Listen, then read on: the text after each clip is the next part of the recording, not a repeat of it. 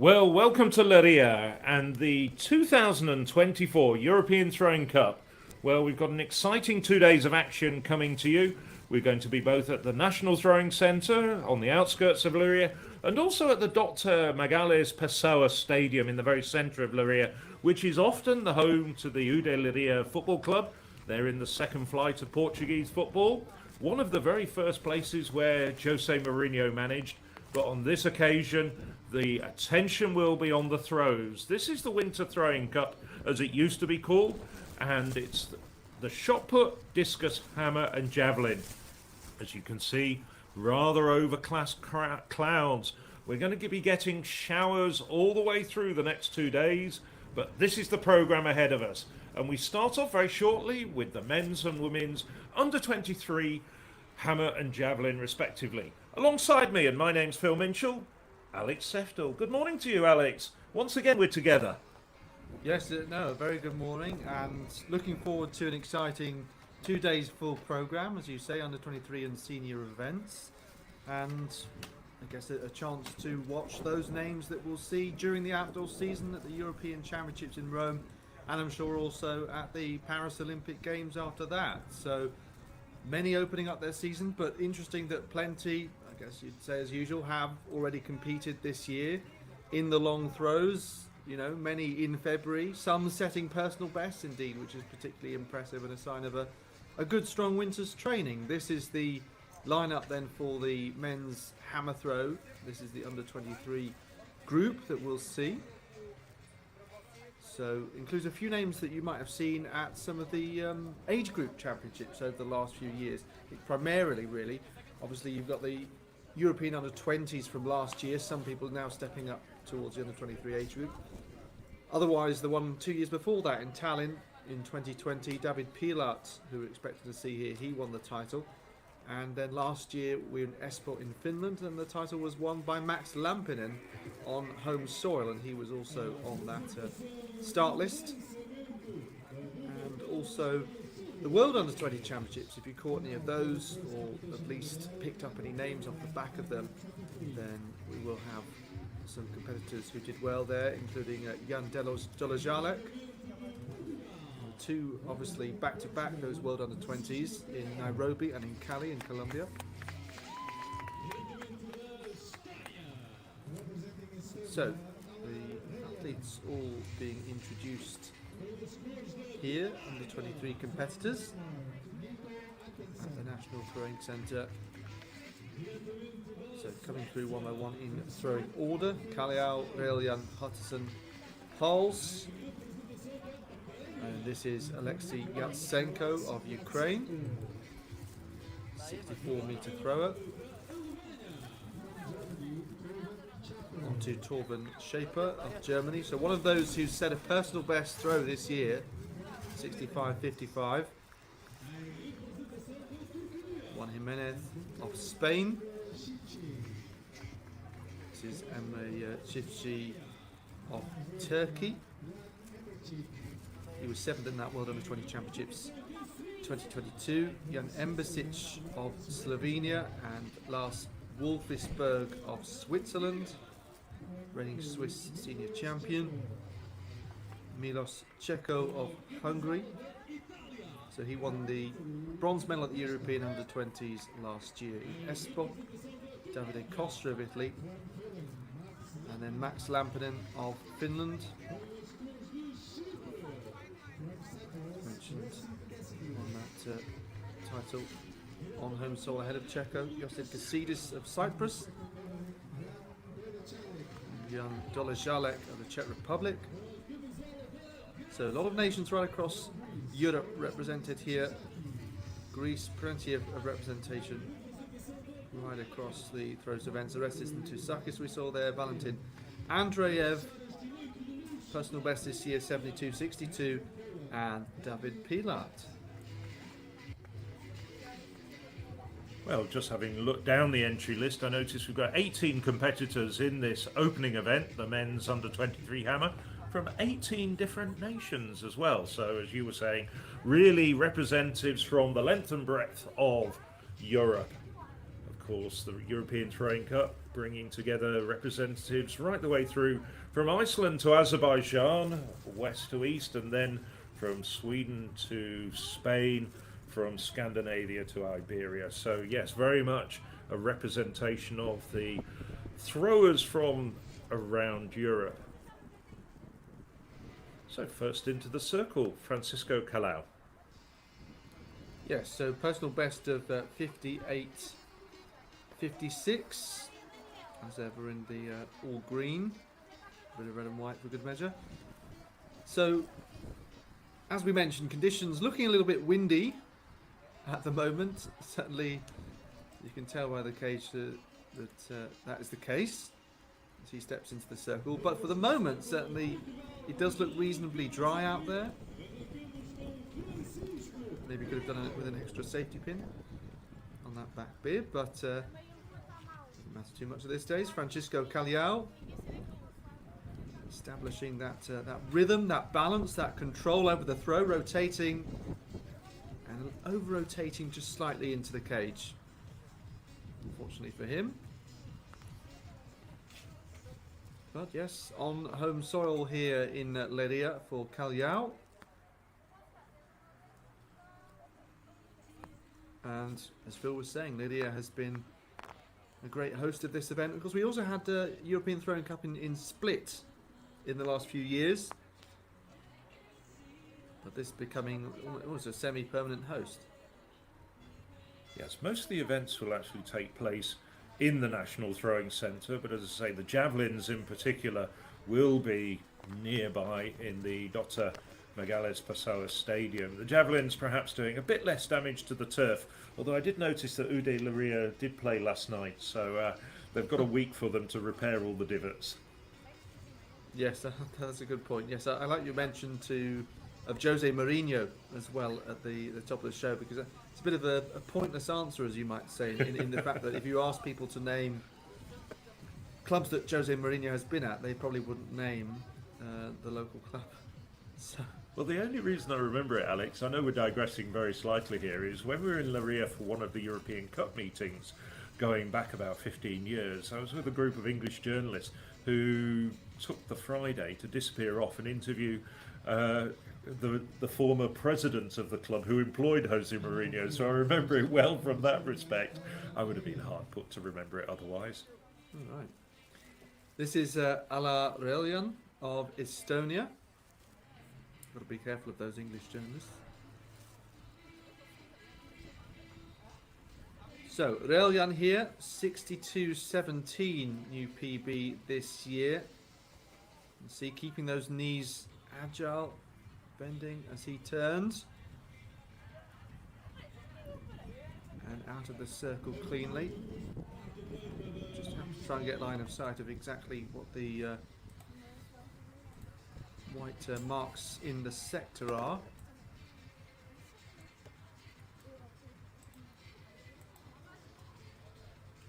So this is the first round, everyone getting 6 attempts. See, everyone's dressed up pretty warm, and that gives you an indication of the conditions as well.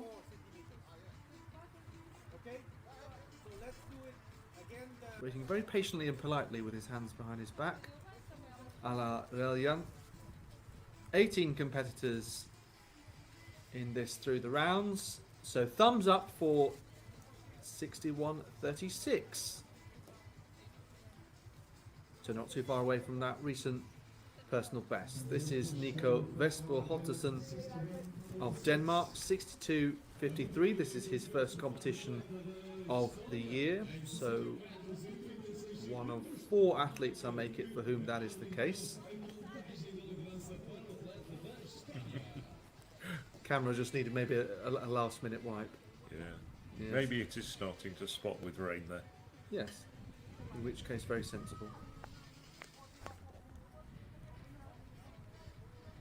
Mind you, Leiria in March quite often is a bit rainy, isn't it? 100%, it absolutely is. Absolutely is. It's not that far from the Atlantic. I know that we often get Atlantic weather. Leiria, of course, out towards the west of the centre of Portugal. So Hartison, oh, slipped over there. Hope he's okay. Just lost his balance. Maybe it is a little bit slippy in the circle then. I wonder whether there was some overnight rain that means that it's a little bit damp down there. Even though it is dry right now.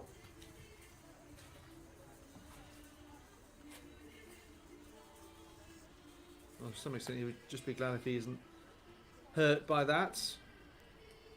Fortunately, seems to be okay. I don't think the medics were involved there.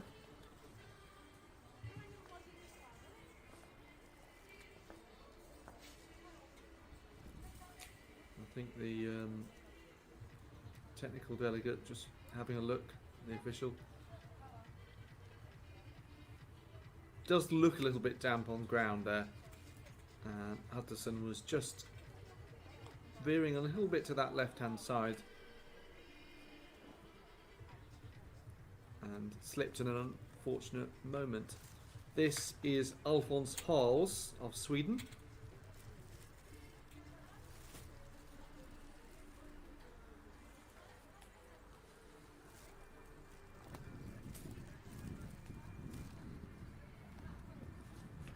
So just waiting a moment for him to go. 64.25, his personal best. Most of these athletes, of course, around the 21, 22 age mark.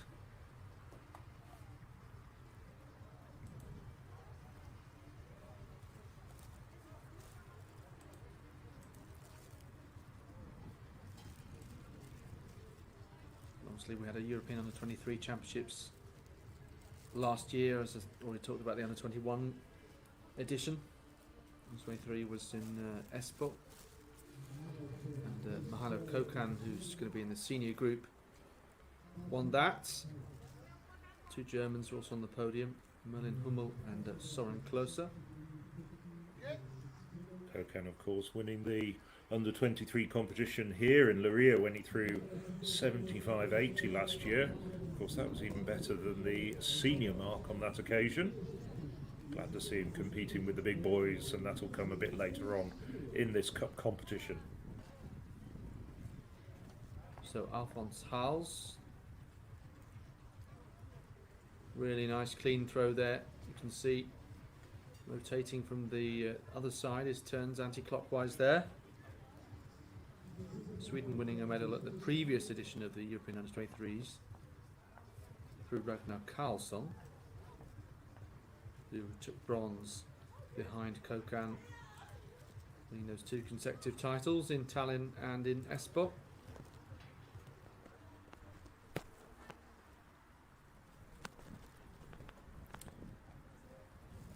And of course, this competition has been seeded so that the stronger throwers come later in the rounds. So these are perhaps the more modest of the throwers at this stage. The first few throwers, Relian, Hals, Kalu and Hatterson. But as we progress on, we'll be seeing the throws, we hope, go further and further. Yeah, and you know, I think one thing you have to remind yourself is if an athlete has to be ready to throw at 10 o'clock, then they have to be warmed up and ready to go much earlier. They maybe have to have breakfast a few hours before. And needless to say, Alex and I have been warming up for several hours. We had our breakfast very early indeed, didn't we? Yeah, well, the point I was just making is that to be ready to throw first thing round one and to find your rhythm when conditions are a little bit awkward isn't the easiest. So I think it maybe is in the later rounds when things will metaphorically heat up.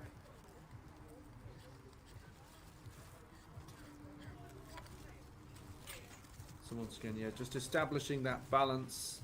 Alexei Yatsenko building that rotational acceleration. Wasn't the cleanest swing there for Alexei Yatsenko of Ukraine.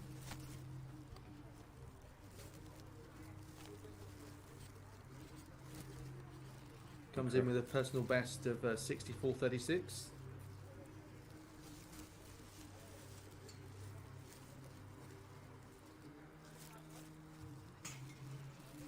Well, as I was saying, we were just trying to establish exactly what the white lines are. But I think that might be 60 metres to the left, but I'll soon be proved right or wrong. I think that probably is 60 metres to the left of shot briefly before. 52.47. Yes, I think you're right actually, but something we'll keep an eye on, and if we're wrong, we'll update you. But we think we've spotted it at 60 metres. Torben Schapper of Germany. 65.55 this year.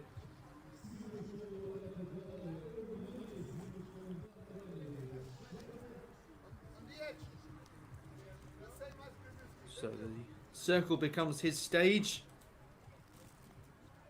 Really nice acceleration. Very smooth once again. So that looks to be over 60 meters. Around 61, 62 mark.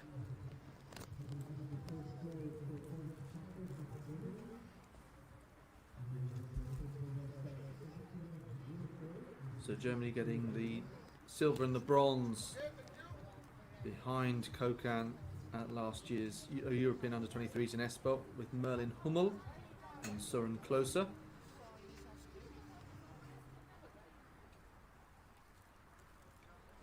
$61.77. Solid first round effort. So on to Juan Jimenez. His personal best just 2 centimeters further than Schäfer of Germany. 65.57. We were talking about Alberto Gonzalez of Spain. Now moved on to senior level. He won the European Under-23 title with a personal best in Gävle in 2019. It was a fantastic moment. He beat the favourite Benki Halas, who was also in the senior group in this competition this year. So Jimenez trying to establish himself really at senior level, because in general terms these are, you know, more or less heading towards senior athletes, and that looks to be pretty much on or over that line that is 60 meters for Jimenez.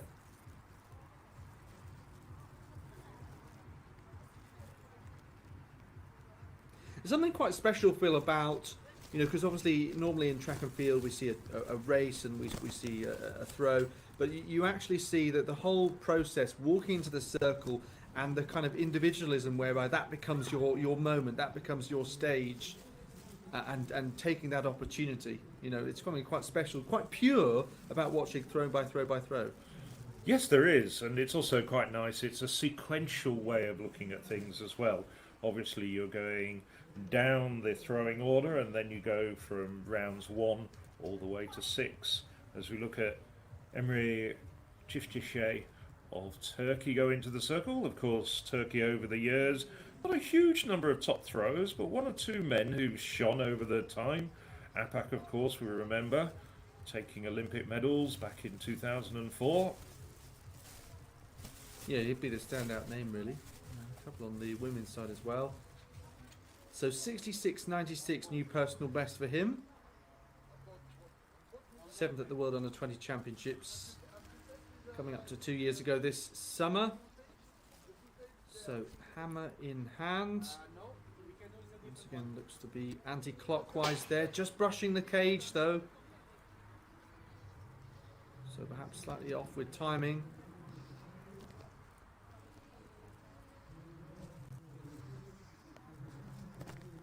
Keeps those feet in contact with the ground. Yeah, so right-handed throwers usually throw towards the left-hand side, and as you can see there, he's got the glove on his right-hand side. So historically, if they get it right, the hammer tends to veer very slightly towards the left-hand side. This is Jan Embasic of Slovenia. Twice Slovenian senior champion, 66.89 at best. And I had a look and saw that he's actually unbeaten in a Slovenian age group championship, under 20 or under 23, over the last 4 years. This is the halfway point in the first round, and the lead held by Germany's Torben Schäfer at 61.77. So at this very early stage in the competition, that's the mark where everybody is going to be aiming at during the second half of this first round. As we say, some of the more proficient throwers, the men who've gone over 70 metres, still to come. So what a great few years it's been for Slovenian throwing, with Christian Che rising to the top of the European ranks. Embasic had a good couple of years, but would like to make that breakthrough at senior level. World under 20 5th place 2 years ago, 64.86 this year.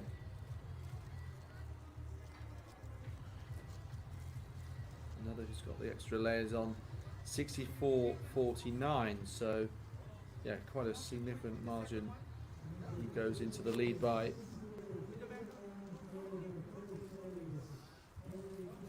Lars Wolfisberg, 68 meters and 5 centimeters, his personal best. Getting ready to step into the cage.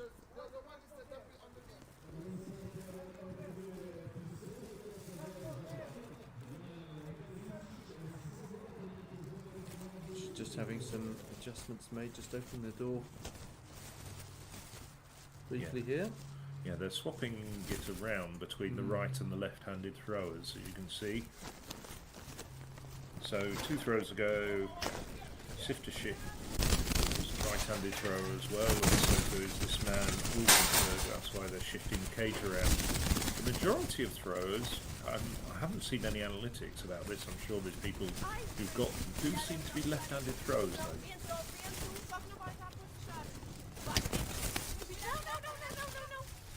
So Lars Wolfisberg, agile knees, hips, feet.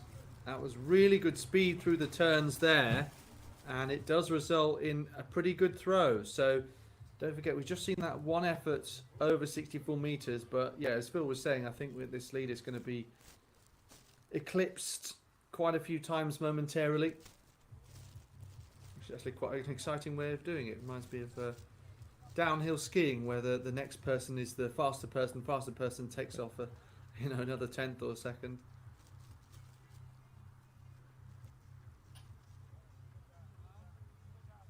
Yeah, I mean, it's quite interesting because obviously we see that in throws events. We never see that in track events, really. You don't really get time trials.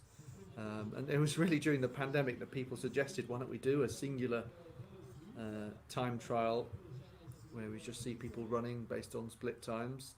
I think given that we're used to seeing people race tooth and nail for space against each other, people thought that would be pretty boring.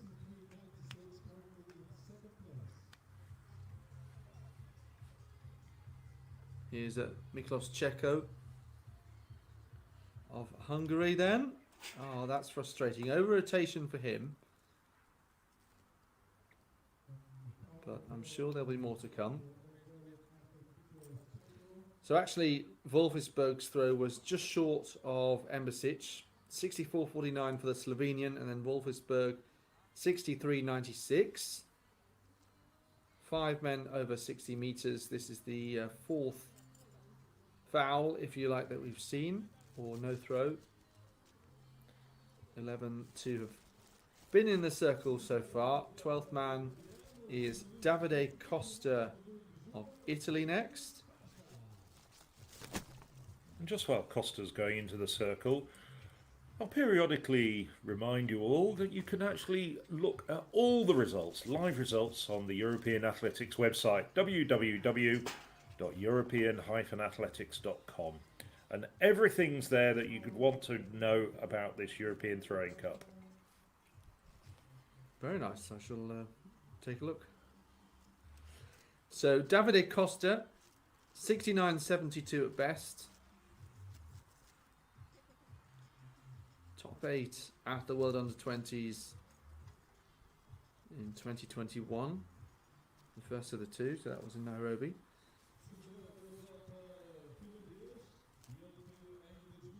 As Max Lampinen steps into the circle now. 70 meters and 9 this year. That was in February in Kaustinen in Finland. It was only a 5 centimeters PB, but still a great way to start the year.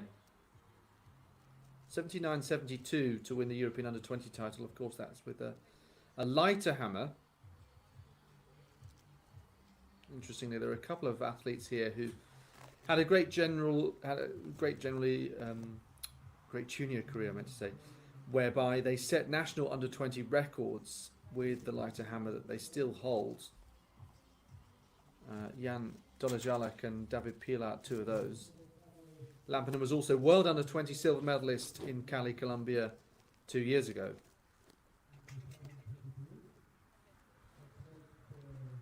So Max Lampinen of Finland, we just saw Odessis and Tusakis write a picture briefly. There is Dolajalek, left a picture.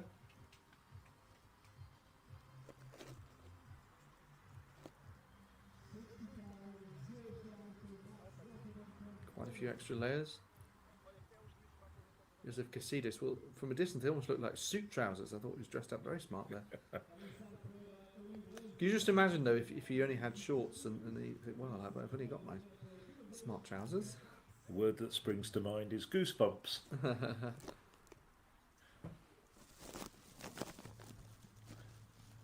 Reminds me of being in the school playground, really, where you'd have sport at break time, and you just wear your school uniform, or any clothes that you would have. But now I get close to view, I can see they're probably more likely, if not Cypriot kit, then actual sport trousers. So 60 metres, there or thereabouts for Josip Casidis of Cyprus. 71.43 at best for the European under-18 champion. That was, Cyprus's best ever event in athletics, perhaps you might say, because I think they got 4 medals. They won both the women's and men's hammer through Casidis and Valentina Sava, respectively. Also, double podium in the high jump, I seem to remember. I think Casidis is feeling the cold. He's still got all his tracksuits on. I dare say it's probably a little bit warmer in Cyprus at this time of year. Probably. I have seen snow in Cyprus in the summer, though, when you least expect it. So, can't just take one country's weather to be a stereotypical blanket, but... I stand corrected.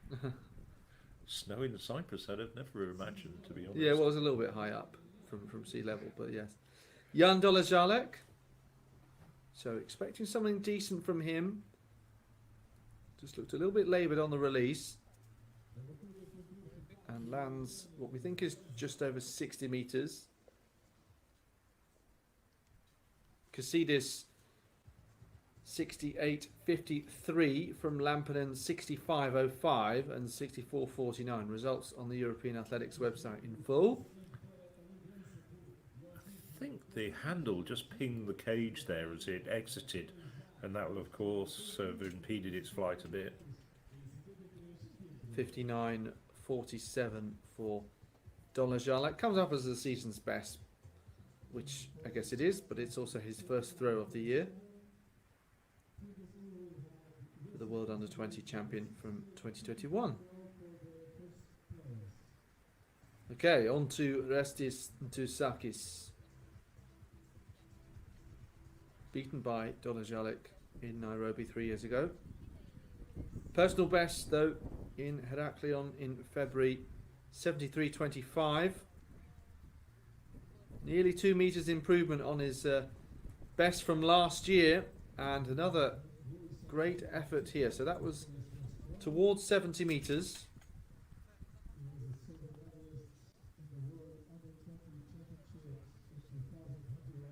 Let's have a look here. Building that momentum, staying very much in control, passive head movement. Also making himself look kind of active and agile, but also relaxed at the same time. 64.05. That's interesting. I thought that would be a little bit closer to 70 metres. Yes, from our vantage points, it's a little bit difficult to tell the distances. Would have been nice to have had maybe a 65 metre line out there as well. Yeah, very grateful for the live results graphics though. On to Andreev, the Bulgarian, 72.62 this year, so that was in his home country at the Balchik Throwing Stadium again last month. So he improved on his personal best by some 88 centimetres, I'm going to say, using mental arithmetic.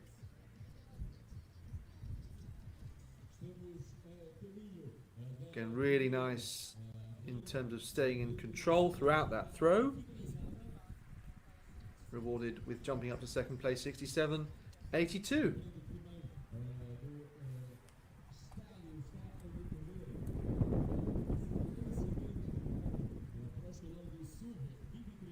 David Pilat, last in this throwing order.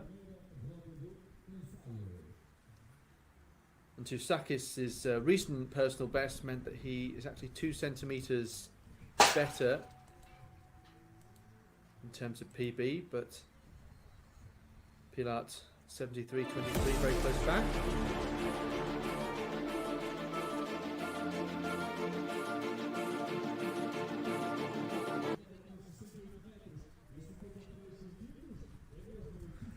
So we'll move into the second round shortly. As you can see, we are having a few small technical issues. Of course, the weather is quite difficult and quite challenging in Leiria, but we will try and keep you up to date with everything, and the cameramen are doing their very best in Leiria.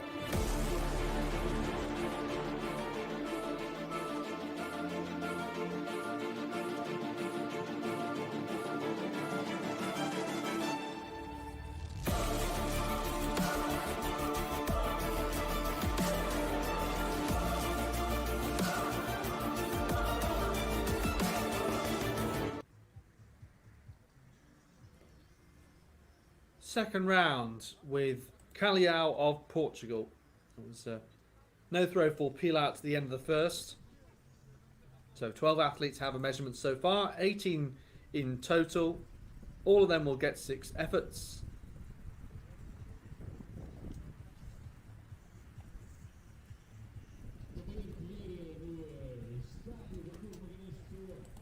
Francisco Calhau was one of those who got a foul in the opening round, so we'll see whether he can do better here. PhD student at the University of Algarve in Faro.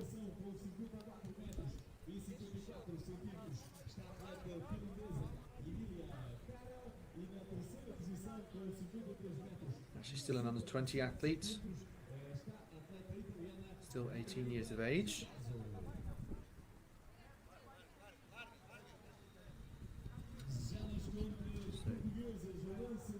Throwing here with a senior hammer. Personal best of 58.56. He has thrown 67 meters 19 with the 6 kilo on the 20 hammer implement. That was in January in Lisbon. And Phil Minchell has just stepped out of the commentary box in order to climb this ladder. Actually, I don't mind going up there. Oh, careful, you concentrate on the ladder. I don't want you I'm not multitasking. totally scared of heights, so I'll be all right with that. Yeah. Really nice work there, Phil. Not too high anyway. Windy up there, probably more windy, isn't it? Yeah. Yes, I think that's more troubling. Admirably done. Obviously a member of the Leiria Fire Service. Well, cats out of trees, hammers out of cages. No limit to his skills. Well, yes, I mean, I suppose they're probably just about as difficult as one another. Arguably, once you sort of coax the cat can find the confidence to make its way down once it sees a friendly face, whereas the hammer doesn't do that. Mind you, wrestling with a 7.26 kilogram hammer that Yeah. high up, that Yes, has its challenges. I think that's possibly harder. I'll tell you what, in a lunch break we'll try it out, shall we? Yes. Have you got any You cats? first.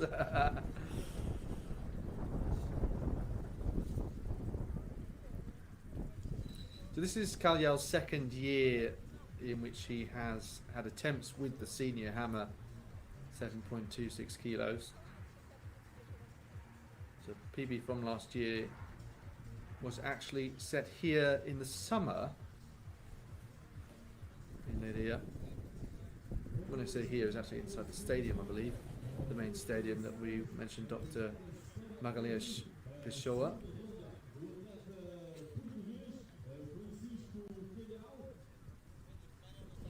That was last July, 58, 56, and then over 55 meters coming into this competition in 2024.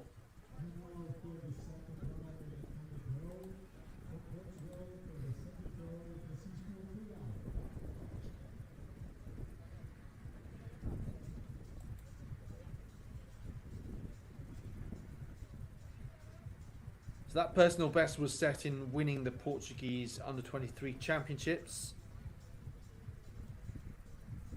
It was quite impressive because he would have been 17 years of age then. Winning that national Under-23 title, the age group above.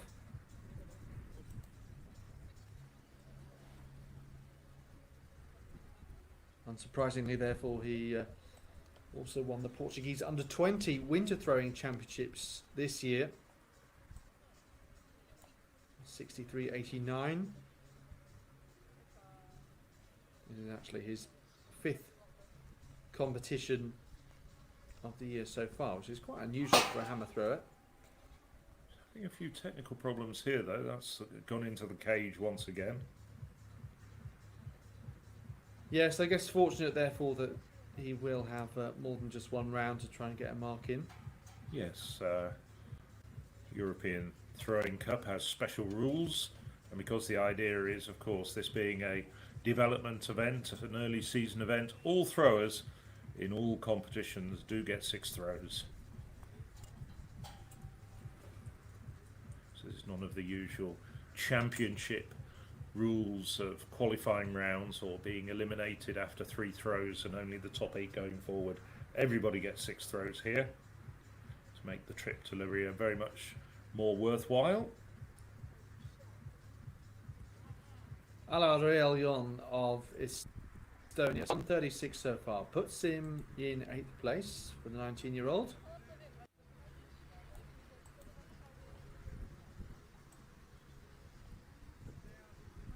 20th birthday in May this year. Again, quite low centre of gravity there. Just brushes the cage and decides to foul on his way out. Like many of these athletes, well, like some of these athletes, decent shot putter as well. And he won the Estonian Winter Throwing Cup in Pärnu.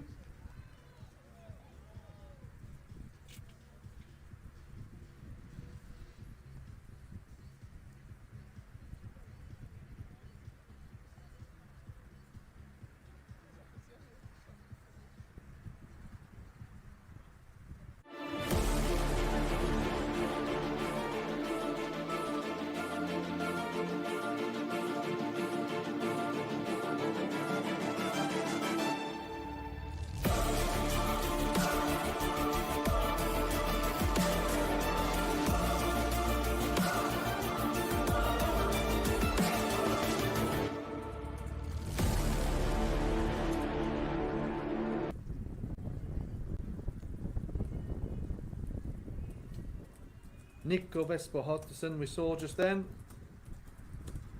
No throw for him. And then Alphonse Hals of Sweden.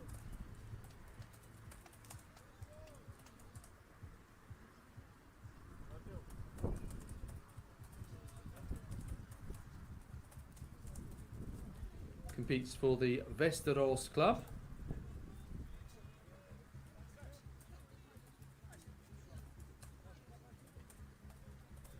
So Hals, 21 years of age. Personal best 64.25. And that was set at this event last year. So looks again to be short of 60 there. Is being measured though. Hals pretty competent across all of the throws events in athletics.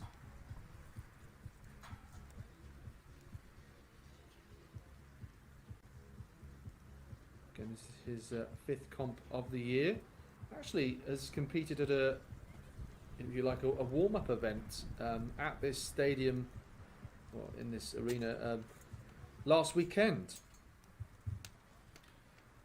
Yes, you mentioned that. Quite a number of throwers across the board were competing in that event. A number of them have been training in Leiria with these facilities at the Portuguese National Throwing Centre. Some came up from training, warm weather training on the Algarve coast, because there's two big centres down on the Portuguese coast at Villarreal, San Antonio, and also Montegordo, which are very widely used by athletes going on warm weather training. Yes. So Tzengko of Ukraine, 52.47 so far. No throw, by the way, in the for Powell's, which was measured.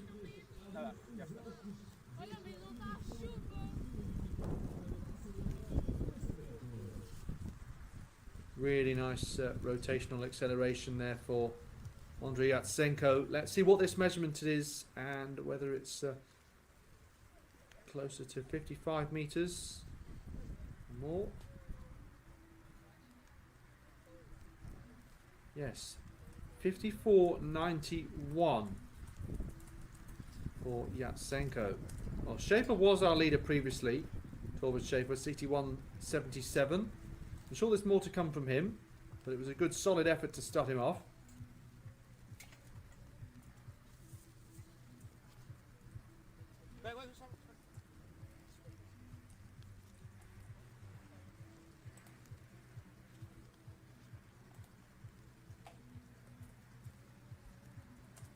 So the 21-year-old from Germany, tall athlete, again stays in control nicely. Look at those dark clouds. Well, I don't think it's disrespectful to anyone to say that the German Winter Throwing Championships are a little bit more competitive, a little bit more strength in depth than some other nations. He was fourth at those championships. Of course, at some of the European age group competitions, we've seen a full German podium, gold, silver and bronze. Schaefer, this is his second competition of the year after those German champs. This is Juan Jimenez of Spain.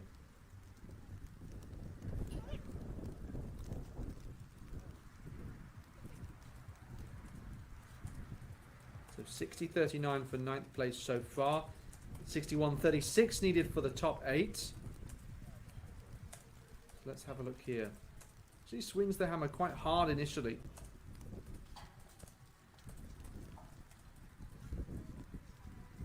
Some athletes a little bit more gradual in their initial establishing motions. Emre Çiftçi.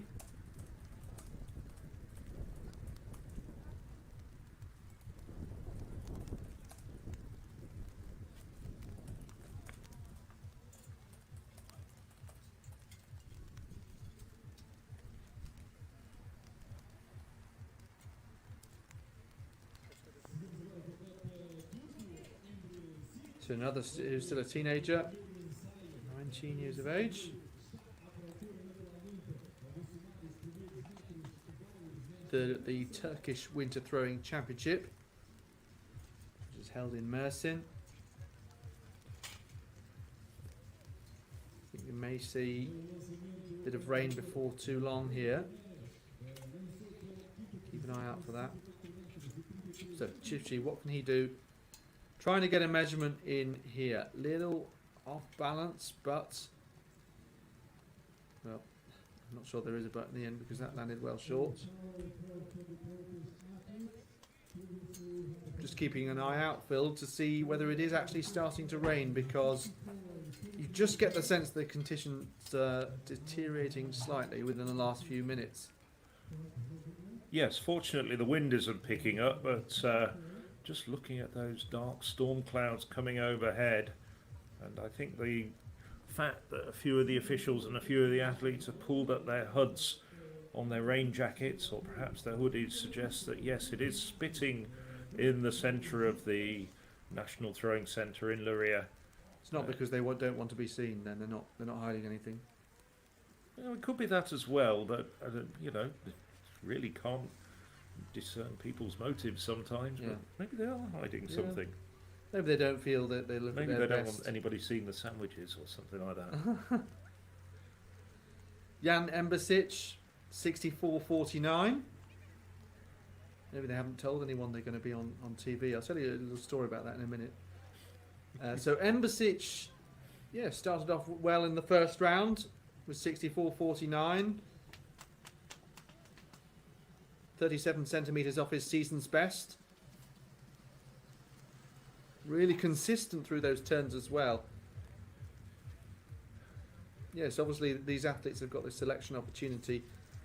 Just reminded me what we're talking about, a story of a Scottish footballer called Pat Nevin, who you'll know. Yes, I know. Yeah. He went away to, I think it was a European, let's say, under-21 football championship in Finland. Didn't tell his girlfriend he was a footballer because he didn't want her to know. But of course, during that championship, he ended up, well, certainly performing very well and being one of the players of the tournament, if not being the player of the tournament. And he was all over the local newspapers, and therefore people knew he was a footballer. So his secret was out. So I don't think anyone will be keeping a secret about being a hammer thrower. And if they are, then I don't think they need to. As we Why look at, wouldn't you want to tell it, even your girlfriend, that you were going off and you're competing for your country? yeah, well, he didn't want her to know that that he was a footballer. He didn't want her to make any judgment of him, which is really interesting. I must confess, I do like Pat Nevin. I think he's a wonderful pundit, and even though he was a Chelsea player, he was a very good player in his day as well. I'm sure he thinks you're a wonderful athletics commentator. Lars Wolfisberg. So 63.96, no improvement on that. So still our leader is Joseph Kassidis of Cyprus with 68.53. Valentin Andreev 67.82. And then Embasic has popped up a couple of places with that new improvement of 65.23. That pushes Lampinen outside the top three, and suddenly everyone is running for cover, I think, including the camera. So that is the rain that's starting to come down.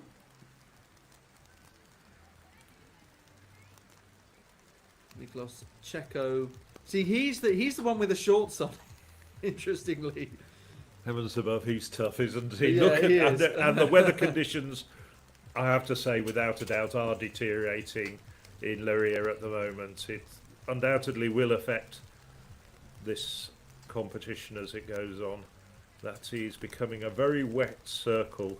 oh, there was a bit of lightning there. I think so, yes. Just wondering whether they're going to have to put the floodlights on in a moment. Nevertheless. Oh, that is actually yes, almost a little bit dangerous to watch there. I was just thinking that Tzengko was going to slip as we saw the Danish athlete Hortesen.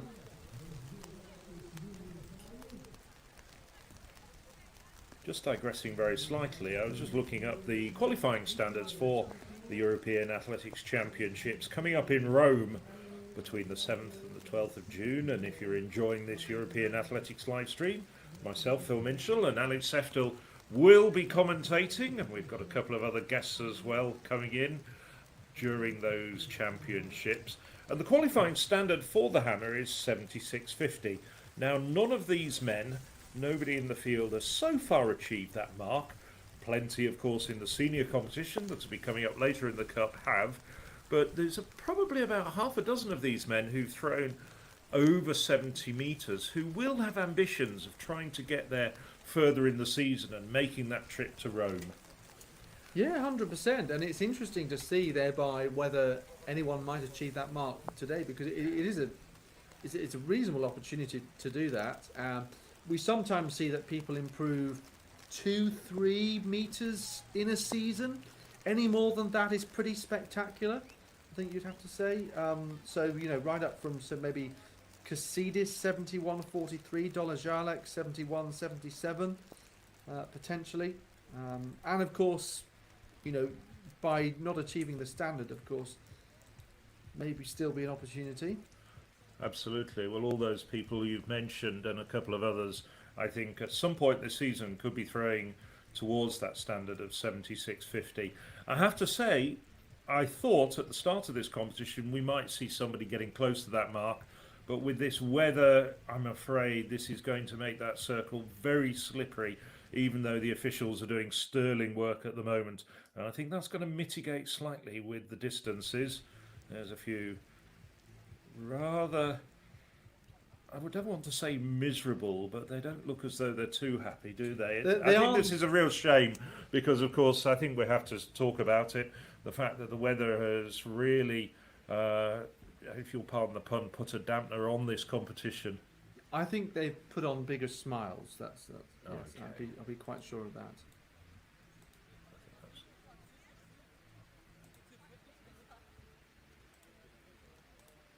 Well, we'll have to think of ways of cheering them up. Not very far away. We're focusing our attention on the men's under-23 hammer, but over at the municipal stadium, the Dr.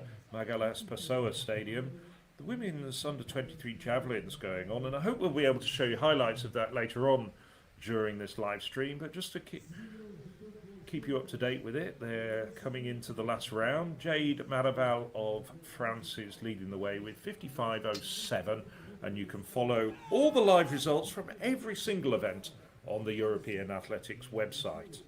Davide Costa of Italy doing really well there, considering the conditions. And as I see that the hammer's landed out of sector, which I didn't know when I started saying that. However, I'm gonna stick with it because I think, yeah, in spite of the conditions, to go through the motions and to release fairly effectively like that, and just a little tweak perhaps needed in very slippery circle conditions. Still some respect deserved for that. Max Lampinen next. On to you, sir.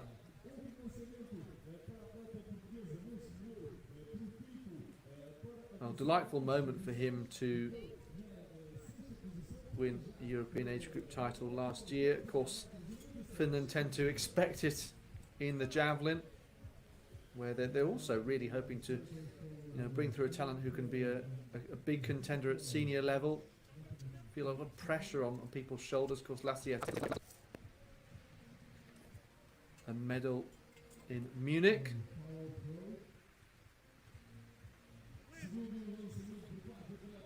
So Lampinen 70.09 this year. So that looked like a decent effort from him. Just having a look at the result sheet so far, showing that he's in 4th place and comes up as a foul. And just a shout out for a Finnish hammer thrower of yore. The European under-23 record is indeed held by Olli-Pekka Kalajainen, dating back to 2002 with 81.70. Yeah, had a terrific junior career, didn't he? And didn't quite follow that through at senior level. Of course, he did end up winning a European title in 2006, I think it was. As we look at Kasidis of Cyprus here, our leader. 68.53 so far. It's interesting because the rain appears to have stopped. Of course, it will remain a little bit damp for some time, but at least that is pleasing to see. It was only a brief shower. Not least because I was worried they'd have to huddle for space inside the tent.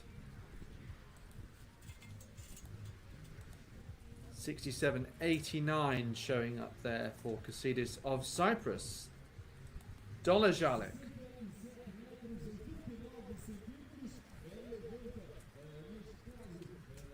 It is quite chilly out in Leiria. I think it's about 8 or 9 degrees out there at the moment.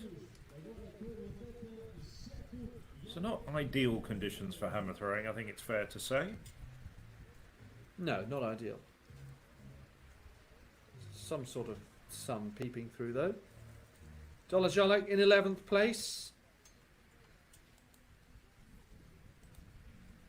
First competition of the year for him.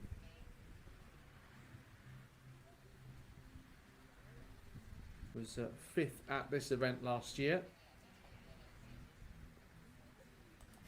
Also competed at the European Under-23s, but not quite the same as he was at Under-20 level when he won that world title in Kenya. 6th at the European Under-23s. 5th at the Czech Championships last year, and 2nd at the Czech Team Championships.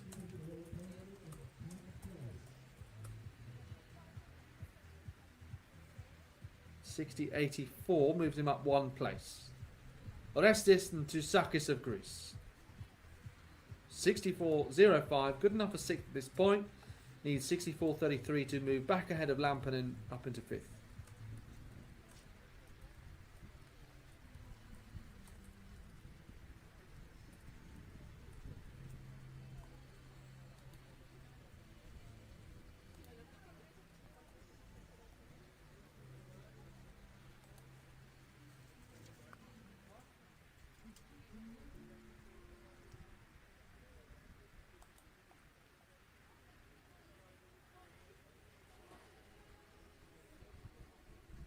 So it means he goes top of the leaderboard. Took a while to come through there, and I wasn't sure if that was the 60 or the 70 metre line, which the throw was just before. So yes, super impressive that we've now seen an improvement on the lead after that brief downpour there. So I think that gives us a bit of a lift. Valentin Andreev, 67.82, great opening to the comp. And that, again, is another great effort. They're looking consistent so far. 72.62 personal best this year that I mentioned in Balshik. I'm just wondering whether that indeed will take the lead. It's very close to it. Lead currently held by Tzoutzakis at 68.78. Yeah, with a previous throw.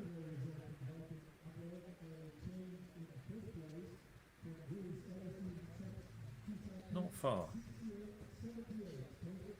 Yes, so we've now got those 3 athletes. Some distance between them and 4th place Embasic. 3 of them over 68 metres. Separated by 67 centimetres. And Tzoutzakis, Kassidis, Andrea. This is David Pilat then. Can he produce something much, much longer? Yes.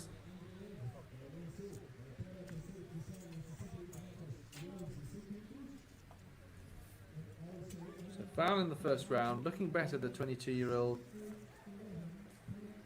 Won the European Under-20 title in Tallinn in 2021 at the Kadriorg Stadium, and then last year World University Games bronze medalist. I think I read somewhere that he actually trains with Wojciech Nowitzki, the European champion, and obviously multiple medalist at global competitions as well. Hopefully I'm right.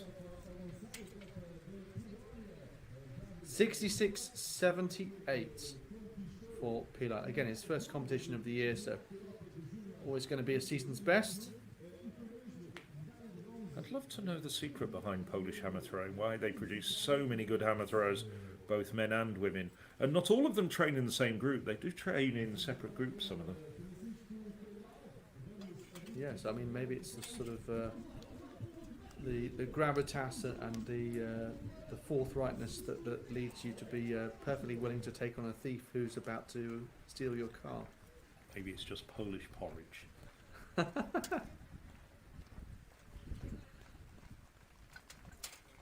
What about Portuguese porridge? Maybe Calhau has had some of that. Maybe he's had some bacalhau as well, which of course is Portuguese salted cod. Whatever it is, he's had 3 consecutive fouls, and it's not doing him any good. He's a bit frustrated, you can see that. Body language says everything. Yes, he is competitor here at 18 years of age, so you know, this is a great opportunity for him. He's got 3 more rounds to take it. He'll be able to go to the Under-20 championships next year, not just the Under-23s.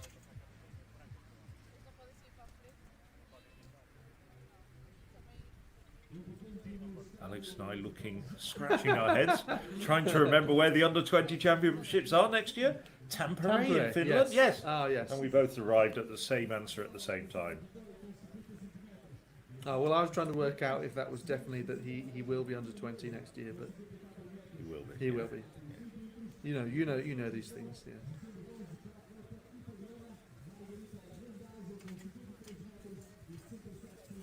Yeah, Tampere, of course, previously hosting a number of events, including the World Under-20s in 2018. Back to Reljan of Estonia. Oh, and he just slips off balance out the circle. You've been to Finland on a number of occasions, haven't you? Doing I European have, so have athletics you. live streams. Well, yes, we started off with Vasa European Team Championships, the old First League as it was. Saw possibly the last really big throw of Tero Pitkämäki's career there, which was quite a great occasion for the crowd inside the Karlen Kenta Stadium there to actually see. Big moment for them. Yeah, they were promoted, I think, along with Sweden and Switzerland, if I remember correctly. Yeah, and obviously Kaljal, the contender in this hammer throw, not expect to be right at the top of the standings, but it really is great, especially some of the lower down leagues, as we look at Hutterson's third round effort, when a big performance is produced by a local favourite and doesn't necessarily have to be putting them at the very top in the very highest league. Obviously the three Ingebrigtsen brothers competed in Sandnes in 2019, 2 years later.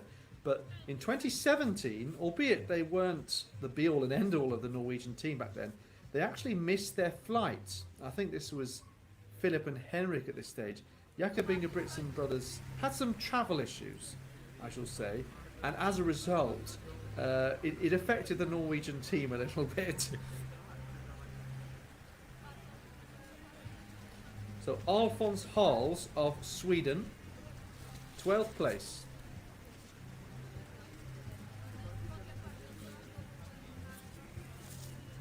See the special hammer throwing shoes tend to allow your feet to keep contact with the ground, but also to be agile enough to rotate quickly.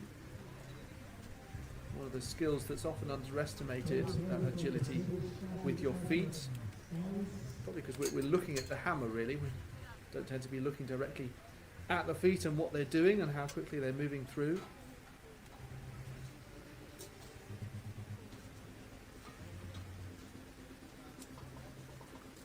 Hals, so looks to be quite similar to previous with that effort.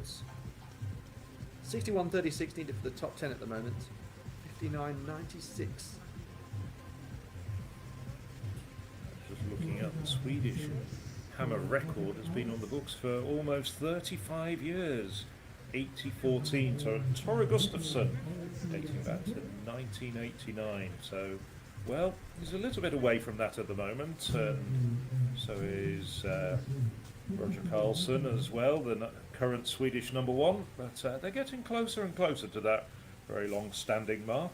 Yeah, Tore Gustafsson, of course, going on to become a successful coach. Adriana Tzengko.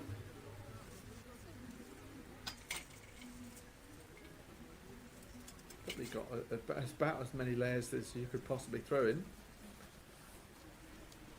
He actually had his hood up as he went into the circle. I didn't quite catch whether he put it down himself or whether the rotation he was doing took it off. Well, at the risk of stereotyping him, you'd have thought coming from Ukraine he might be used to this sort of weather in March. Possibly.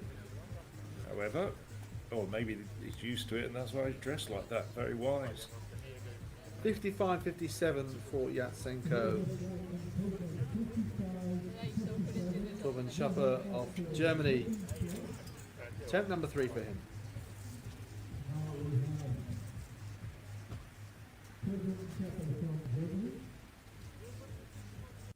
Well, 65.55 that PB this year compares to 65.12 coming into this season. Breakthrough year arguably was 2022, where he improved by 6 metres.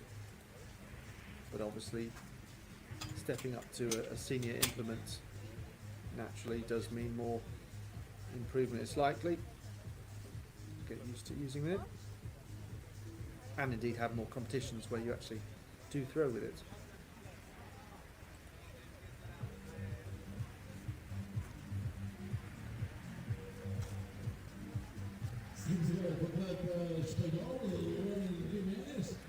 So no throw for Chapa in the third round. Juan Jimenez once again follows him.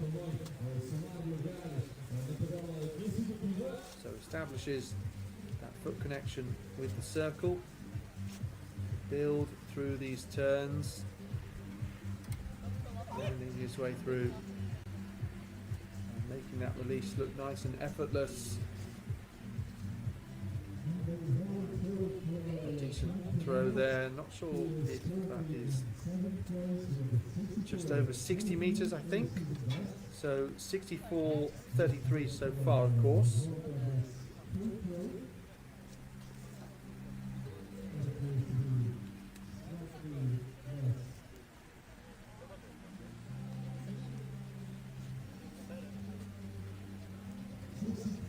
$62.49 for Jimenez.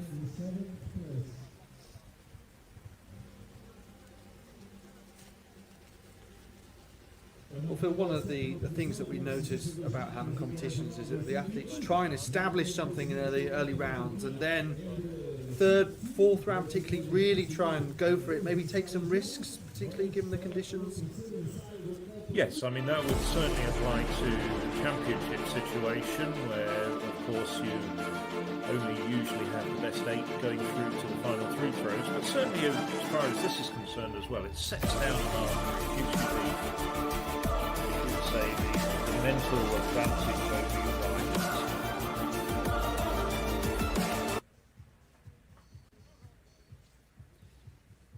So Chifchi just trying to see whether he got a white or a red flag, which would be quite crucial. I mean, normally a lot more crucial at this point, but still quite important. It does look to be a third red flag, I'm afraid.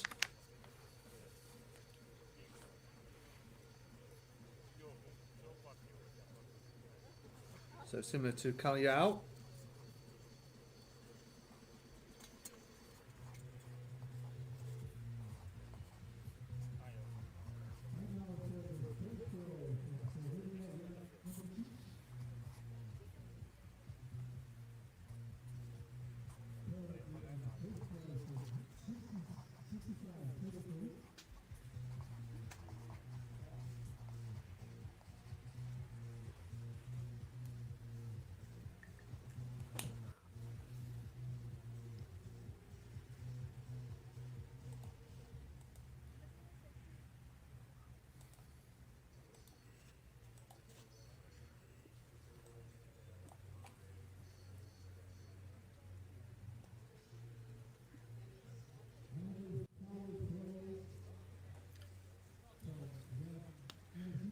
Embasic of Slovenia, 65-23 at this point into the third round, probably having the most consistent first few rounds of anyone, or as good as anyone.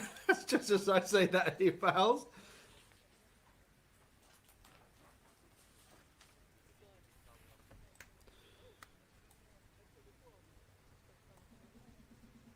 So Wolfsburg into the circle once more.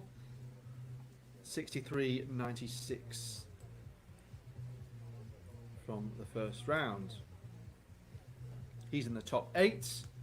65.23 would get him into the top 5. I'll run you through the top 3 once again. And again, results available on the European Athletics website. And to Sakis of Greece, 68.78. 68.53 for Kasidis of Greece. And Andreev, 68.11. Wolfsburg, which is actually quite a difficult thing to do once you've started going with the hammer to unwind safely. Here we go, trying to keep those shoulders relaxed, keep those knees, those feet moving, upper body in control. Looks to be around 60 meters.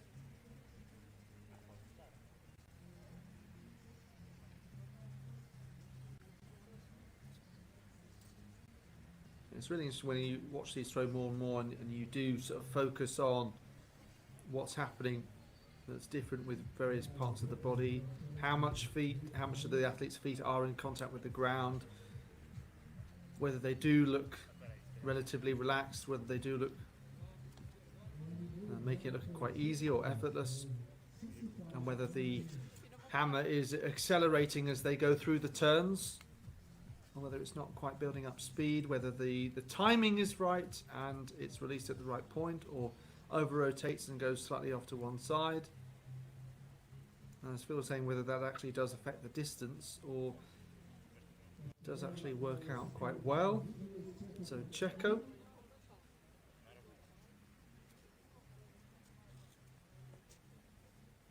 Just having a look then, we have 4 athletes waiting to put a mark on the board, and Tzengko remains one of those. Maybe he should change into the long trousers.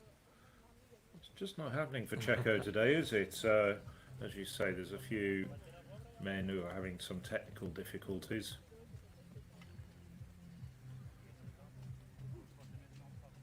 Surprised that Tzengko's among them. He's a 70-metre plus thrower.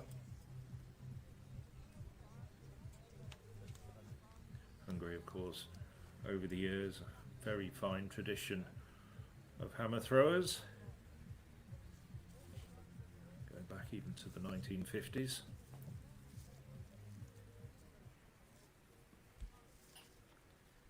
Davide Costa in a similar situation to Tzengko. That looked to be better. I think his feet just stayed in.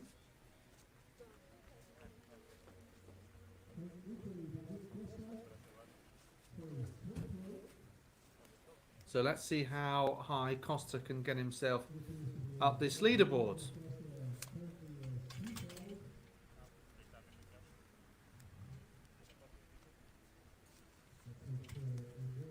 .64.02, so should be top 8, or just outside 9th place. Max Lampinen been pushed down to 7th, 65.05 from the first round, then a foul. Needs 65.23 for top 5, so only 18 centimetres improvement would do it. And just over 3 metres to get into the top 3. This is the under 23 men's hammer competition. Max Lampinen of Finland, of Suomi.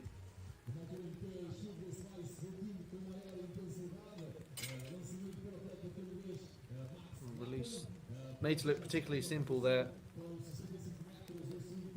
Taller athlete really having command of the hammer. Some of the shorter athletes really kind of bend into their throw as well.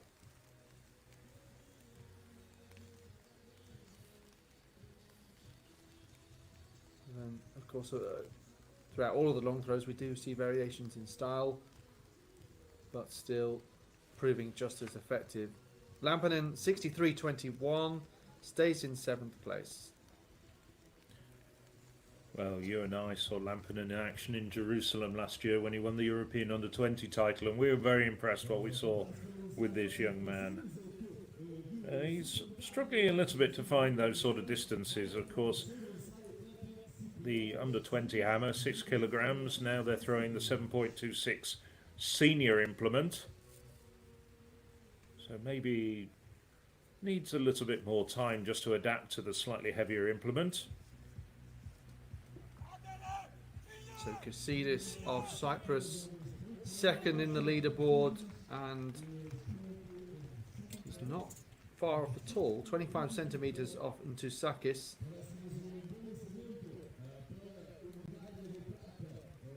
So the two Greek-speaking countries next to each other, Sakis and Kassidis. Still waiting for the first 70-metre throw. We do have 7 men in this field who've got lifetime bests of over 70 metres. As we were saying before, Conditions not ideal for really big hammer throwing, but I think we could expect a 70-metre throw in this competition. Yes, you only had to wait a few seconds, in fact, because it's happened. 70-63, so that's come up as a national under-23 record, interestingly, for Casidis. So I make that because this is his first competition of the year and his first year as an under-23, even though his personal best is further. Well, yes, I might query that actually. Personal best 71.43.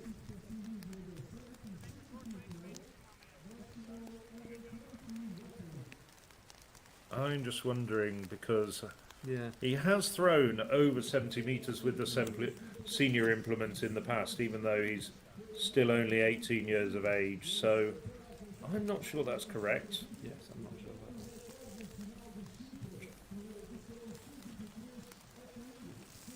that. Yes, I thought there might be some quirk by which that was possible, but perhaps not.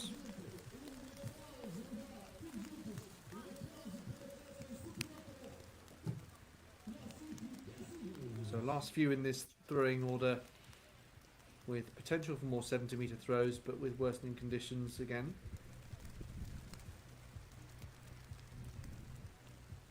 Indeed, 71.43 does appear to be with the senior implement.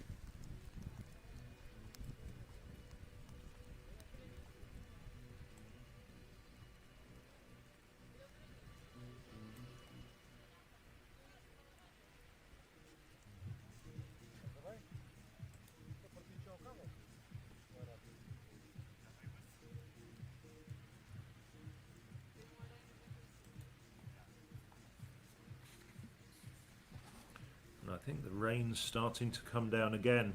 Just a few minutes ago you saw bright skies over on the right hand side of your screen, but once again we have dark storm clouds above us.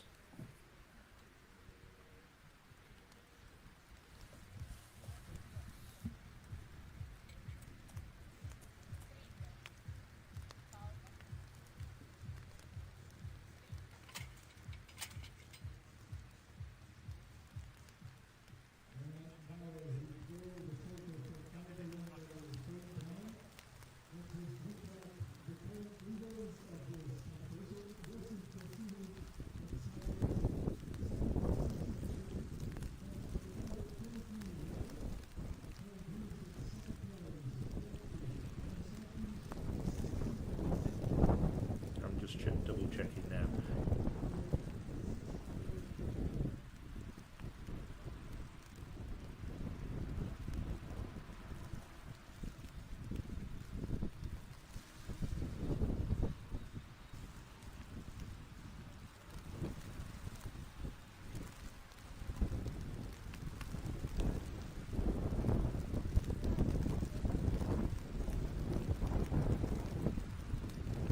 Well, I can now hear the thunder once more.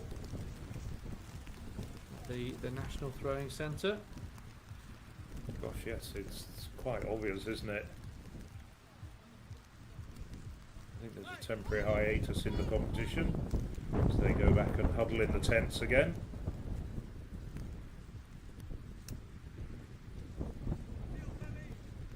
Well, just gives others a chance to mention what else is scheduled for today. Of course, the next event that's due to start is in 15 minutes' time. The men's under 23. Oh, no. Looking at tomorrow's timetable, which is very unhelpful. In 40 minutes' time, the women's under 23 shot put, and then the women's javelin. That's at senior level. 5 minutes after that, at 12 o'clock local time. Then we move on to the senior men's hammer, so a B final and then an A final, 12:45 for the B and 2:55 for the A. And in between those, at 2 o'clock, is the women's javelin A final. So that's what's to come up in the next few hours. We'll also have some discus action as well as the women's senior shot later on in the afternoon. So that's all available to find on the European Athletics website. and the European Athletics website, as well as, of course, if you're watching this either on YouTube or on the European Athletics website, has got live.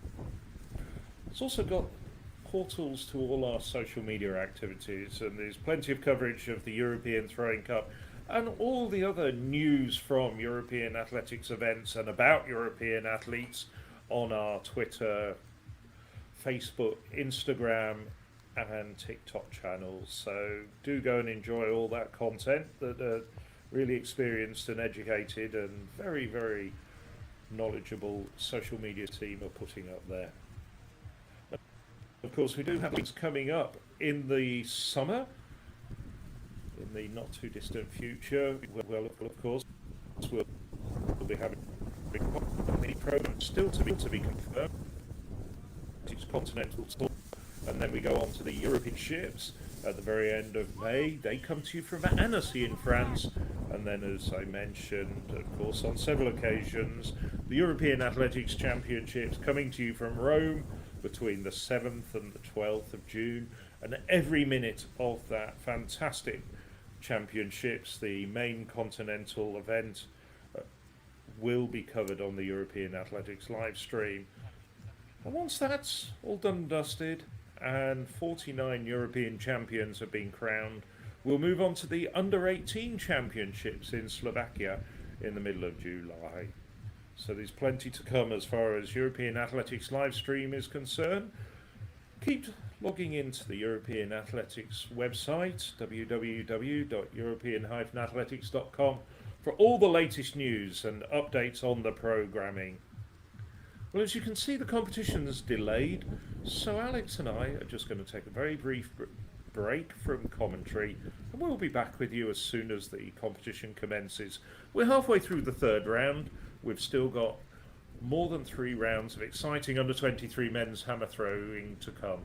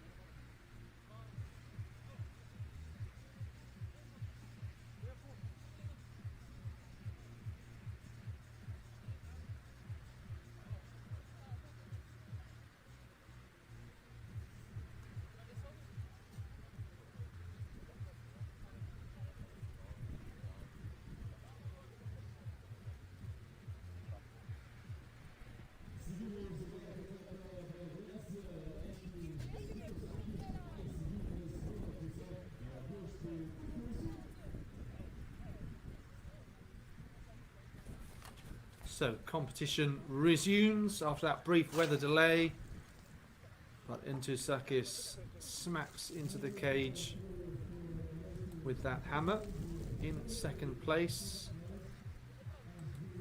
Kasidis of Cyprus with the first 70-meter throw of the competition.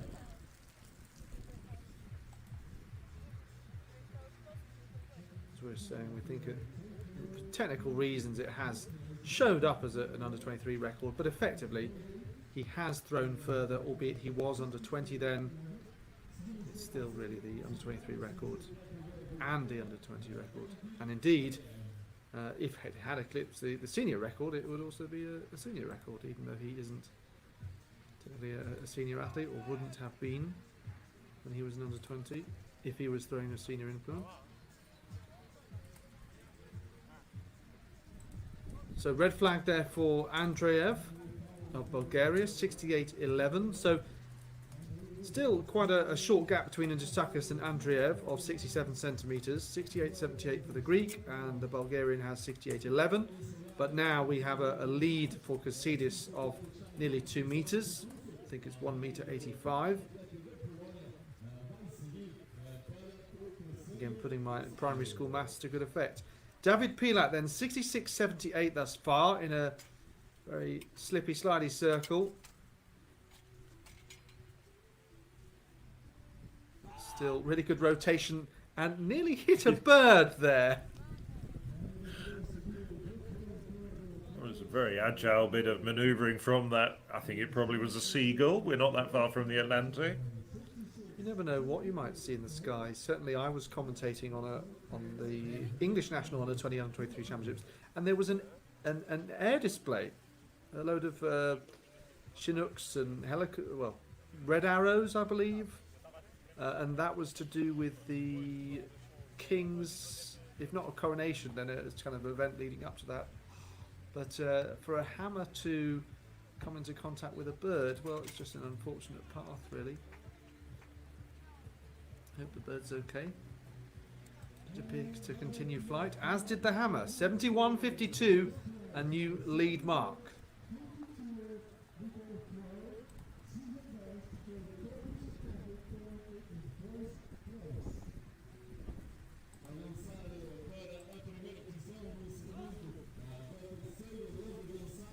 $71.52. I'm just imagining being a bird now, and a hammer coming towards me at speed. I suppose if the bird is local to the area, which it might not be, then it might know it's the National Throwing Centre. Well, unfortunately for Kalyao, as Phil was saying, is having a couple of issues. There's 4 no throws now, but getting more used to the senior implement, heavier weight, of course, and may take some time to adjust to that.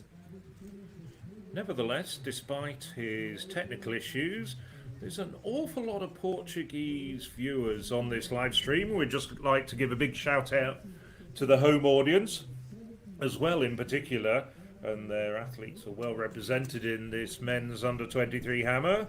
Fans from Italy, Greece and Poland. And so we'd like to say a big thank you to all of those for joining us, and everywhere else across Europe. And we're going right the way up to the Baltics, and this is our Estonian thrower, Rejan. And of course we've had lots of European athletics events in Estonia in the past, not least of which were the European Under 20 and Under 23 Championships in Tallinn back in 2021. So Rejan, just waiting for his mark to come up. Just over 61 metres in the first round, followed by 2 fouls. Yes, he really does have a very polite way of waiting, doesn't he?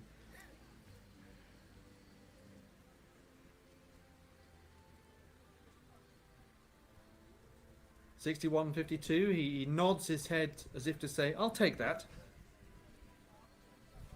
Remains in 11th place. We've got a few blankets out, a few shaking of the leg just to keep warm.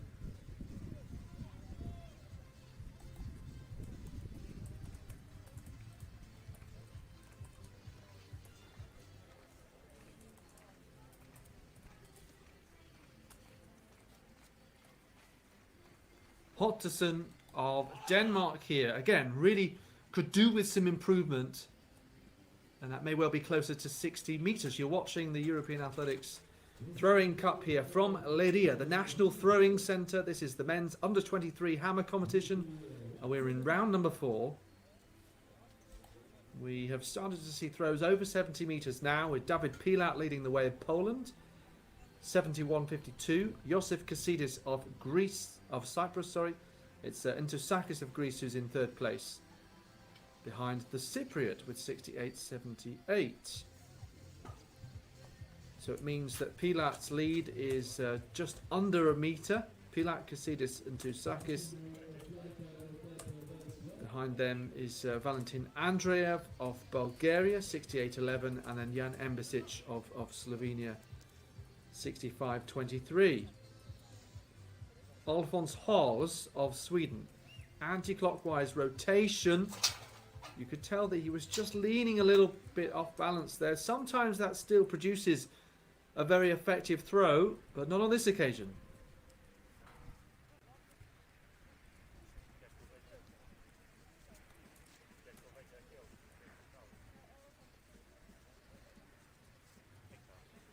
So once again, the cage adjusted between right and left-handed throwers.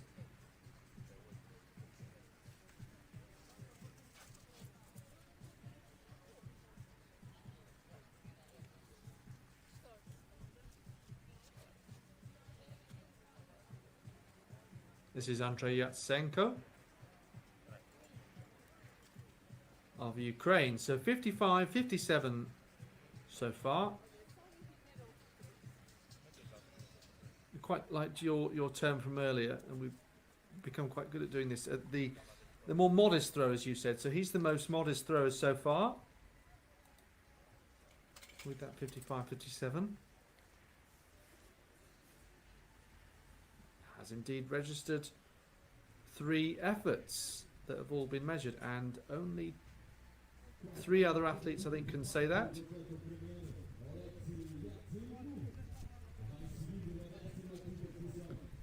Of course, there is this tendency, if you don't think you're going to improve and looks well short, to just walk out of the circle and deliberately foul. And I think with the increase in data and capturing of performances, I think that's actually become more common for people to do that. It's almost as if, you don't want to show what your worst competitions were. Certainly, I've had a number of conversations with people which they thought that whether it's World Athletics, European Athletics websites, and Tilasta Power of 10, Tilasta Paya, Power of 10, showing all your results and performances. It's certainly made people a little bit more anxious about the data that other people can see. They feel that it's out there for everyone to observe and compare.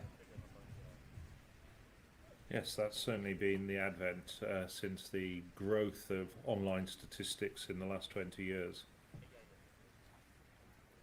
He walks out of the circle, the German. Not happy at all with his result. Case in point. Let's have another look here. Again, just slightly off rhythm.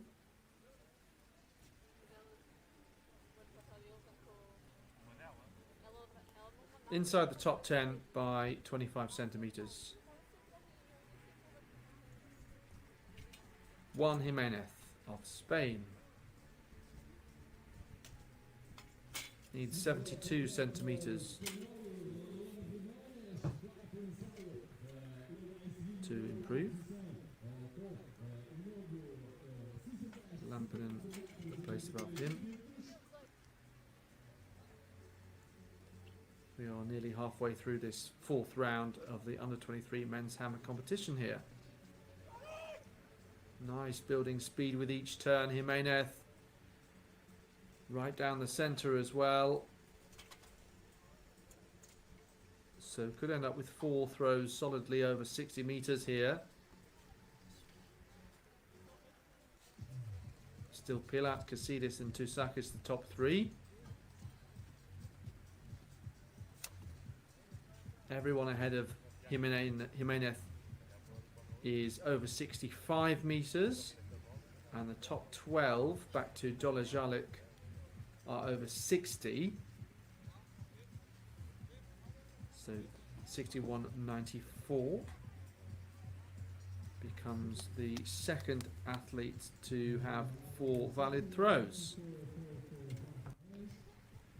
Really give it everything in the last 2 rounds. Shifji, I wonder whether he will be just a little bit conservative to try and get something on the board, but doesn't have to be. Winding his way through with those initial turns, then building speed. So gets the white flag at last.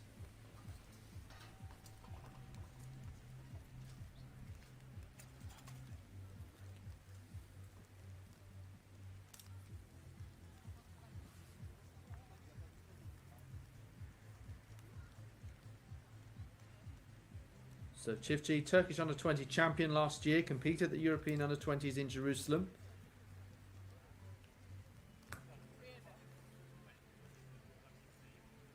And of course, although I very much doubt he'll be competing, we're off to Turkey for the live stream, of course, at the end of the year when the SPA European Cross Country Championships will be held in Antalya in December. Yes, unless there's a sort of bizarre Jolyon Bunquo style need for a replacement, even then he wouldn't be travelling, so it is extremely unlikely, but you get really large odds on that. We'll be seeing Jolyon Bunquo in action a little bit later on in this cup competition. Very much one of the great social media heroes of the last year. I'd love to know who else is on that list. Embasic. Hammer goes high and drops down around 65 once again. Since you mentioned Bunquo, and I know we're digressing slightly here, is of course, I mean, she became a social media sensation because a shot putter doing the hurdles and getting 2 very valuable points for her country. But as far as social media is concerned, I think, of course, I mean, 2 of the people I've noticed doing fantastically well have been the likes of the European athletics rising stars, Matea Falani and Angelina Topic, both jumpers, of course, slightly different to Jolyon Bunquo. But when you see what their Instagram numbers looking like and what the social media hits on the European athletics YouTube and Facebook channels are like, and Instagram as well, I think they'd be considered social media sensations. Yeah, well. I mean, it's partly due to their ages and the number of people who are solely on Instagram, of course, and don't actually read any external website material. Are you on Instagram, Alex? Yes, are you? No. Not I'm yet. far too old for that sort of thing. We haven't got you there yet. We will do eventually, I'm sure. Yeah, but it also, the fact that they are of a certain age, the fact they are inspiring to that generation. Wolfsburg, 65.19 so far. Previous measurement coming up for Embasic of 65.25. Good heavens, it's still pouring down there though, isn't it? Yeah, well, it gives that impression from that certain angle. I remember watching, though, there was a Moto Grand Prix race where one of the teams had a sprinkler above their garage, so that when their garage was shown on TV, other teams or anyone watching thought it was raining and actually brought their rider in for a change of tyres when it wasn't raining at all. So, but I don't think any other federations would be doing that. There's no sprinklers in Leiria, it's all natural. Miklos Čeko could do with having a bit of a run through the motions that was a bit more natural to what we're used to seeing from him. Obviously, a couple of athletes managing to get themselves out of the tricky situation. Çiftçi with his first measured effort of 59.89 puts him in 14th place so far. Kalyao with those 4 no throws. And Čeko does get himself on the board with 67.48, so rises up quite considerably into the top 5.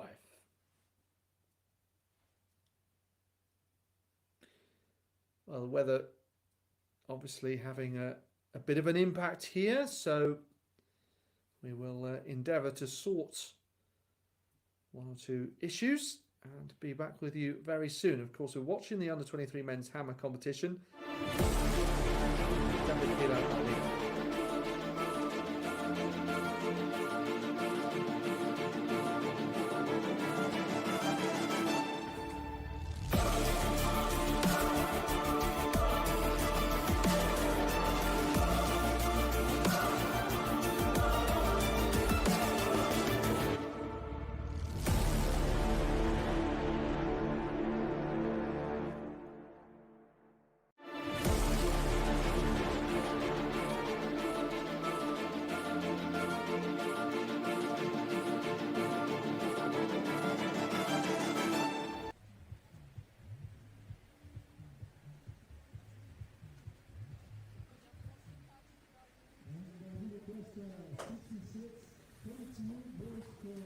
You're watching the European Throwing Cup from Leiria. This is Max Lampinen of Finland, the European Under-20 champion, winning that title in Jerusalem last summer in much hotter conditions.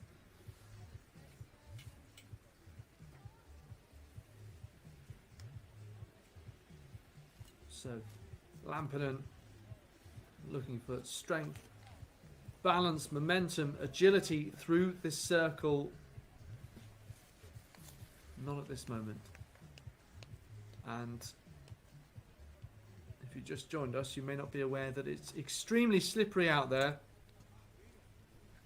And as a result, we've been quite impressed, actually, that athletes have managed to improve since we've had periods of rain.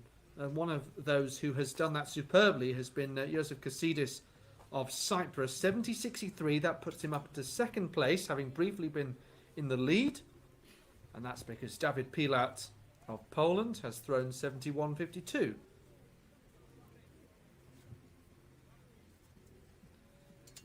And those guys, the duo over 70, Orestis and Tousakis, 68.78 in third. Kasidis, European Under-18 champion. You can see bends into the throw a little more. And that is on that 70-metre line. Fascinating how it seems to look as though the weather has worsened significantly 1 minute and then looking drier just a couple minutes later, apart from that damp circle, of course, which is pretty difficult to dry. A little bit surprised that we haven't seen we see some of the athletes, indeed, as well as the officials, just spending a moment with a towel out there. We should try and dry it that a little bit more.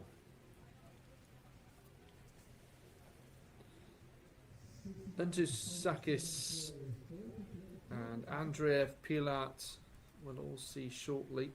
And we'll see whether anyone can challenge our leader. Jan Dalajalek, this is of the Czech Republic. Before them, 60.84 so far for the 2021 World Under-20 champion. So quite wide arm span for the tall athlete. You can see the slightly different angle of his turns as a result. But as we remarked, different styles can produce just as effective throws. You often see that in the javelin as well as the discus. Sometimes it seems what you think is a much cleaner throw, and then what you think is a... We just cut away very quickly on that replay there, but I did notice that Dolacek, again, one of the better throwers in this competition, an over 70-metre thrower, he actually throws very close to the cage opening over on the right-hand side, and as a consequence, on a couple of occasions, his handle has clipped the cage. It's flown out over 60 metres, but that clipping of the cage has certainly impeded its flight just a little bit. Yes, well, that'd be one reason for why he's not at his best, or where we quite expect him to be. Just a few technical issues. I'm sure his coach has got video of that, possibly even clipping the live stream. And they'll go back and examine that and probably do a few refinements.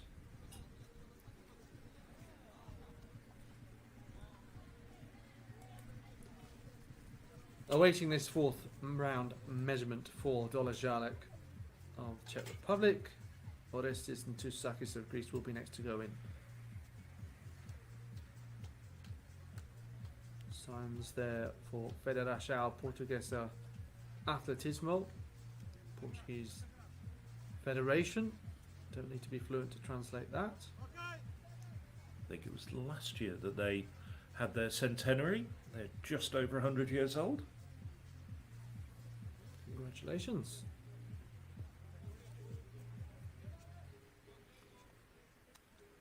And it looks like you can even follow them on Instagram, YouTube, Twitter and Facebook, judging by what's on the gazebo. Yes, and although she's not competing at the Cup, I mean, of course, Portuguese throwing very much at the forefront with the likes of Oriol Dongmo, and then also we've got in the women's shot put coming up later on, Jessica in Jude. Liliana Sarr. Yeah. Of course, they've had some decent men's shot putters in the last few years. Typically, seeing on the world indoor tour circuit, certainly I commentated on a couple of competitions. Francisco Belo and Sanko Anordov competing with each other on the circuit. And Tzoutzakis straight into the cage.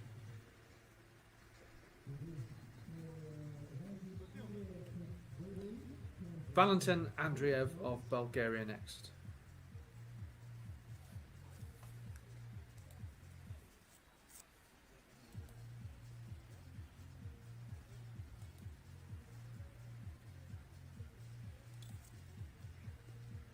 Catches that very cleanly. Excellent balance and very close to 70.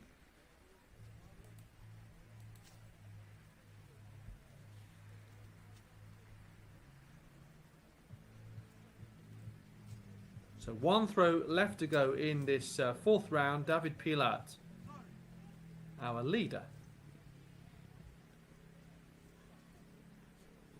Andreev needs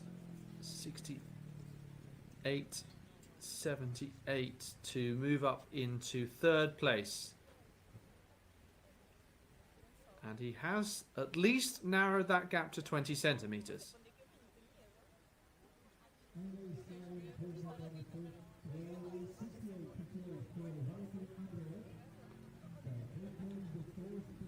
So the lead has remained the same for David Pilat. No one has closed. Now an opportunity for him to extend it some more. Hammer staying in the air for a long time and over 70 once again. Excellent flight from the young Pole. Took a little bit of time to get going in this competition. He likes that, doesn't he? You saw that little clap of his hands. He was very pleased with that as it went well over 70 metres. Yeah, 70.95. So 57 centimetres off what he managed in the previous round. Well, really want to see Francisco Calhau get something in this fifth round.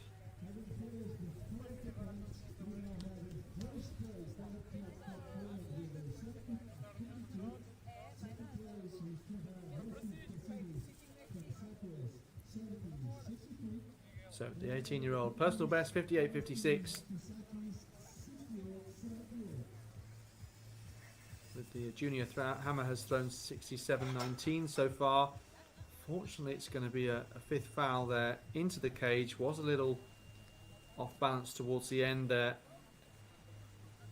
But bear in mind, you know, this is such a difficult, complex technical skill to master that many people don't really peak until their 30s. And, you know, as you build in strength, build in experience as well, you can continue throwing for a long time, but also improve significantly in distance. In the senior men's competition, we've got several men well into their late 30s, and I think we were chatting about the men's hammer a little bit earlier. Marco Linguia, how old is he? 40? 45. 45. He's still throwing close to his best. Yes, well, exactly. I mean, we don't like to go on and on and on about age, but when someone is throwing consistently over 70 metres at the age of 45 and still, enjoying what they do. I think that's certainly worth commenting on. Yes, and a slight tip of the hat to Mr. Linguier and all his Exactly. compatriots and colleagues who are throwing over 70 metres from their mid-30s onwards. Yeah, but it's interesting to reflect. I mean, I often talk about what I believe to be the fact that more sportsmen and women are competing better into their 40s. I mean, part of the reason for that is perhaps better sports science, perhaps improved training methods and things like that to continue longer than people might have done in the past. Whether that's a factor, I mean, historically in different sports, you used to see people competing much later, partly because there wasn't the breadth of talent coming through, I don't think. If you think back a long, long way. But I don't know, what are your thoughts on whether that may be the case, that we see more sports people competing well into their 40s to a high standard? I think it all just depends on how much enthusiasm you have for your sport. And somebody like Marco Linguier, and I can think of a number of other athletes, are still really, really enjoying their sport at the very highest level and motivated by making it to the likes of the European Athletics Championships, World Championships, or the European Throwing Cup. So if you've still got the zest for competing, I think a lot of athletes do carry on competing until their late 30s. Sometimes we see burnout because of injuries. Sometimes if you can stay healthy and injury free, you're more likely to continue being enthusiastic for your sport as well. And as you say, societal changes, better sports training methods, better sports science, better rehabilitation are likely to mean that you're less likely to be leaving the sport through injuries or injury related, just losing motivation, than you would otherwise be. I think that's probably the key to it, but as you say, it's all together into a real interleaved process, and I think you've hit the nail on the head as saying sports science and training methods are absolutely critical to that as well, maintaining motivation. Yeah, 100%. I mean, it is interesting. Certainly injury recovery and rehabilitation, you would have thought has improved quite significantly. What about the fact that compared to 20, 30 years ago, there were more competitions to qualify for? Indeed, and I think that's one of the reasons why the European Throwing Cup has been such a success since it came onto the calendar in 2001. And just as a little side note, over in the Municipal Stadium, we've had the first gold medal of this cup awarded, and that goes to Jade Marival of France, winning the women's under-23 javelin with 55.07. Close competition with Emilia Karel of Finland, who took silver with 54.54, and also standing on the podium. The bronze goes to Italy's Margherita Randazzo with 53.67. So that's the 1, 2, 3 in the first event to be concluded. We're coming into the fifth round now. We've just had a few throws in the fifth round of the men's under-23 hammer. The competition, well, it's been a long competition with 18 men and a couple of brief rain interruptions as well. The javelin has gone ahead though unhindered over in the Municipal Stadium in the Dr. Magalis Passoa Stadium, and the first gold medal of these championships goes to France. Of course, individually, well, we have 16 gold medals over the course of these 2 days to be decided. Shot, discus, hammer and javelin, both men's and women's, and both senior and under-23. So plenty more action to come, and I think the senior women's javelin will be one of the highlights of this cup. We've got the last two European champions, Elina Tzengko of Greece and her predecessor Kristin Husong of Germany, competing in that competition, as well as the Pole who set the championship record at over 71 metres back in 2021, Maria Andrejczyk of Poland as well. Coming back after 2 years of injury problems, the Tokyo Olympic Games silver medalist, back in action at this cup competition, where she holds the championship record. But that's all to come as we look at the officials drying out and sweeping the water away from the circle of the men's under-23 hammer.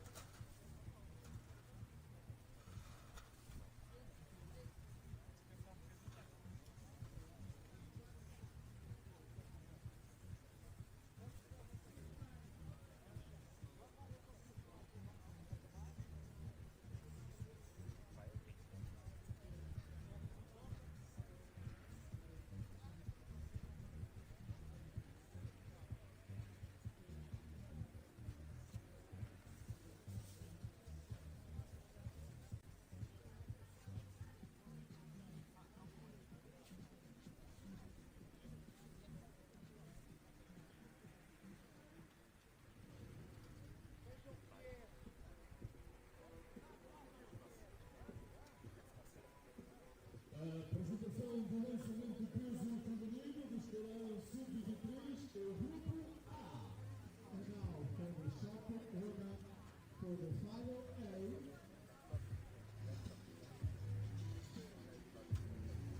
A apresentação da Suécia, from Sweden, Maria Andrejczyk.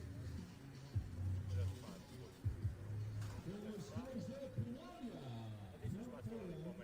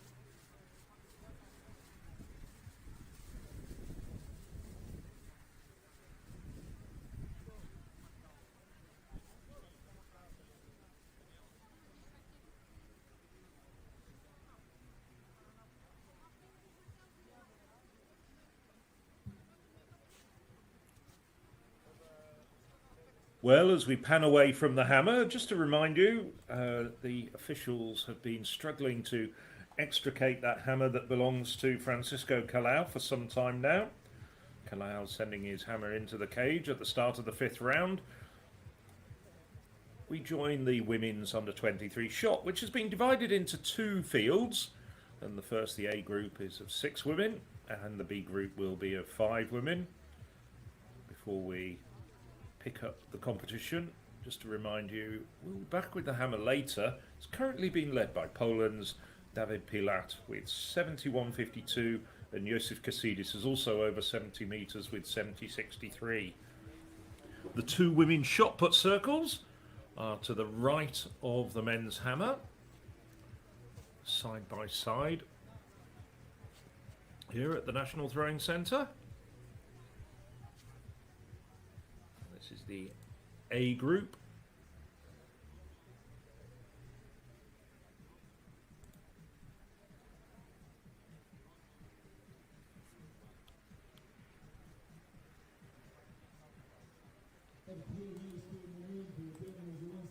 So this is Melaine Amon. It's improved this year to 16.61 indoors. Amon.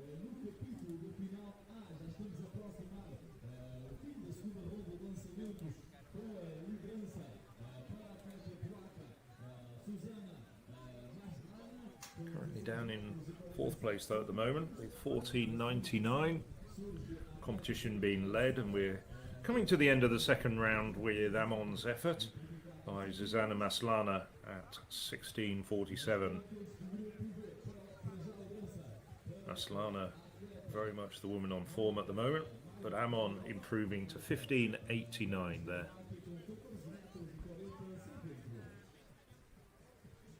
So into the 3rd round, the start of the 3rd round with Jonna Lundgren. Foul, followed by 12.35 for the Swede.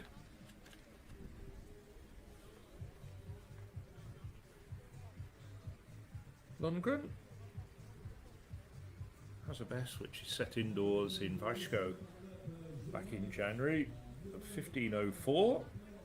Now 19 years of age, the Swede.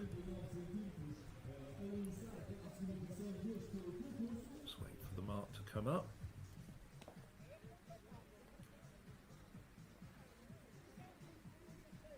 So 13.81 for Lundgren. Now this is the event leader, Zuzana Maslana. Last year's European under-20 silver medalist. Took that 2nd place in Jerusalem. Has good effort there, and she manages to hold her technique together well. Gets the white flag.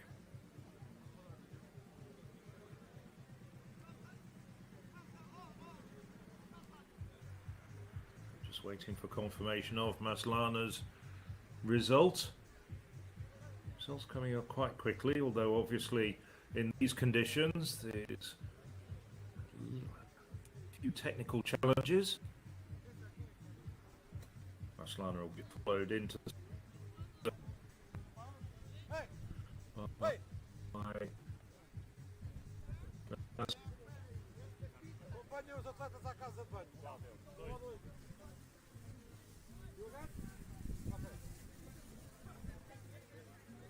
Greek, also a very good heptathlete indeed.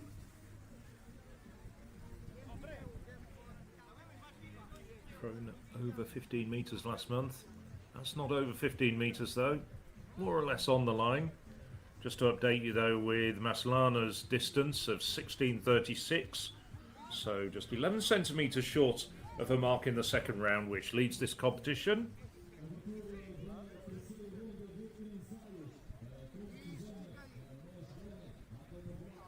Dragomir over 15.03 in the 1st round. It's improved to 15.04. An improvement of 1 centimetre. That shot falling right on the 15-metre line. They all count? Indeed they do. So this is Sara Verteramo of Italy. 15.34 in the last round. That well short though. Well, the officials are going to measure it somewhere in that puddle.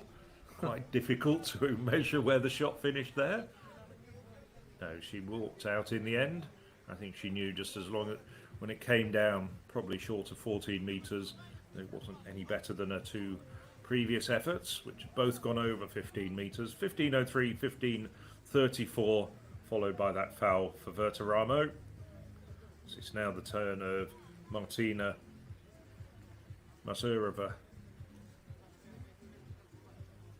14.45. Don't think that's any better though for the Czech.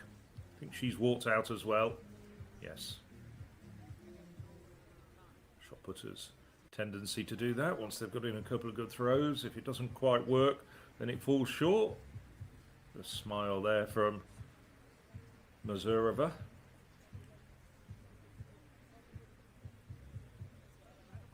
Oh, did measure it in the end. 14.34. I thought she walked out, but all happened very quickly. Now Amon, who we saw, first throw we saw in action, picking it up at the end of the second round, uses the rotational technique, drops down at around close to the 16-metre mark.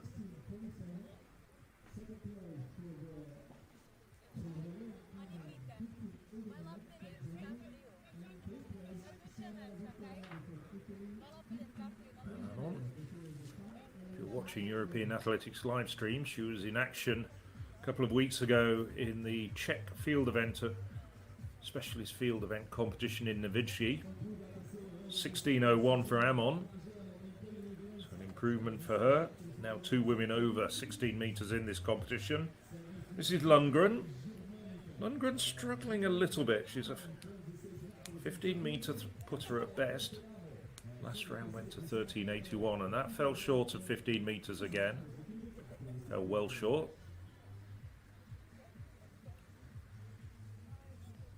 Of course, in some cases they're adapting from a winter training regime, coming outdoors. Bit of a shock to the system, especially in this climate. So Lundgren, 14.02. So an improvement, but she's still some way short of that 15-metre form that she showed earlier this winter. That's the turn of Maslana. And of course, we're not changing the order of the competition as there's less than 8 throwers. Normally, if there's 8 throwers or more, it's resorted after 3 rounds, but they're just going straight through. So Maslana leading the competition, but second woman to throw in the order. I wonder whether that's helpful in terms of rhythm if you actually get quite a short period of time until you can crack on with your next throw. That's a very interesting idea, actually. I don't know, but I can say that Susanna Maslana has increased her lead with 17.08 with that put. So first woman over 17 metres, and indeed she's the only woman in this competition having gone over 17 metres. So Antaragikoma of Greece, well, that looks as though it was just over 15 metres again. Might just be a fractional improvement on that 15.04. Very good heptathlon exponent as well. A few years ago went close to 6,000 points with the under-18 implements. Also a 6.44 long jumper. She'd be a very good shot putter in heptathlon competitions if she resumes the multi-events. And she improved to 15.15 with that effort. Sava Verteramo. using the rotational technique. She's one of only a couple of the women using the rotational technique in this competition.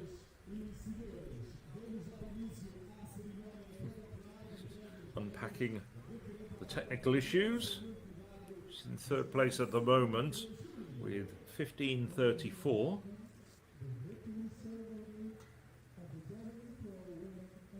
Stays in third place with that effort. Just over 15 metres once again, 15:26.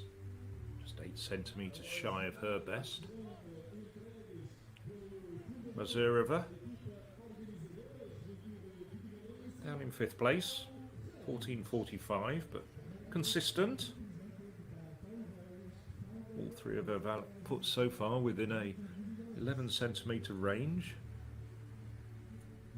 May well be a best of effort of the competition.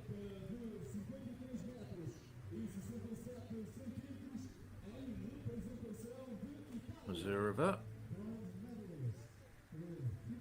best in Ostrava last month at 15:97. Just 18 years of age as well, 15:31. So in these conditions, that's good putting from the Czech. Roughly half a metre down on her best.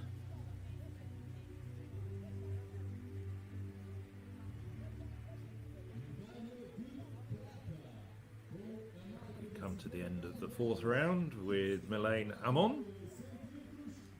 That's short of her best. 16:01 in the last round, but that comes down to around 15 metres.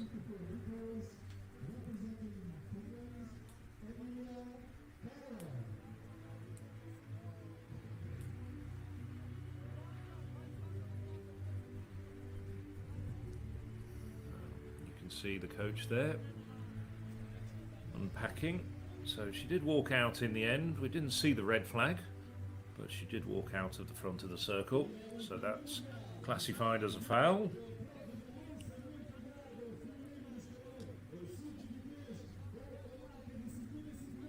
So it'd be Jonna Lundgren to go back into the circle for the start of the 5th round. Whipping through this competition very quickly. Only 6 women in it.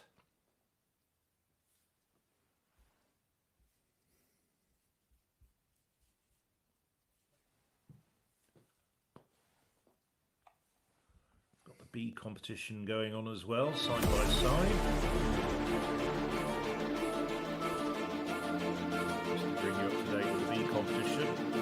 Very closely matched between Leslie Talicia Miluada, France at 14:43, Monica Marcheva, South Republic at 14:40, midway through that competition.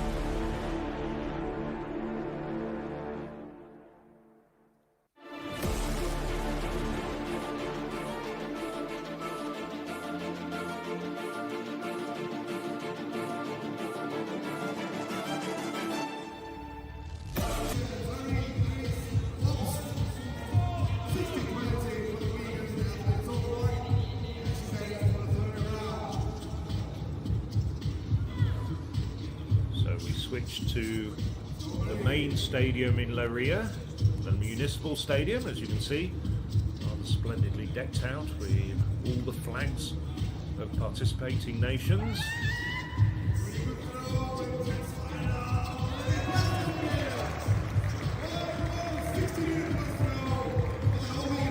Maria Andrejczyk,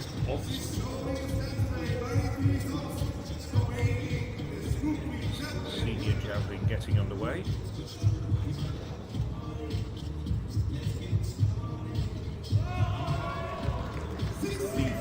The A-final gets underway just a little bit later at 1400.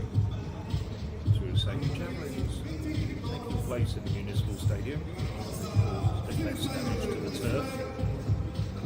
We've got a few days to repair the damage before the next Ude Leiria match.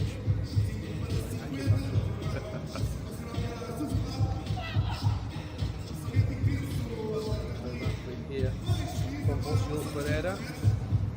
Just over 6 meters so far. That was an excellent throw that we just saw as we switch back quickly. 61-64 from Obst. In fact, it's a European leading mark for Obst. Well, it's a personal best as well by 32 centimetres for the Norwegian. 52.04, I should say, for Ferreira.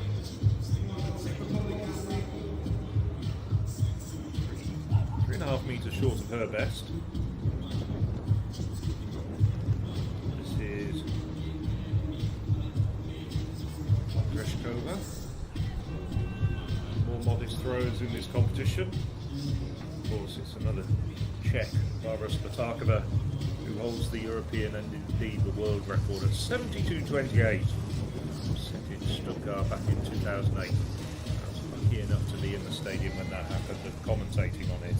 And it absolutely was one of those jaw-dropping experiences. It's one of those where were you when that was done moments.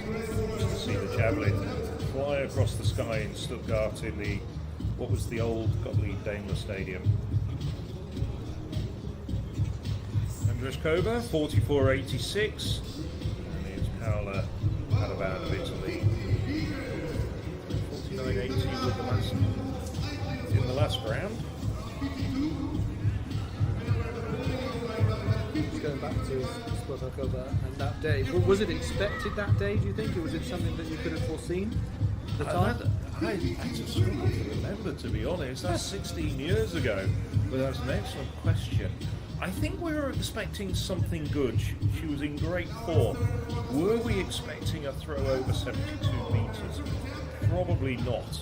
I mean, if you'd have, it's difficult recalling it now, but I think, as far as I remember, we were expecting a good performance, but nobody ever really truly expects a world record. I think if it had been 69, 68 metres, we'd have still gone home satisfied. But then just to see it arcing away, and as I say, I was commentating on it, and just to see it drop down beyond the 70-metre line was just a phenomenal performance. And, you know, of course, Barbara, recently retired, couldn't have happened to a nicer person, though.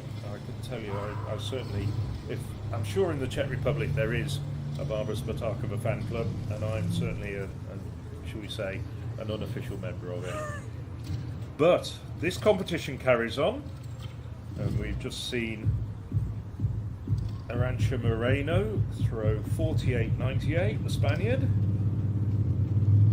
His best from the first round of 49.94. Padavan from 52.38 as well just a moment ago. This is Hannah Hatchko. Well, at best, she's thrown over 60 metres. Hasn't been in that sort of form in recent years, though, and she's in the B competition here. Hatchko, 6 times national champion. Back in 2014, she was actually the runner-up here in Leiria. The very first time it was held in Leiria, this cup competition. And she finished second on that occasion in this very stadium. So Hatchko, 60.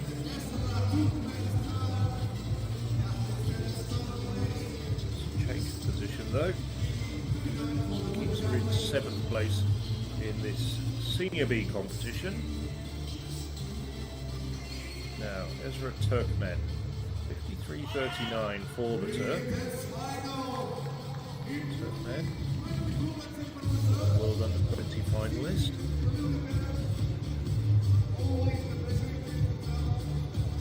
22 years of age.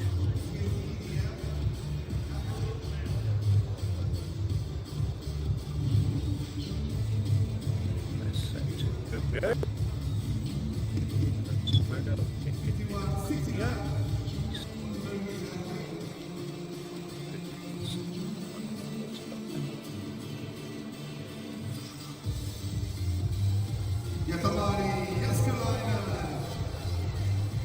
Still Obst, leading the way with that excellent mark of 61.69. Tell you what, that will keep an eye on. And and it doesn't often happen. In fact, it very rarely happens. But if Obst was to feature in the top 3 overall, she will stand on the medal podium. The results of both the A and the B competition are amalgamated, and it's not just 2 separate competitions. It's more for practical reasons that we have an A and a B group. So if Ops 61-69 stands up for the top 3 across both competitions, she will get to stand on the podium at the medal ceremony. Happened once or twice, but as I said, doesn't happen very often. But what I will say though is that the under-23 competitions are separate, as last year we had the under-23 winners in both the men's hammer and the javelin throw further than the senior winners. They got under-23 medals. So, Jaskalainen commentated over her because she got a foul, but in second place, Elisa Minard. Another throw over 56 metres for the Frenchwoman you've just seen. 56.73 for Minard.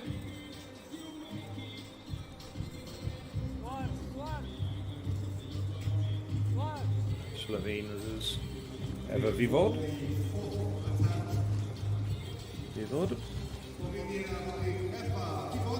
10 years ago as a teenager, she was the Slovenian heptathlon champion. Focuses on the javelin these days. 55.70. Her best so far this year, which she threw in the Slovenian Winter Throwing Championships 3 weeks ago. Desired.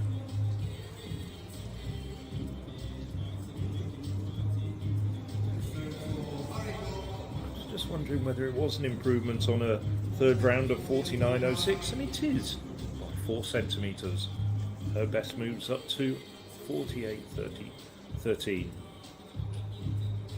So, Marie Klaup, another very good heptathlete as well, and amongst the best of the javelin throwers, amongst the multi-eventers. Red flag for Klaup.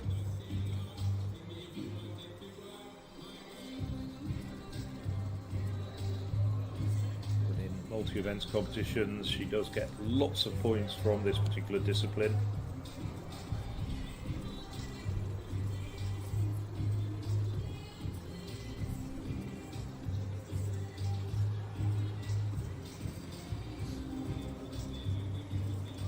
So, Obst.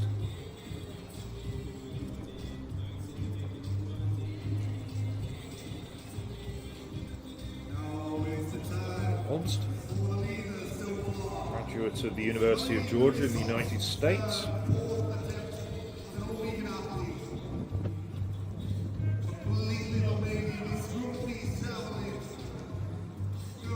Personal best.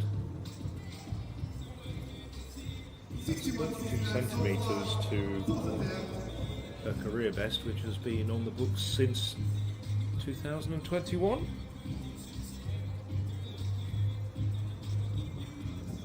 Former NCAA champion back in 2021 when she was at the University of Georgia and throwing over 61 metres. Not quite.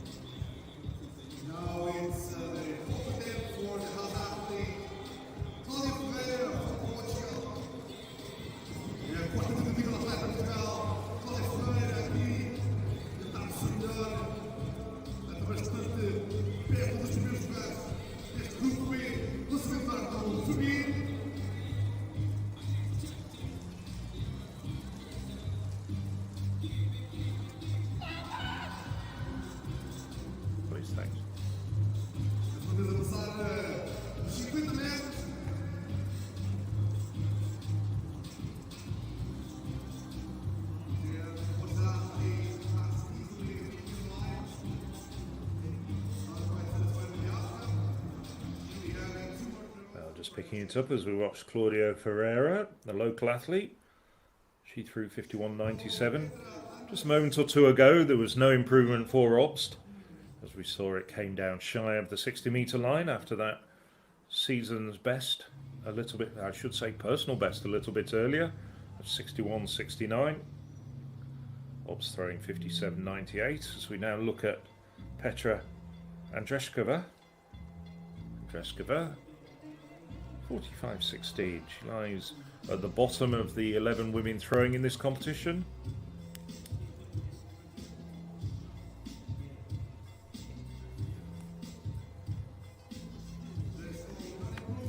.44.32 for Andrejczyk. So she brings up the rear at the moment of this women's senior Javelin Final B. Paola Padovan, 4th place overall at the moment, 52.38. The Italian, good long pull on it, perhaps not quite as strong as some of the athletes. Good technically though, just over 50 metres for her, so no improvement. She's been pretty consistent. All 3 of her throws so far that have been measured have gone 49 metres or further, and that one around the same area as well.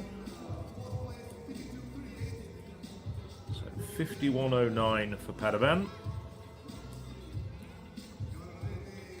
So Padovan is best of 57.41 going back to 2018. She's now 28 years of age.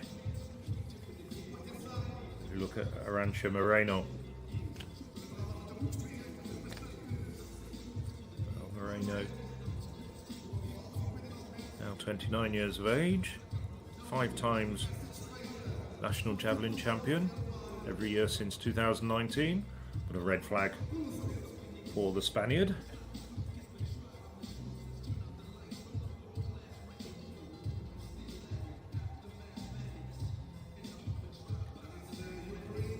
Moreno's struggling a little bit. 49.94, the Spaniard's best.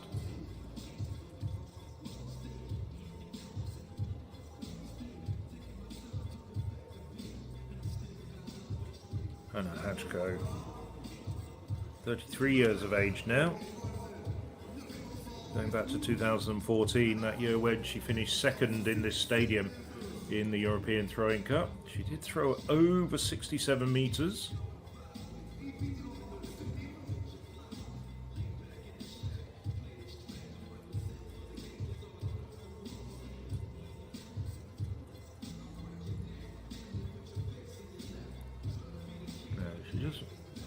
Not very quick on the run-up, certainly compared, I remember commentating on a few of her throws, and that's a red flag for the Ukrainian.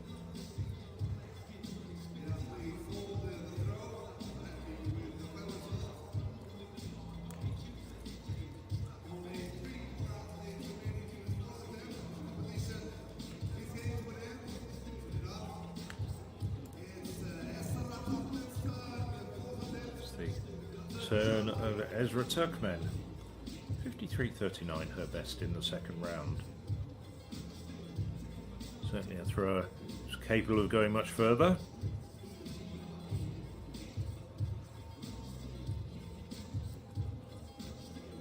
.57-metre thrower at best.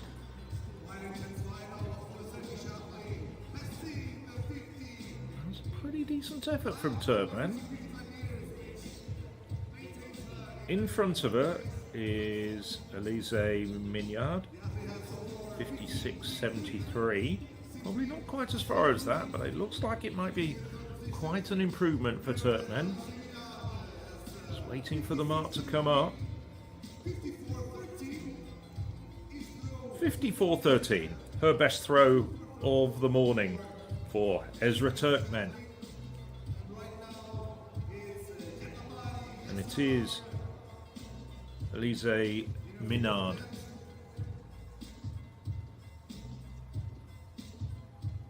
Oh, it all went wrong there, didn't it? She never quite got the flight and the angle correct. 2nd place at the moment, though, with 56.73. They are going to measure it, though.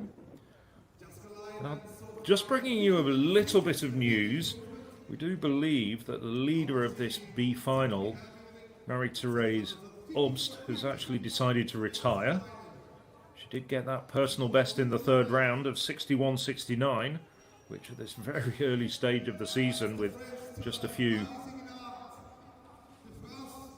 throwing events having taken place, usually national winter throwing cups and so forth, is actually a European lead, that 61.69.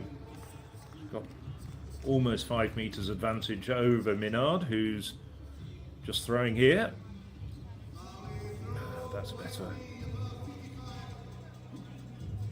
So I should have said it was Javelin before, but as both the Finn and the Frenchwoman are wearing white long sleeves training tops, just slightly confused.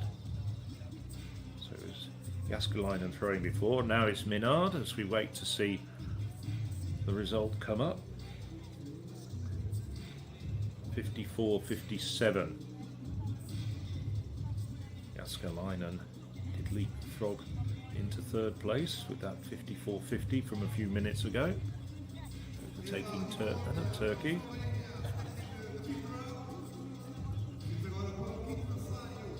So now, the start of the fifth round. Competition led by Marie-Thérèse Obst, 61.69 after 4 rounds, but we do understand the Norwegian has retired. This is Eva Vivod. Improved to 48.13 in the last round. Well, they're going to measure it at bang on the 50-meter line. That looks as though it's an improvement for Vivod.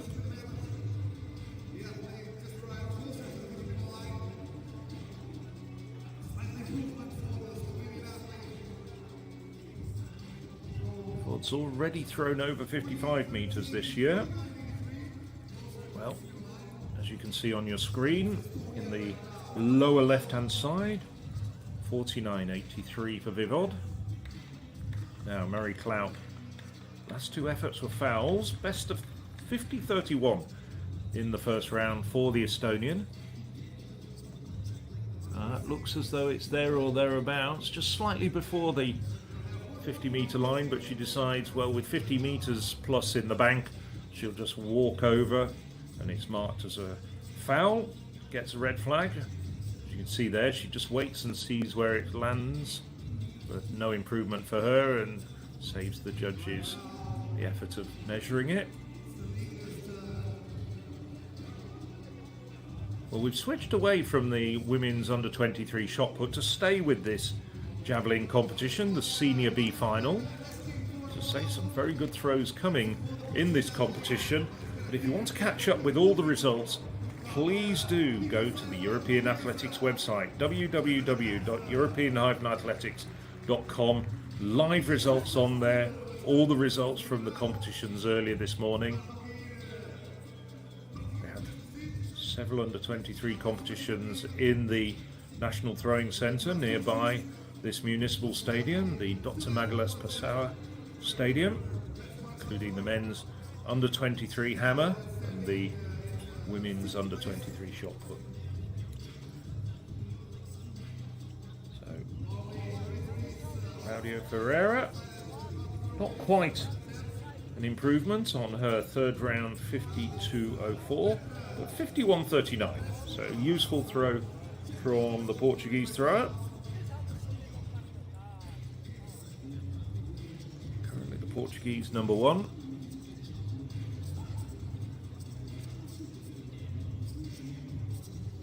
Drops down quite a way short of the 50-meter line for Andrejczyk. Best of 45.16. Bringing up the rear, as I mentioned a little bit earlier, in 11th place.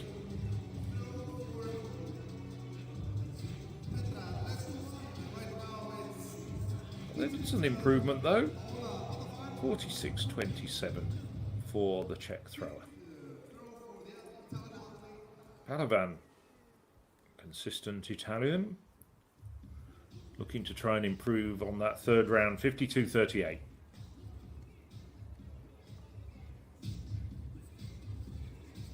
Oh yeah, that looks as though it's a good mark indeed. And there's hesitation. The white flag goes up. I think they were looking very closely at where her toe was, looking at that replay.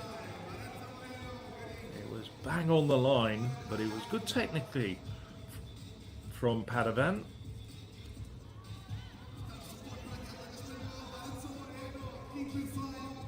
$53.98 for Padovan. Stays in 5th place. That's more than a metre improvement on what she's thrown before. Now, Arantxa Moreno.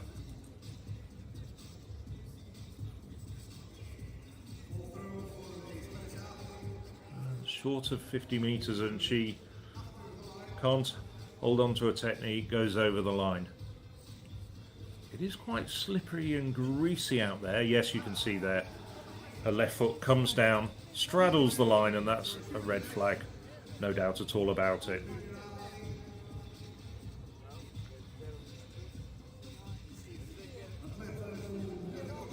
Elina Tzengko, the Ukrainian, talked quite a bit about her so far in this competition. 50-60, her best mark so far.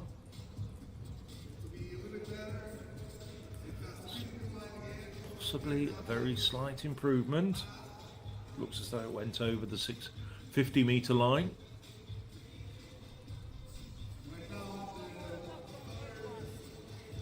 Still a bit to spare. Doesn't seem as though she's quite running at full pelt. But she's vastly experienced. Tzengko.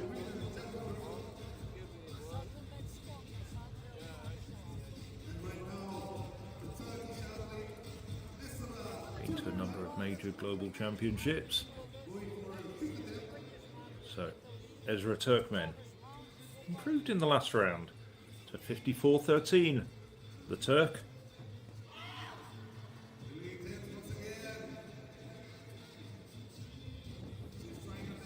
That's not quite there, is it? It's about 51 metres. She gets a white flag and they'll measure it.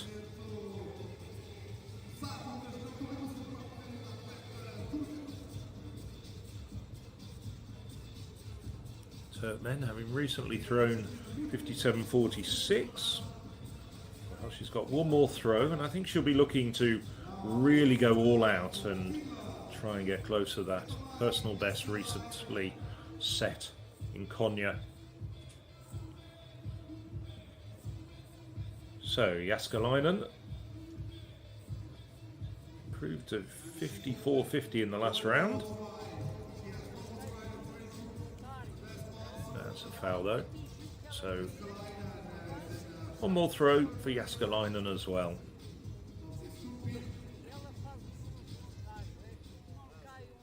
So just Elise Minard. Last woman to throw in the 5th round before we embark on the last throws of this competition.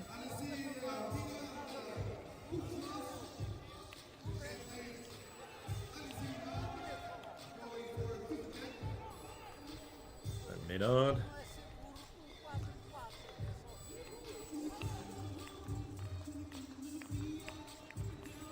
On the French title. Oh, I think she's stumbled over the line there. Yes. Slightly blurry camera picture. But yes, you can see there.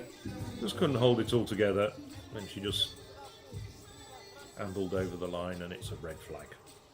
Nevertheless, she's still in 2nd place at the moment with 56.73.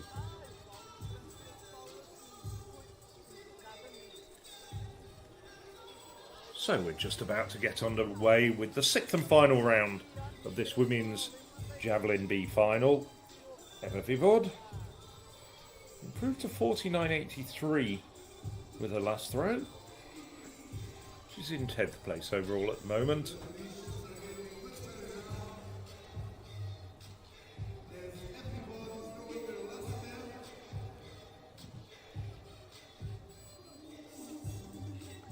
Ooh, never quite got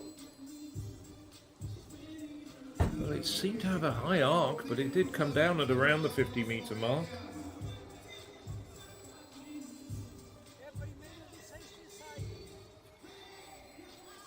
Vivold manages just to break everything before that line. Also get a red flag if your hand goes over the line as well. Her hand touching down. Just 4 centimetres short of her best with 49.79. So her best remains 49.83. This is Mary Cloud. No, that's well short of her previous best. Well, I'm guessing that she's taken an automatic, I should say deliberate foul. Yes, once again, just like previous couple of throws. Wasn't quite there, wasn't quite as good as her first round effort of 50.31, which remains her best. And she just stepped over the line deliberately, getting an automatic red flag. Now, Claudia Ferreira, so say the reigning Portuguese champion, been Portuguese #1 for the last few years. Represented Portugal in many competitions, including the European Team Championships last summer. Now, the 51-metre mark might not be quite as far as her third round 52.04, which is her best to date.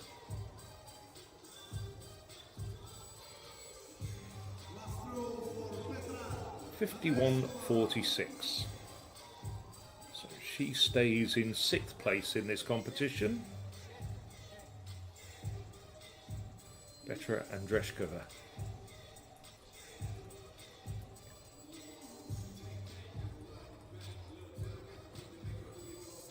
Andrejczyk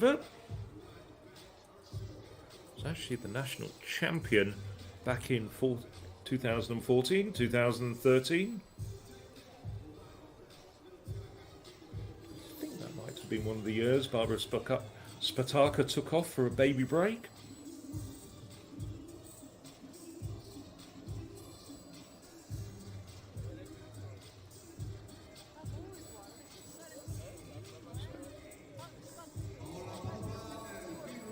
Andrejczyk finishes with 45.25, her best coming in the last round of 46.27.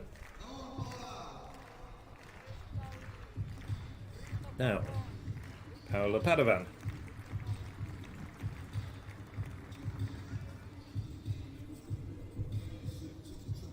That drops down short of the 50-metre line, or maybe right on the 50-metre line.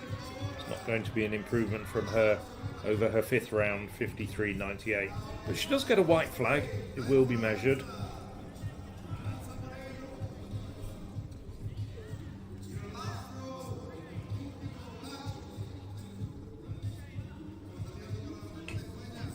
.49.96 finishes the series for Padovan, the Italian.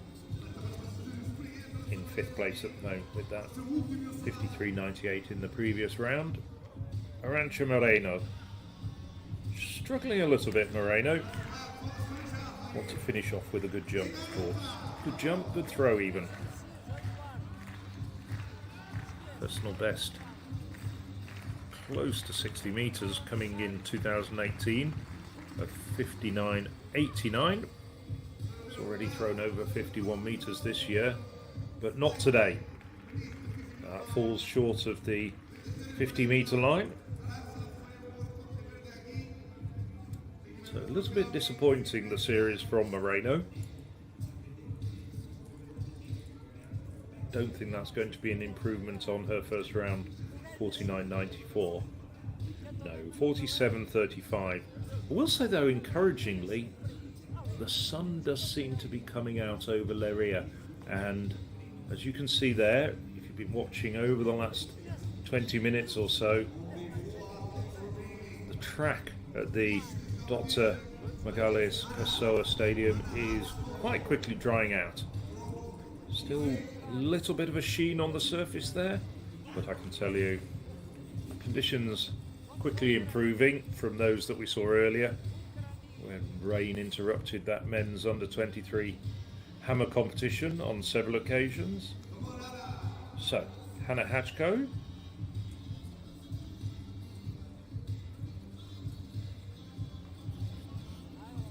Just over 50 metres. Ukrainian has a best 50.86 in the last round. I think she might have not quite been able to hang on to her technique. It was a red flag. So she stays in 7th place in this B final. Ezra Turkmen.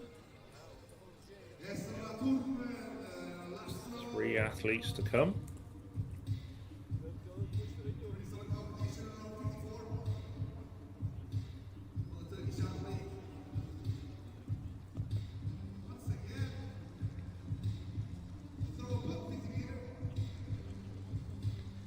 Once again, another decent throw by Turkmen, over 50 metres, about 52 metres I think. I don't think it'll be an improvement on her 4th round, 54.13. No, it isn't, 51.96. So she finishes in 4th place in this competition. Now it just remains to see whether this woman, Jatamari Jaskalainen, or the woman who's going to follow her, Lise Minard, can go into personal best territory and throw over 60 metres and challenge Marie-Therese Obst in 1st place. It's around the 55 metre mark. That might be a slight improvement for Jaskalainen. No, it's given us a red flag, I think. It didn't look as though she had any problems. She must have seen where it landed and decided to step over the line. Now, the last woman to throw in this competition, with event leader Marie-Therese Obst having retired after her 4th attempt, Lise Minard.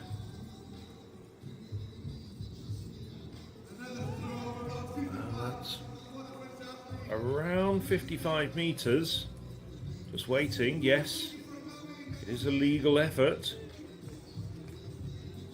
First round throw of 56.73 is her best, and has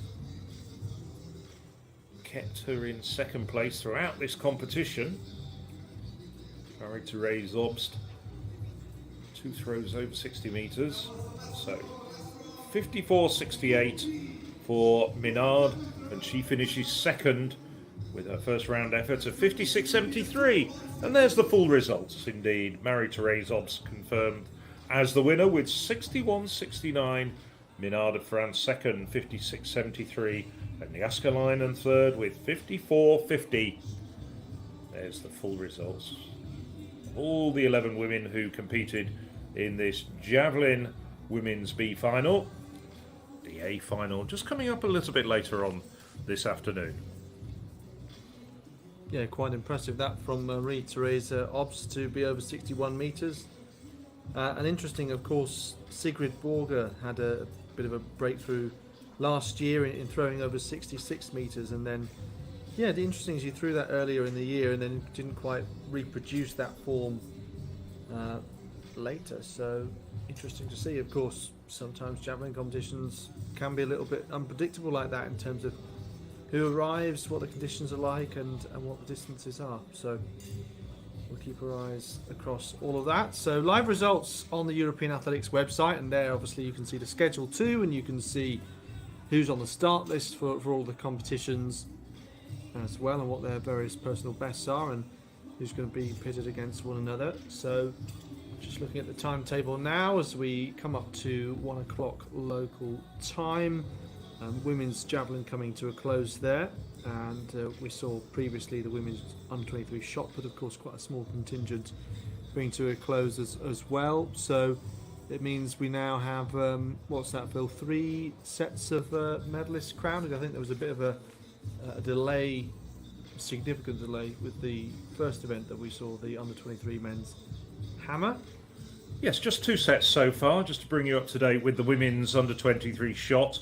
That was won by Zuzana Maslana, and we saw her going over 17 metres with 17.06. Milene Amon improved very slightly to finish second with 16.07, and Nastasia Antaragkomigorova 15.46 in the fifth round for the Greek putter.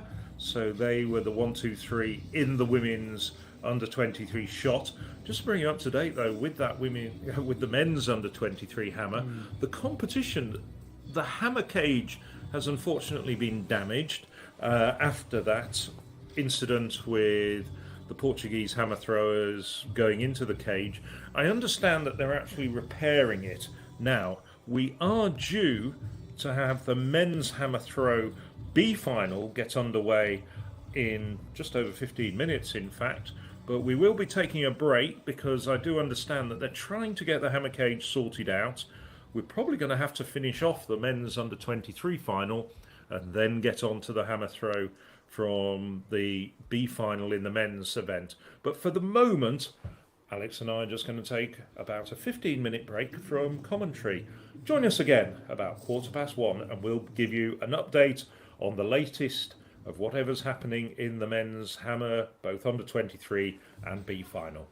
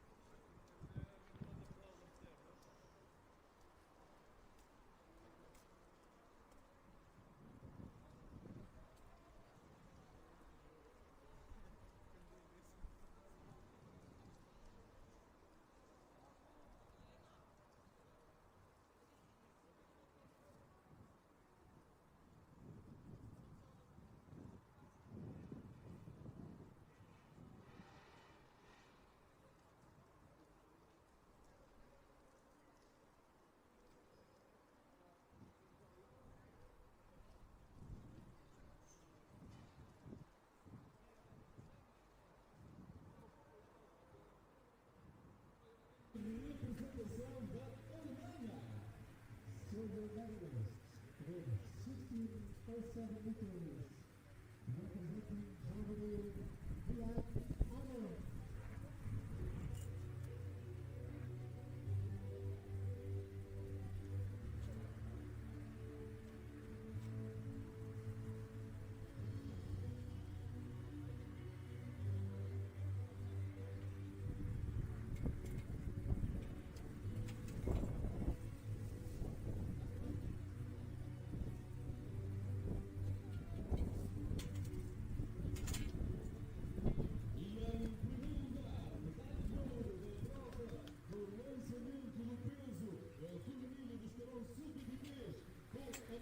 You're watching the European Throwing Cup from Leiria. This is the men's under-23 hammer final. It was the first action of the morning. There was a significant delay due to hammer being caught in the cage. Cage needed repairs. Those repairs believed to be done, and we resume. We resume probably with slightly better conditions as well, although there were a couple of really good throws over 70 meters in spite of the bad weather. David Pilat still leading the way, 71.52. Josef Kasidis behind him, 70.63, and then 68.78 for Orestis Ntousakis of Greece. That's the top three as things that stand. We are into the fifth round now. So in this fifth round so far, since the resumption, Ala Adriana of Estonia, 62.28 has improved. So that's actually a personal best for the Estonian. And then following that, Nico Vespo Hottesen of Denmark, 56.71. He improved, 16th place he stands. Alexei Yatsenko, a throw that we just saw, 54.76. So does at least become the first athlete to produce 5 valid efforts. This is Torben Schaffer of Denmark, 61.77. His result from the first round, and X is next to his name since then.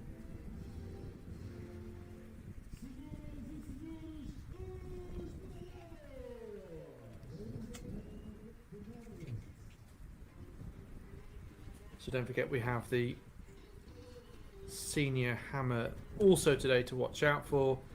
Live results and timetable all on the European Athletics website. Pretty easy to find all that info as well. So what's the target here for Schaffer? To squeeze as much of his potential out of this competition that he can in these next 2 rounds. Positionally doesn't matter too much. Ideally like to get closer to his best. Recently, as we were talking about earlier, is one of those who has a PB this year of 65.55.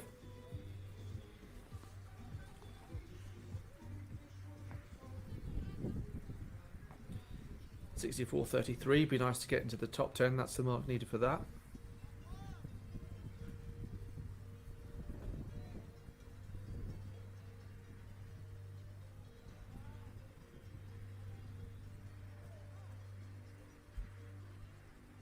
So that was another red flag for him. But yes, you look for many different performance indicators, whether you've been able to improve through your series, especially right at the end of the competition.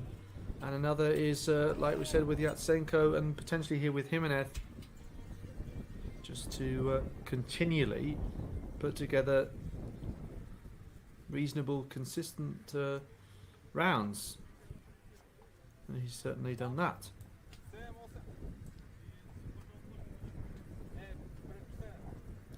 Not sure he'll care if he's in the top 10 or outside of it, so long as the distance is reasonable. Pretty much every athlete will say they would have liked to have thrown further, unless it's a big personal best or a record.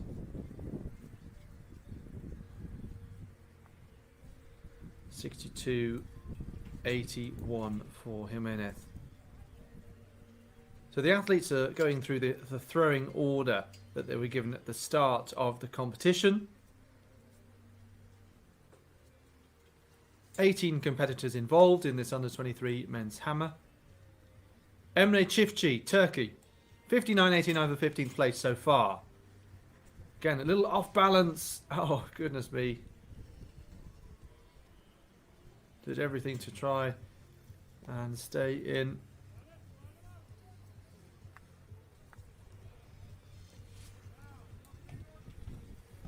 So it's towards the end of the round, I guess as usual, that we will see the athletes right at the top of the standings, seated in that way. We have 13 men over 60 meters as well. Perhaps we can add to that because Çiftçi and Alphonse Halls are a maximum of 11 centimeters only off that.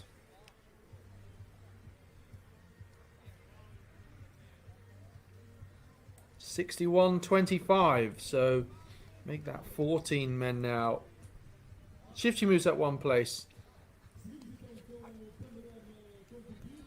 61.25, but still 5 meters again off his personal best, and I guess that sort of mark is quite similar in relative terms compared to most people's personal bests. Only person to improve in this competition outright, I believe, is Alarelyan of Estonia, 62.28 compared 62.17 he came into this competition with. Emresic in the green of Slovenia.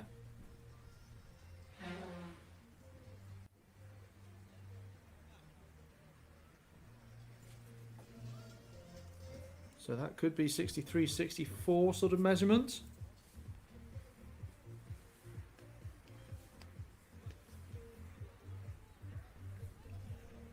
As we get ready to move into the second half of this fifth round.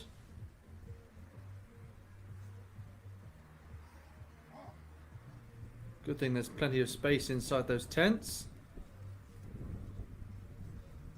offering good shelter from at least the cold, if not the rain, right now.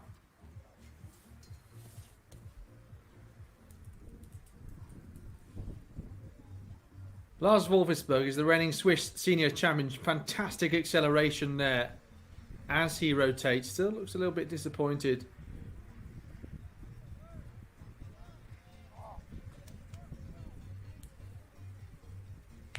Just pulling a little off to the right there. In release.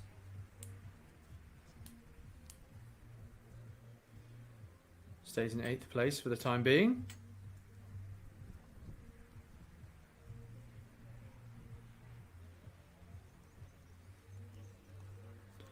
Niklas Czecho of Hungary, bit of a wobble early in the competition. Can he find his rhythm here? And that looks to be out of the sector. You could see that the turns there's just a little bit of inconsistency in height and power used in those turns.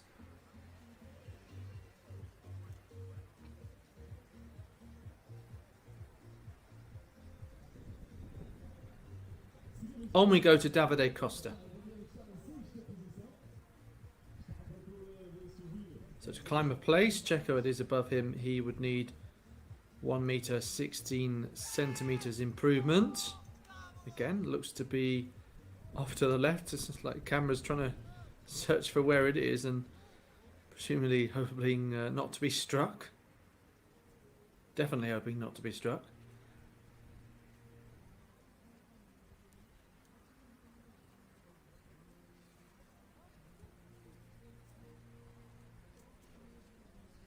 Moment of displeasure.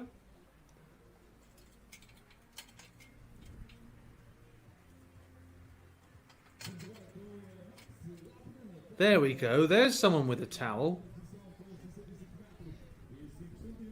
Perhaps he had time to go back to his hotel and grab on for the from the bathroom, given the delay in the competition.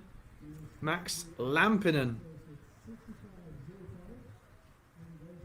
European Under-20 champion. Gathers momentum here. Little off to the left, but hopefully in the sector.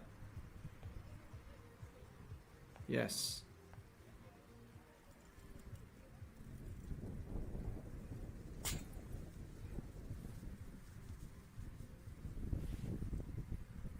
Bit of a noughts and crosses pattern to his series so far. Valid then foul, valid then foul.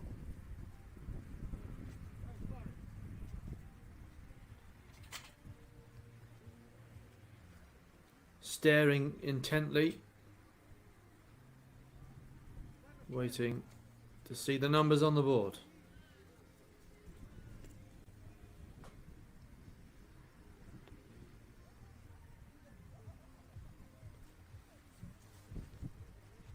Well, he's slowly been pushed down the leaderboard, having not improved since the first round. 14 centimetres would pop him up a place.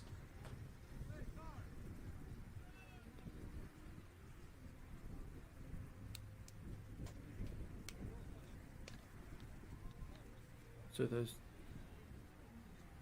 now appearing 66.96 for Lampinen. Back up into 6th place.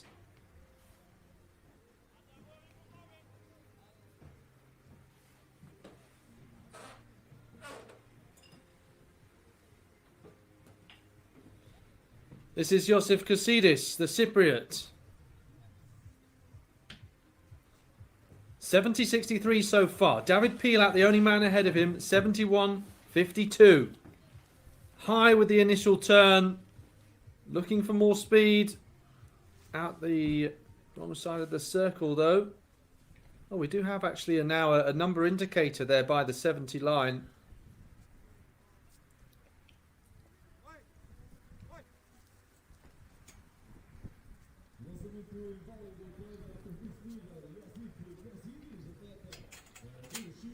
Four more throws left in round number 5. Starting with Jan Dolezalek. 62.44 in the 4th round, quite some time ago.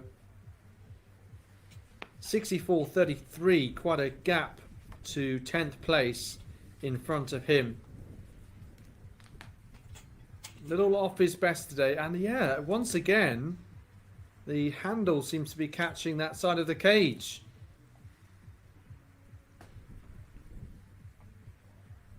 Well, can't have been easy for these athletes negotiating that delay and just keeping warm, keeping focused and staying ready, if nothing else. But I think a bit of restlessness as well and being raring to go might have even helped them, thinking, come on, let me just make the most of the time that I'm here.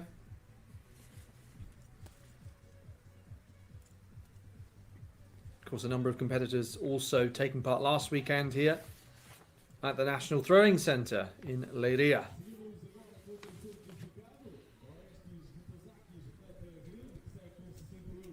Orestis and Tousakis of Greece. Looks like he's playing footsie with his hammer, but what he's actually trying to do is just stop it from getting too wet, I think. Either dry the area around it. There we go. So watch carefully now as that rotational acceleration increases. But I think that's the 3rd time that it's whacked into that side of the cage. I mean, it'd be a great way to take out frustration. That's what it feels like, doesn't it? You know, I'm going to go out and whack a hammer into a cage to take out all my anger. Do you think you've got a garden big enough, Alex? So I've seen your garden. I think you'd probably be, you know, sending it into the hedge. If you would. But you're the sort of guy that doesn't get frustrated about many things, so you probably don't need a hammer. Well, it's interesting because during the pandemic, I know that some people were throwing implements in parks and open spaces. And you have to be a bit careful, obviously, where you do that. And I'm absolutely not for a moment recommending that. But yeah, for some, I mean, that was necessary. Obviously, it's much easier to compete in shot put. I say compete, but much easier to put in your garden. And yeah, we had quite a few people doing that. We actually had a live stream where people were doing shot put at home, including Scott Lincoln, Sophie McInnes, Serena Vincent, Lewis Bing. Bit of an impromptu competition that was. So, David Pilar. This is quite a crucial moment then, because his lead could potentially be under threat in the final round, especially if that circle does dry out, and it will dry out with people's usage as well. So, again, high initially, building that speed, and now he waits. So, short of 70 metres though, unfortunately. Red flag, he walks out.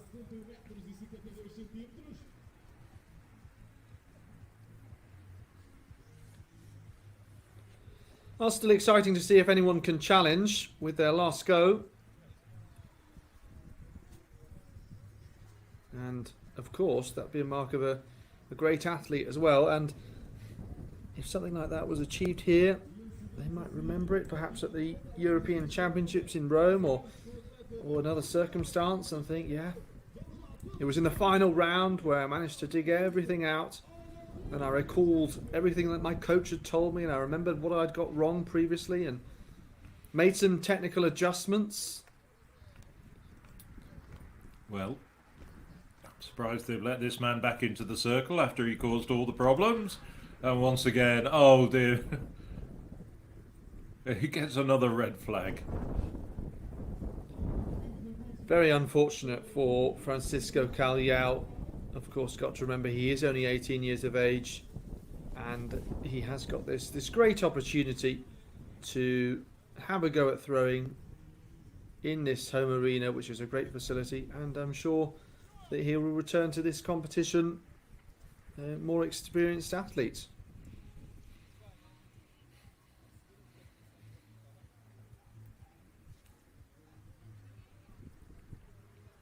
Well, after that hour-long hiatus caused by Callejon damaging the hammer cage with his fifth throw, it's notable that there has been quite a number of throwers who did improve in the fifth round, just picking out a few of them. Hatterson, Siftishi and Relian, the Estonian, set a personal best, added about 10 centimetres to his personal best in the fifth round with 62.28. Delashalek, as we saw just a few minutes ago, and Lampinen all improving in the fifth round. I was wondering, as we were watching that B final of the women's javelin, how they were staying warm, how they were managing to keep their concentration. Anyway, we rejoin the competition now with Alexei Yatsenko. Yeah, Yatsenko, he's been pretty consistent so far, but would like a bit more distance. I would think needs over a metre again to improve on position. I think that's between 50 and 60 metres. Those two white lines that were left and right of picture. Have got more dark, doomy clouds though, haven't we? Let's wait and see what exactly materialises. They almost want to complete the sixth round before it starts raining again. Relian was one of few to improve in the fifth round, the Estonian. Not waiting as polite. He was standing with hands behind back before, very patiently, but he does give himself a round of applause. Just waiting for that measurement, in fact. It's difficult to see there on the screen with the sun beaming down on it. 62.28 in the previous round for a personal best of 11 centimetres. Yeah, still waiting for that, but I'm sure it'll come through quite soon.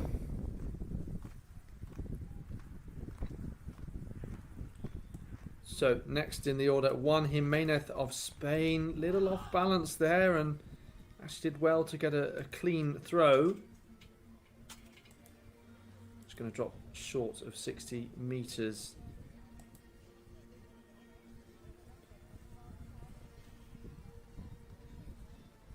Six valid efforts in.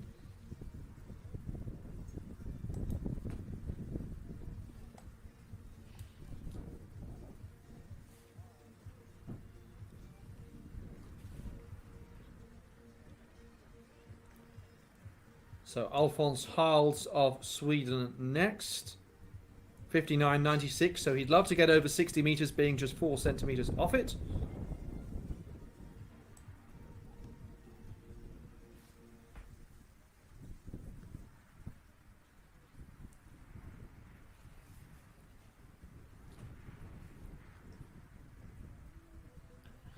Yeah, it's just a slight problem with the results at the moment. Just waiting for a few of those throws in the 6th round to come through, especially Aurelian's of Estonia. See whether he can improve on that personal best he set in the last round. But we'll keep bringing you up to date with everything as we get it. Certainly will. Alphonse Hals then. Let's watch here. Tries to stay in control. He was he's shifting and moving about, almost dancing his way through the circle to try and get everything out of the hammer. Semi-effective anyway. Gets the white flag.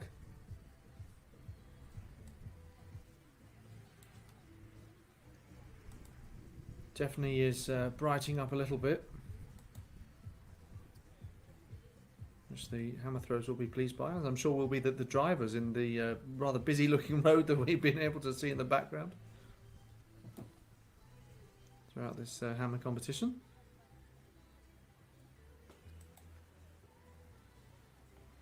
So Downs tools, gloves off. That's the end of Alphonse Hals' day.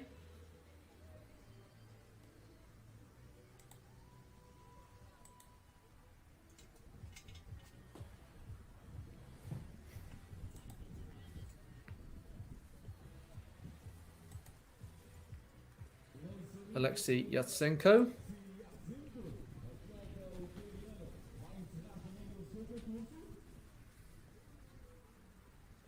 The heavily track-suited, layered Ukrainian. Feet movement not quite as smooth as he would have liked. Not sure that's going to be too much different to the 55, 57 that he has at this point.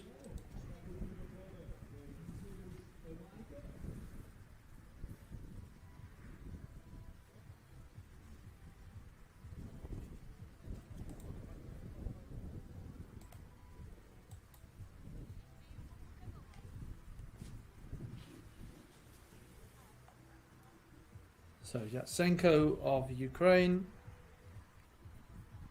his 6 rounds are done.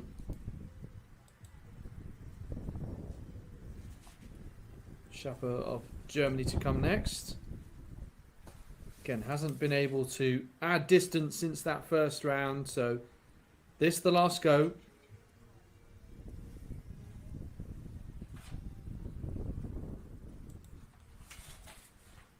So strong technique as you'd expect from the German. Keeping those shoulders nice and steady, but knees and hips moving quickly.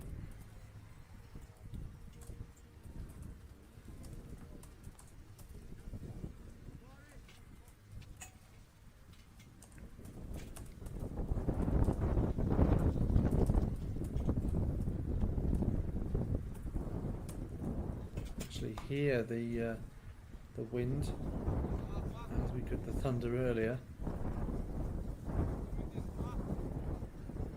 Juan Jimenez almost looks like the hammer is keeping him down on the ground. Do you know, I mean, I say this tongue in cheek, but I was watching a hammer competition with someone who'd never watched hammer before, and they asked me this question: what happens if they don't let go? Do they end up flying off with the hammer? I think if that was a way for humans to fly, then we would have known that by now. I think that's a fair assessment. I mean, the hammer is senior hammer is 7.26 kilograms. If you think about it, it doesn't quite work like that. I mean, I think that's more for the cartoon, shall we say? Oh, when Bugs Bunny or Daffy good. Duck throws the hammer. Yes, well, I don't know many cartoons that feature throwing events. Yes. I think they did one once upon a time, a few years ago. I think it was something like Daffy Duck who ended up doing the Olympic Decathlon. events. Yeah, that'd be good. Daffy Duck's Not Decathlon. least alliterative. It's almost a good video game, isn't it? I guess so. Yeah. If you like to do that. Oh well, we've got a bit of an update now on the results. The results have just come through, and we were looking at Alain Relian's 6th round throw, keeping our fingers crossed that he might have actually improved his personal best. No, not quite, 61.69, and so his best still remains 62.28. Still looking at Juan Jimenez, just waiting for him to go into the throwing circle. Yes, he's itching to get in there, isn't he? But Relian, he gave that throw a personal best. Sorry, he gave that throw a round of applause, suggesting it might have been a PB, as you say, but it only accentuates the suggestion that he's conducted himself very well Yes. through the competition, to applaud even a non-improvement. Well, I don't think you can complain. You come to an early season competition and improve your personal best. And the second personal best we've seen today, Obst in the women's B final, the Norwegian, improving her personal best by 32 centimetres. So, inevitably at this competition, we do find a few people who've wintered well, got their training in, improved their technique and come out. And even in, I think it's fair to say, challenging conditions, you can see the wind ripping through the side of the officials' tent there. Yeah, and well, it's picked up the wind. Earlier it was wet, but there was no wind. Now that it's dry, but there's plenty of wind. And I think it's the wind that's actually drying out the track and the throwing circle as well. So, as I say, challenging competition, challenging conditions for everybody in this competition, but nevertheless some good performances coming out. And as we're waiting for Jimenez to go into the circle, just to remind you, David Pilat, second 12 months ago here, behind Mikhailo Kokan, in first place at the moment with 71.52. And the leading thrower is still to come in this 6th and final round. yes, it seemed to be that the gazebo was so threatened by wind that they were actually tying bags to the roof of it, or the sides of it, in order to add extra weight potentially. Well, of course, you could just weigh them down with a couple of spare hammers, I guess. Yeah. No, you don't. No. Don't think so. No? Possibly a health and safety issue there. Yeah, in case they end up swinging about. Oh, I'm sure. But yeah, useful paperweights for other Nevertheless, occasions. maybe you can get a hammer like one of those snow globes. You can get a hammer with a little like Leiria castle in with a snow. Oh, that's nice. Yeah, Yeah, that'd be good, wouldn't it? Or Yeah, maybe a and shot, a picture shot of- would be more appropriate. I guess so. Yeah. Something and, to and put a, on your and table. a picture of Wojciech Nowicki or something like that. Probably make them in Poland if they're going to make them anywhere. Probably be that. Absolutely. Yeah. There is snow there too, so.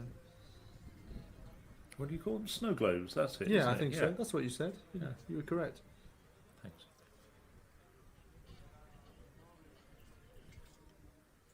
Well,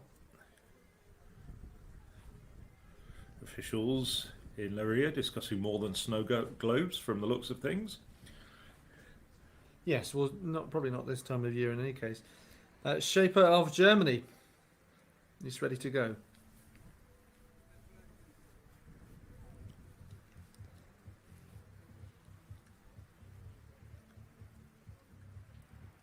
Well, that personal best from Alain Relian in round number 5 pushed him down a place. This is his attempt to respond. Hammer sails down the sector, but it's a red flag.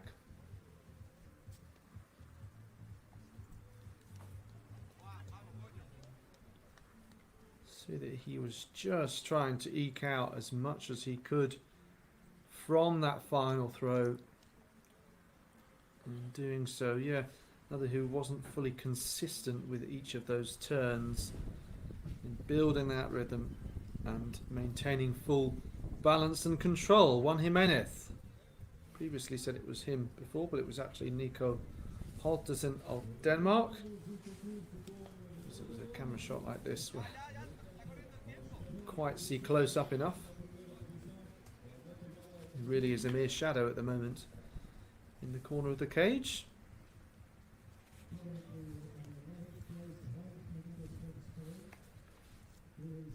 I often do find it quite amusing seeing the athletes sort of drag the hammer along the ground into the circle as though the hammer doesn't want to go in. I don't want to go in. No, don't throw me about. So winding his way through and just stays clear of the edge of the cage. So looks to be 60 meters. Obviously, Tzengko continuing his consistency so far as 6 valid attempts are concerned. So Jimenez would become only the second athlete to do that, and I think everyone else has fouled at some stage indeed. 62.30.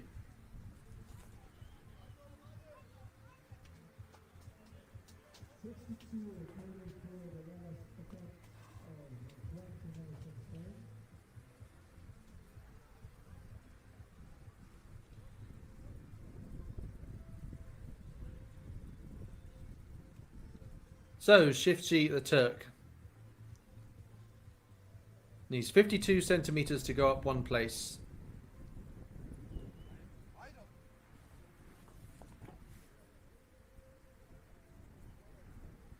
(66.96), his recent personal best. So you can see different angle there to his rotation, but yeah, still fairly effective.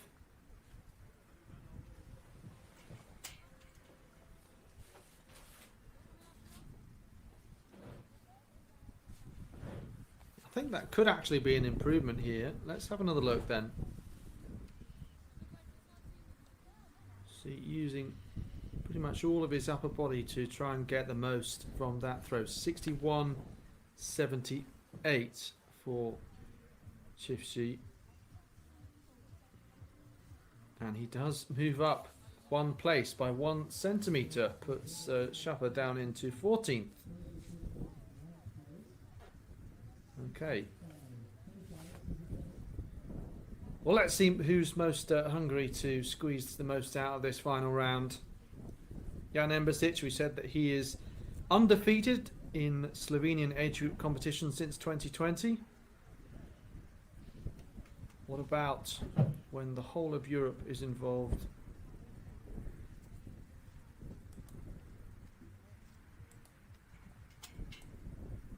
So he needs 79 centimeters to go up a place and into the top 8, just right of sector there. I think that's the 60-meter line just to the right there. Still had a decent series otherwise. 61.51. So home and dry, chance to pack away.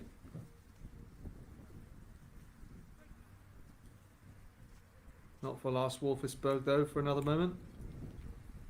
6th round go. 10th place. Needs 6 centimeters to improve positionally. Well, immediately looked disappointed.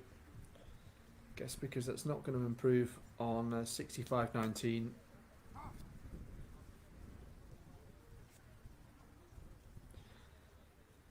But athletes will come into this event with different aims, really, and ultimately it's just to put a good showing. Particularly if you've already set a personal best this year, you'll want to try and come to Leiria and be motivated by the strength of competition to do even better.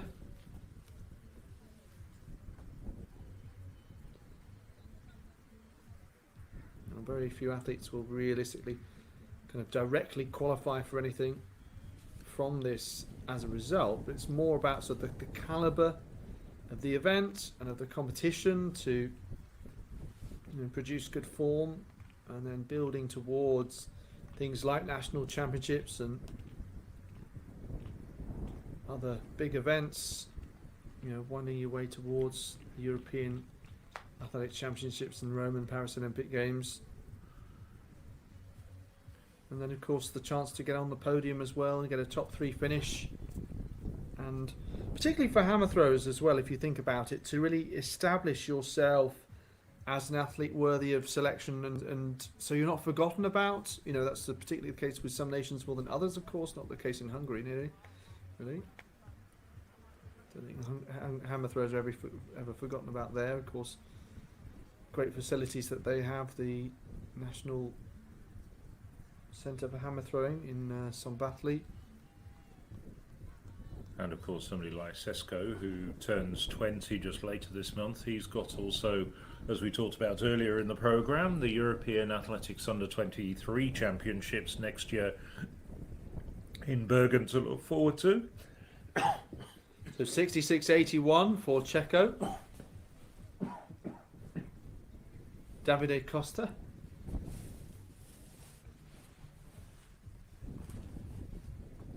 $66.32 so far. Let's out a big roar. Let's have a look here, and that is pretty good. Close to 70 meters.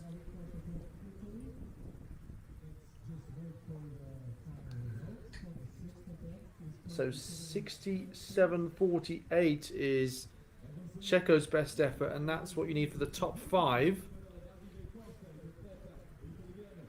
Of course, federations do set targets as well to try and get into top 8 and higher. So 66.86 Costa.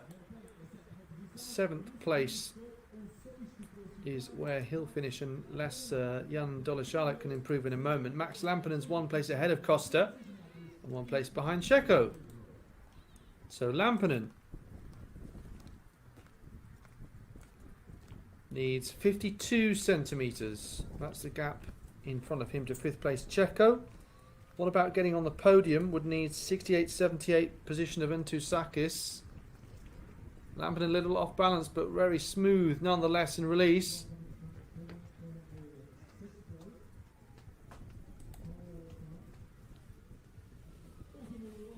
Well, that to me is quite similar to the last 2 throws that have been measured. 66.81, 66.86.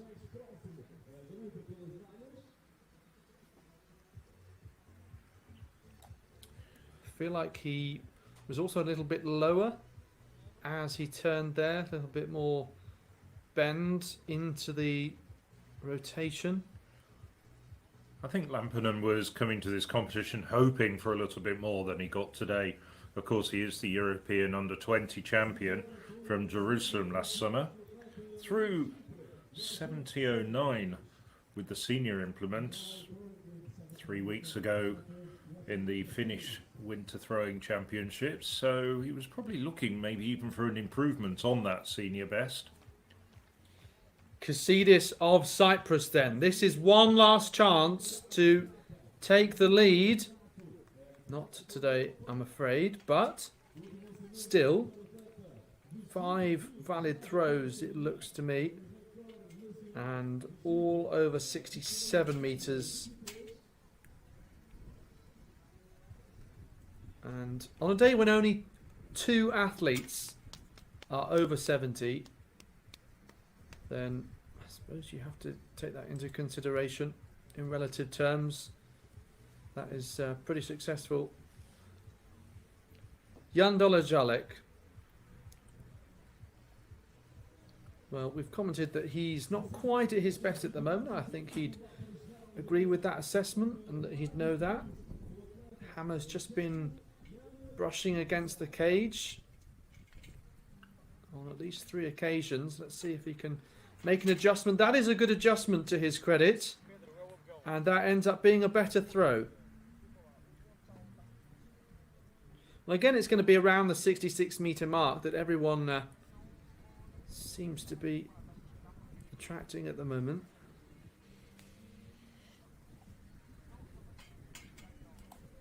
Dolezhalik, nice and high initially. Powerful swing. 66.18. Slight improvement.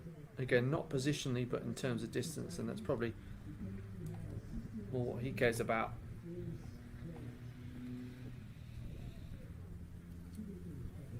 Ultimately, between the end of the third round and the end of the sixth round, he's improved by 5.5 meters, and that's pretty decent. Untusakis, one of 3 throwers left to have their final go. He has 68 meters, 78 centimeters, and he is 1 meter 85 off second place, and just under 3 meters off the lead of Pilat. Goes a little off to the left, but still with great velocity, and is unfortunately too far off to the left. Right, 2 throwers to go. In a minute, David Pilat will just try and add a little layer of gloss to what he will hope will be victory. Valentin Andreev, 68.58 so far, so only needs 20 centimeters to move up into the top 3. That would be a big aim, surely. 72.62 recently, so he is capable, though, of going right to the top of the standings. Here is the Bulgarian. Yes, perhaps I shouldn't have talked that up too much. But you want to give it the full kind of adrenaline push, just in case it is a big moment. And ultimately, as we were saying, athletes do take a little bit more risks in the later rounds to try and pull everything out of the bag.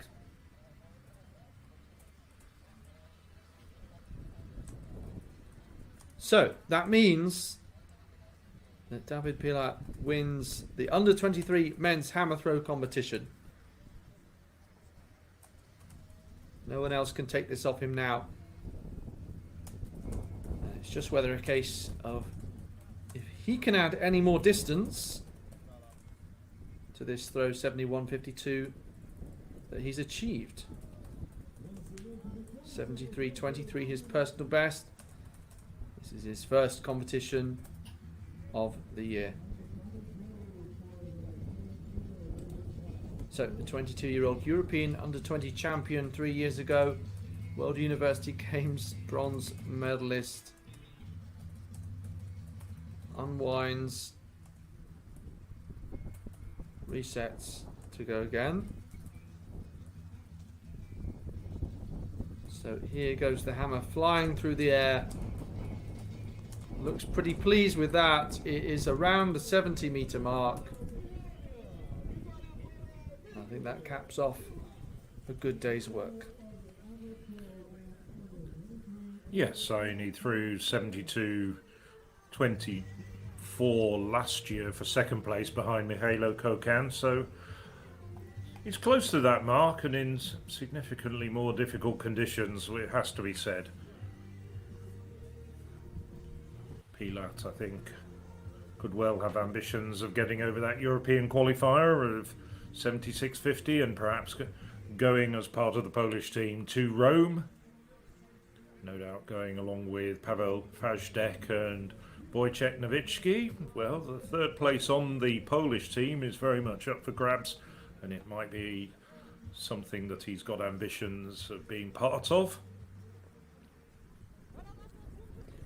Let's have a look at the full confirmed result then from that under-23 men's hammer competition. Pilat, Kasidis and Dusakis, for a long time the top 3. They stayed in those positions despite a small gap from 3rd to 4th. And yes, mention all the way down there, Alexei Yatsenko did get 6 valid throws in. Just one of 2 athletes to do it, along with Juan Jimenez of Spain. So, after a long day's work, kick the shoes off, put something more comfortable on, and perhaps he'll go back to Poland. Maybe he's got other plans. Maybe some athletes will do warm weather camp after this competition, if they haven't before.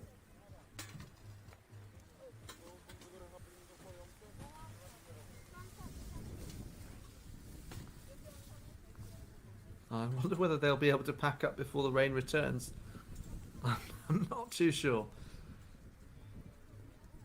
Well, I do know they're not very far from their hotel, although they'll probably want to hang around and perhaps watch the senior men's hammer and some, in many cases, some of their compatriots in action a little bit later on in this European Throwing Cup, coming to you from Leiria in Portugal. And we're over on the west side of the centre of Portugal, not that far from the Atlantic coast. Of course, Leiria was first established as a town, did you know, in the 12th century, and the old Portuguese history books have it as a resting place for warriors, so I read. You can see the warriors of the Hammer Circle, at least in the under 23 ranks, packing away the tools of their trade. I'm sure they'll be unpacked again very shortly in domestic competitions, and then of course we get into the summer and slightly warmer competitions, no doubt at all. It's been about 8 or 9 degrees on this rather chilly morning in Leiria. Now we're going to switch over to the Municipal Stadium, because very shortly the women's A final in the Javelin gets underway, and this really is one of the highlights of these 2 days of competition here in Leiria. We've got the last 2 European champions in this discipline, Elina Tzengko of Greece, who won as a teenager back in 2022, youngest ever winner of the women's javelin, and then the woman she succeeded, Kristin Husong of Germany, who was the 2018 winner. Well, we've also got, and I'm sure we'll get a full run-up very shortly, a really strong competition in terms of depth.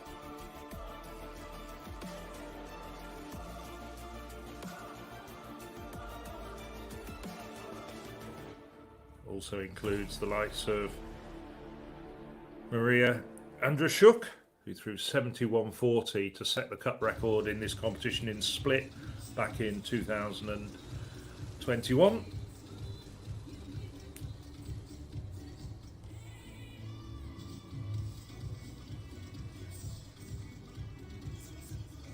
Here we are back in the Leiria Municipal Stadium, or the Dr. Magalhães Pessoa Stadium, to give it its proper name. Well, it's about 10 degrees. Well, it's a touch warmer in the stadium, only just because it's a little bit more sheltered. But just look at those black skies still overhead. Well, we've dodged the rain as far as the javelin competitors are concerned. We had the B final earlier on, which was won by Marie-Thérèse Obst with fantastic performance and a personal best, and theoretically at this very early stage in the season a European leading mark of 61.69. Well, I think we'll see quite a few of the women throwing better than that. So here's the introduction of the women in this competition. So leading the way, it is indeed Maria Andrejczyk of Poland. Her debut, you can see all the way down the list. Last year, Sigrid Bård, the Norwegian, second on the world list last year. Disappointed when it got to the World Championships in Budapest, didn't get out of qualifying. She'll want to redeem herself as well here.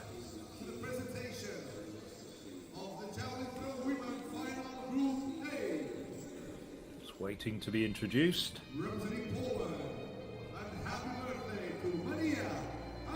And a big smile from Maria Andrejczyk.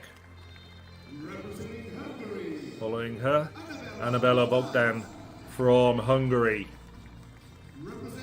Number 2 pole, Marcelina Vitek Konofal.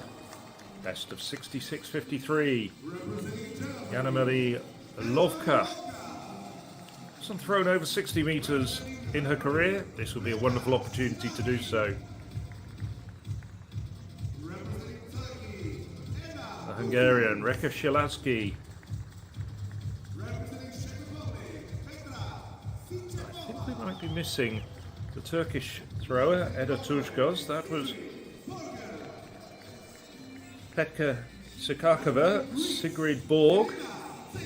And then the two remaining throwers, Elina Tzengko, the reigning European champion, and the woman who finished third in that competition, Adriana Vilagos. Vilagos still eligible to compete in the under-23 competition.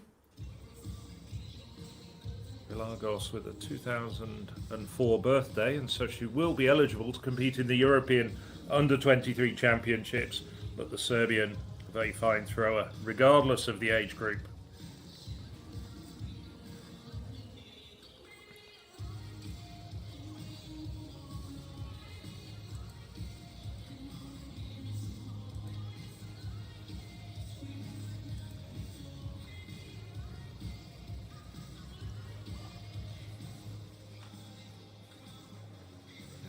See, nice wide shot. This very colourful, picturesque stadium in the middle of Leiria. Been there a few times myself.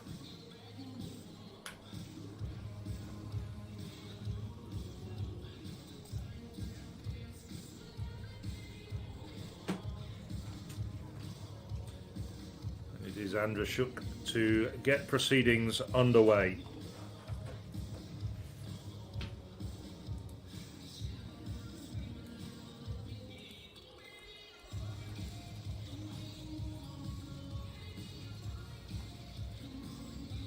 Seems to be enjoying herself, been looking at what she's been posting on Instagram.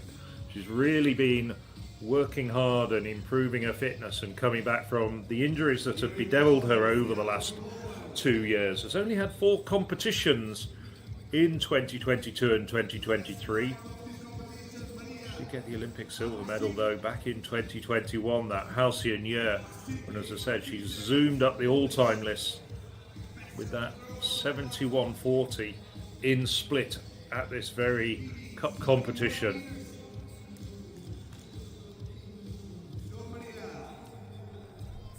Just getting herself ready.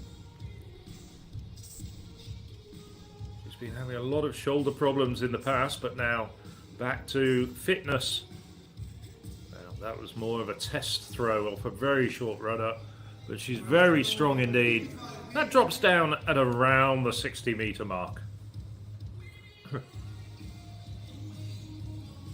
But all of these throwers know that they've got a full complement of 6 throws.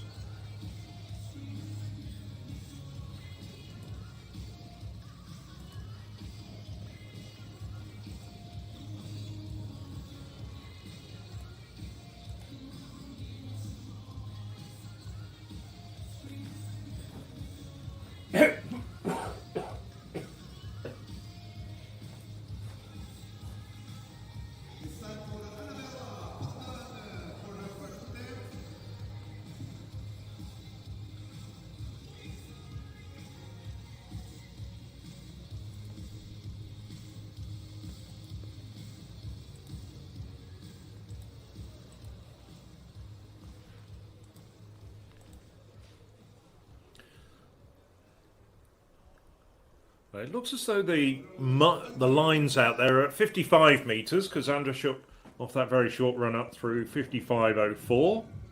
Annabella Boldan. So those lines, yes, they have got the markers out. 55 metres. Boldan just, her spear just dropping down, probably at about 53 metres. The Hungarian.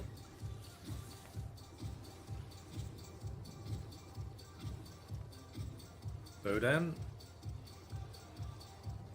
twice Hungarian champion in this discipline back in 2017 and 2014. Best throw came last year, 61.09 the Hungarian.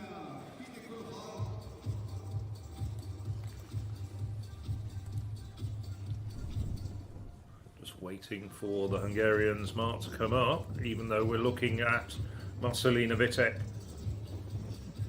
On a foul.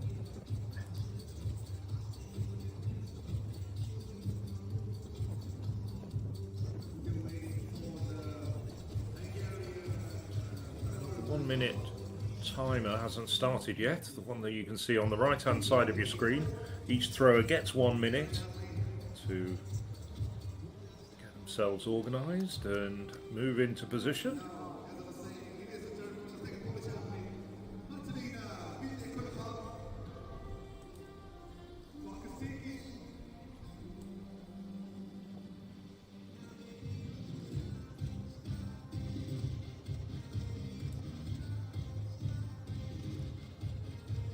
Now the pole's ready.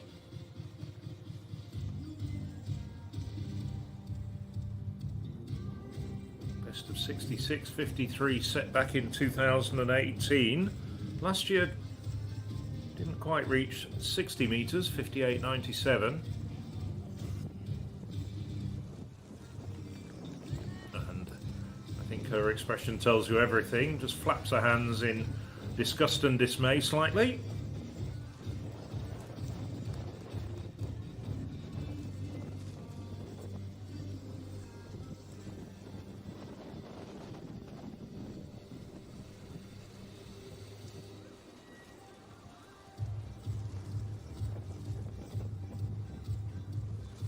So now it's Maria Andrejczyk.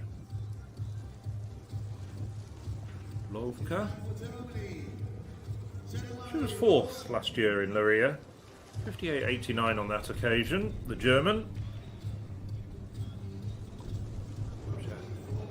Not that far away from a personal best either, 59.41 her best.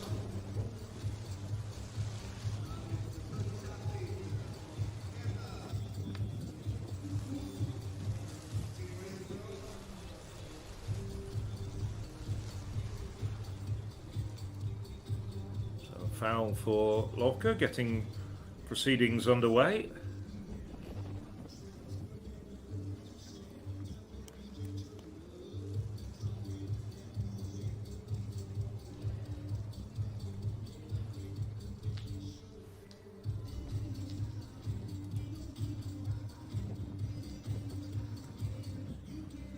So, Edith Tugsush, I'm not sure we saw her in the lineup. Anyway, there she is, she's throwing, that's for sure.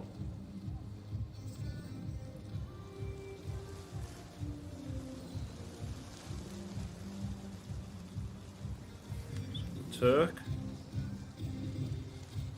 Olympic Games finalist in 2021, so World Championship finalist in the past.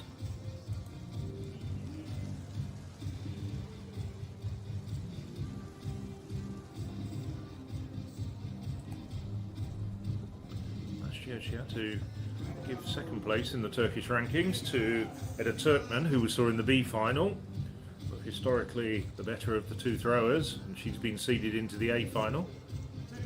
This is Petra Sikarkova.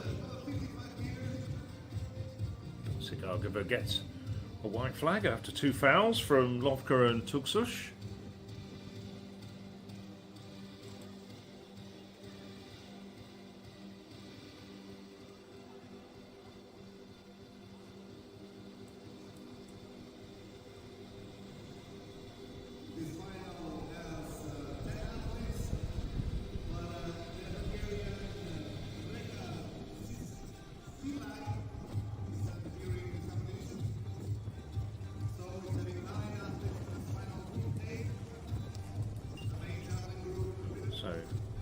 Sikarkova goes into the lead at this early stage of the competition with 56.17.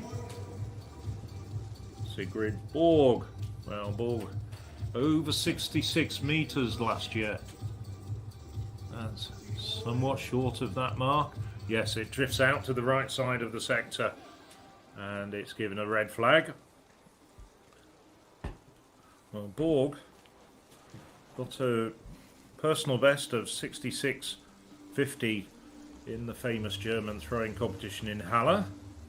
Had another of those for the Winter Throwing Championships just a couple of weeks ago when we saw some great javelin throwing from the young emerging German talent, Max Denning, who we're going to see in the men's under-23 javelin competition later on in this cup. The place to go for good javelin throwing.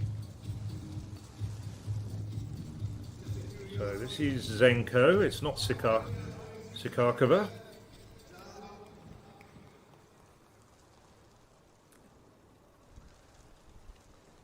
Tzengko.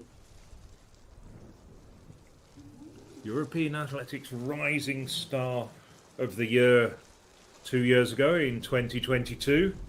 Helped without a doubt by that win in Munich. Last year struggled a bit after the Cup. She won in the Cup last year with just over 63 metres, but didn't improve through the rest of the season. But she takes the lead now with 56.79. So the very talented young Serbian Adriana Vilagos.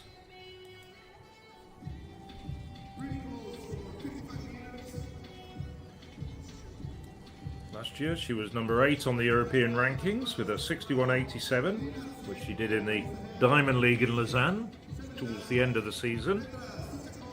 Finished third in this competition last year. It's her debut for 2024.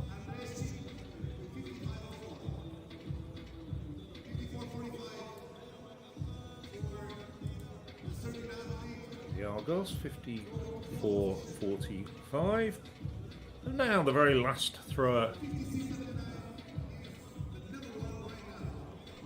It does look as though Reka Zilashki, the Hungarian, doesn't start. Maybe that was where there was the confusion.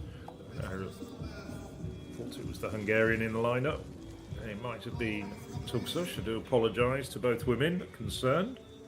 So we're down to just 9 women in this competition, and we start with Maria Andrejczyk. Andrejczyk seems to be, this is her first competition of 2024, and she's definitely coming off a much shorter run-up than she usually does. Perhaps just nursing her way back into competition. Only competition she had last year was one very early season competition. As I say, she's had a lot of shoulder problems over the course of the last 2 years, multiple operations, but coming back, and of course very fine thrower, Olympic silver medalist at her best.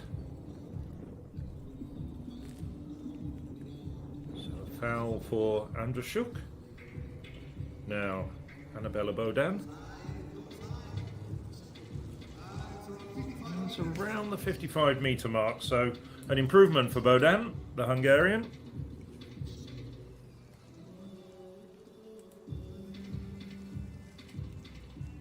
See a repeat of that throw. Plenty more to spare, I think. Released well short of the line last year through 61.09. One outing already this year, 58.82 Bodan. Throw came down at 55.26. So, Marcelina Vitek Konofal, 52.29 in the first round.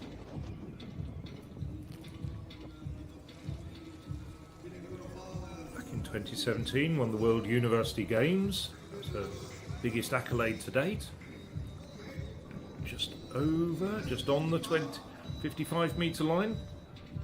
Gets a white flag. So nobody even close to the 60-metre line so far. All the women so far pretty tightly grouped together. So eventually given us a foul for Marcelina Vitek Konofal. I think she must have gone over the line at some point.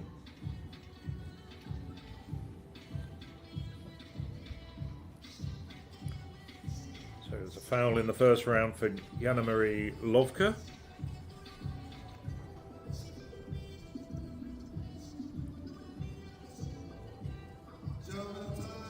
We were expecting to see Kristin Hussong, but she's obviously a late withdrawal from this competition, sadly.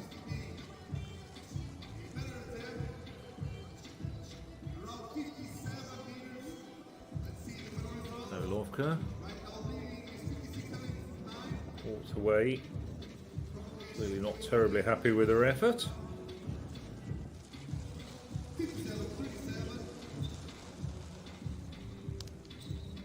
Having said that, it did go out to 57.37. She looked very nonplussed or non-committal. I would have been quite happy with that one, bearing in mind that it's about 2 meters shy of her best. Now, Elina Tzengko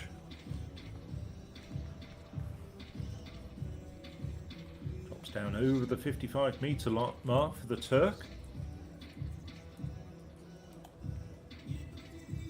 This is her season's opener for 2024.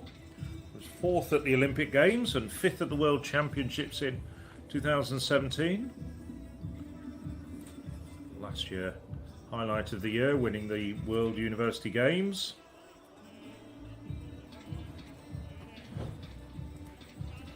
Tzengko takes the lead with 58.15.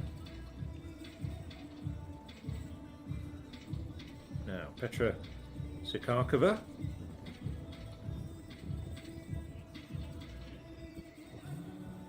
Czech had 56.17 in the first round.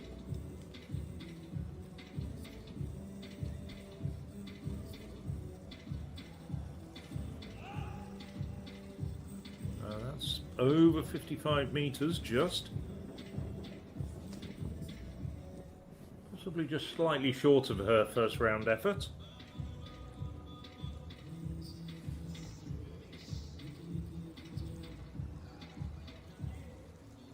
Sikakova, still 20 years of age, so opted to compete in this competition rather than the under-23 competition.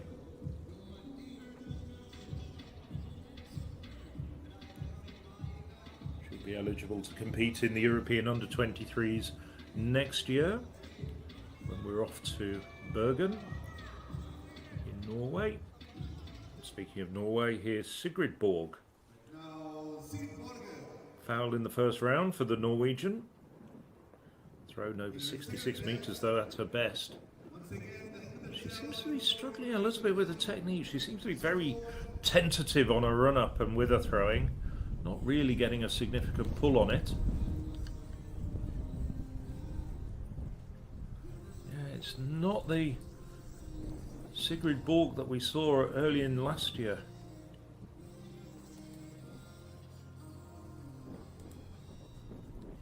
Borg once again gets another foul. Elina Tzengko.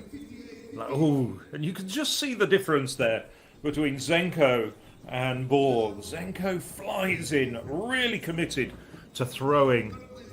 Gets a red flag, she just can't quite contain her technique and goes over the line. Here you can see it, just stumbles a little bit. I think she might have just taken a deliberate mark. But just the whole different air and approach of Tzengko.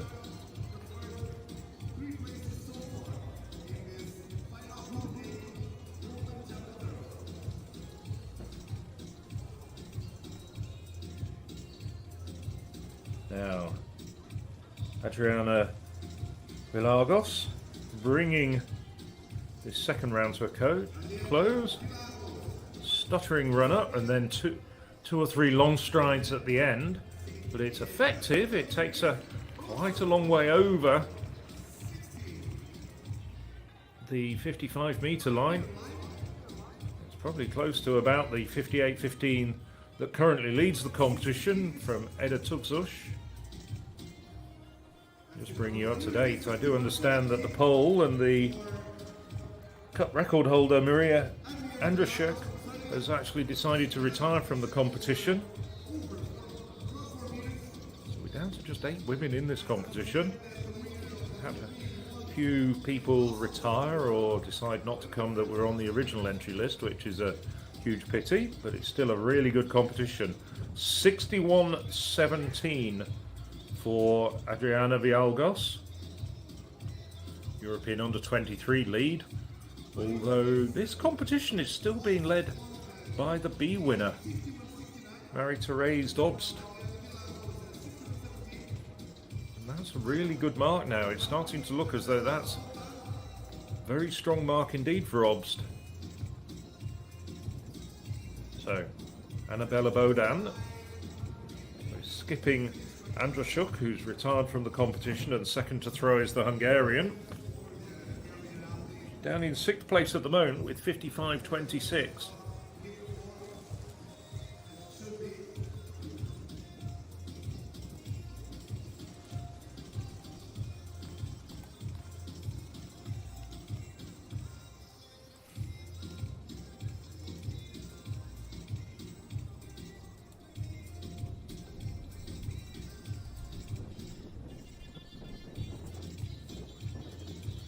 Foul for Bodan, the Hungarian. We've lost one pole, but we've still got Marcelina Vitek-Konafal. 52.29, followed by a foul for the pole. The foul certainly can improve. It looked very good, and then she sort of like just threw it a little bit like a dart, didn't she? Run up looked good, and then she was very tentative with the throwing arm. I say that, I could throw a 600-gram javelin over 50 metres. Yes, but there wasn't a real transfer of energy that you sometimes see. That was the phrase I was grasping for, transfer of energy. Thank you, Alex. That's actually No, very but well I put. like the way that you brought you brought it into common language. Did I say that right? I'm going to write that down, transfer of energy. I think that's very good. Thank you. I like it when I'm working alongside such an educated and erudite commentator as Alex Hector. Nevertheless, Marcelina Vitek, despite us unpacking that throw, went over 60 metres with 60.08. Now, Jana Marie Lovka, 57.37 in the previous round.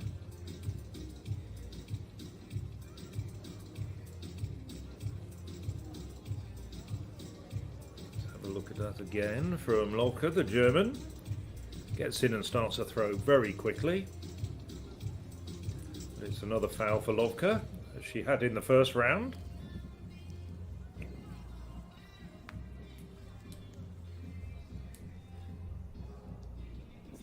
So, Eda Tugzus led briefly in this competition with that 58.15 before being overtaken by the Serbian Vilagos.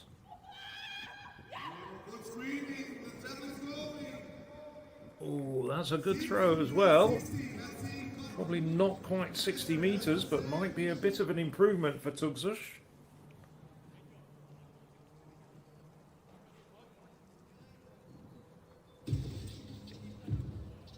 Will it go further than the 58.15 of the last round?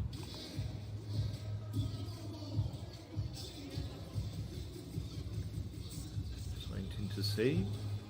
Well, no little robot car this time. The javelin's being carried back by the volunteers. So a shout out for the officials and the volunteers who are giving up their time to make this European Throwing Cup such a success. It was an improvement for Tugzus, 59.74, as we now look at Petra Sikarkova. Once again around the 55 metre mark. Best of 56.17 in the first round for Sikarkova,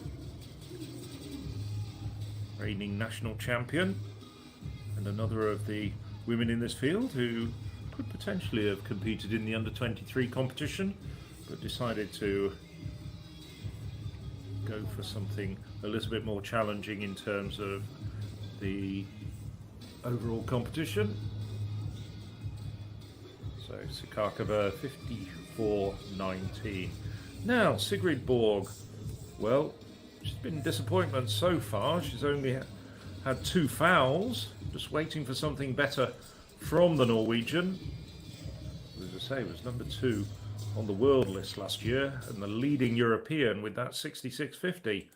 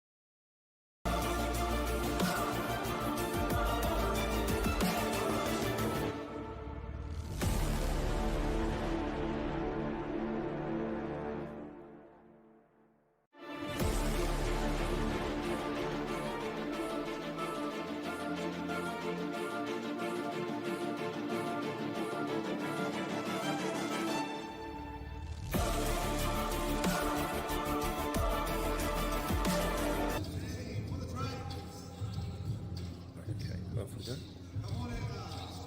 And so we're back in Leiria. We do apologise for the slight technical hiccups. This is Eda Tugzush. Just to bring you back up to date though, you didn't miss any of the action, and the competition's still being led by Adriana Vilagos at 61.17. So Tugzush, midway through the 4th round. Drops down at around the 55-metre mark, so it's not going to be an improvement for the Turk. She still has 59.74 to her name. And indeed, I do see on our commentary screen that it's going to be given as a foul. There you go. We're just getting the information a fraction quicker than you are at home. I think she must have stepped over the line. So, this is Petra Sikakova. 56.17. No, that's well short of that mark, well short of the 55-metre line.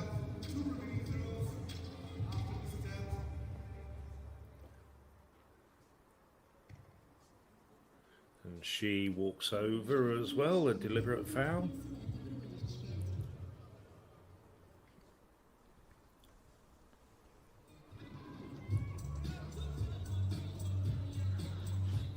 I'm just wondering, Alex, I mean, of course, I mean, the whole issue of the long jump being taken off, the idea floated that you can take it off anywhere.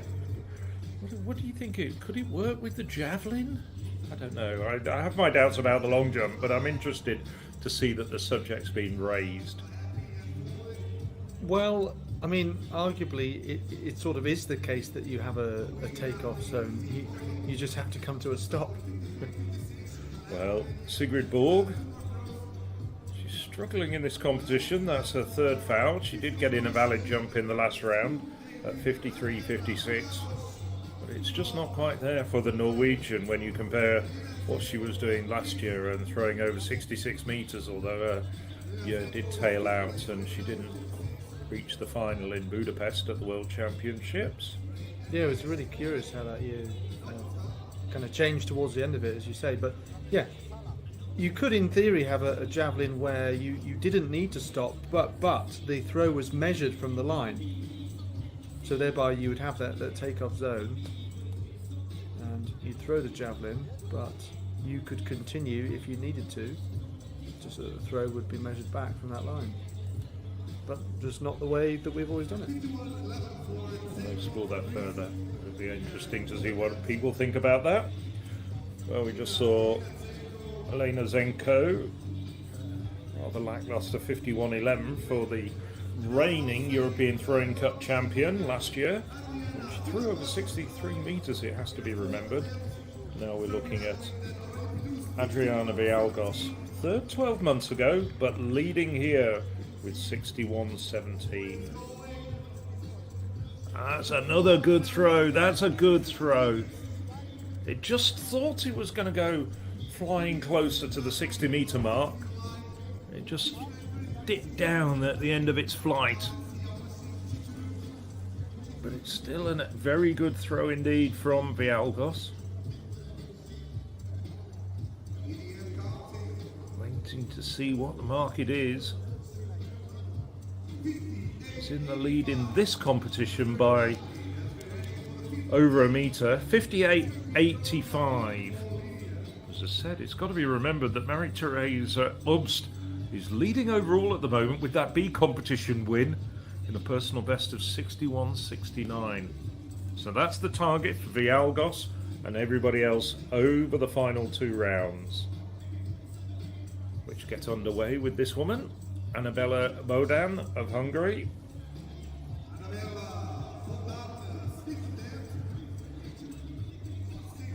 Well, Bodan has a personal best set last year of 61.09. That drops down at just over the 55-metre mark. It might be a slight improvement. She's got a best of 55.26 from the 2nd round.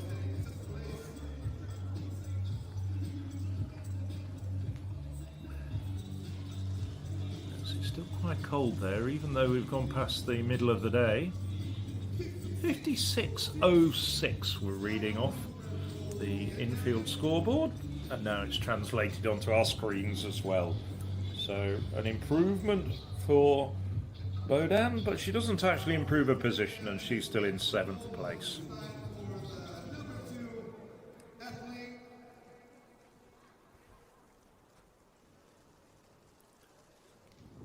So Marcelina Vitek-Konopal, second at the moment with 60.08.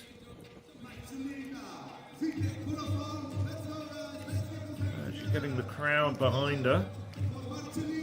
Has to be said, there's not a large number of spectators, but those that are there are definitely rhythmically clapping and supporting the pole.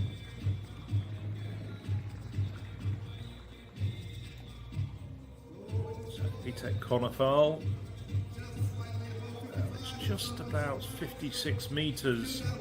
Wondering whether she's going to have that measured. It's going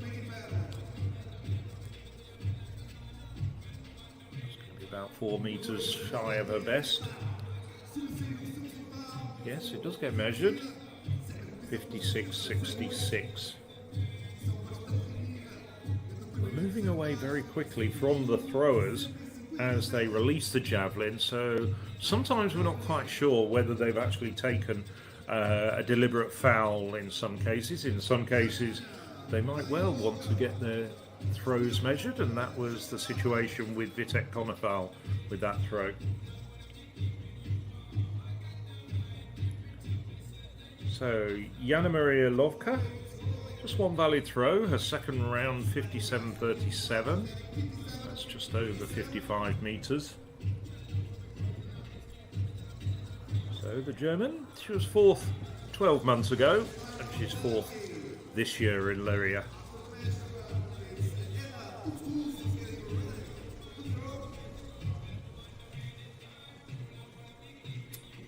$56.31 for Lovka.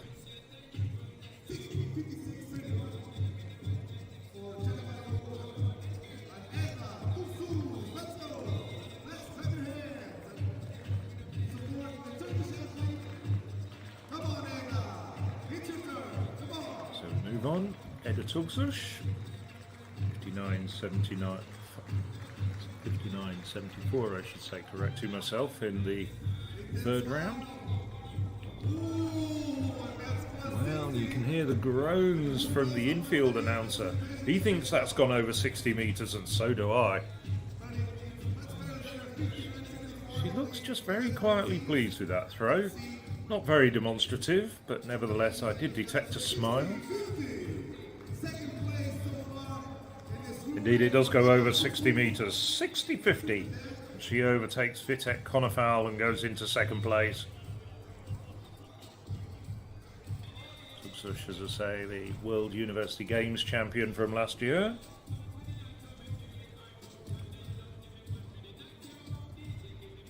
Petra Sikarkova. Check throw.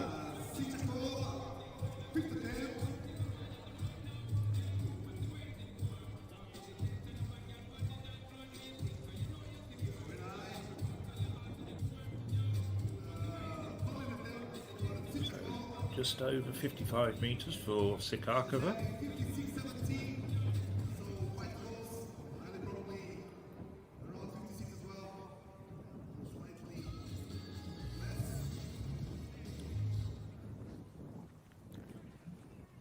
$55.86, so just 31 centimeters down on her best in this competition, which came in the 1st round. Sigrid Borg. Just one valid throw for the Norwegian, 53.56. She looked as though she's been struggling, not physically, just for confidence, I think. Just hasn't really been committed, and her run-up is very slow and rather pedestrian. Nevertheless, she's got a long pull on that javelin.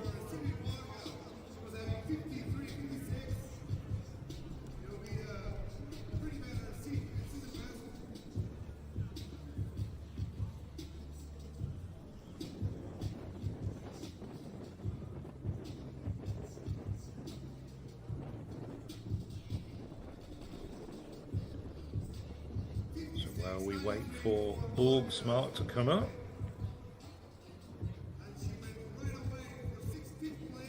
It's Elina Tzengko. Well, Borg got 56.93, which moves her up into 5th place. Leapsfrog quite a number of competitors.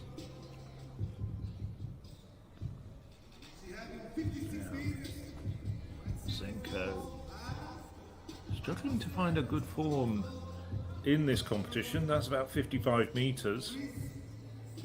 He's got a good record in this competition, including winning last year.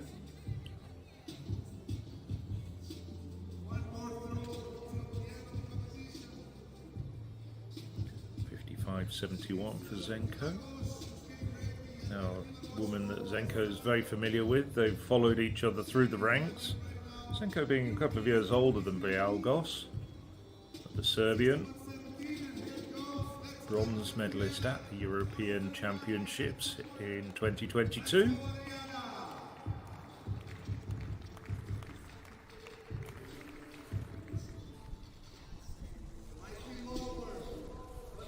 I've said a couple of times she was a bronze medalist. I've just looked at my notes. She indeed did finish second, the silver medalist in Munich. Yeah, it was Barbara Svitakova who was the bronze medalist. But I just think that these two are probably going to end up being rivals throughout their whole career, which would be something quite special to see. I mean, who knows? Obviously, yeah, both on the podium in Munich. I think at the under 20 and under 23s, though, they were at separate levels, weren't they? Mm-hmm. Yeah.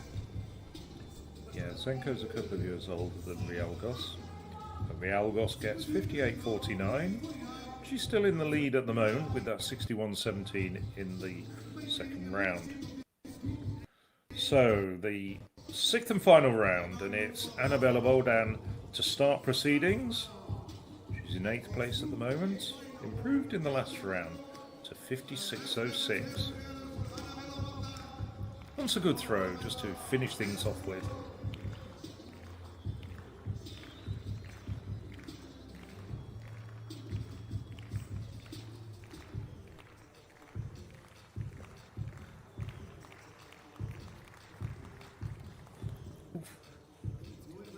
Really, she put everything into that. It doesn't quite all hold together technically though. Comes down shy of the 55-metre line. She's got a lot more in the run-up, I think. You know, she takes off. I say takes off, but releases the javelin quite a long way before the line. See a variety of different styles in action in the javelin. That was 48.71. So Bodan, no improvement, and she stays in 8th place for the Hungarian.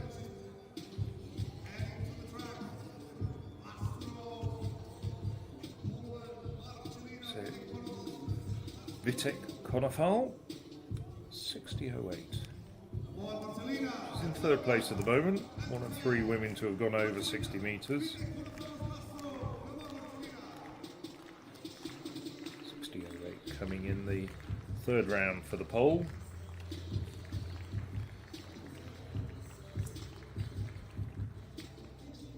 Well, she put a lot of effort into that, but it just drops down at around 50 metres.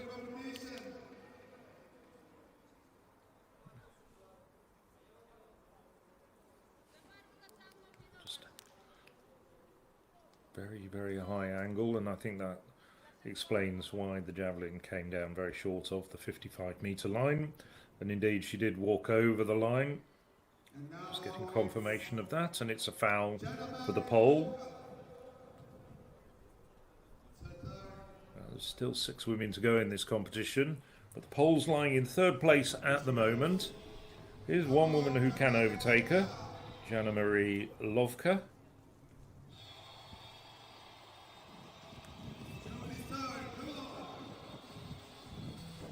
Over the years, the Germans have produced some great women javelin throwers. You'd think of the likes of Christina Oberfall and also the 2018 European champion who should have been here, Christine Husson.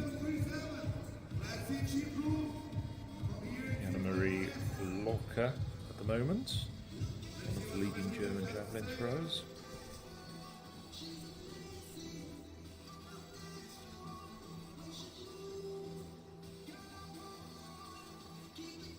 So 58.68.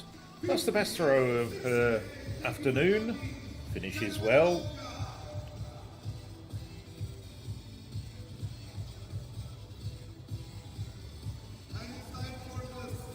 So, Edda Tugsush, second after her last round throw, 60-50. Did lead in the early stage of the competition with one of her earlier throws.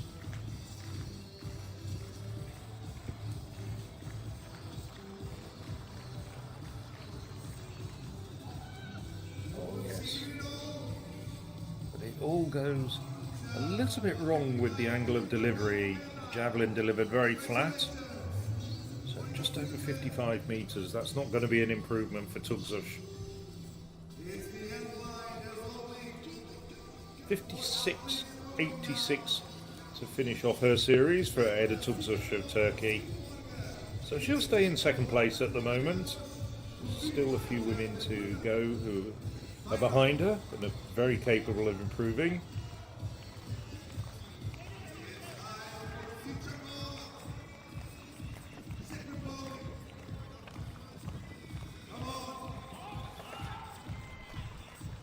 Tugsush looking around, trying to find her kit as we look at Petra Sikarkova, Czech thrower. That's a decent throw from the Czech. Has a best of 56.17, and that might be just a very slight improvement on that mark, which came in the first round. She needs to improve to 56.79 to overtake Elina Tzengko of Greece. But Zenko's still to come. She'll be up in 2 throws' time. Well, it's even better than I thought. I thought it was about 57 meters. It's 58.63. That takes her up 2 places. And it leapfrogs her ahead of this woman, Sigrid Borg.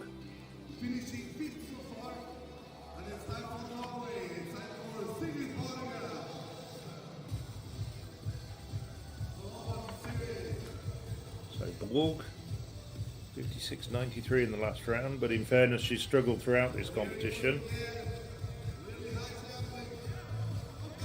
That's right on the 55 metre line. Gets a white flag though.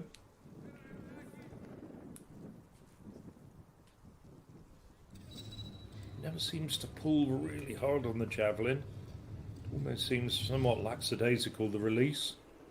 I'm sure it doesn't really appear like that when you replay it and a coach is looking at it. Now,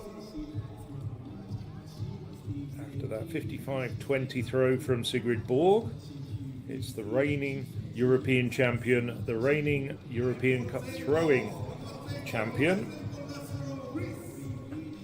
Elina Tzengko of Greece. She's very quick on the run-up, good release.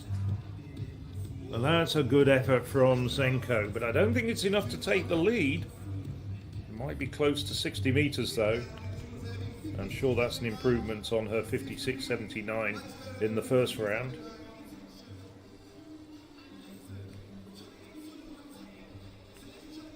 Yep, Zelenko gets 57.79. That takes her up a place into 6th place. But overall, I'd say a rather disappointing competition from Tzengko.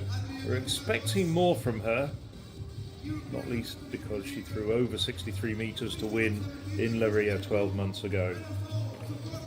So here's the woman who knows that she's winning this competition, but she needs to throw just a little bit further to take the plaudits overall. Still married to raised Obst with that 61.69, and I don't think that's going to beat Obst, who threw that in what was ostensibly the B final. Reminds me of the European Team Championships from last year. We had, I think, 2 events where that was the case. Certainly the women's 4x4 relay, I seem to think. you could be right. B-final yeah. was better, and I'm just trying to remember, I think it might have been the men's 800 metres, because you're kind of looking around and you're thinking, oh, Natalia Kazmarek, incredible, but it's slower than the B. Yes, yeah, I think you're right there. I remember a couple of B finals in the European Team Championships. Slightly rarer in the European Throwing Cup, but there we have it. With that last round throw of 57.09, known improvement for Adriana Vilagos, 61.17. But when we get to the medal ceremony, it'll be the Norwegian anthem that's played, because Marie-Therese Obst with that 61.69 in the B final will stand on top of the podium a little bit later on. Vilagos will take second place in that competition, and Eda Tuksush of Turkey will be in third place. As we switch back to the National Throwing Centre in Leiria. Absolutely. So this is the men's senior B final for the hammer. And if you're looking at the schedule on the European Athletics website, there was let's say about an hour and a half, hour and 25 minutes delay compared to when this was going to be. That's due to repairs carried out on the hammer cage. So we get going right now. And, well, actually, in fact, this is partway through the opening round, it looks like. Just as Javelin concludes, this got going a few minutes earlier. So, let's take a look. This looks to me like Adam Kelly of Estonia. Ooh, another just slipping there in the circle, which makes for anxious viewing. Adam Kelly, a former World Under-20 finalist. Don't need me to tell you that that name suggests that there is some sort of Anglophone roots. And, you know, I wouldn't normally mention this, but actually in his very social media bio, he does describe himself as an Estonian hammer thrower with a strong American accent. But these days he is a data scientist based in Tallinn, in fact, having studied previously at Princeton University in New Jersey. So, yeah, very proud of his Estonian roots too, and yeah, based in Tallinn, and it's a wonderful city, as you, Phil Mitchell, will very much attest to. And yeah, personal best 74.95. Let's have a look at his Estonian neighbour. This is Tuomas Sepponen, 37-year-old, 76.20 personal best, and he has to just reset here with the hammer, which is almost as difficult as actually throwing it correctly. So establishing control and momentum. Great feet movement. Winds its way out to almost 70 metres. So of course we saw the under-23 men's event earlier, and this is the senior B final. Under-23 event won by David Pilat of Poland. He was the only athlete over 71 metres. Just under a metre ahead of Joseph Kasidis of Cyprus, with Orestes and Tousakis of Greece on 68.78 behind them. So that was the top three from earlier. As those measurements flap up, you can see that Jean-Baptiste Bruzel of France is ahead in round one here. 12 competitors, compared initially to 18, incidentally, this morning. So Jean-Baptiste Bruzel of France, results on the European Athletics website in full, but I'll give you the top three right now. 70.15 for Bruzel, then Halil Yilmaz of Turkey on 69.51, and then 2 meters back on 67.38 is Sepponen, by virtue of that throw we just saw. This is Matija Gregoric of Croatia. Great rotational acceleration there, keeping control, and I was going to say that's the best throw that we've seen of the day, but I'll stop myself in my tracks due to what appeared to be that red flag. Let's have another look. Really good to see relaxed shoulders, relatively passive head movement. I'm sure there'll be more to come from him in the second round. Likewise, I'm sure that it won't remain the case, but obviously just at the moment, as we have one more throw left in this first round, the under-23 mark is better than the seniors, although, as Phil was saying, in the past that has been the case at the end of the competition. But still, you know, Hammer really one of those complex technical events that you do master later in years, and so those heading, you know, closer and closer to 80 meters at senior level just becomes more and more likely. You can see by the white flag fluttering quite ferociously that it's pretty windy out there today. We had a few flash downpours during the under-23 competition earlier as we watch Özkan Baltaci of Turkey. He'll be on the lookout for some more safety pins momentarily. 72.43, and he shoots up that leaderboard there. So you're watching the European Throwing Cup from Leiria in Portugal. Always at this time of year, and quite often hosted in Leiria, of course, in Split 2021, I think it was, and various hosts before that. But this is the 10th anniversary of Leiria hosting the competition for the first time. Hammer, discus, javelin, shot put, men and women, senior and under 23. It's almost like Mikov was dancing there, possibly checking for any dampness on his shoes. It's a tap dance. I've certainly tried that move a couple of times. Mikov really pushing his way through the turns, and just off to the left, but looks to be, I think that is the 70-meter line. Graphic just obscuring that cone, but yes, it is.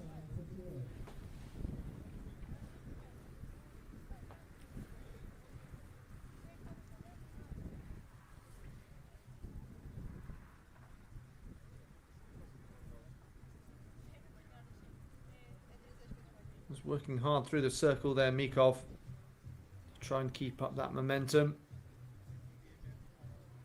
66 meters, 12 centimeters.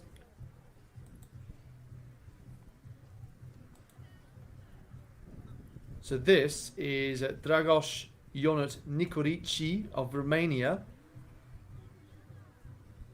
One of very few in this who have set a personal best this year. 70 meters, 11 for him. Red flag though for the Romanian.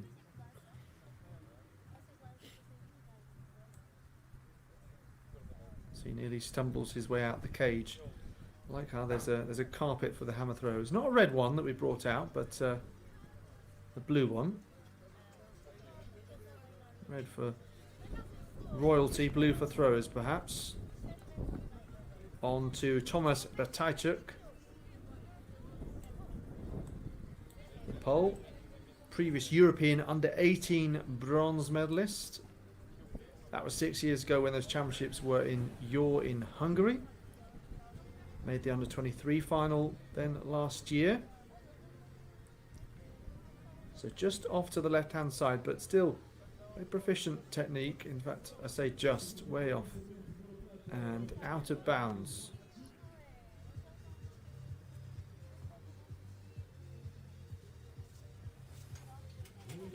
He looked pensively on to the sky there. Reminiscent of the style of Wojciech Nowicki. Just sitting ever so slightly into the throw as a tall athlete, a slightly lower centre of gravity, working the upper body hard, keeping the knees, hips pretty agile, moving the feet quickly all at the same time. Underappreciated multitasking.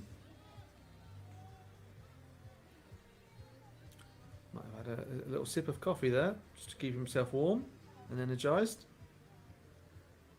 Alberto Gonzalez of Spain, we talked about him earlier. European Under-20 champion from Yevla 2019. And that occasion he'd beaten the favourite Bengi Halash fantastic personal best. There was that great image of him lying in the circle after the competition and just taking a moment to let it all sink in. So that goes out to around 66, 67.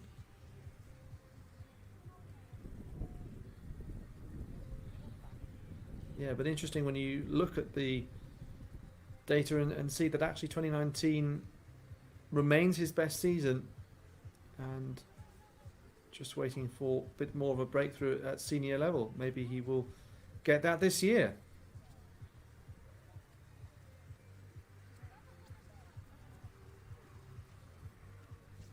So the 1, 2, 3, as things stand, we are, let's say, a third of the way into the second round. Özkan Baltachi leads with 72.43. Then Jean-Baptiste Bruzel of France, 70.15. And Halil Yilmaza, 69.51. So 2 Turks among the top trio.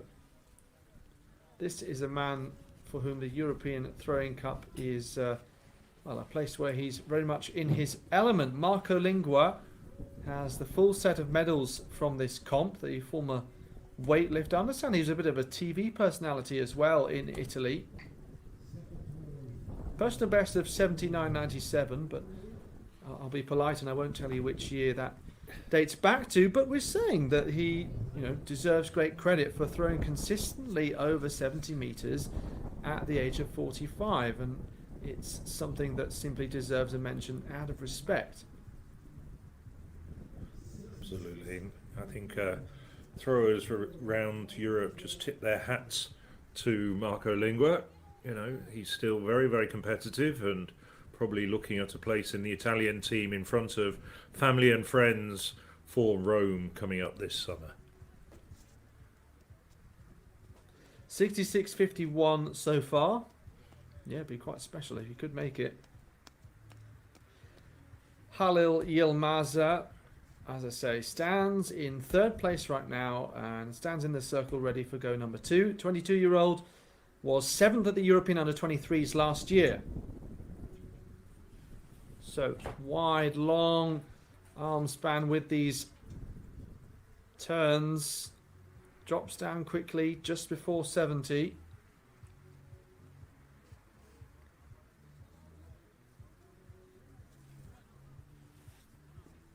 Yilmaza, maybe he can try and close that gap a little bit to Bruzel and Baltachi. There were 4 athletes who got a red flag in the first round. And so that's why we're seeing a top 8 there in that graphic. 67.83 for Yilmaza with the second attempt in Leiria. On home soil for Ruben Antunes. Marks his feet down carefully. Now starts to go through his motions. So another example there of a different angle of rotation. So different to that Wojciech Nowicki style, but still quite effective. Just kind of spreading the weight of the hammer. And still consistent as well through each turn. 70.27 for Antunes. So that puts the Portuguese into second place.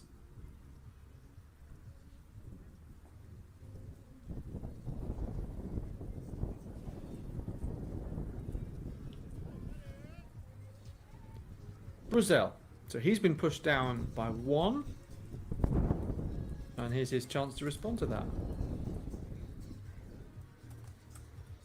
Made it look so effortless there. As it drops just inside of the sector, I think, around 67 meters.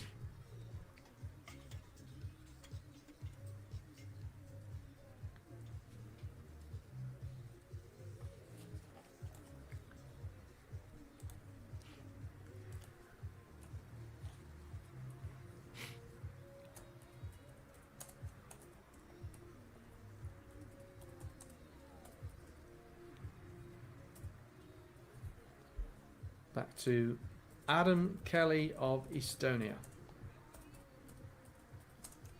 So, 74.95 personal best, 73.28 this year. I think I'm right in saying that the Estonian Railjan from the under-23s was the only athlete to set a PB, or at least one or two at maximum.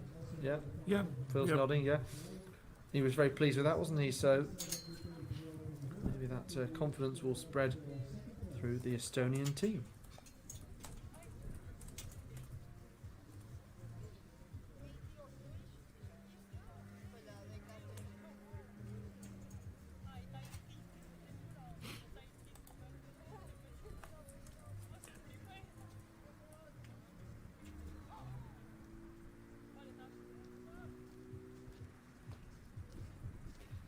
On to Tuomas Sepponen of Finland. 67.38 for him. Really good acceleration. And just smacks down on that 70-meter line. Maybe needs a little bit of adjustment there now. Still plenty of wind out there. Well, it's been a good few years for Finnish hammer throwing, particularly with Silja Kosonen on the women's side breaking through and trading national records with Krista Tervo. Max Lampinen then winning the European Under-20 title last year indeed. And yeah, we were commenting that Olli-Pekka Karjalainen still holds the European Under-23 record, but maybe didn't quite live up to his astonishing junior career once he reached senior level. David Soderberg representing Finland for many years, of course, retiring more recently. I think he's probably mid-40s now, but competed to similar age that Sepponen is currently, late 30s. Again, very common for hammer throwers in any case.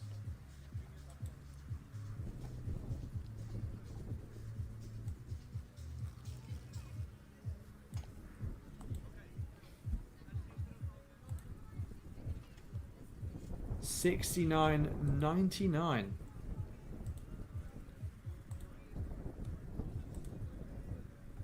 So Sepponen into fourth place, 16 centimeters off the proverbial podium, but obviously it's just the B final. This top three. So over to you, Matija Gregoric. Building up speed very gradually now, and quite dramatic acceleration. It's interesting there, the hammer you saw didn't quite reach the same height as some of the other throws, but travelled long across the ground, or closer to the ground.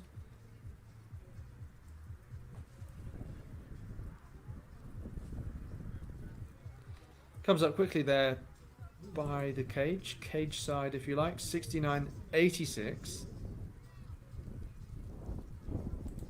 So he is now inside the top 5 out of 10 who've got a valid measurement in, and 12 total competitors here in Leiria as we watch on the men's Hammer B final of the European Throwing Cup 2024 at the National Throwing Centre here. Baltacci just had to look down and check his feet to make sure that they were where they needed to be, and that is a fantastic throw once again from our leader. 72.43 so far. There's certainly plenty of space, isn't there, beyond 70 metres. One of the benefits of having a proper throws facility where you don't have the confines of the track on the other side. It's like 70 metres and then however far you like beyond that. Just looking to see, is that rain that's coming down once again? Almost looks like a little bit thicker than rain. Might be coming down pretty heavy. I was almost going to say it was snow, but it was just just how it visually looks, like really thick droplets. Baltacci, in any case, as you will have seen, a nice round 73 metres exactly.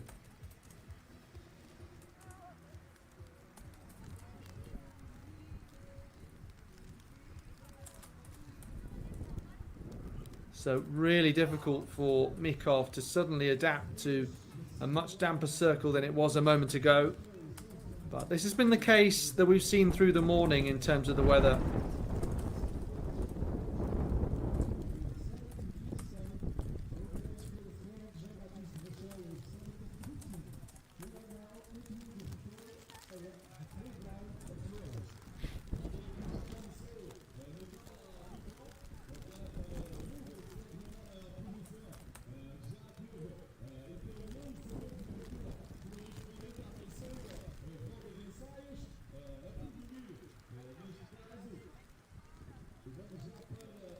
Yeah, well, it is a bit of a shame that the weather isn't a little better, but I mean, ultimately, it's not in the middle of the summer, is it?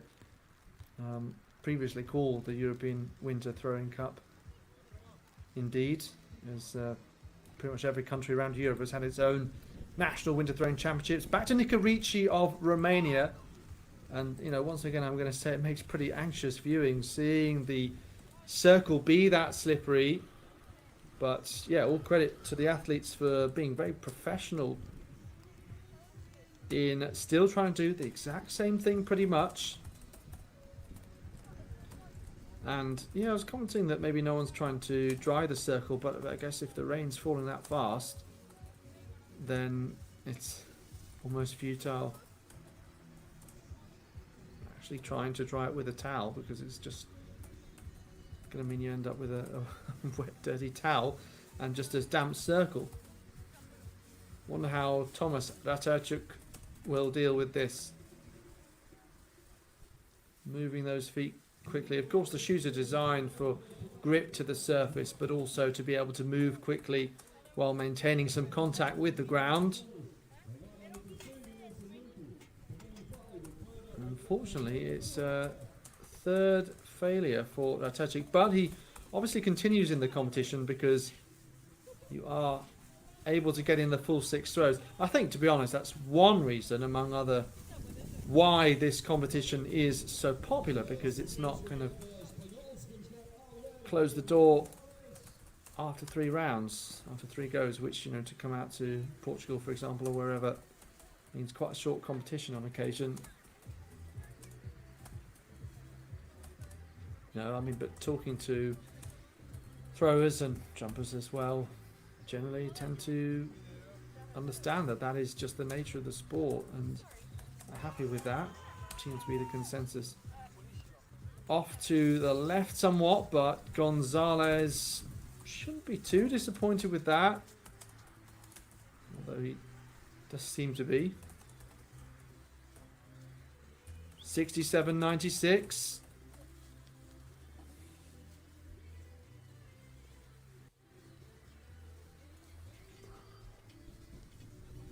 Back to Marco Lingua, who is in 8th place at this point with 10 athletes still with a valid measurement.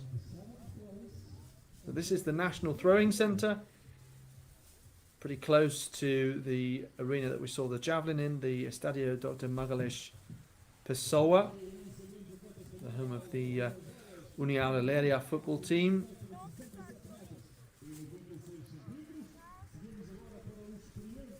And a great athletics facility. Track looked in pretty good condition as well.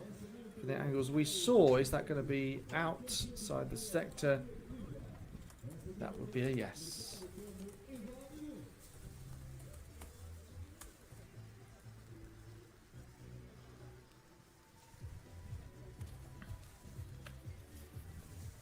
Something for the official to dig up, and seem to enjoy that. It's like picking treasure out the ground.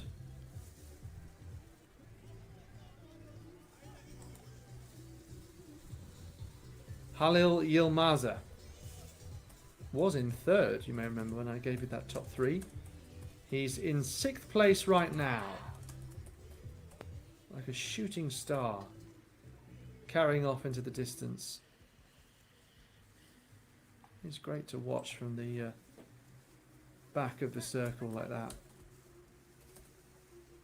He's scurrying out of the rain now. Even Turkey does get some rainfall, but much better with a coat on, I guess.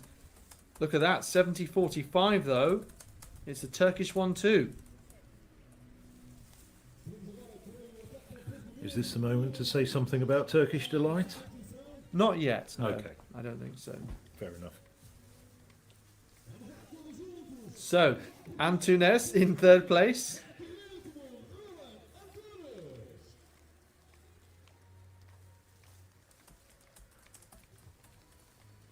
Don't know about Turkish delight, but I mean there are some very nice Portuguese desserts, of course. Not least the custard tarts and the bolo de arroz, the rice cakes. You like your rice cakes, do you? Don't you? I mean, you had the Japanese rice crackers earlier. Well, they're very different. I like very the different custard thing. tarts. Less keen on the rice cakes. But we're not talking about the sort of rice cake that it looks like a biscuit. We're yeah, obviously we're I know talking what you about. mean. You know what still, I mean. I'm Yeah. still not overly fussed, but I do like the. No, but I think they're simple. They're done well, and the they're pastel, tasty. The pastel de crema. Pastel de nata, yeah. Pastel de nata. That's it, yes. yeah. Or- Well, actually, in Leiria, one of the regional specialisms is something that sounds similar called morcella de arroz, which is actually the sausages. Should we get back to the competition? What do you think? So this is Bruxelles of France, who's been pushed down to fourth place now, having been second a little earlier. So 70-15 so far. And he's 12 centimetres off top three, Ruben Antunes. And then 30 centimetres off that new second placer, Halil Yilmaza. Red flag for Bruxelles. Great to see that the French are continuing with that lovely kit this year with the Louvre design on it. Hanging in there, why don't you? Adam Kelly.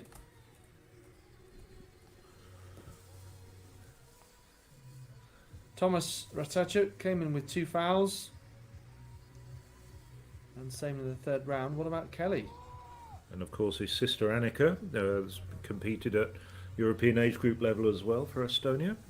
It's their mum that's Estonian. That's both Annika and Adam Kelly, based in the United States, and as he says, as you said, have American accents, very strong American accents, but with an Estonian mum, they decided to opt for wearing the blue of Estonia. Yeah, I was saying though, according to his LinkedIn profile anyway, based in Tallinn as a data scientist now, actually found out quite a few interesting things on athletes' LinkedIn profiles.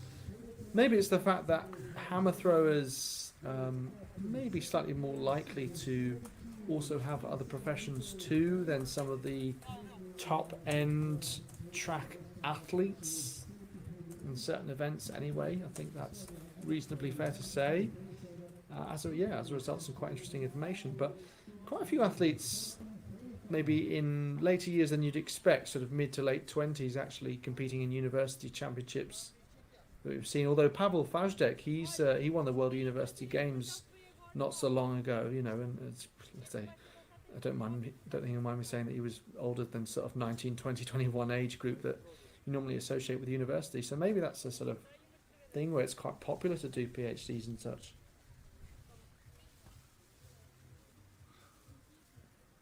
So Tuomas Seppänen in the third round, 69.99.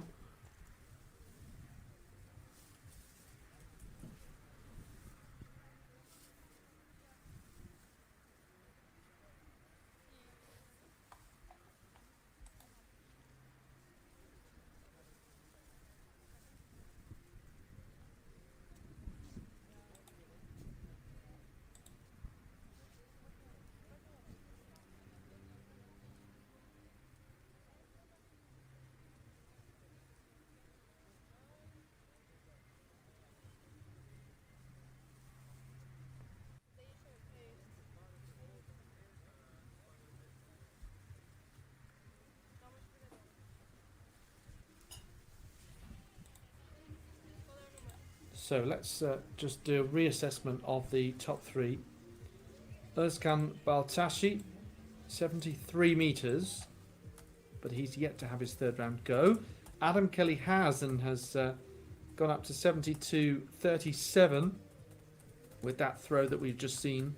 Halil Yilmaza thereby is in third place on 70.45.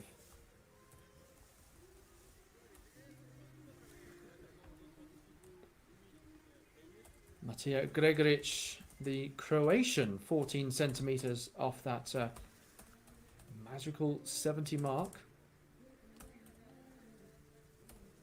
I was on a train yesterday and the driver said, next up on our magical mystery tour. So I do appreciate it when that was the next up. I do appreciate it when people use the opportunity just to be a little bit more entertaining. Obviously, that's what we try and do in the commentaries, but you see sometimes people in other professions when they could do that and they don't.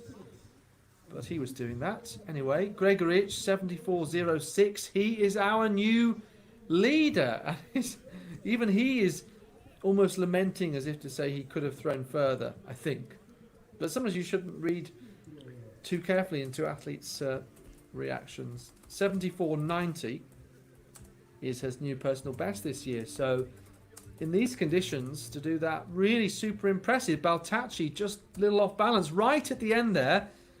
And yeah, that's unfortunate because been throwing fantastically so far.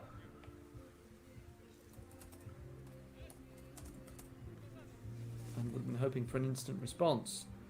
So it's now Gregoric 74.06, then this man Baltacci 73 metres exact, and Adam Kelly 72.37. Croatia, Turkey, and Estonia in the top three. Hello to Nikola Mikov. So he is in fourth place now as we crack straight on, of course, with the fourth round because we don't need to do any working out of who's in the top 8 and reversing the throwing order. We just continue as we were.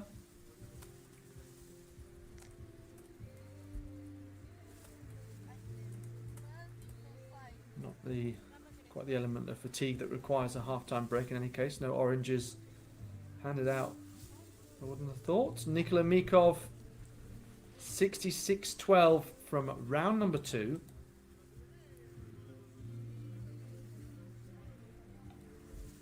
So just looking at the top 5, for example, 70.27 needed to get within that. That's his first red flag, though, of the afternoon. Hello and welcome if you've just joined us and are watching the European Throwing Cup live. This is the European Athletics stream, as we enjoy bringing to you, of course, World Indoor Tour that we've seen over the last couple of months or so, or I guess 5-6 weeks, and yeah, more streams to come, primarily headed by the European Athletics Championships in Rome coming up early June, and I'm sure that will come up pretty fast. But yeah, keep an eye out, I guess, for other announcements about streaming that we bring to you. And social media, best place to find that. Instagram, Twitter particularly. Facebook if you still use that as well. 65.98 for Dragos Ionut Nikolici of Romania. And I think next we'll be over to see whether Thomas Ratajczuk can get something on the board, fourth time of asking. Otherwise leaves himself in a position that isn't very desirable. But we did see 6 consecutive fouls for one very unlucky athlete in the under-23 competition. Almost don't want to mention him by name. I will then. It was the Polish guy. Yeah, it was the Portuguese guy, wasn't it? It was a bit unfortunate. And that's why we're running late, really, because I think it was his 5th round throw that damaged the cage. And, of course, for health and safety reasons, as well as extricating the hammer, we had to repair the cage. And that's why there's delays in both the finishing off the men's under-23 competition and now progressing with the senior competitions. But we're well underway in Leiria now, and rapt crowd of throwing enthusiasts looking on as we're quite a considerable way through the B competition here for the men's hammer in Leiria. Yes, we are in the fourth round. Towels and brooms involved in drying the sandpit. We saw in Espoo in Finland at the under-23s, they had a, do you know what, I'm not sure how to describe it apart from a sort of giant sponge roller. Well, we've seen squeegees out. That's the word. We've also had squeegees in the main municipal sports centre as well, trying out the track for the javelin throwers. Of course, with the javelin, they're approaching at speed. Can be tricky if there's water on the surface. Yes, absolutely. And it's why we're saying all credit to the throwers. And the organisers as well, Yes. for doing their level best in quite challenging conditions. So all credit to them. And they don't organise the weather, you know. They plan for eventualities, but, you know, you don't actually decide what the weather's going to be like on the day. Well, sorry to say that there's a fourth red flag for Thomas Ratachuk. And I almost don't want to comment on his future throws and almost not to jinx them any further. But, yeah, I'm sure he'll do what he can to make adjustments to sort that out. Alberto Gonzalez finds himself in 8th place and 10 centimetre gap to Tuomas Seppänen in front of him.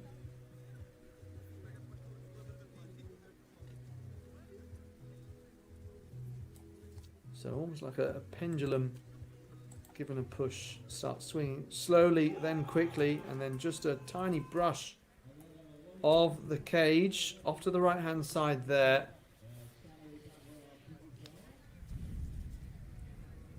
Gonzalez not too frustrated but not thrilled either.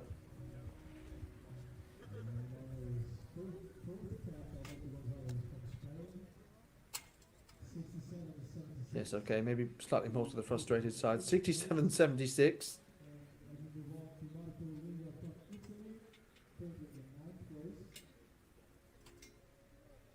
Marco Lingua. One position behind Gonzalez. And 1 metre and 45 centimetres in distance off him.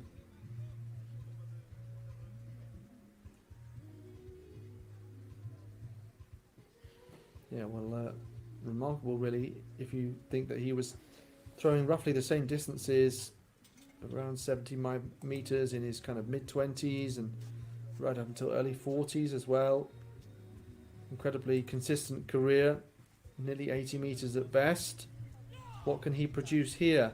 I think he knows that once again it is too far. Pulls to that left-hand side.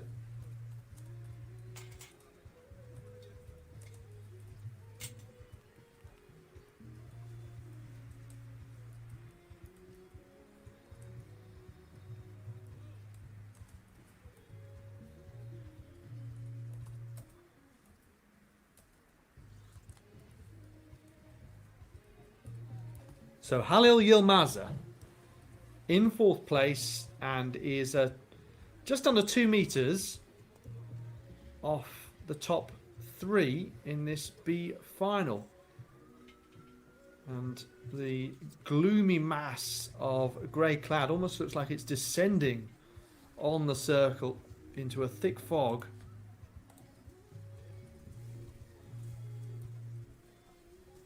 So Yilmaza, one of few to put together a pretty consistent series thus far.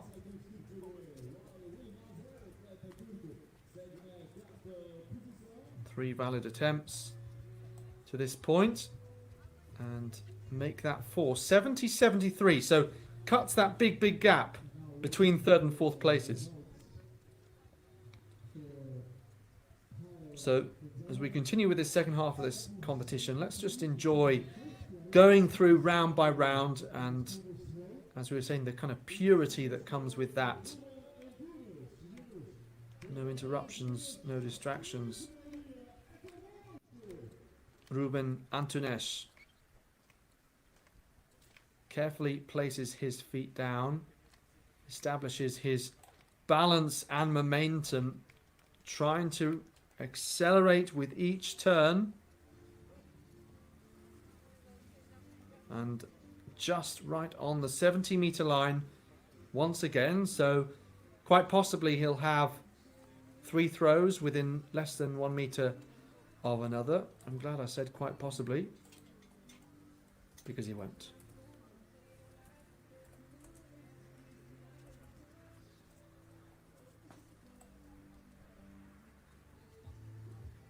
Well, the screen's probably exacerbating it, but yeah, it really does look very, very heavy in terms of cloud.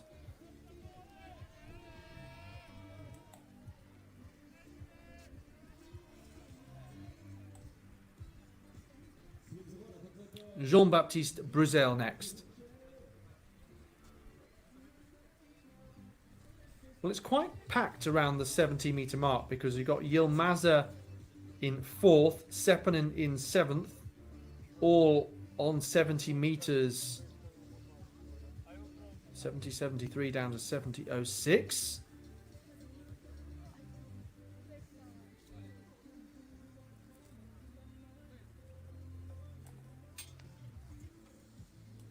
Bruzel, really long span there as he builds up speed through those turns.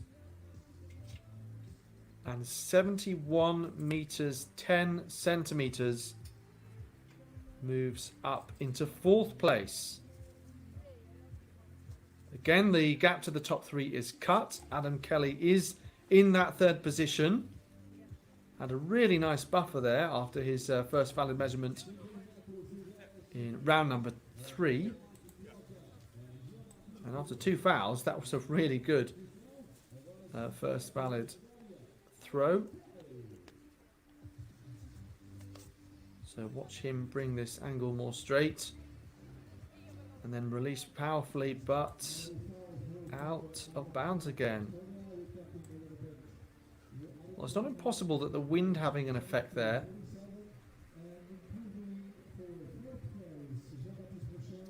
Obviously difficult to tell the direction that it's blowing by sight. But quite a few throws out of bounds on the left-hand side. Seppanen looking determined to make the most of this next go. So, 70.06 at this point. 21 centimeters ahead of him is Antunes in 6th place. Nice and clean attempt there. And just short of 70 meters though, I believe.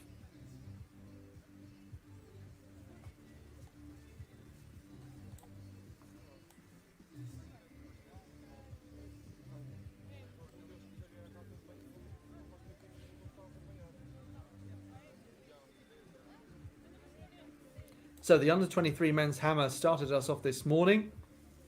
We've had some women's javelin and shot put action since then. Fairly remarkably, but Obst of Norway, by virtue of a personal best, over 61 meters, actually best overall, better than all of the competitors in the A final, including Adriana Vilagos and Elina Tzengko of Serbia and of Greece, respectively. We still have men's discus action to come, as well as the men's hammer A final. Well, very shortly, in about an hour's time, in fact less than an hour, in about 40 minutes time, we've got the women's shot about to get underway.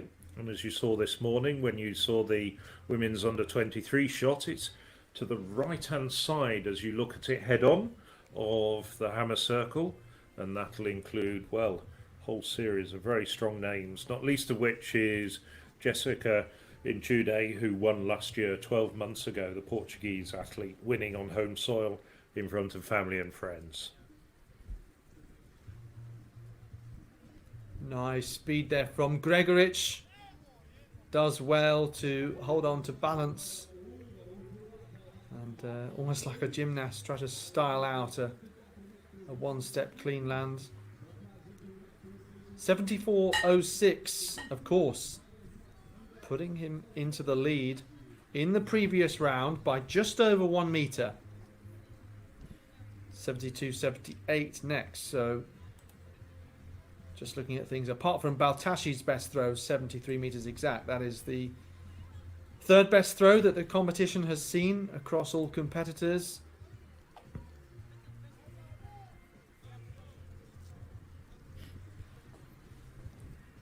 So impressive from 27-year-old Gregoric, who's the Croatian champion in the last 2 years. Baltashi, because he's a 77-metre thrower at best, 73.88 this year, but we'll feel that he can deliver more here. As you can see, actually, it's starting to get a little bit darker. I was thinking that myself. Yes, I mean, we've had grey and black clouds overhead, and of course it's 3:30 in the afternoon. It's a little bit early for it to be getting dark, but with all those clouds overhead, as you can see, thunderous storm clouds. Hopefully they'll stay away until around 6 o'clock time when we wrap up today's proceedings. Mikov, the Bulgarian now. So 70.73, for example, to get into the top 5. Just has to reset himself, and I feel like as nothing, you must get a little bit dizzy from doing that, especially when the rain's coming down.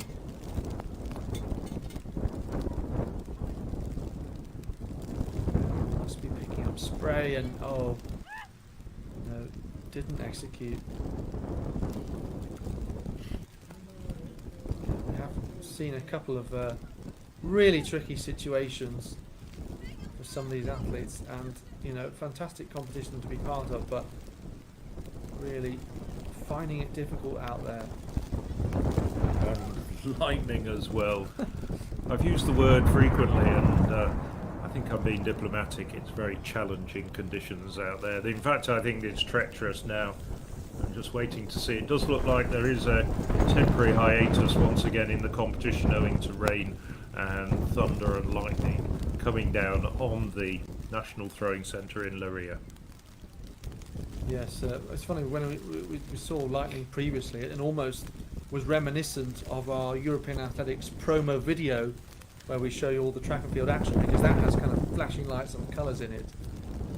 It's almost like someone had superimposed a special effect on the screen, but no, it was actual thunder and lightning. That is quite a picture, isn't it? So, with the lightning flashing across the screen, the thunder, look at that, it's very tough indeed.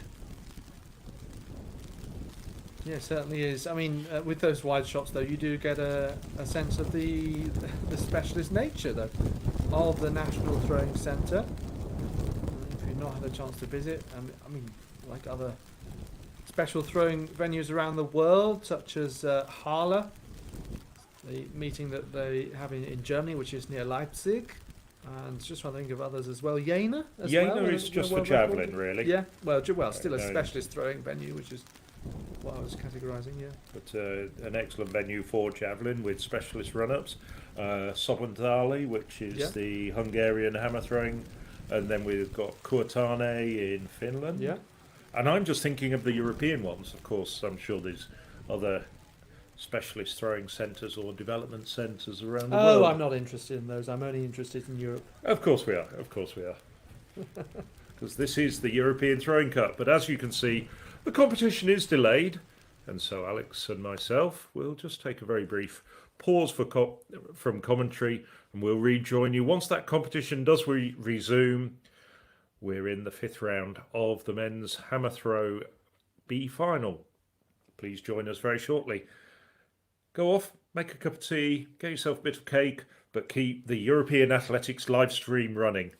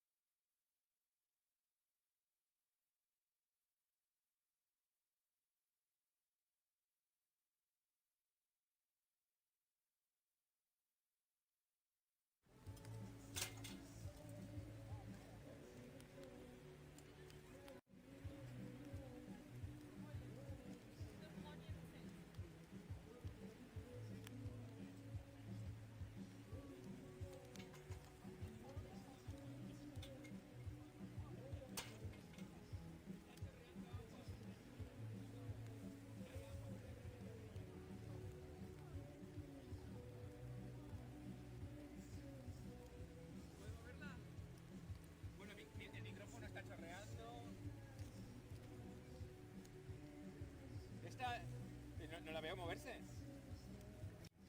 Ah, sí, sí. Vale, pues venga, hala.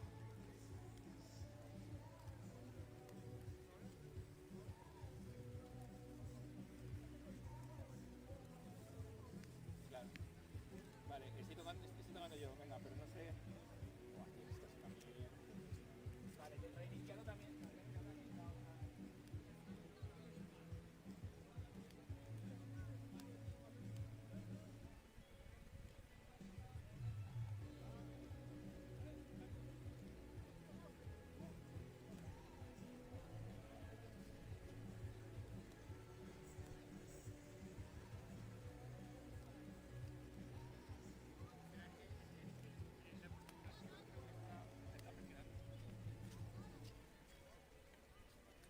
Vale, vale, venga.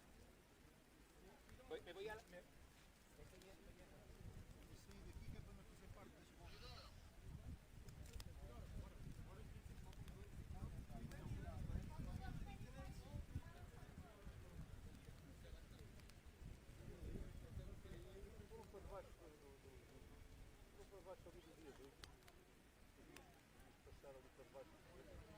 Ora, os patins, já tem que começar, eles estão a fazer muitos patins aqui, se calhar temos que controlar a natalidade dos patins.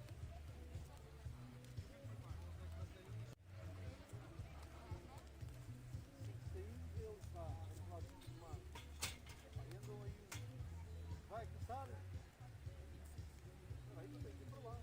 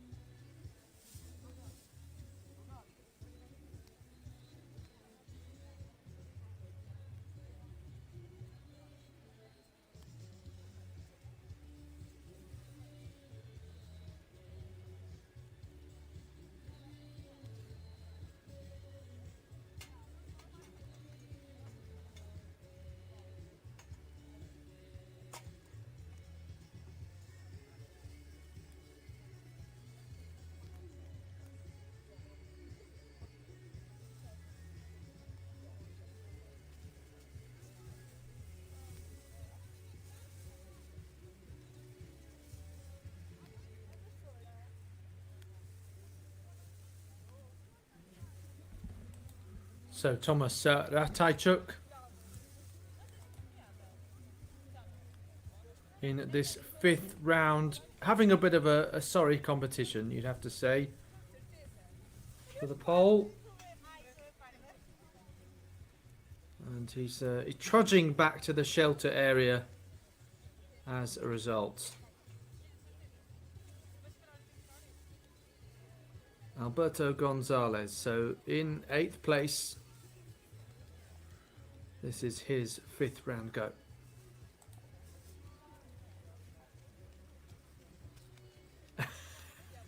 And he's encouraging a clap. All credit to him. He's trying to get the onlookers going. Probably could do with a lift. Yes. Alberto Gonzalez. Not quite like Yevla 2019, these conditions. glorious sunshine that day, but he's still pretty pleased with this. And in the circumstances, he produces a similar throw to what we've seen with those 67s previous.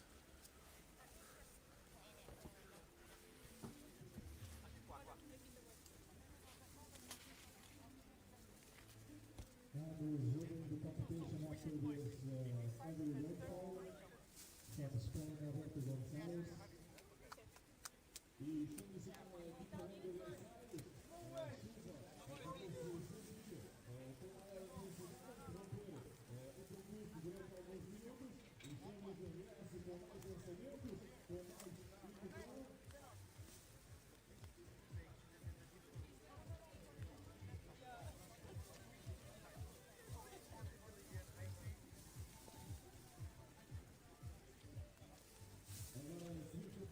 Only slightly less water than a steeplechase pit.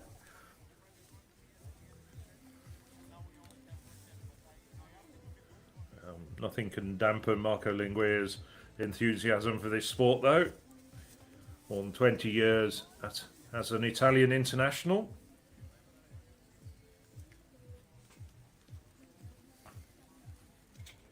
Put straight into the cage for the Italian.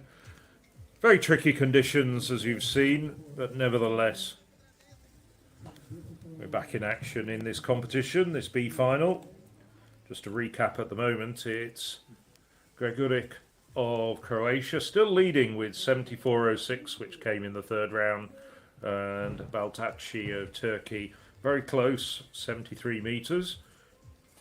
No less than 7 men go over 70 metres in this competition.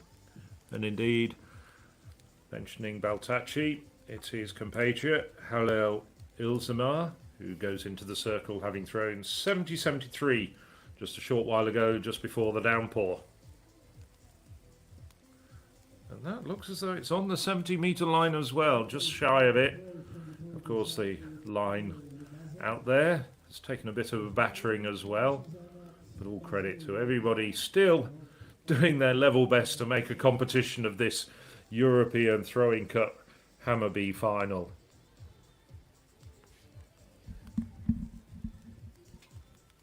Yes, absolutely. So halfway through this penultimate round, this is the Ruben Antunes, Portuguese, 70.27 from the second round.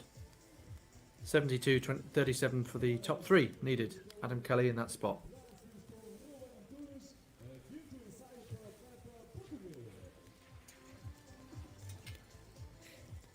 Of course, another thing is actually being able to grip the hammer as well. Something we haven't really discussed. All the athletes having to wear gloves. And yeah, hoping that the gloves don't get too wet, I guess. Most tricky when at top speed, final turn, and make sure that release is done effectively. You can see just held with a tighter grip there right at the end. And while putting focus and attention and effort on that, does kind of affect the other aspects of the motion. See, he's just taking care that any dampness with the grip didn't affect the crucial release part. Fortunately, most hammer throwers have at least a couple of gloves. I was going to say pairs of gloves, but of course they only wear one. But a couple of gloves in their kit bag. Sometimes they prefer to chop and change the gloves depending on the grip and the circumstances.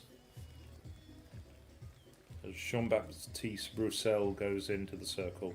Another of the 70-metre throwers in this competition is 71.10 to his name from the last round. Yes, and watching on are some of the more prepared spectators who have brought umbrellas. And that is around the 70-metre mark. And I think the athletes at this point in the competition just recognising the fact that things are so difficult, that they are trying to give themselves a lift by actually achieving similar performances to earlier in the competition. And yeah, recognising the challenge involved and recognising their ability to rise to that challenge as well. So good to see that they're taking the positives, because don't forget, you could have a major championships that is rained off in a similar way, or has delays. And actually it's quite important just to figure out how to deal with those situations. You know, similar to if there's a couple of false starts in a heat, for example. It's sort of an equivalent. You know, you have to learn to deal with that waiting game. It's all part of being a great athlete and just gaining that experience. You know, we see it in other sports as well. Formula One, for example, where when it's wet out there on the track, sometimes you get different results, and it's not all about speed, but it's about precision and skill in tricky conditions, managing not to slide off. And as a result, even if we don't see the leaderboard improved on or topped or changed, anyone who does manage to eke out a little bit more distance can be quite proud of themselves, given how damp the circle is now. Tuomas Seppänen of Finland, 7th place, 70.06. Nice, clean, pretty much down the middle. And similar results. So, yeah, big respect to him for that.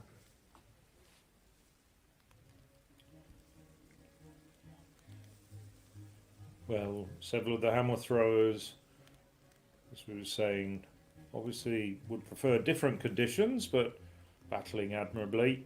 All credit to Adam Kelly with that throw of 72.62 just a few moments ago, just before Seppänen went into the circle. First man to actually improve on his best in this competition since the downpour started. So it's the competition leader, Maciej Gregoric of Croatia, 74.06 to the Croatian. Yeah, so that lead remains just over a metre. And a similar result again. So over 70 gets the white flag. We now, by the way, overall have 7 athletes over 70 metres, and then some 2.5 metre gap back to Gonzalez in 8th.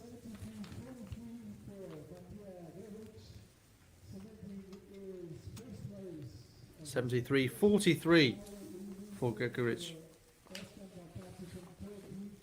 So as the throwing order goes, the last 3, Seppänen, Gregoric, Baltacci. And it will mean that in the final round, Baltacci will go last, and he may well have that that one final attempt. That'll be exciting to see if he can pip Gregoric. Let's see what happens here first. Red flag, didn't quite see his foot placement, but won't improve. So does still set up the final throw nicely. So we head into the last round. You're watching the men's hammer throw B final at the European Throwing Cup at the National Throwing Centre in Leiria. The European Athletics live stream. Phil Minchell and Alex Eftel with you. And yeah, we'll just have to see a little bit how the timetable is rejigged, as camera just given a wipe there. We'll have to wait and see, because a bit of a delay to this hammer competition due to the repairs carried out earlier, and then the rain delays. So obviously, Phil, there's the potential to move some events to tomorrow, just thinking about it organisationally, as well as just run a little bit later today. Well, there is predictions now of clear weather finally, although it really doesn't look like it. If you're looking at your screen and you're looking at those dark and very, very grey, almost black clouds above them, we're going to run on, straight on, I think, to the Hammer A final. We're still waiting for confirmation of the rejig timetable that Alex was talking about, and we'll bring you news of that. Yes, there is possibilities of moving some events on, but I think also if there is clear weather, we'll just carry on straight through, even if it means a slightly later finish. Although, as I say, it's still pretty unpleasant conditions out there. But the hammer throwers progressing Yes, I wonder what the light provision would be as well. I mean, you mentioned the possibility of turning on floodlights, but yeah, I'm not sure what the extent of the provision is in terms of well, light. there are floodlights there, but they're not very strong. I don't think. If you look at them, they're only very small floodlights, and you're absolutely right there. I think that would really be up to the decision of the technical delegates and Yeah. the technical officials there. Nikorichi again does, outstandingly well, I think you'd have to say, in his circumstances, and may indeed have improved there. We'll just wait and see. At the moment, he's in 11th place, so Thomas Ratachuk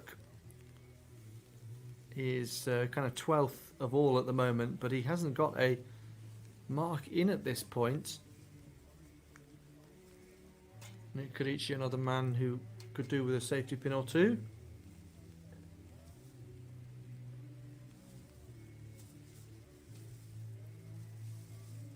So, the Polish athlete here, Tomasz Ratajczuk, in the 6th round.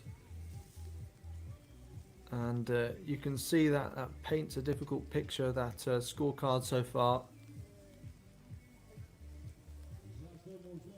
So he's got one opportunity here.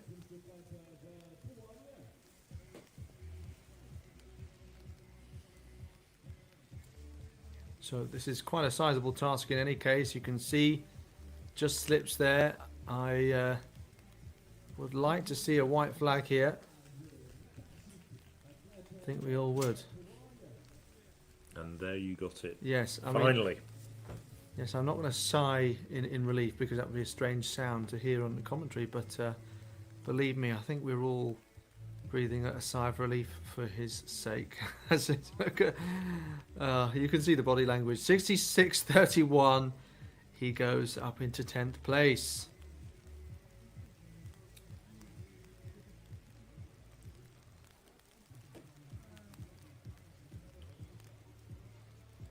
Splish splosh, eh? That is a lot of surface water. Almost enough for a bath. And to be honest, that's a pretty good throw. It's only about 5 metres down on his best, and in these conditions, yes. Yeah, well, no, but this is the thing, actually. Sometimes I would use the example of Geneva 2015, I think it was, at the Athletica Genève meeting, where... That's a little bit obscure, but I'll well, we'll wait and see where I'm going. But I'll with it. indulge you for the moment. Huge puddles on the first bend, athletes were splashing into. But one athlete in particular setting a personal best that was never improved upon, Gosh, who was that?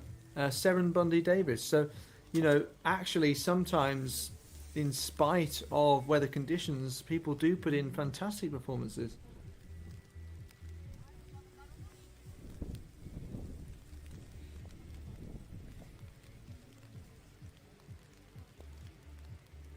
Yes, over the years, inevitably, European athletics meetings, well, we can't all be in the sunnier climes all the time. Been to a few places where the weather's been just a bit like this sometimes. European Championships in Helsinki, I remember.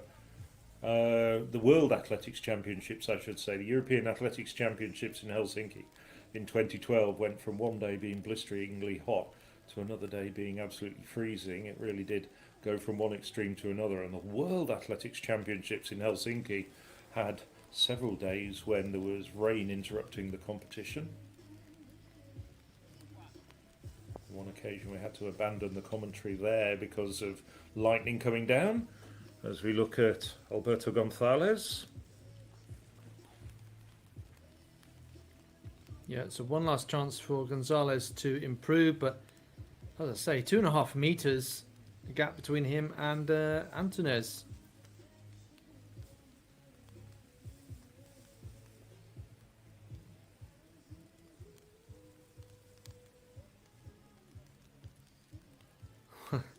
I don't think he is, but it almost looked like he was wiping a tear from his eye there, but it was just the raindrops clattering into his face.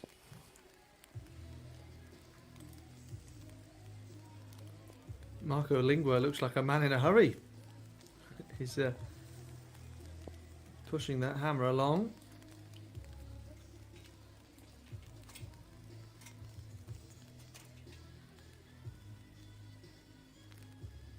We can hear now the splashing of rain onto the ground. He will have seen days like this before, I'm sure. But Lingua, I think that's going to go off to the left again, is it?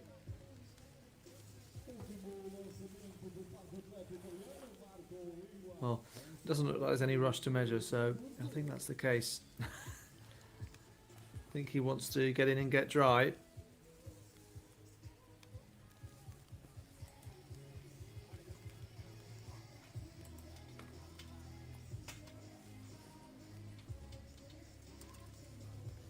Halil Yilmaz'a then, his turn, 5th place, 70.73. So gap in front of him is 37 centimeters, I make it. And then 1 meter 59 to get into the top 3. Brilliant speed once again. And let's see where it lands. So it's a red flag, unfortunately.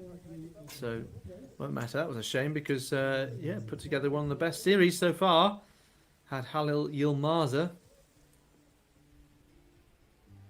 So if you're wondering, by the way, the throwing order is the order that was initially given at the start of the competition. All athletes continue through all 6 rounds, and that order remains.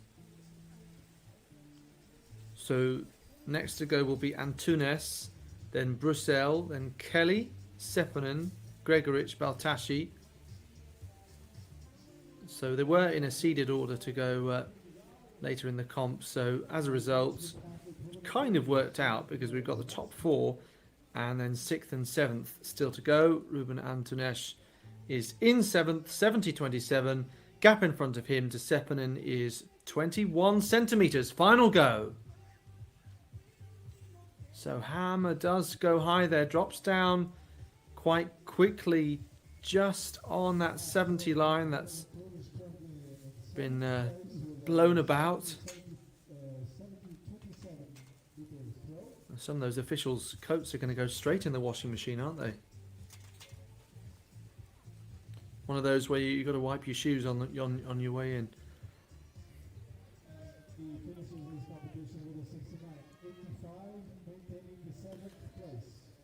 Brussels.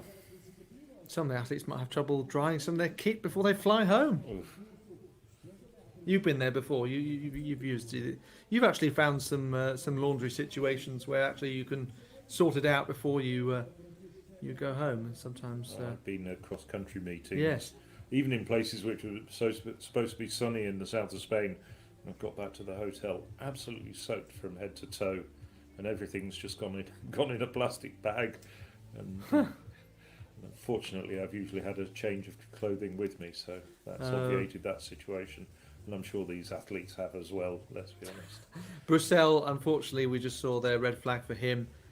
Yeah, I went to a cross-country meeting that was situated on a hill, and at some point it became so muddy that spectators were uncontrollably falling down the hill. It was very, very funny until it happened to me as well. I was completely out of control, trying to hold on to the hill, being completely covered in mud.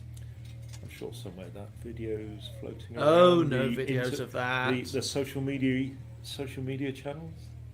Well, here's a video of Adam Kelly. It's live action in the final round. Oh, it's like skating on ice. But that's an incredible throw. That's a good throw from Kelly. That is absolutely good. It's almost as though the fluidity, if you like, of the surface actually helped him in his spinning motion. I mean, there's a really delicate fine line between help and hindrance there. Well, he's the one person who's actually improved in this competition since the downpour. Yeah, one of two actually, because Ratajczyk hadn't had any throws. No. So we're not counting that, are we? Oh, no, there was Sepponen as well, but Yeah. Kelly's improved even further to 73.04. Yeah, and that means he's now ahead of Baltashi. So whatever happens, Baltashi will have some responding to do when we come to that last throw. So from an Estonian, we go across the Baltic Sea. Tuomas Sepponen.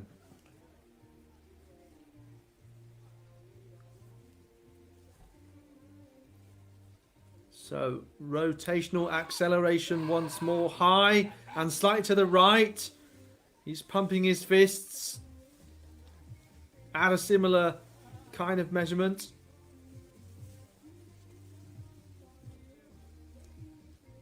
So only had a gap of 25 centimeters in front, but yeah, it's just short of 70 with 69.38. But as a result, I think he has 4 throws within 1 meter 10 centimeters of one another. 2 more athletes to go in this B final. Matija Gregoric of Croatia and then Özkan Baltashi of Turkey. And Gregoric, well, he was initially quite high in the standings, but it was in the 3rd round that he overtook Baltashi with 74 meters and 6, and he's since backed that up quite nicely with some of the best throws of the competition. He's had 3 over 72 meters, and as I say, Baltashi, the only person who can respond. He's 1 meter 6 centimeters back, but still possible that he could take the lead right at the end of the competition. And even if it is only the B final, as we keep saying, it's be a real lesson learned. It's real good experience to try and hold on to your lead in the final round. He slips, not sure where the hand placement was, but the hammer, yeah, caught cleanly, even if it was a low flight. Let's have another look here. You can see it was right at the end, similar to Kelly, kind of floating across the surface. Yeah, it was out of the circle there, unfortunately. But not fully over yet. Baltashi, not only is he attempting to win this B final, but also, don't forget that Adam Kelly is now only 4 centimeters in front of him.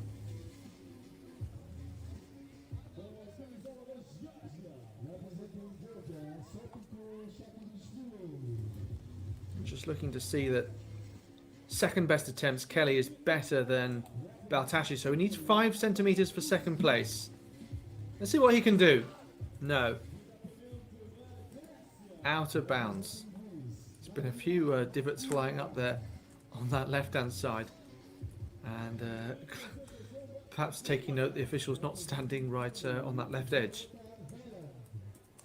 Okay, so that effectively brings the B final of this men's hammer to a close. Matija Gregoric of Croatia victorious, 74 meters and 6, and we shall see where that places in comparison to the A final. Obviously we have some much longer personal bests, but yeah, conditions not at their best, but we have plenty of men who are, yeah, very consistently over 75, 77 and further. So Gregoric, Kelly, Baltashi, really impressed on the day. Kelly, as Phil was saying, particularly given the conditions worsened, but he got better.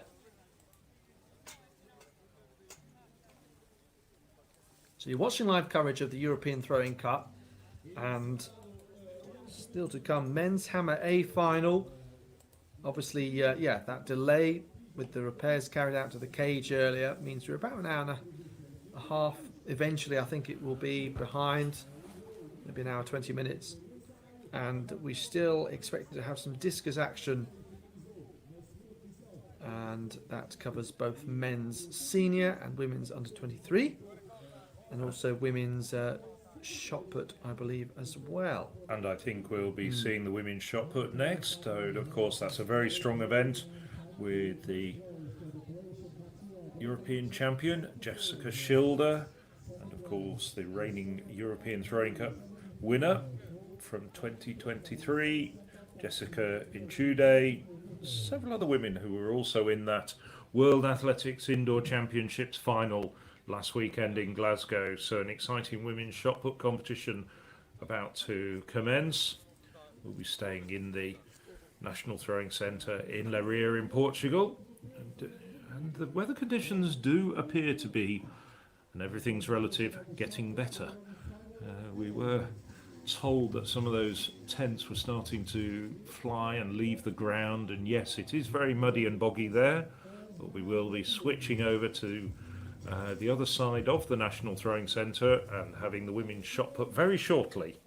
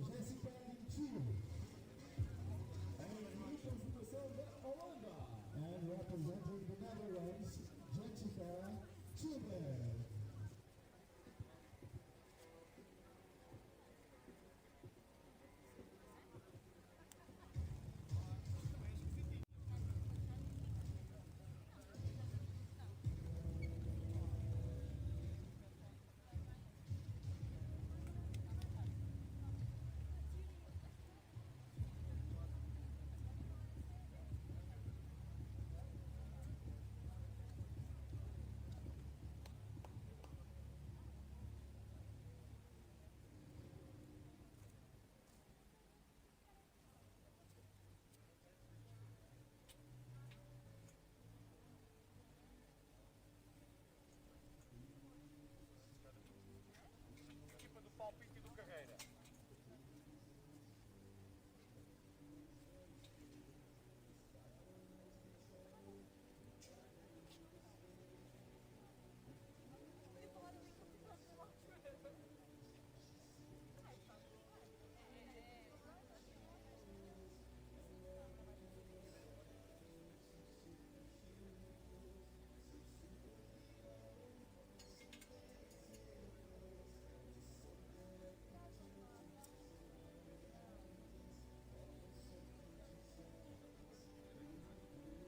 Palpite na troca de engenhos. Grupo aí, grupo A. Estás lá porque eles já estão a começar a pegar eles. Vai lá cá, bicho. Já, obrigado.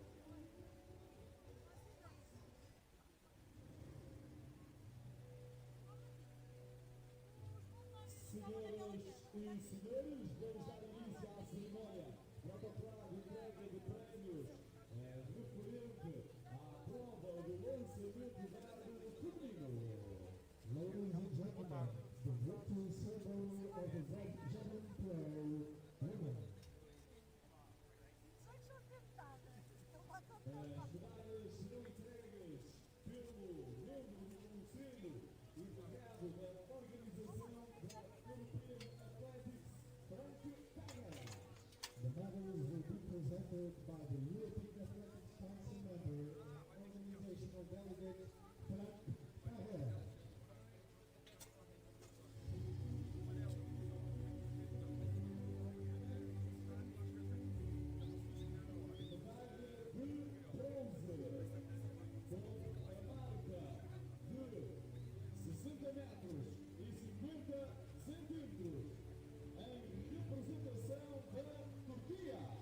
Bronze medalist with 60 and 50 meters, representing Turkey, Elina Tzengko.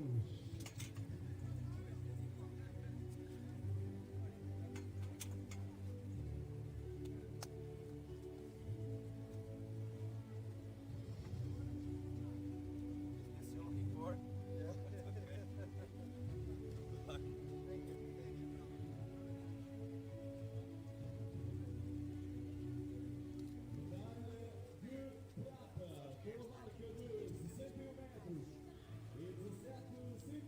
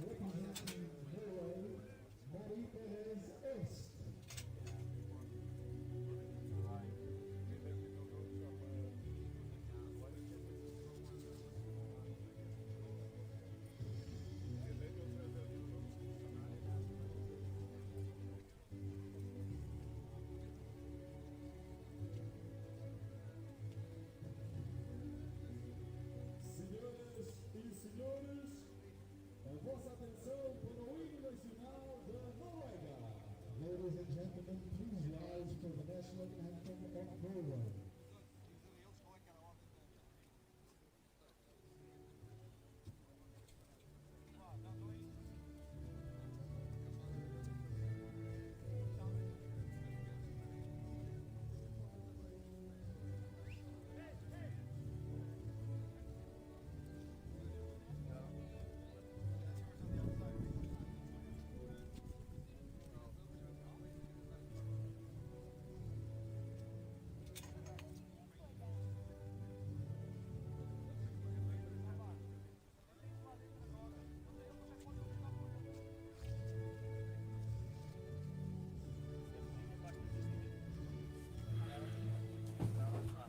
So we're back with the action, and it's the women's shot put. There's an A final and a B final running alongside each other, but as you can see, all the attention will be on the A final. It's a very strong competition indeed, with the world leader Jessica Schilder involved.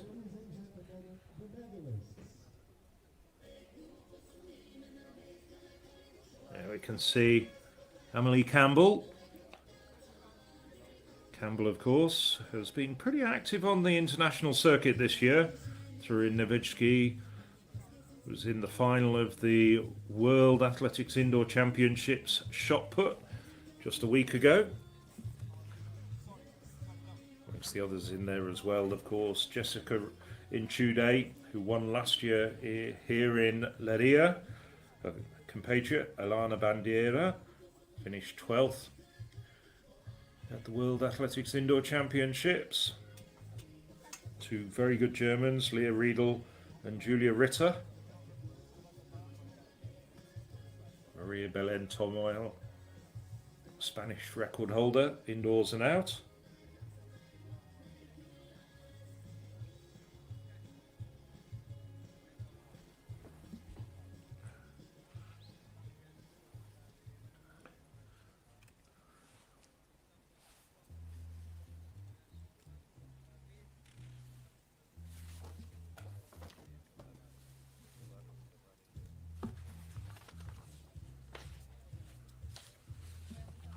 So finally it's Campbell going into the circle for a first attempt. Campbell, two-time national champion, including last year, so 2018. Now 30 years of age, but she was at the University of Miami during her collegiate career.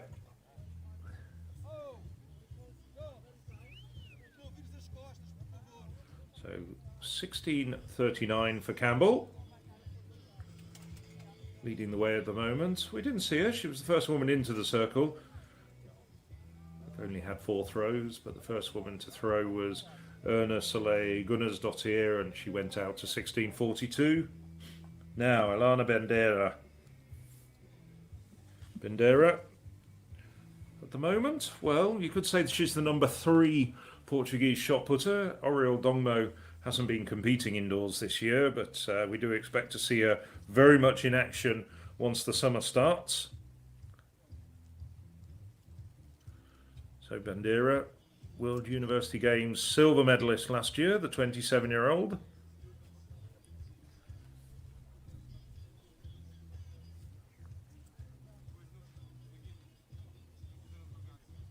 So good effort from Bandera. There's Tamal just walking through the camera shot. There's Jessica Schilder. Schilder, a bit of a disappointment, only finished 5th, but Elina Bandera immediately goes into the lead with 17:21. Dimitriana Bezede of Moldova going into the circle now. Well, Bezede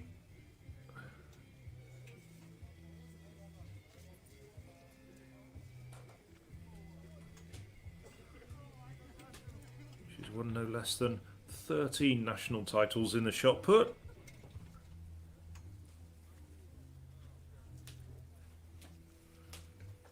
Nine of them coming outdoors. Well, a bit of a underwhelming effort there from Bezede. 15.30 for the Moldovan.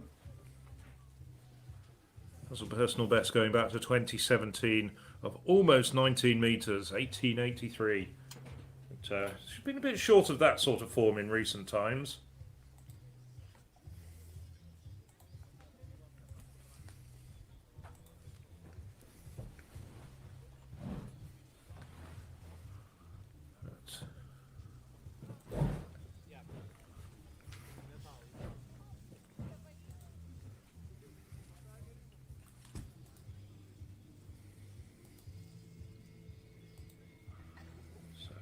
Toimel.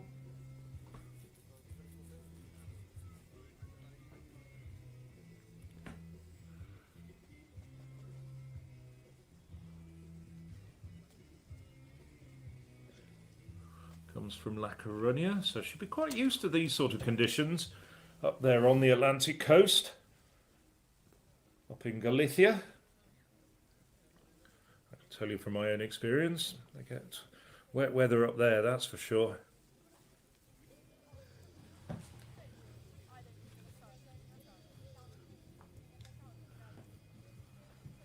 So we're just waiting for the mark for her. So 10 women in this competition. As you've seen, the better throwers get seeded towards the end of the throwing order. Big smile, the effervescent, and there's the rest of the Spanish team as well, all coming along to cheer her. And you can see them wisely huddled under that, I think it's a roadway, anyway, the bridge. But Toimel, 16.74. And that's one of the features of this throwing cup, is that the teams are all supporting their compatriots. There's a really strong team atmosphere as well. And if you go into the European Athletics website, you can actually see the team competitions. Now, there are actually team competitions which are done on the World Athletics point systems for the various age groups. So men and women, seniors and under 23s.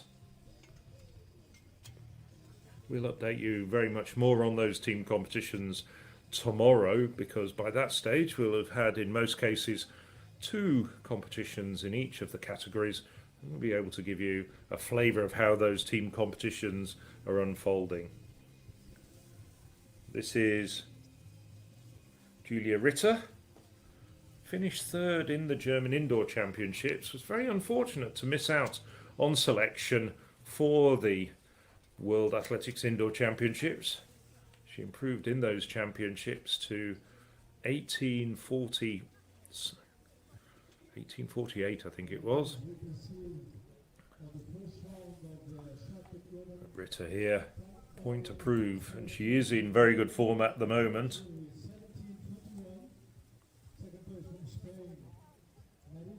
Ritter, of course, former world under 18 champion and European under 23 champion. So now Jessica Inchude, she's going to have a work cut out defending her title that she won last year.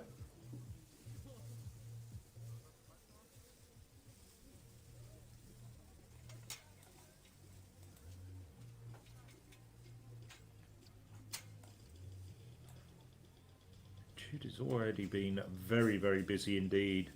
She's had no less than 9 competitions indoors, so this will be her 10th competition of the year. Well, technically her 9th competition of the year, because she did do one in Pombal at the very end of 2023. She had 9 indoor competitions. So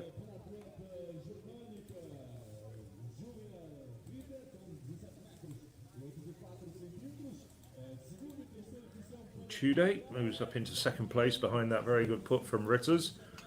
17.84 in Tude 17.25.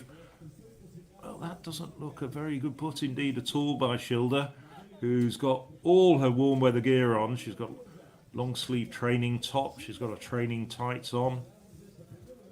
Just over 17 metres from Schilder. She did 20.31, which is the world lead and a Dutch national record at those Dutch Indoor Championships the last weekend of February. No, she's fouled it.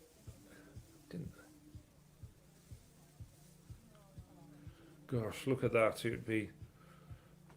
my sympathy goes out to the officials trying to do their best by the competitors and mark the put distances accurately.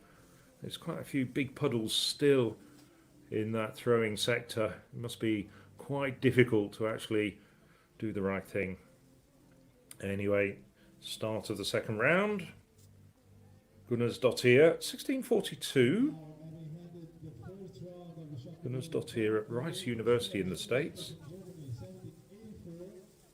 European Under-23, Under-20 Championships, bronze medalist I should say, back in 2019 when they were held in Borås in Sweden.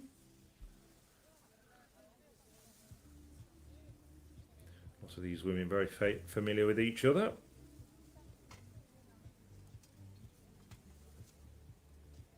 Benthe Koenig, the number 2 Dutch woman in this field. A foul in the first round.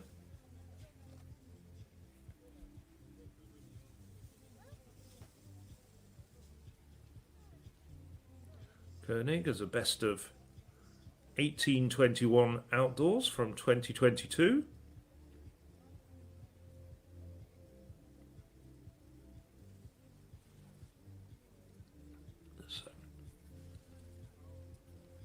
Gunnarsdottir improved to 16.55, so an improvement of 13 centimetres for the Icelandic woman as we're waiting for Koenig's mark to come up.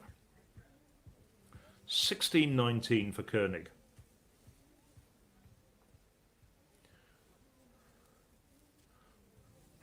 So Leah Riedel. If you're thinking she might be related to the great Lars Riedel, I wondered myself, and I looked it up a little bit earlier, and I don't think she is. Competes for the Stuttgart club now, moved there after many years of competing for a hometown of Sindelfingen. So, Leah Riedel had 16.17 in the first round. Looks slightly better effort.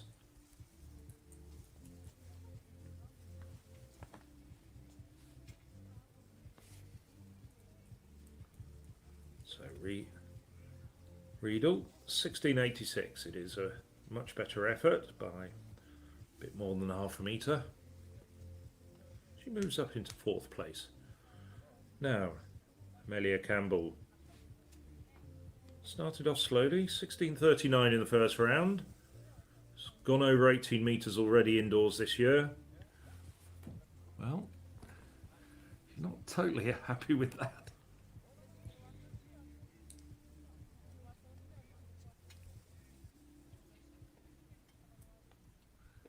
Well, I think she knows what she did wrong there.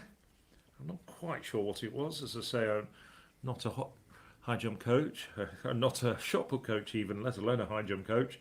16.71 though, so an improvement on her first round effort. Elina Bandera, 17.21 in the first round.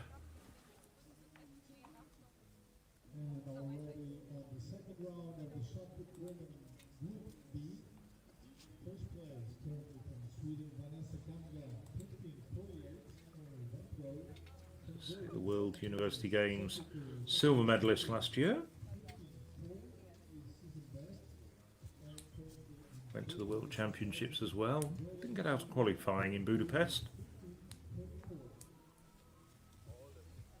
Should be looking to do a little bit better at the European Championships.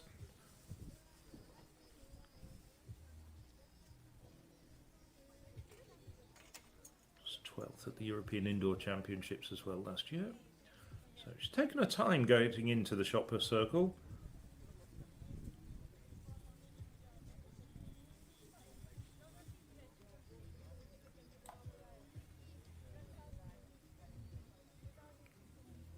One of the taller, more rangy athletes. Long levers. That's a good effort there from Bandera. That's a really good effort from Bandera.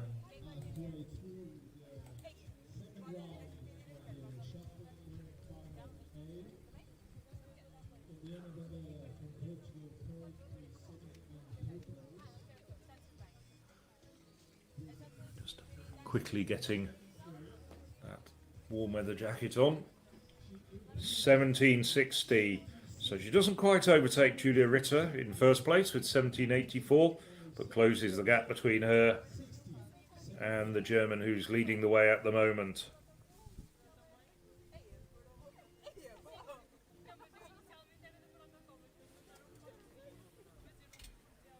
So the Moldovan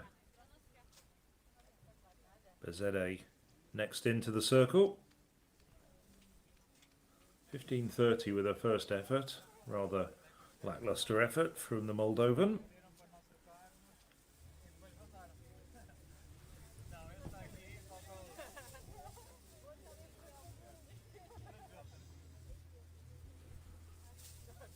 This year, well, she threw 17.82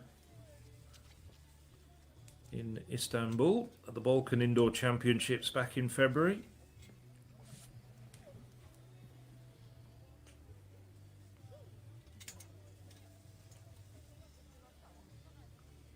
So 15.58 for Bezede. Now Toymil quickly into the sector, sort of bowls it out there. That's over 17 metres though. That was a good effort from Toymil. Certainly going to be an improvement. Just stays in on the right hand side of the sector. 16.74 in the first round.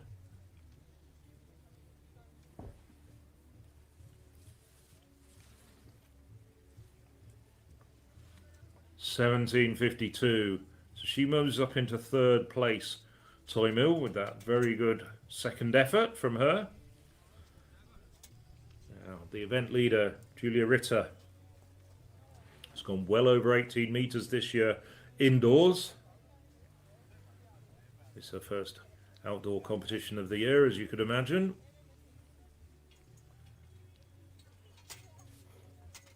Uses the conventional O'Brien technique.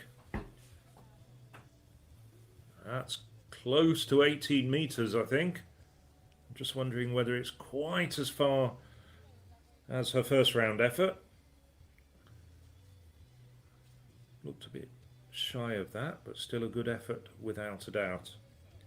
No, it's even better than 18 metres. I was wrong. 18.16, the best put of the competition so far. And Ritter is in great form. Now we can start to think, I think, a little bit about her personal best. 18.60 from 2 years ago in 2022. So how's Jessica Inchude going to respond to that? Well, she responds well, but I don't think it's going to take the lead. That could well be another 18-metre put, or very close to it. Could well move her up into second place.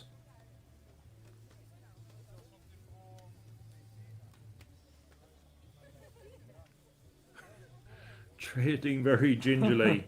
Well, 17.34 for Inchude. Wasn't quite as close to 18 metres as I thought it looked. Now here's a woman who's made seemingly getting over 18 metres very routine this year and even last year. Jessica Schilder, reigning European champion from 2022. Oof. That went wide, didn't it? That's a red flag. Yeah, she had a bit of a tricky World Indoor Championships, didn't she? Quite a few fouls. Well, I got the sense that she was running into technical problems when I was commentating on the Nevitsky field events competition indoors in the Czech Republic, where they had both the shot put and the men's high jump there, both men's and women's shot put. And she was fouling a lot. Eventually, she did get out to 1960, but I think she only got 2 valid marks in that competition. So, we start the third round. Erna Soleil Gunnarsdottir. I'm just coming back as we see Gunnarsdottir leave the circle. You're absolutely right about what happened. Again, technical problems, throwing well by comparative standards, but not 20-meter form. And she finished out of the medals when I think everybody was expecting her, if not perhaps to win, because Sarah Mitten was in absolutely stunning form, but perhaps to actually get up there and maybe sneak onto the podium. So as we were talking and unpacking the technique of Jessica Schilder, it's the turn of Bentha Koenig to go into the circle. Gunnarsdottir 16.49, so no improvement for the Icelandic thrower who just preceded Koenig. Koenig rather slow with that rotational technique. Drops down around 16 metres. 16 metres 19 in the second round for Koenig.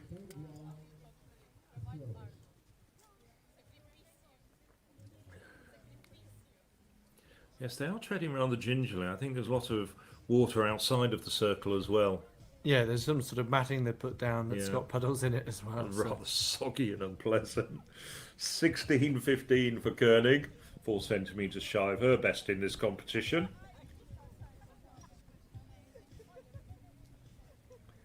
And it's Leah Riedel coming up next.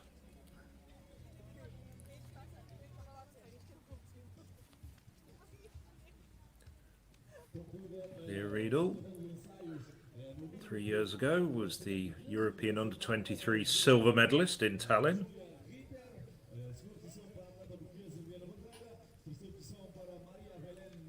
She's quick with that rotational technique, but it drops down.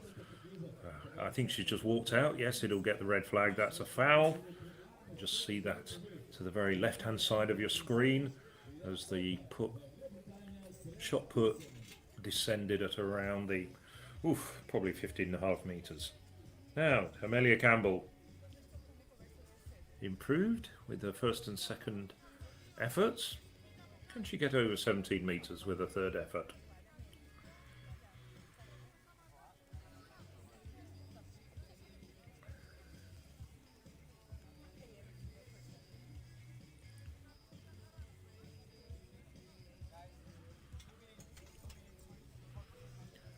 Campbell did 17.74 in Birmingham at the World Indoors, and that's another good effort over 17 metres. Well, I think the expression on her face means that she means business. Certainly after that, not quite what was expected second round effort. So 17.51 for Campbell. She moves up into 4th place. This is a good quality competition unravelling here. Certainly the women aren't being too put off by the conditions.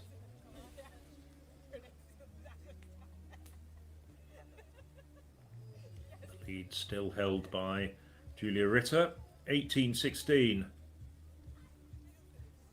But Bandeira, well, Portuguese athlete. Personal best of 18.49 last year. So she can go over 18 metres, has been over 18 metres indoors on a couple of occasions this year as well. 18.47 she did at the Portuguese Championships in Pombal. And that's around 17 metres. So not as good as her second round effort of 17.60. No doubt about it, but it is over 17 metres, and Bandeira putting together a very solid series. 17.21, 17.60, and now 17.14 for her third round effort.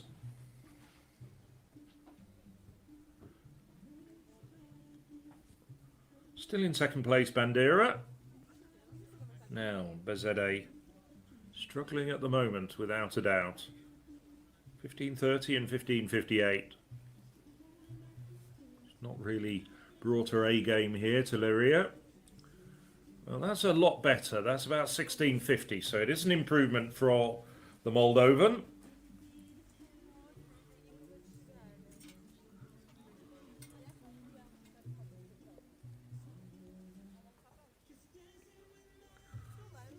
Moldovan, who's 3 times won the Balkan Championships and twice the Balkan Indoor Championships. Gets over 16 metres with 16.01. Still in 9th place. Jessica Schilder still to get a valid mark in though. So, Maria Belen Toimel. 3rd place with 17.52 for the Spaniard.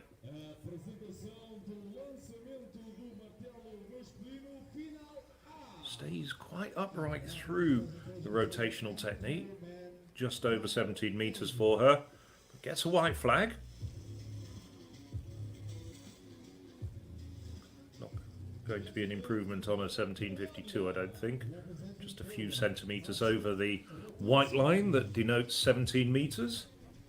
In fact, it's not even that. 16.88 for Toimel.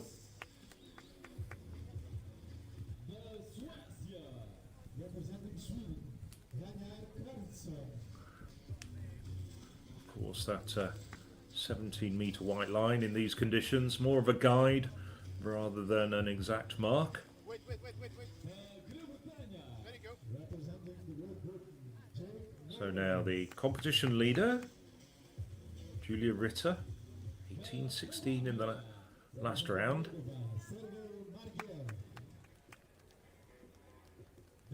Oh, that's a good effort once again. I'd be surprised if that wasn't over 18 metres as well. That looks closer to the 19-metre line than the 17-metre line.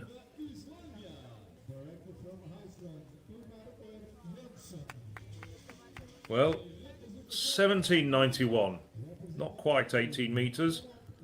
She's now got the 3 best throws of this competition: 17.84, 18.16 and 17.91. Nobody's done better than those, the worst of those 3 throws. Jessica Inchude, not quite firing on all cylinders just yet. That's a bit better.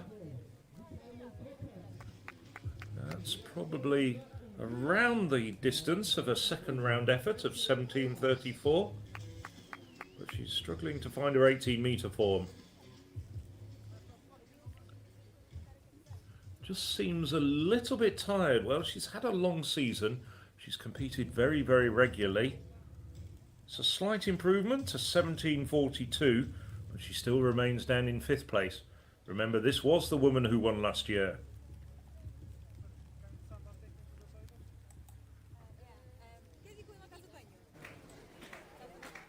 Chude, personal best of 18.67 set in this very arena, although not at the European Throwing Cup in 2022. Schilder looking very unhappy. Yet another. So, you see a repeat of that. Oh dear, just slipping badly. She doesn't look as though she's injured herself, but possibly a bit of bruising. That's not good at all. Rotational technique in these conditions is a little bit more difficult to deliver properly than the O'Brien technique, the lateral technique, if you like, the little hop across the circle, although that's simplifying it. Very interesting point, of course, because we've been watching hammer throwing for some time, but there's not such a massive variation of 2 different techniques there, and whether slight adjustments can be made to avoid slipping is quite different from sort of changing technique, because obviously some athletes only know one technique. Some have started off with the linear and moved on to the rotational as they've tried to get more potential out of their event. Most young athletes start off with the linear technique. Yes. I mean, that's obviously the case, and then once they've shown some prowess or some interest in shot putting, then they gravitate to the more technically complex rotational technique, which really only first came around in the early 1970s. The original O'Brien technique came in the 1950s. Parry O'Brien, the former world record holder, and so was the dominant technique for about 20 years until both American and Soviet shot putters came about working on the rotational technique almost independently. As we look at Erna Soleil Gunnarsdottir, 1646 for her. It's 9 centimetres short of her second round best. So Bentha Koenig, 16.19 in the second round for Koenig. Yes, she's very tentative and just steps out. I think she's having very similar problems to Schilder. See that second step after coming through her first turn, she never really plants properly. And I say that without being a true expert in shot putting. I think anybody who's interested in the throws will pick that up. So Koenig, a foul. See, tall figure of Jessica Inchude, keeping warm. Stripped off and ready for action is Leah Riedel. Down in 6th place at the moment with 16.86, and she has the same problems as Koenig and just spins out.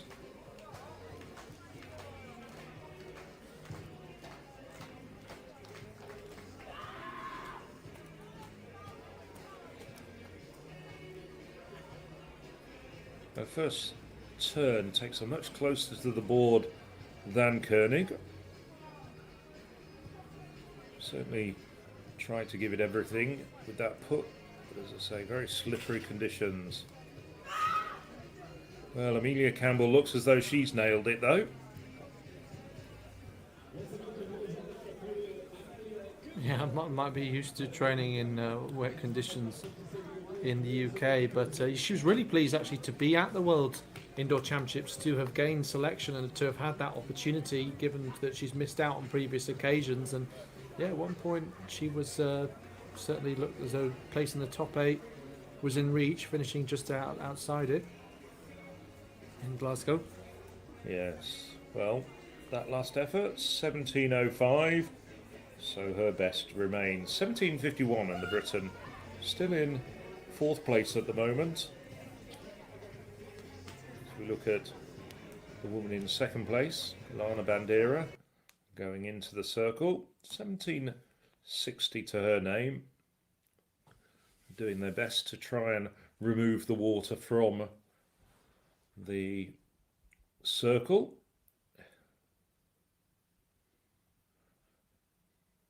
Well, despite the predictions for drier weather, I have a feeling that the rain's starting to come down again.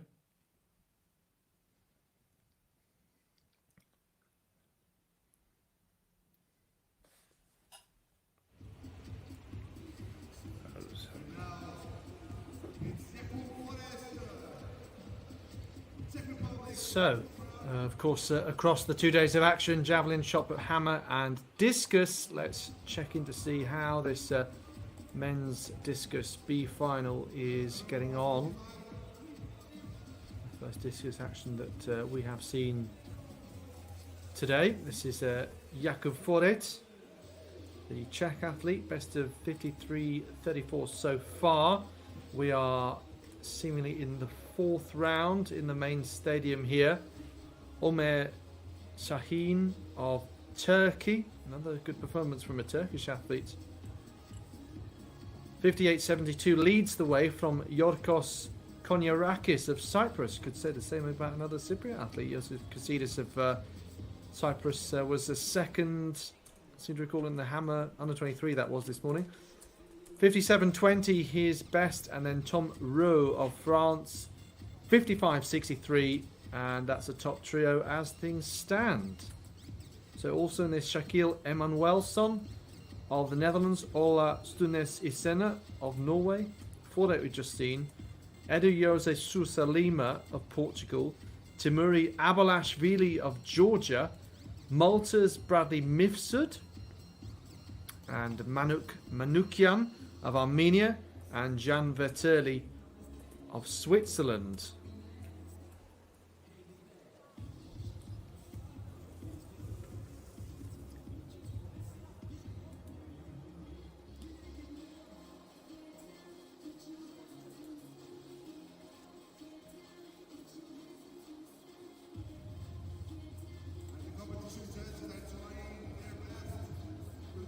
So if you were expecting to see the women's shot, but we have technical issue. We've lost power in the National Throwing Centre, but we will keep you updated on that. And we, of course, want to keep you up to date with all the action. So we've switched back to the Municipal Stadium, the Dr. Magales Pessoa Stadium. But we'll keep you up to date with everything that's happening in both venues of this European Throwing Cup. So Bradley Mifsud, lifetime best 52.62. He's actually the national record holder in the Javelin with 66.47. 6 times national champion covering shot put, discus and javelin.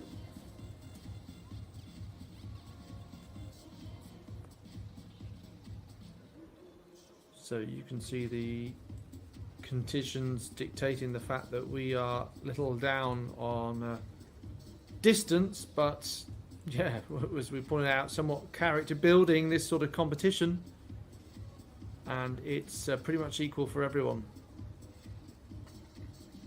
So Shahin Konyarakis and row top 3, as you can see there. Then Emmanuelson just outside there, with top 3 over 55 meters and 8 athletes over 50 meters.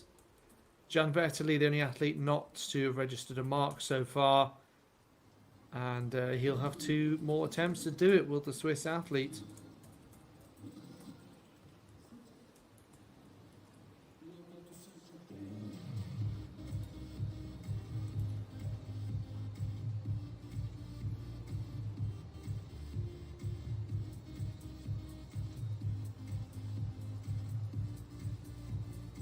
So Manukyan here in 10th place, clattering that discus into the cage.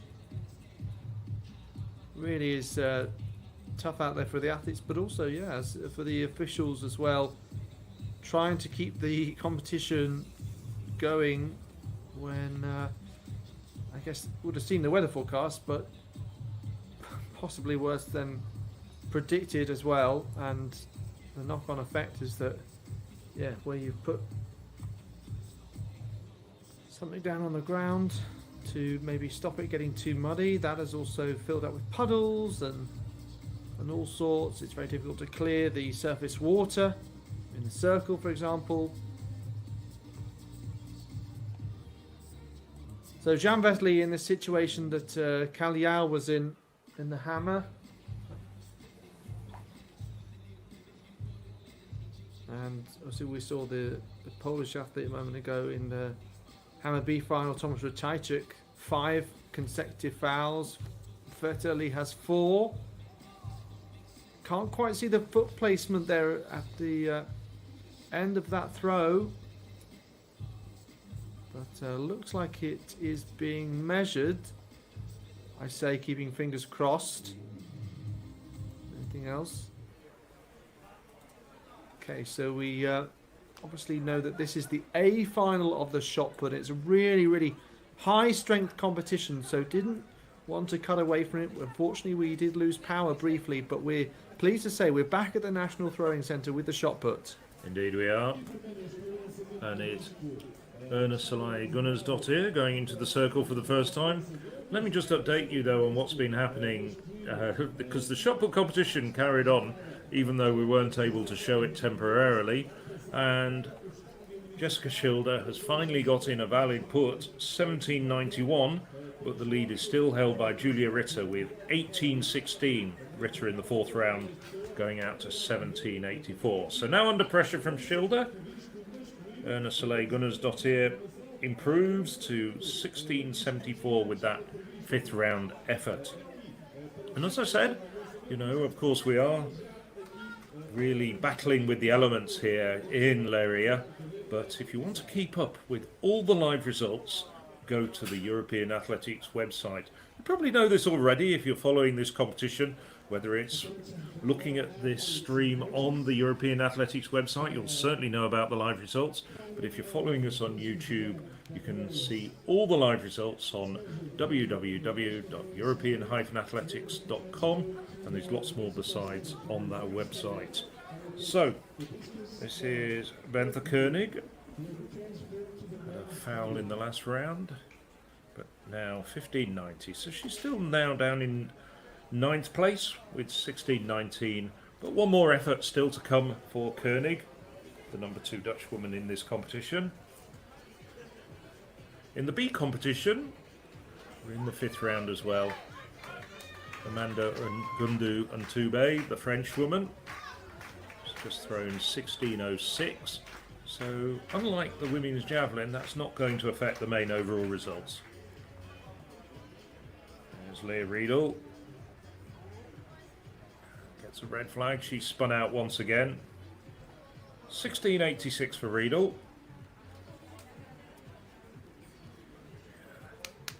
Didn't like that, so just stepped out. Went right out to the right side of the sector. Now, Amelia Campbell. Well, 17.51 in the 3rd round. And she's been on pretty good form. Followed it up with a 17.05, and that's again well over 17 metres. Probably about 17.20. Might not be as far as her 3rd attempt.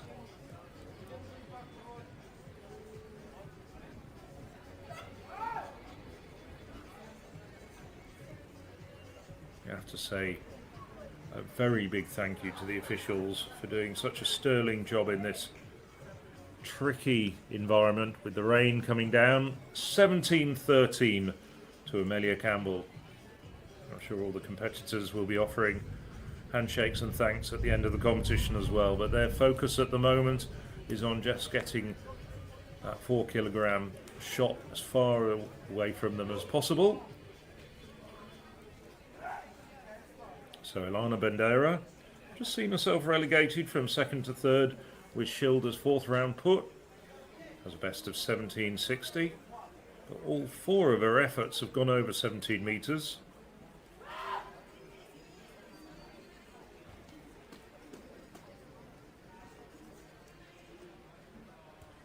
That drops short though, and she just steps out. So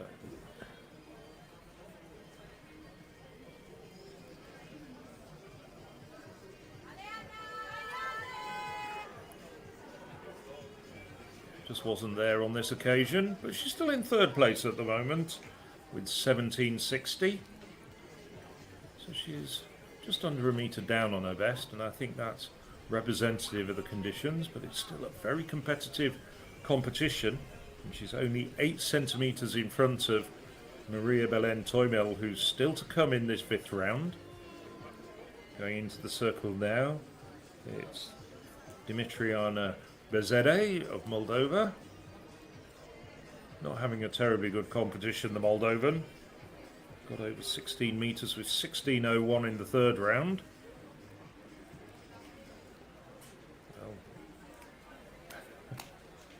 Rushing back as quickly as she can into the dry conditions.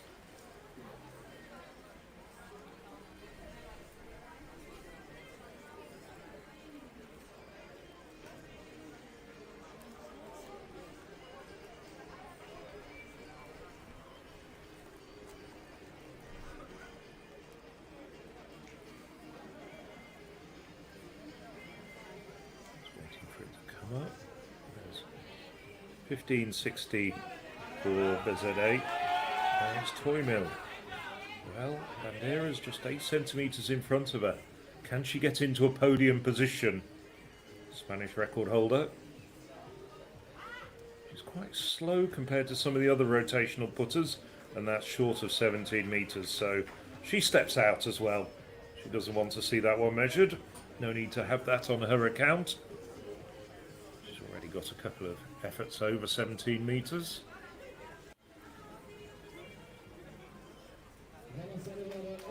So Julia Ritter, the next to go into the circle. She's leading the way with 18.16. She's been doing really well, the German, as I said. And so has Alex been saying about the conditions here, which is self-evident. She's really risen to the occasion.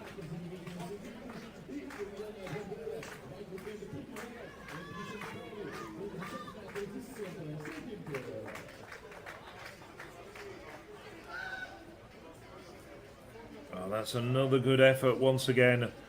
Just probably a bit shy of the 18-metre mark there. Well, Ritter, World Under-18 champion back in 2015 and European Under-20 champion 2 years later. She's rattling off a very fine series. 17.55. The worst of her 5 efforts, all 5 efforts, 17.55 or better.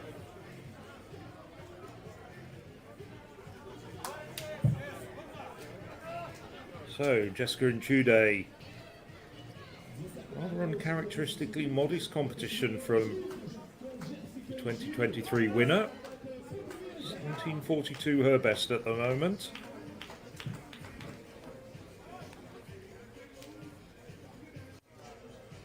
We talked about techniques, opting for the linear technique. I think that's a bit better. I think that could move her up a place or two. Women in front of her are not that far away. Amelia Campbell in 5th place, 17.51. Maria Belen Toymil, 17.52. That looked as though it was a little bit better. And indeed it is, 17.53. So she leaps up 2 places, going past Campbell and Toymil into 4th. 1 throw remaining. Now, only 7 centimetres in front of her is Jessica Bendera. 48 centimetres in front of her is this woman, Jessica Schilder. But I think that's over 18 metres now. Is it far enough to take the lead? Schilder, after 3 fouls, which she couldn't afford in a major international championship, sent the shot out to 17.91. Bit of chat there between Ritter and Schilder. They can see what it is, 18.22. So she takes the lead by 6 centimetres. Sporting congratulations there from Ritter. Good on her. So we now start the 6th and last round. That's a good effort from Erna Soleil Gunnarsdottir. She reached 16.74 in the last round, and that was very close to 17 metres. Went out to 7.52 indoors, the Icelandic woman, and found herself a place in the World Athletics Championships Indoor Championships final. Oh, only 16.48. I thought it was a bit closer to 17 metres than that.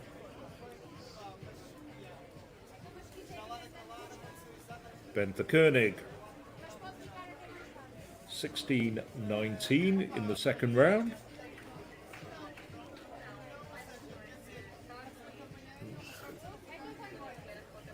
That's not quite 16 metres, I don't think. I think all smile from Koenig, rueful look. I think they were just glad to get back to the hotel and get some dry clothes on.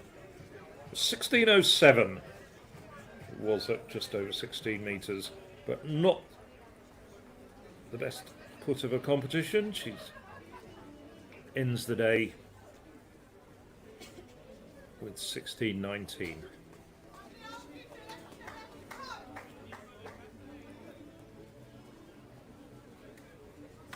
So Leia Riedel, 16.86 in the second round, followed by 3 fouls.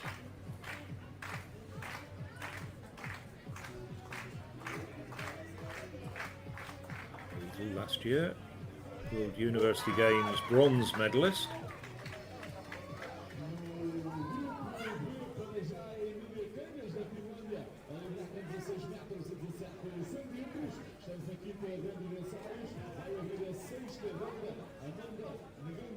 Another foul to finish her sequence off for Riedel. 16.86, and she's currently in 7th place at the moment. Amelia Campbell. Well, there's only 9 centimetres between herself and a place on the podium. 17.60 or better would see her at least temporarily move up to 3rd. Oh, she just lost control of that though, and it drops down shy of 17 metres. So Campbell will finish outside of the medals. Fouled that, yes. As soon as it dropped down short of 17 metres, she just stepped over the wooden stopboard.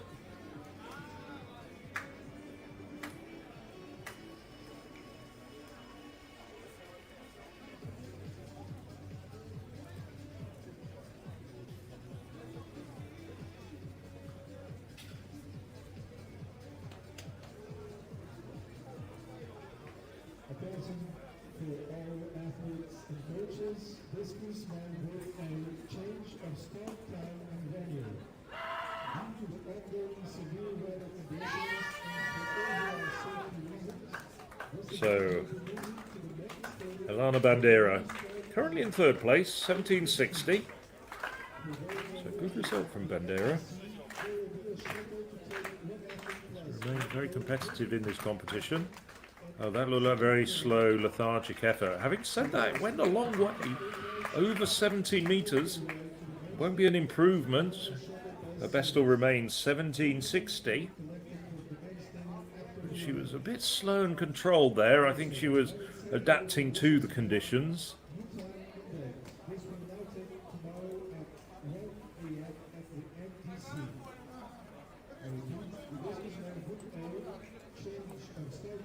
Bandera, World University Games silver medalist. So we've got the silver and bronze medalists from those World University Games last year.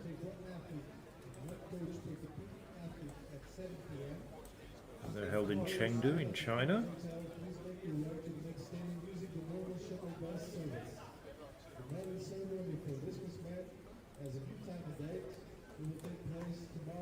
So 17.12 for Bandera.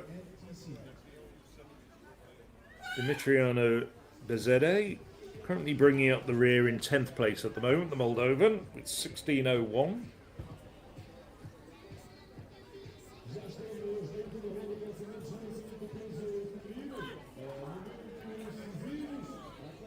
That's a better effort. That's close to 17 metres for Bezede. Let's just wait and see what the result is, because I think that might take her up a few places.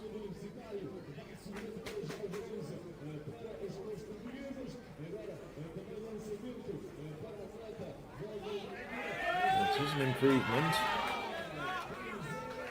16.11, but it doesn't move her up any further, so she stays down in 10th place. Now Maria Belen Toimil, 17.52.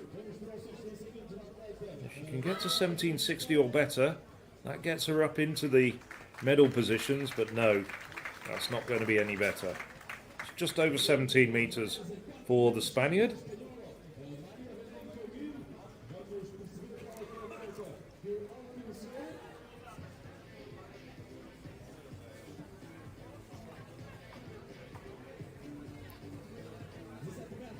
$17.10 for the Spaniard.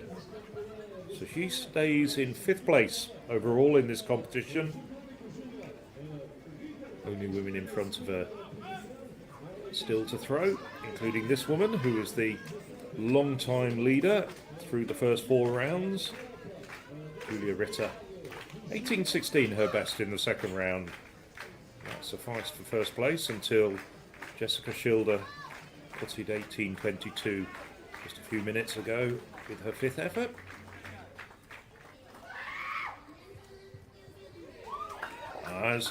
That's an excellent effort. Well, she finishes in fine style. Now all that remains to be seen is the distance.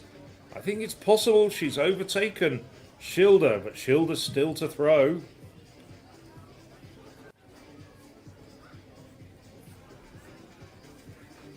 Congratulations. 17.95. It's not quite enough to recapture the lead. Well, she's guaranteed at least a place on the podium. But Jessica Ichude down in fourth at the moment with 17.53. Now Ichude, she can throw over 18 metres and has done on a regular basis this year.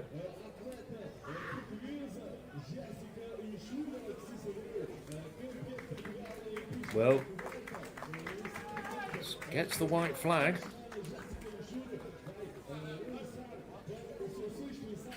Just waiting to see whether she can get further than 17.60, which would see her into the bronze medal. 18.16 didn't look that far. 17.40 for Ichude.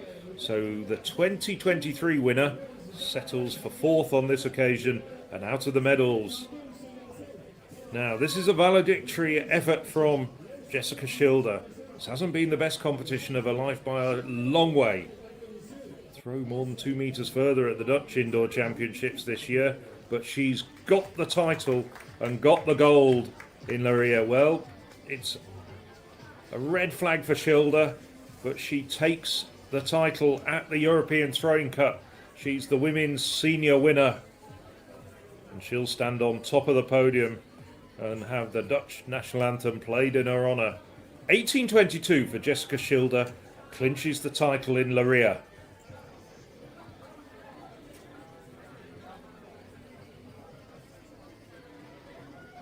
Just checking where the medal ceremony is going to take place. Schilder, well, just wondering whether she's going to take a break now after this European Throwing Cup. She's also had a long season, and in many respects a very successful one with that world-leading 2031 just 3 weeks ago. There's the final results. Jessica Schilder taking the title with 18.22. Second, Julia Ritter, 18.16. And a little way back in third, Portugal's Elina Bandeira at 17.60. Very close indeed for that third place on the podium, with just 9 centimetres covering the women from third to sixth. But a good effort in the end.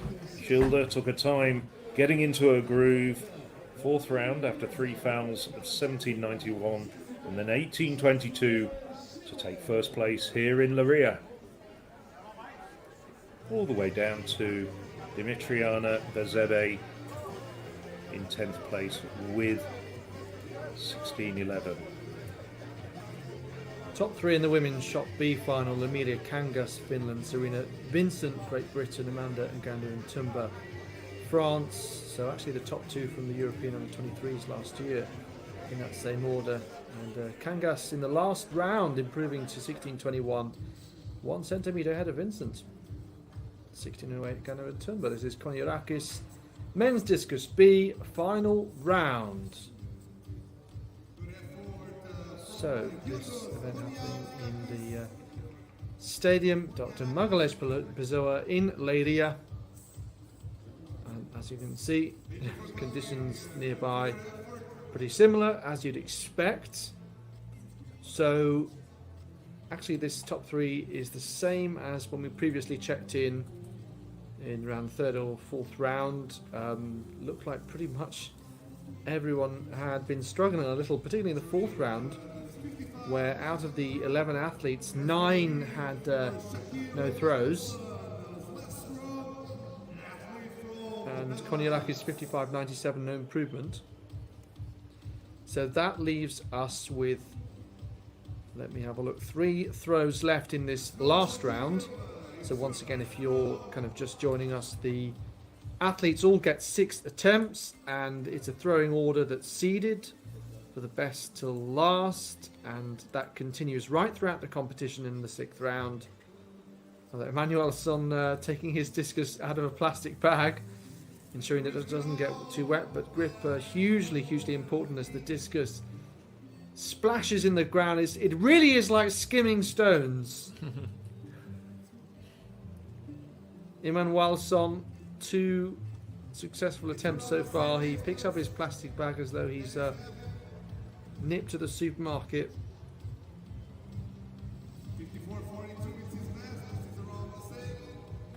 by milk and bread. So he finds himself in 5th place currently. That 54.42 you can see on the screen. Shakil Emanuelson of the Netherlands.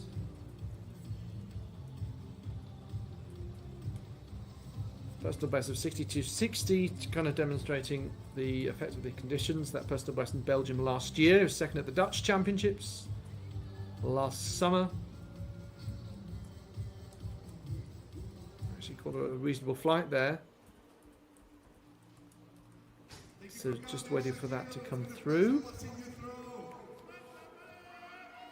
Shaheen of Turkey, best overall, 58.72 his mark. That was in round number 3.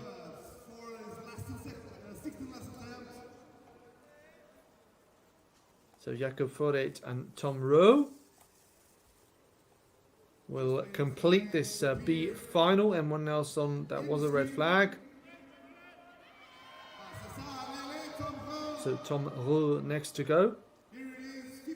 55.63 in 3rd place at this point. Has to improve by 57 centimetres. That's the gap to Konyarakis in 2nd. Discus just curves round like a spinning top.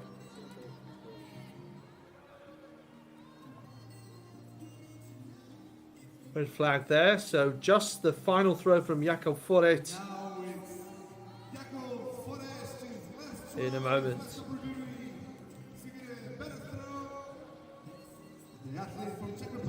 Tom Rowe, one of those with PBs already this year, 61.46. Reigning French outdoor champion. No need to say outdoors, I guess. Jakob Foret with this last effort. I say that, I mean, I did actually see on the entry list there was what was listed as an indoor performance for Gudny Gudnason. Yes, because they do occasionally have indoor discus events in Scandinavia, and of course the big Berlin Hall has an indoor discus as well. Few and far between, but yes, there are a few indoor events, and there's a few halls around in Sweden and Finland which are big enough to have it. Well, that's the key thing, isn't it? Yes, you couldn't do it in your local sports hall. Really wouldn't be advisable at all. I'll bear that in mind. So, confirmed results. This is the B final. Everyone got 6 throws. Shaheen, Konyarakis and Rowe. That top 3, which was the same as after 3 rounds. Same distances as well. So, this is the European Throwing Cup from Leiria.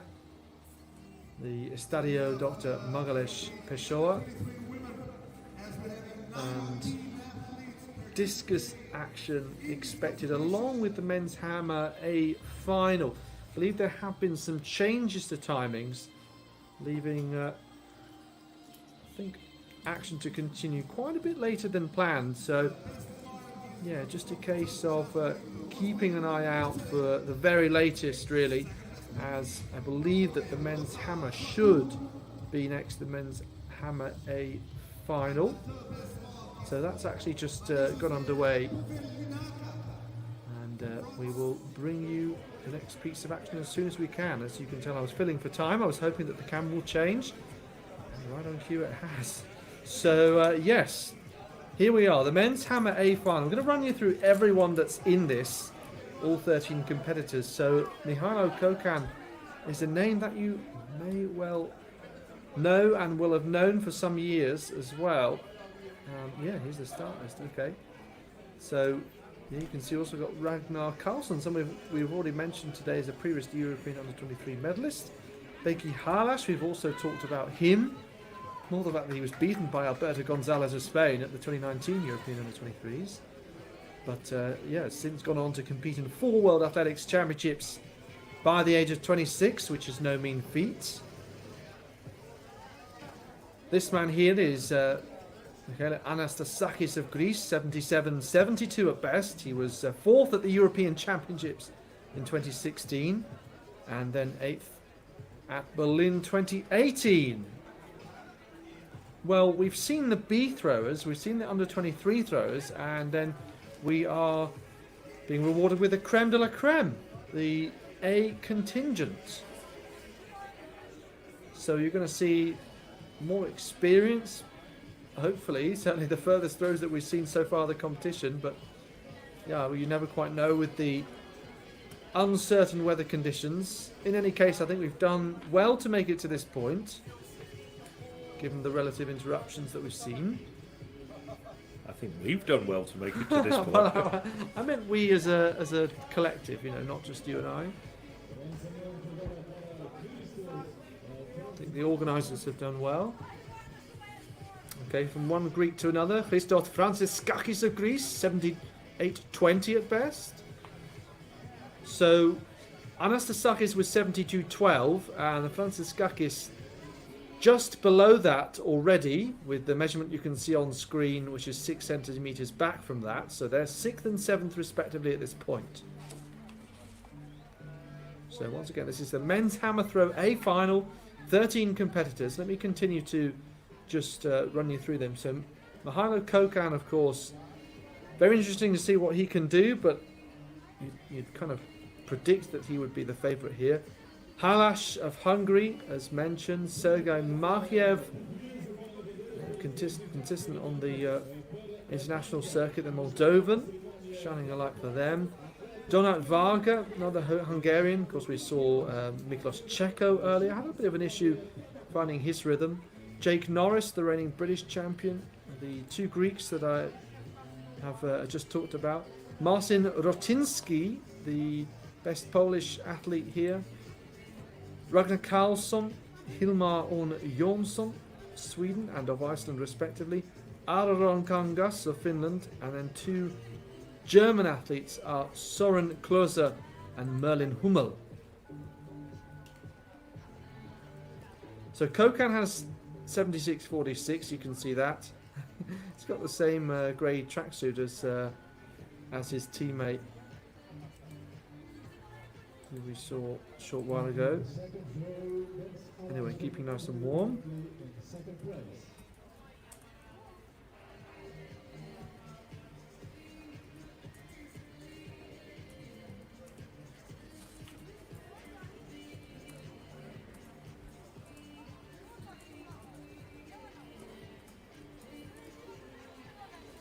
So no throw for Kokan.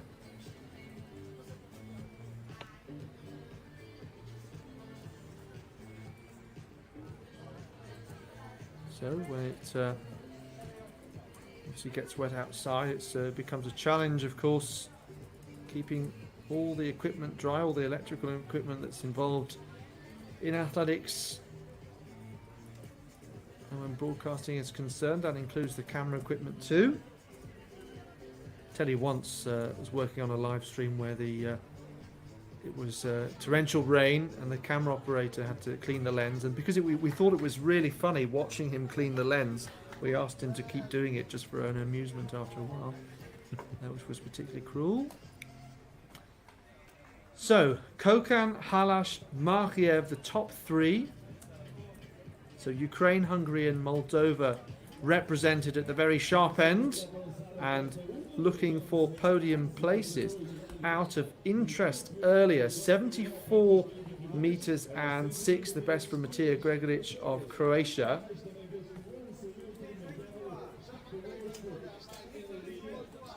So at the moment, that's third best out of everyone. I think we've got another situation where a ladder needs to be involved. So Phil Minchell, off you pop. Yes, well, I always tremble a little bit, or have done over the last couple of hours, whenever we've had a hammer competition after this morning's events, which saw more than an hour's delay in the men's under 23 hammer competition this morning. Hopefully that's not going to involve the same sorts of interruptions. And then of course we've had rain delays. It's been a difficult day, let's be honest, but we've also seen some superb performances, not least of which was that European lead by Marie-Thérèse Obst of Norway, 61-69 in the Javelin, and the B competition at that. So good performances there. Some good performances as well under the conditions in the women's shot put that's just been concluded. Jessica Schilder winning with 18-22. And of course, well, we've seen some excellent hammer throwing and discus throwing already as well. So it's been, as I say, a sort of difficult day for the officials in particular and the athletes. And nevertheless, though, we've seen some excellent performances. I think for all sorts of different reasons, this is going to be a European throwing cut that's remembered for a long time. Yes, I certainly think so. I just wondered whether the cage is damaged once again. It's difficult to actually see it close up in full sight, of course, but yeah, it's just working out how to arrange this ladder best in order to fix this situation. Yeah, but a real challenge for everyone involved, and I think that adapted to that challenge very well. And it's been a case of all hands on deck to keep everyone happy, and athletes are taking to it well. We were saying about how people, you know, well down on best, but actually still kind of responding to the circumstances and appreciating what was a good performance in spite of everything. And some actually improving in the hardest of situations. So, just a chance really to reflect a little bit further on this hammer field. I mean, Kokan, yeah, we saw him at the European Under-20 Championships, previously at Under-18 level as well. Someone who just appears to be a talent that's a class above the rest.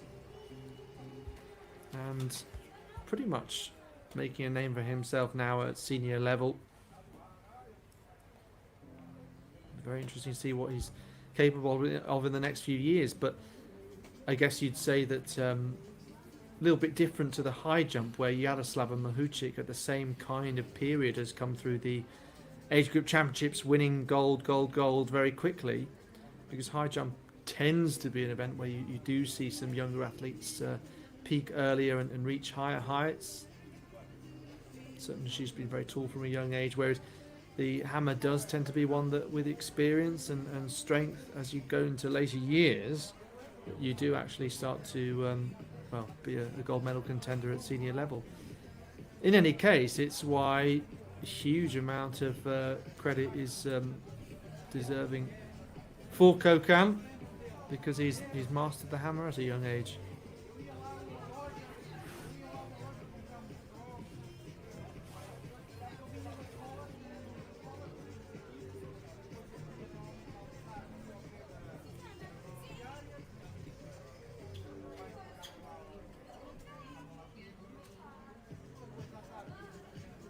I suppose it's a situation here where the gentleman, I believe, that's about to climb the ladder probably didn't expect to be watched by this many people, and I don't just mean the officials gathered round him, but yes, certainly a situation that not everyone would put their hands up for. In any case, needs must, as we had a situation earlier in the morning. Do you know what? It reminded me actually of the World Championships from Helsinki in 2005, I think it was, where we had an athlete in the pole vault kind of not only knock the bar off, but effectively destroy the whole apparatus which that the bar was resting onto. And yes, a situation where the Portuguese athlete had a hammer that needed to be rescued and which needed, I believe, the damage to the cage needing to be repaired, kind of was a little bit reminiscent of that. You know, home athlete wanting to impress and unfortunately not going the way that they desired.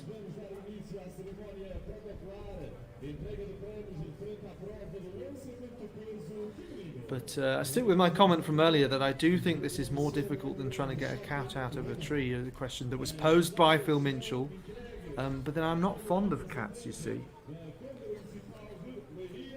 So wouldn't particularly go for that either. I think my concern with this would be is that you climb to the top of the ladder, but then you find that actually you can't get the hammer out. Here we go. This man is going to have a go, and he's well, I don't know whether he's just the eager beaver or he's drawn the short straw. In any case, he's got the feet on the ladder now, climbing up to the top rungs. There is the hammerhead. That hammerhead tangled delicately now. As you can see, the ball there, of course, 7.26 kilos. It's more than certain people lift at the gym. I'm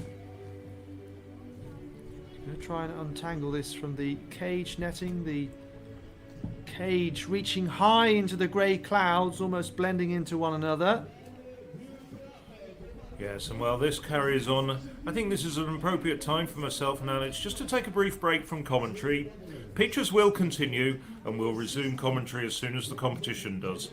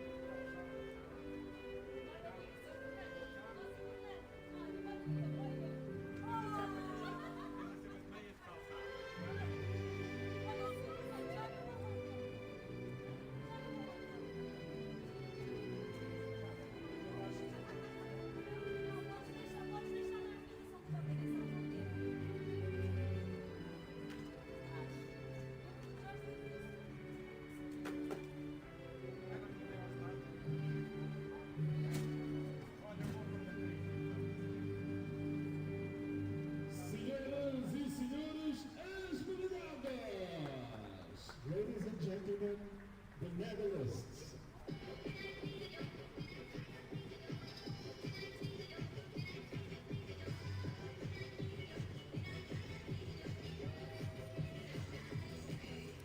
We are back with the men's hammer final at the European Throwing Cup.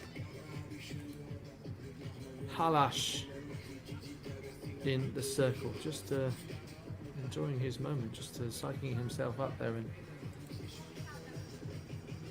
some sort of pre-throw routine. 80.92 at best, of course. 75.48 his season's best coming into this competition. You can see that he's improved on that in these conditions. The hammer disappears into the black clouds. But yeah, another good throw then from Halash, world bronze medalist in Budapest on home soil last year. Twice European medalist as well, silver in Munich. Halash was 74.97.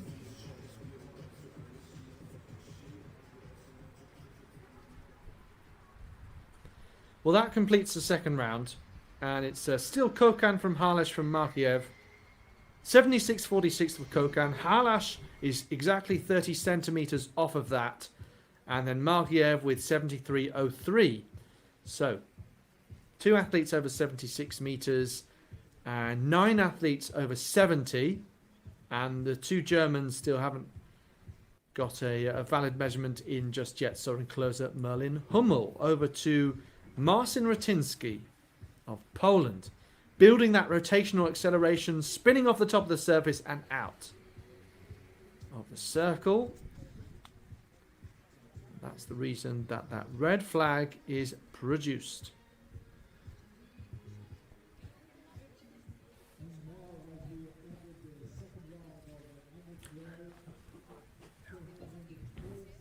So we continue in this third round. Soren Klose of Germany will be next.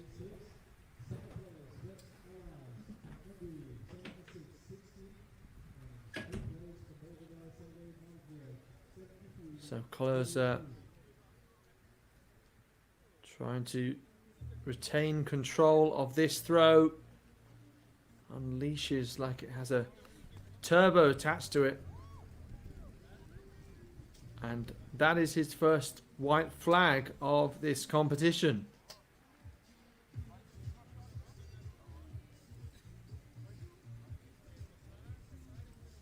So just getting another look at this. You can see extending out that grip. And pretty much releasing at the right time. 72.77. And just off the podium as things stand, although as I was saying, at this point third overall and on target for bronze medal is Matija Gregoric of Croatia, who won the B final. Jake Norris is the reigning British champion here. Graduates of LSU, Louisiana State University, 76.30 at best. The World Under-20 champion in Tampere in Finland 6 years ago almost. Won the UK Winter Throws Championships in Loughborough.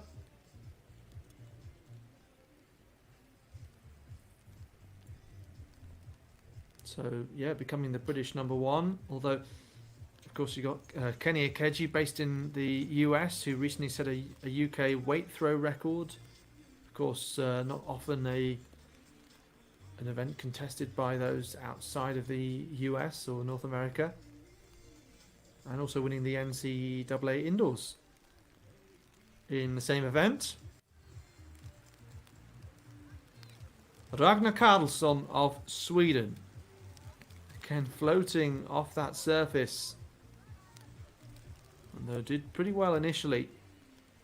And athletes, a little bit like when we say in the high jump at the first attempt that you need a sighter at that bar. I think you almost need to have a couple of goes in the circle as it is, just to really adjust to the conditions and how they are currently, and how they're changing also.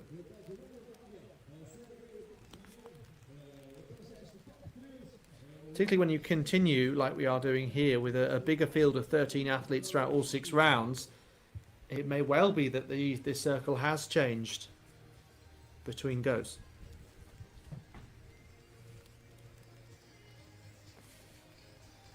So Margiev will go next then, and yeah, of course he is in that third place, but many challengers behind, and what he may not also realise is that he actually does need just over a metre more in order to get himself a bronze medal, because of Gregoric's 74-metre effort compared to his 73.03. So you're watching the men's hammer A final here from Leiria.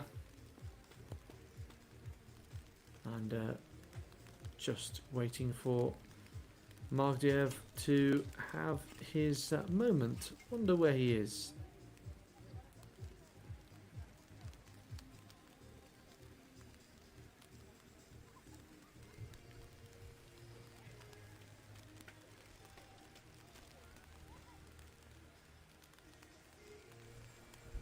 Well, this is interesting. We can see the officials are heading inside once more. So we do actually have another competition delay due to the weather, unfortunately, which is a shame, of course, because, yeah, the weather has just meant that we have had a few of those, and, of course, what can you do in that kind of situation? And what I understand, therefore, is that some of the events have been moved into that main stadium rather than the National Throwing Centre. So I think that will be the case for the discus. Certainly expecting quite soon the women's under 23 discus, but then for the men's discus to be moved later into the evening at 8:15 local time, I understand. So moving to the main stadium to start at 8:15, so obviously that's in 2 hours and just over 20 minutes time. Will that be? So yes, obviously the stadium has better lighting provision, which is something that we discussed earlier.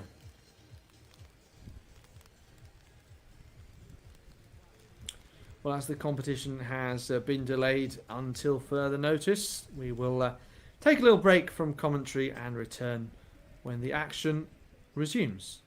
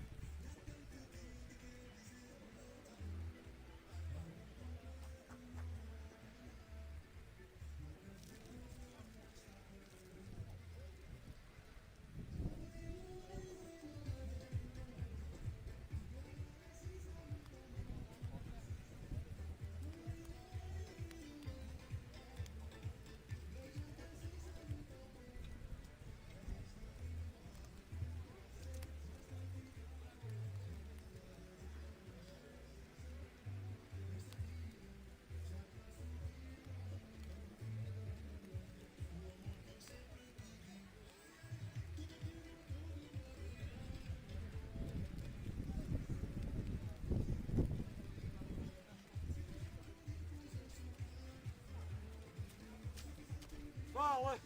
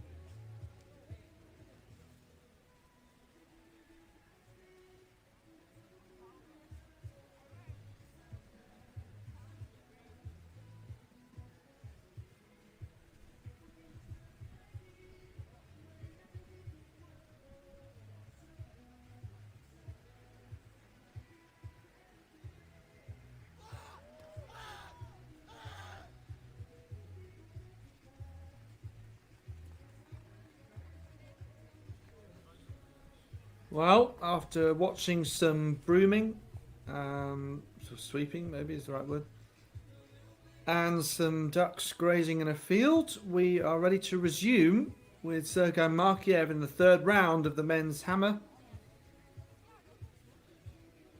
And he looks suitably equipped for the colder, wetter weather.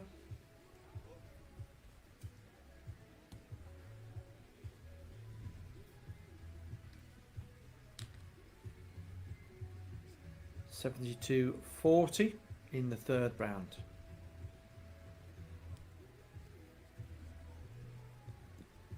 Merlin Hummel, slightly fortunate that he's not trying to make the top 8 for 3 more throws here. Will get 6 whatever happens. Let's have a look. I think feet might have been over the edge already there. Curious to see the colour of the flag. Oh, I think that might have been a red, but didn't quite get a proper view of it.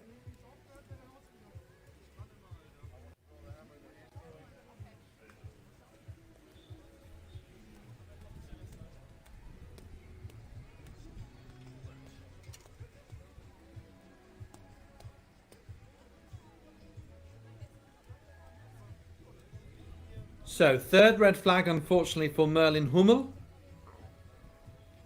First throw I think we've seen of Aronkangas of Finland. 69.21, but out of bounds on that left-hand side. And we've seen that a few times today.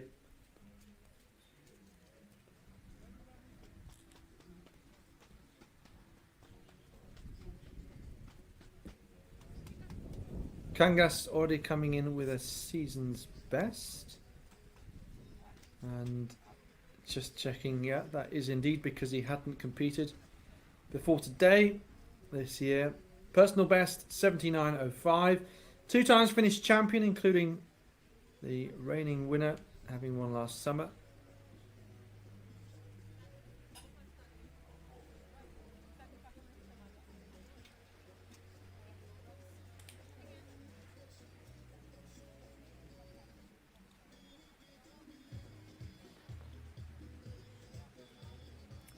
So Kangas, no throw as well. So top 3 still Kokan, Harlash, Markiev. We are midway through the third round now. Hilmar Örn Jonsson of Iceland next.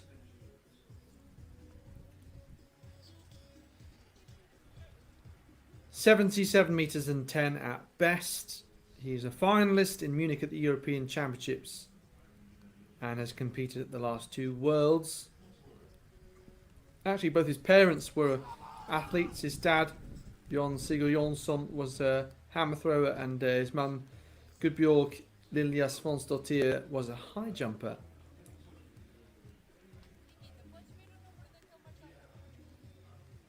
Games of the Small States of Europe, a silver medalist in 2022 as well. 69.22, his measurement.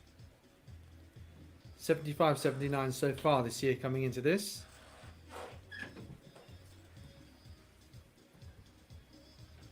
This is Donat Varga of Hungary in 5th place, 72.43. Needs 34 centimeters to improve, that's the gap. Similar to Harlash, almost looking meditative and thoughtful as he gets ready to throw in this third round. Faster with each turn, but I really do wonder whether the wind is affecting these throws that are just going off slightly to the left. Obviously, when there is wind, it can mean that the speed does pick up quicker. And yeah, the rotation can be faster. I think the effect isn't massively significant necessarily, but just can mean that there's a little bit of adjustment needed To timings, for example.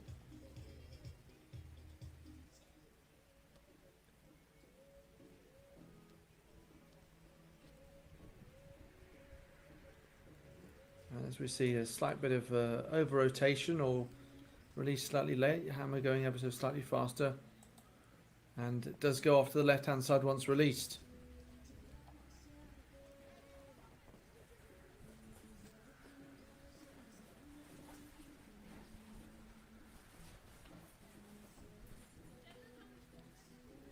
Mihail Anastasakis of Greece in 8th place. 2 centimeters off his teammate. That throw went high, goes long, and that looks like a great effort from Anastasakis.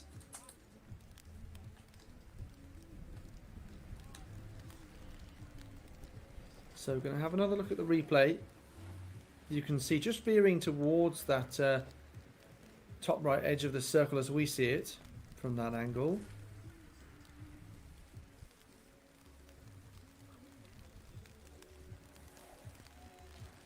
And it is an improvement of 72.49 compared 72.12.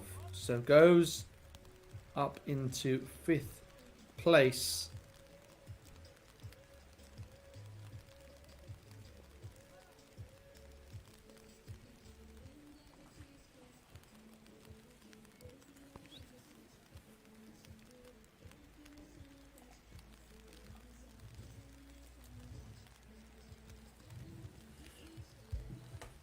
So, following his teammate in the throwing order once again is Christos Franceskakis of Greece, 72.14.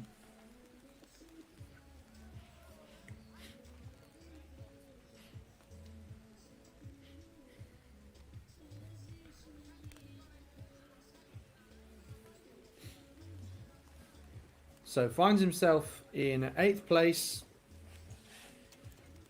And 35 centimetres now behind his teammate, who's up into 5th.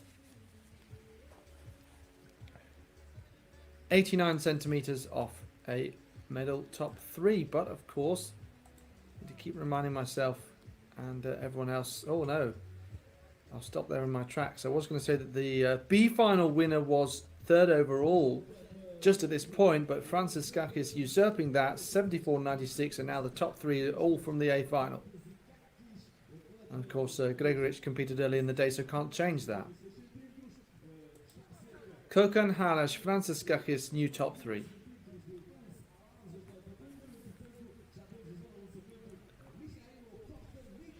Mihajlo Kokan in this grey tracksuit of Ukraine, wearing more layers than normal.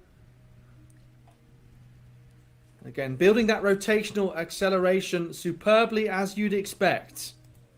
Kokan closer to 80 meters potentially.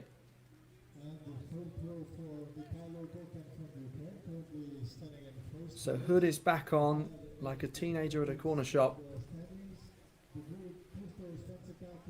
And there we go. Didn't even flinch when at full speed, releasing the hammer. Appeared so easy. So just very briefly flashing up there the measurement. No improvement, 74.60. Marcin Rotyński of Poland. In a moment. First, the last throw of this 3rd round will come from Benki Halash, the Hungarian. So, because there was no improvement for Kokan, there is still just 30 centimeters between our top 2. Well, what can Halash do here? Yeah, so it's interesting. Some of the best hammer throws that we're seeing actually not having to make adjustments to their throws. Sometimes is the case that some of the faster athletes, I know it's quite a different example, but yeah, we've seen that sometimes in poorer conditions, some of the faster athletes in the javelin actually had difficulty slowing down because they were going so quickly and they need to come to a complete stop. But actually here, the kind of maybe some of the most experienced throwers, of course, and best in terms of talent, actually able to cope with all conditions. They have that kind of buffer zone in terms of comparing the conditions to their general ability, but also they've probably done it in all different types of weather, including training.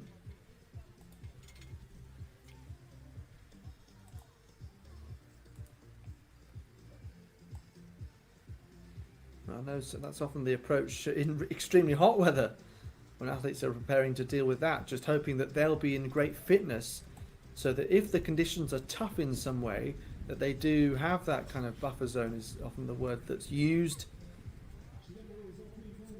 just so they have some confidence in their ability, that they've done it before. Even if the conditions are different, they are equal for everyone else effectively. And therefore, you take that confidence and you take that experience of training or even competing in difficult conditions, and you try and make the best of it.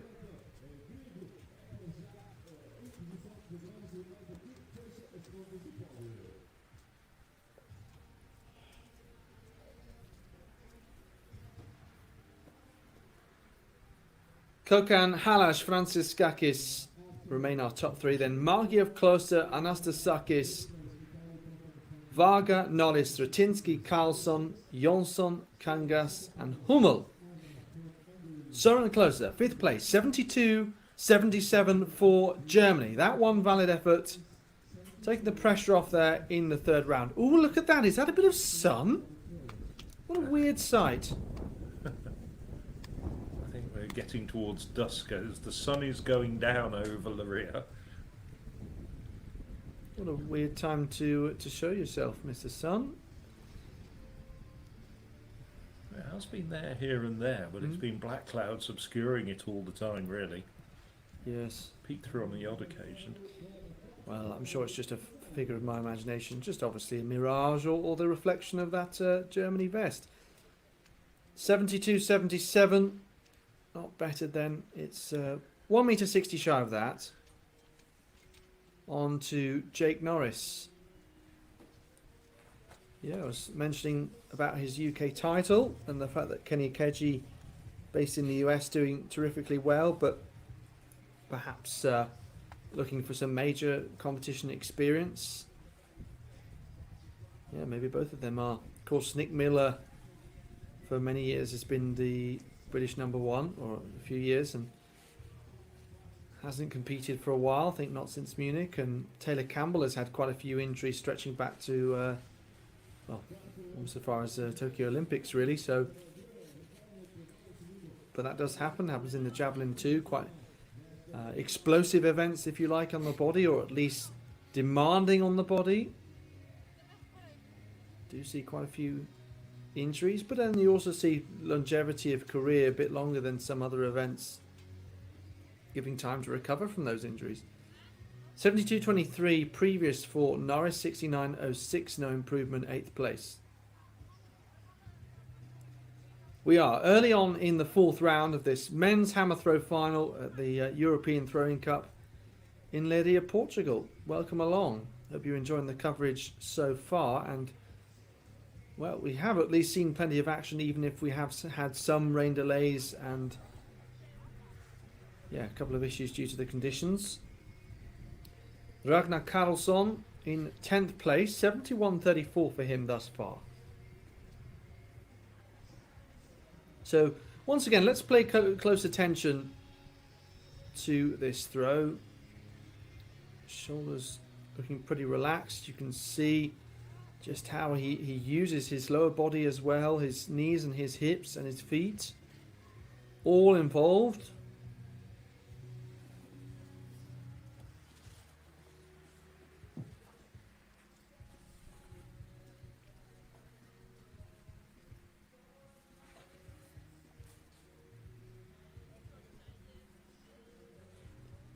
And yeah, I suppose another sort of observation of different styles is that some athletes appear a bit more passive in their movement through the turns. I guess what I mean by that is that they appear maybe a little bit more still. Obviously, they're using kind of that core strength constantly and agility in the circle.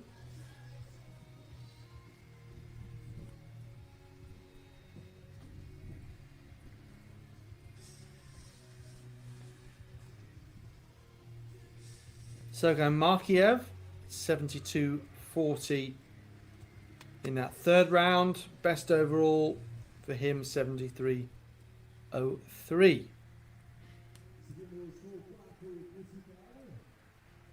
Trying to get back onto the podium then. Stamps his foot on that wet ground.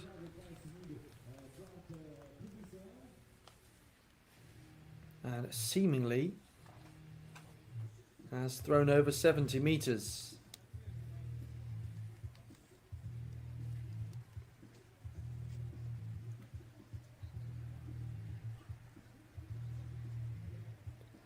Well, they've certainly done well to pack these small shelters full of athletes and for everyone to find space. I think they'll be quite glad that they are there. Indeed. And it is 74.54. So that is an excellent effort so far as really eating into that margin between him and Francis was 1 meter 93, and it's now 43 centimeters or 42 centimeters actually. Merlin Hummel, most important thing for him is just that flag with white on it.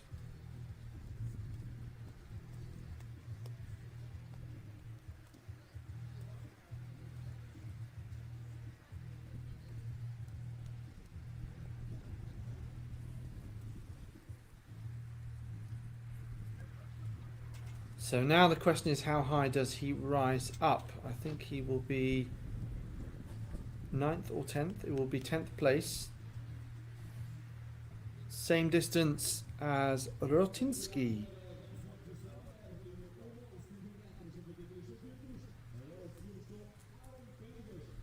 Kangas, to use the now favoured expression, the most modest of the throws so far, with 69.21. Only needs 1 centimetre though to go up into the top 12, but I'm sure he'll want more than just 1 centimetre of improvement, of course. Kangas, well, it certainly looked clean from that angle in particular. Sadly though, red flag. Let's have another look here.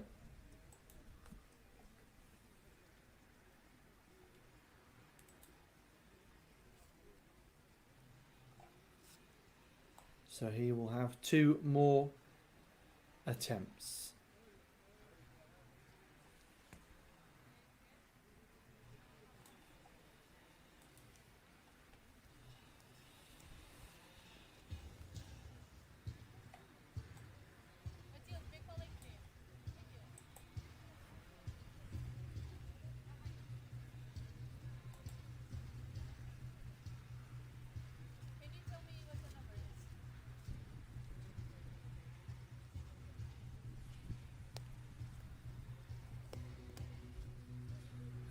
So this man here is Hilmar Orn Jonsson. He's competed at the last 2 World Championships for Iceland.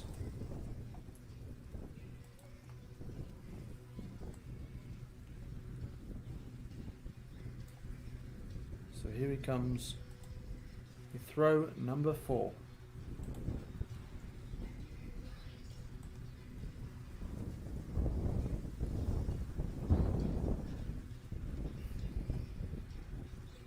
So has to keep that discipline with his feet. Oh, that was possibly, well, there's no debate now. It's out of the sector. It's possibly going to be a red flag anyway. Just want to watch carefully. Yeah, may well have been okay without going outside the sector.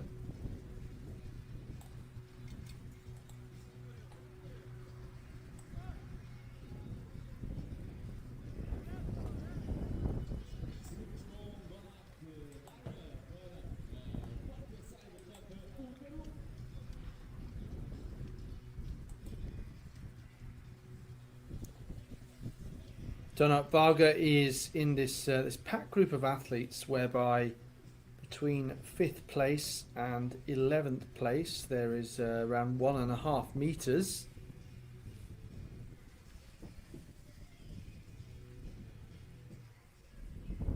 Well, there's good depth to this competition. I know they've been waiting around for a long time, much later than their projected original start time, but the men are really coming out and throwing very well indeed. No less than 11 men over 71 metres.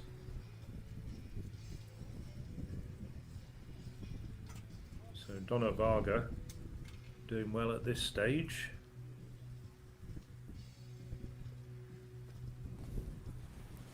He's looking as though he's inspired by some of the exploits of earlier. We saw some good Hungarian hammer throwing from Tzengko in the men's under 23 event earlier as well. Yes, once he kind of found his rhythm. Anastasakis of Greece. He has improved with each round and haven't really said that so far today. Looks like Francis has done that so far today, so maybe that was the words of advice from the Greek coach. If you can just throw further each time you throw, yeah? That sounds like good advice to me. I wouldn't complain about that too closely.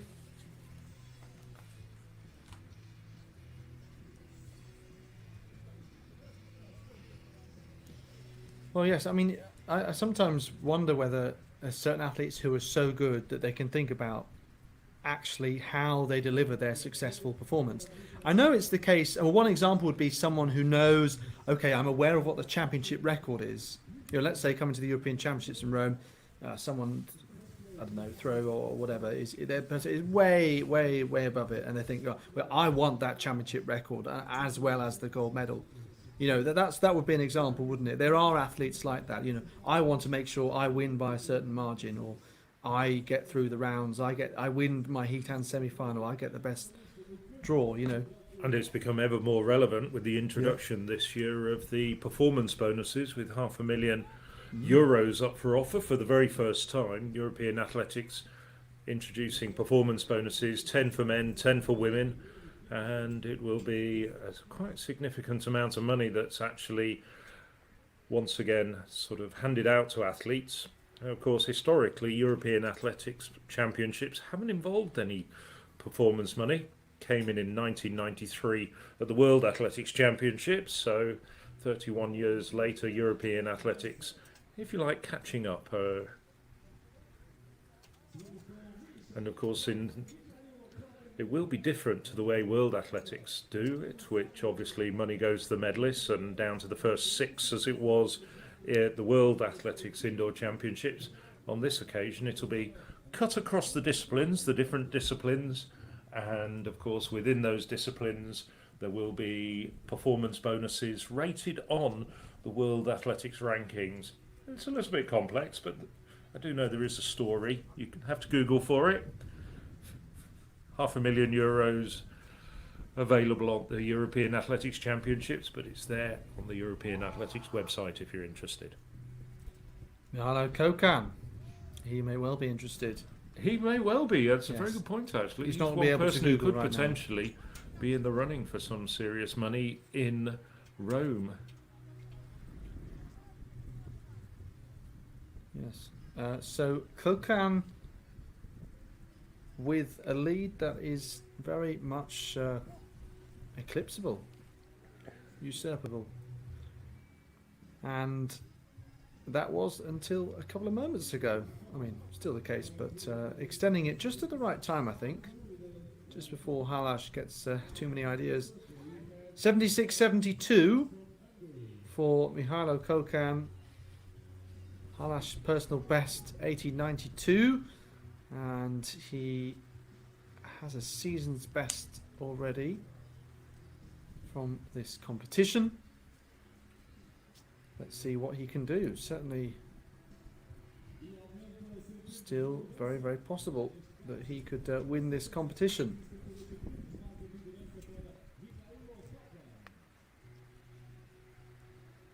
So Halash, let's have a look here, bending those knees and that kind of heel point contact with the ground, looks pretty pleased with that.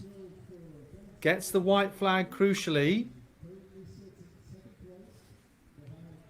So what's this going to be for the Hungarian? You can see drifts backwards as he turns. 76.22. 6 centimetre improvement and is exactly half a metre behind Kokan of Ukraine, our leader. Well, I remember Halash in Budapest getting probably the biggest roars of the championship with half the stadium shouting Bensei, Bensei, Halash, Halash. They were all there willing him on. I think the Canadian gold medalist Ethan Katzberg was somewhat nonplussed. I mean, there was plenty of generous applause for Katzberg, who was one of the biggest surprises of the championships. But Halash, well, I can just imagine what he would have been like if the gold had been won by Halash. The roof would have been raised on the National Athletics Centre Stadium in Budapest. Instead, well, he had to settle for one of the lower rings on the podium, but it was still very, very well received. And I know the partying went on late into the night. Yeah, I'm sure it did. Yeah, well, because I think in the years before Budapest, we were all thinking about where are the top Hungarian performances going to come from, and inevitably, due to the great tradition, that Hammer was always likely to be one of those. And moving on then to a country more used to hosting major events. I mean, it's obviously fantastic for Hungary to get their name out there with Budapest hosting. Obviously, then was a potential of being a host city for the European Championships in 2026, awarded to Birmingham, of course, 2 years after Rome. And watching here, Klose. So, yeah, 2 fouls initially. Then 72.27 shot him up that leaderboard, and in 5th currently, 71.75 that latest measurement. So, next in the throwing order is going to be Jake Norris. And Norris, 75.07 he threw at the UK Winter Throwing Championships. Conditions a little bit better there. 72.23 at this point. Of course, teammate Amelia Campbell with that solid, respectable 6th place in the women's shot put final. And Jake quite close to 6th place. He would need 27 centimetres for that. 26 actually. So that's just over that 70-metre white line right of picture.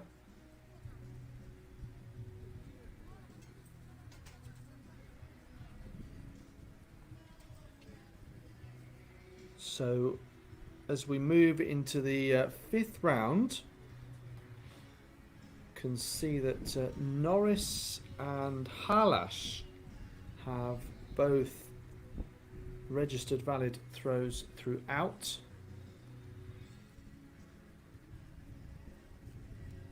Next in the throwing order will be Ragnar Karlsson of Sweden. 70.02 by the way for Norris. No improvement there.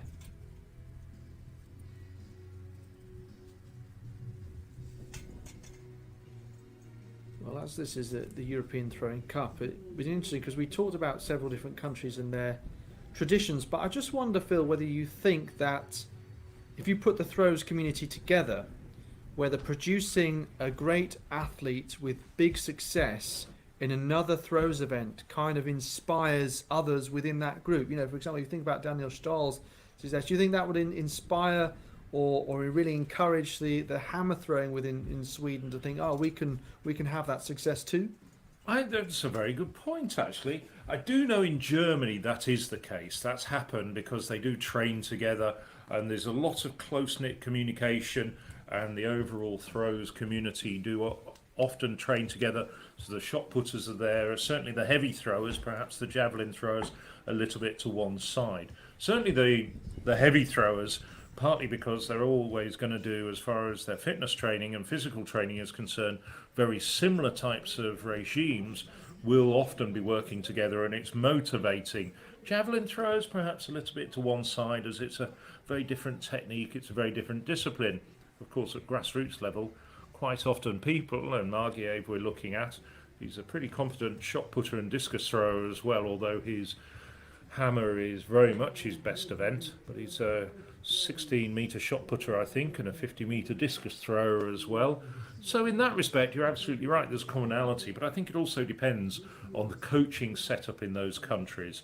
Of course, if you've got a well-established high-performance coaching setup for the throws, that's going to make a big difference as well, and it's going to generate, and it's not going to be a one-off like we're looking at Sergei Margiev. He's really one of very few athletes coming out of Moldova, and there isn't really the same sort of depth of talent in Moldova as there is, let's just say, in Germany or Italy or France and so forth. So the way it gets influenced there, and of course it's a smaller and perhaps less well-financed federation, so they're less able to actually have that integrated coaching structure. But in many respects, as a generalisation, you're absolutely right. It does rub off. Success breeds success. Which is what you want to hear, and certainly, yeah, it is one model for doing things, to have all of the groups of events in the same location, and for others, actually, it's not a suitable model for other countries, or it's just the way that they've done it, or they haven't done it. Well, we were talking earlier, a few hours ago now, because it's been a very long day, hasn't it, Alex? Nevertheless, a very enjoyable day, despite the interruptions, about national throwing centres. And we're at the Portuguese National Throwing Centre watching Merlin Hummel. He's got his rain jacket back on. He's throwing his rain jacket. Very talented, just still in the under-23 ranks, but it's no under-23 competition this year, as we were talking about the throwing centres that there are in Germany and many other countries, and we're at the Portuguese National Throwing Centre. I think that's a start. You bring the athletes together. I mean, we noticed in Spain a big improvement in the throws once they established a national throwing centre in Leon, which was partly driven by Manuel Martinez, the former world indoor champion. He was based in Leon and helped certainly create it, and everything grew from there. And whilst Spain doesn't quite have the same tradition in the throws that some of the other Western European countries, it does bring through some very good people here and there. We've seen some good discus throwers. In the B competition, we saw Alberto Gonzalez, and of course we've had over the years quite a few good shot putters as well, including Borja Vivas coming through. So yes, I think as well as the coaching structure, having a physical centre is important as well. 72.97 was the measurement for Hummel. Yes, that is quite crucial actually, because a different preferred model might involve where the best coach is ultimately, and if that coach is comfortable in that particular place and the facilities are good there. Of course, facilities are a big talking point when it comes to where you can actually throw a hammer and train and compete. Two different pictures again. Yeah. I was going to say, it also comes down, if you've got a throwing centre, you bring together coaches from different groups and of different athletes, and there's a transfer of knowledge. Now that's what European athletics try to do with their coaching summit series across the different disciplines, which goes ahead in the autumn months, usually around October to November. And you bring them together, and assuming that you can put aside a few egos for one moment, there's quite often coaches who are learning a lot from each other, even at an elite level. Yeah, it's really interesting, particularly when those coaches are maybe new, and maybe they start coaching their children as athletes, and they might reach out to the maybe event lead in that country and trying to gain knowledge from them, but also being able to take teams to events abroad. And it is often the case that people learn great things. For example, a league was set up in the UK because it was inspired by visiting Poland and seeing that they had a league there. There was a high jump coach I was talking to who said that the coach that changed the way she coached completely was a German coach called Wolfgang Killing, I think it was. And so we see the ducks crossing the sector, which is I just wonder whether I've never seen that. I must confess. I mean, I've seen cats on football pitches. I've seen foxes on football pitches, but I've never seen ducks crossing a hammer sector. Yes, I wonder whether they should put the cone out and in fact just let them cross, or we need something like a lollipop man, Or maybe just one of those big noisy things to scare them away. well, a foghorn. Yeah. Oh, we shouldn't be scaring them away. I mean, they're not defied by the conditions. If anything, they might. Well, they're ducks. That's not a surprise, No, is no, it, really? no, but it's the fact that that it's so wet and puddly that actually it's bringing the ducks out. Do you know what I mean? Yes, I do know. Yeah. what So you mean. in a moment we'll probably see an otter. Well, or a fish. Perhaps we should have seen ducks then in the shot put sector, because there's quite a lot of puddles there. That, Yes. That looked a bit like a duck pond at times. That's anyway, right. Yes. maybe we could have a adopt a duck competition. Get the hammer throwers to adopt a duck. How about that? No, it's funny because at the last political election in the UK, there was one particular jokey party which said that all potholes should be filled with rubber ducks, because it would be just a way to mark them out so people can see them. Well, I'm not sure whether that's a good idea or not, but Yeah. you'd need, if you put rubber ducks in the puddles in the National Throwing Centre in Portugal, you just need rather a lot of them, I think. Yeah, well, at this particular time, I mean, you tend to get more puddles because it looks like the ground is a bit uneven. There's a bit of undulation, so. But I suppose that's why it's the National Throwing Centre and not the National Golf Centre. I like the idea of maybe putting a few rubber ducks in the steeplechase pit when the races Oh. aren't going along, Yes, I've never seen that. Why don't we bring some rubber ducks to Rome, and then we've got something good for social media. If the Rome 2024 is listening, Alex and I are full of good ideas. Yes. I would have thought so. So the brooms are out again. That'll scare the ducks away. Yeah, probably.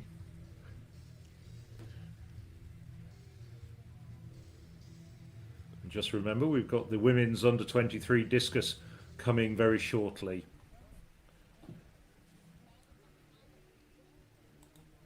Obviously, quite a delay on the women's under-23 discus, as they'll be using the same sector as the hammer throwers. That was scheduled to get underway at 1800, 35 minutes ago, but we're still ongoing with the men's hammer throw, just about coming towards the end of the fifth round, so we've probably got about another 15 minutes of hammer throwing, and then the women will warm up. So it could well be, I'm only guesstimating, about 7:15 when we finally get underway with the women's under-23 discus. That's a big field, 19 women. Donat Varga in this round number 5. It's still Kokan, Halash and Franciskakis from Margiev Hummel Closer, 4, 5, 6. Then Anastasakis, then this man in 8th place. And actually, if I look across the top 5, they've all improved between the 3rd and the 5th round so far. So it means that Kokan's on 76, 72. And as you might remember, that Halash is exactly half a metre back. Then Franciskakis 74.96. That's what's needed for the podium. And Anastasakis has been pushed down to 7th. 72.49. His teammate was behind him previous, and it's now in third, Franciscakis.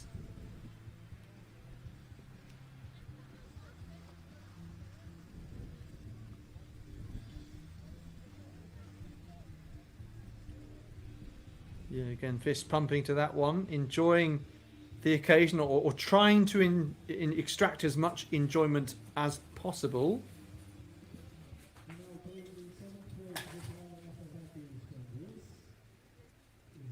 And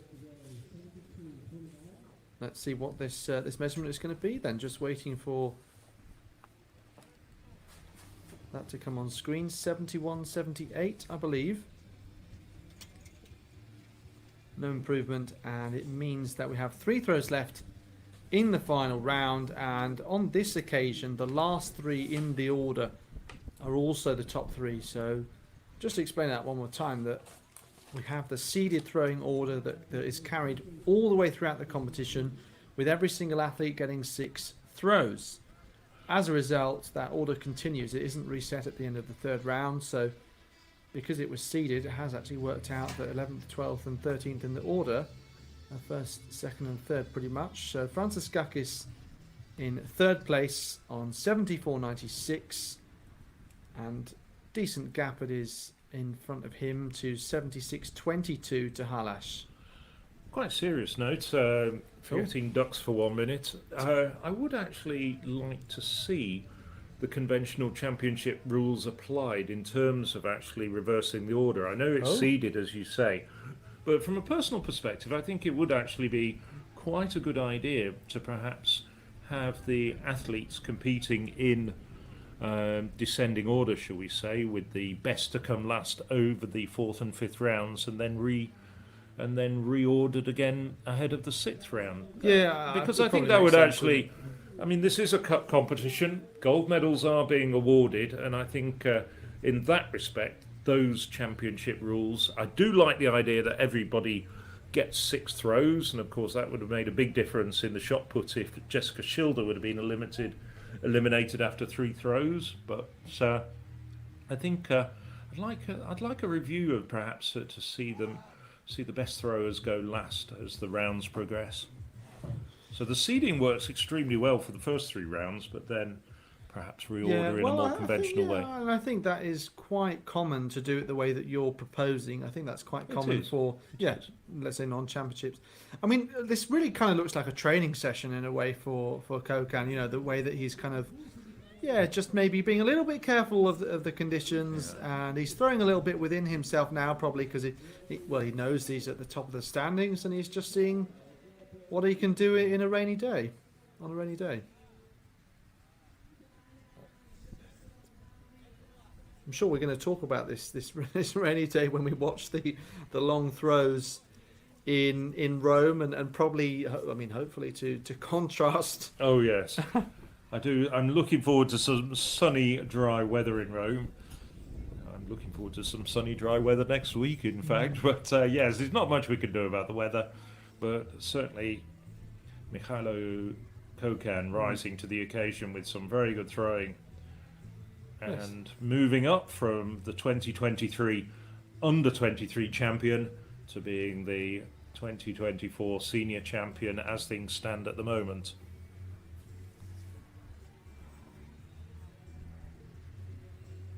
Kokan just assessing the situation.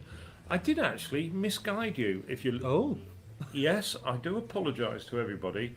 I said that the women's under-23 discus was going into this circle a bit later as dusk starts to fall over Leiria, but in fact it has got underway. It's been taking place over at the Municipal Stadium, and we're coming into the end of the 2nd round, and I'll update you on this at the end of this particular competition, because this is a senior A final and we'll keep our attention focused on this at the moment. Thank you very much. I look forward to your update indeed. So Michailo Kokan with the foul in the 5th round, it was indeed. And that means Halash has a bit of an opportunity now here.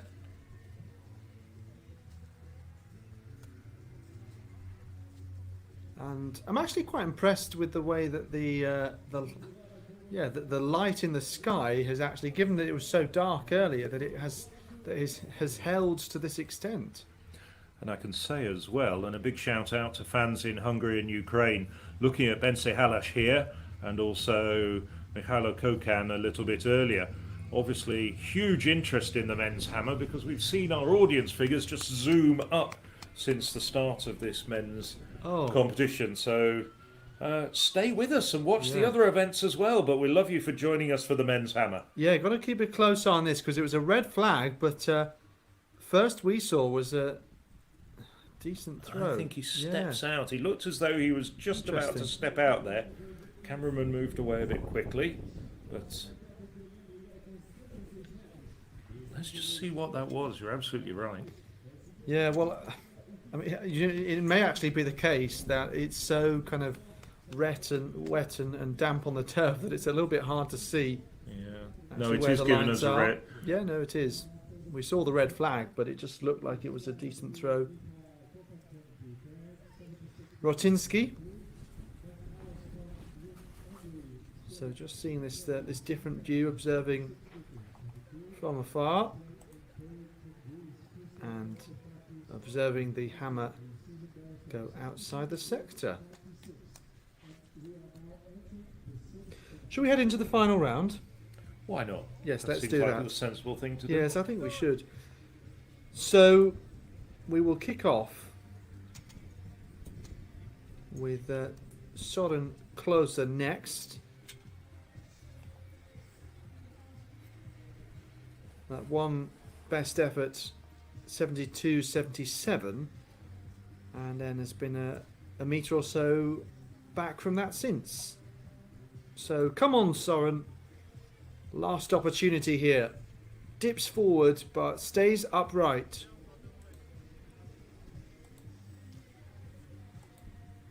And does get the white flag.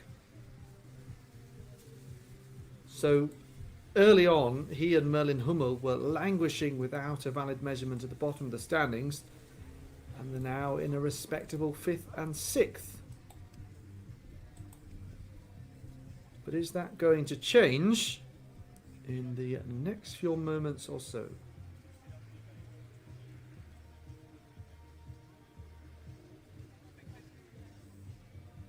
Closer, who looks like he's hiding at the back of the room. Someone who doesn't want to join the party.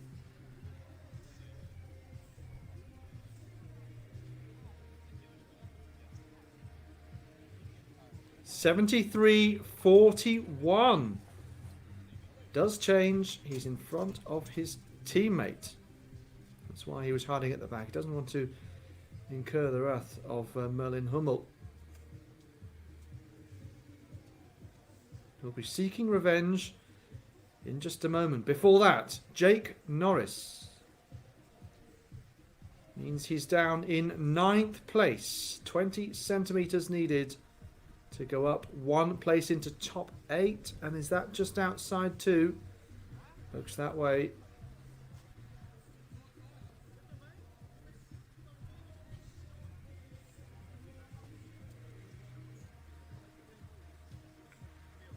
It's interesting, Norris starting his effort with his feet just slightly to the right at that point in the circle, but still retaining decent control through those turns.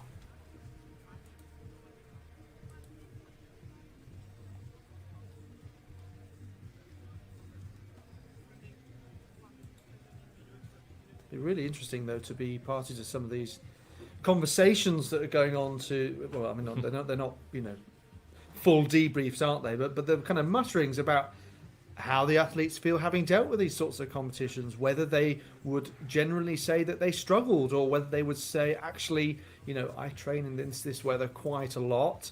I know what the weather can be like at this time of year, and actually, I think I did a good job of it in spite of everything. Because initially, I thought we were getting the former, but in the kind of later rounds, the later action that we've seen, I feel like we're getting more of the latter.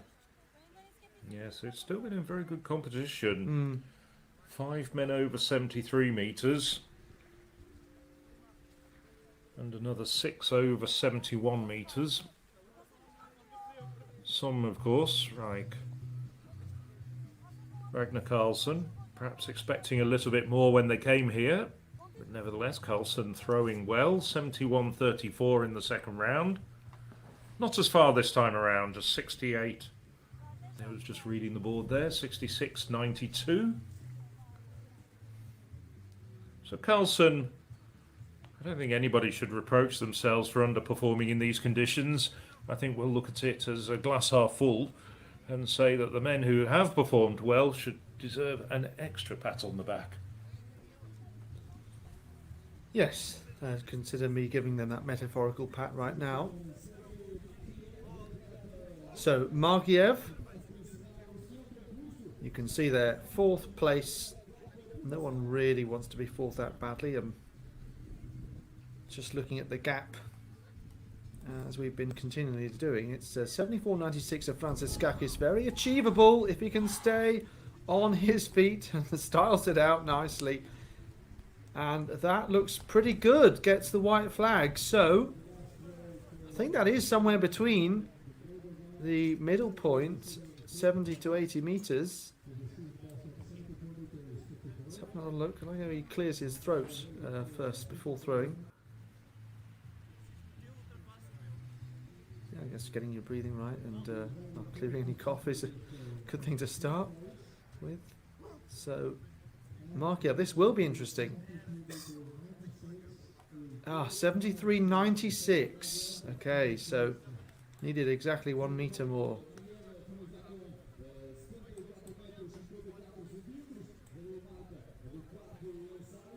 So, this is Merlin Hummel.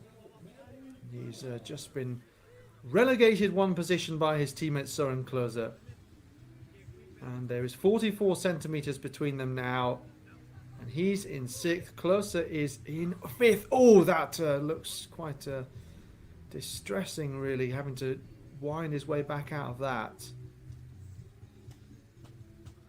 Well, Things you also don't want to let go of the hammer either. So, and in these difficult conditions, Merlin Hummel, yeah, look how quickly he just refocused and got on with the job. But no, it really always going to be difficult in that position, wasn't it? But yes, difficult situation, and ended up being more difficult than expected too.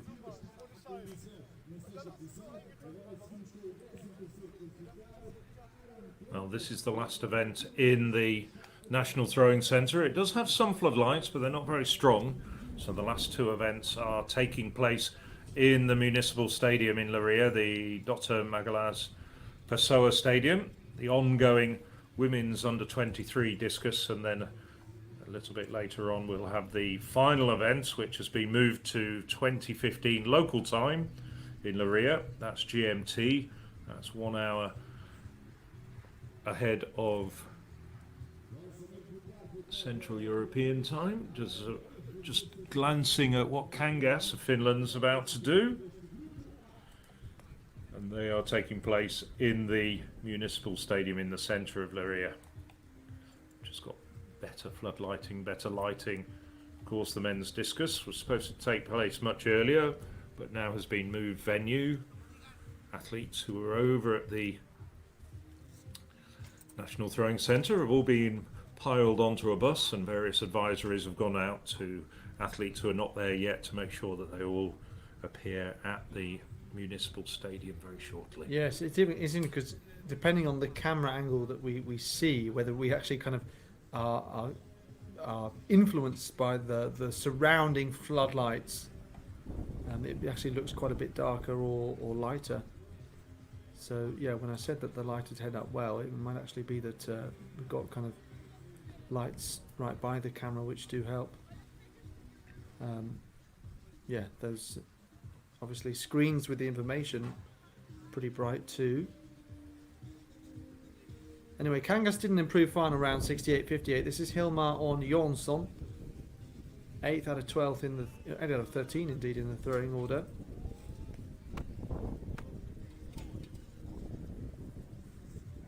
So looks to be, yeah, red flag. Right, so Donat Varga's going to go next. Yeah, just not quite fluid enough in motion throughout from Janssen, unfortunately. Jonathan Varga indeed is next. In he goes.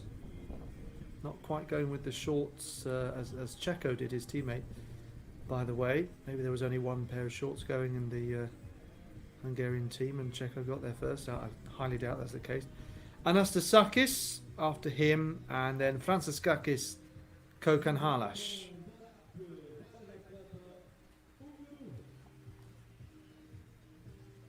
So only 6 centimetres up the leaderboard to Anastasakis for Varga in the 7th place, compared to the 8th spot that he currently has in this final round of the men's hammer throw final.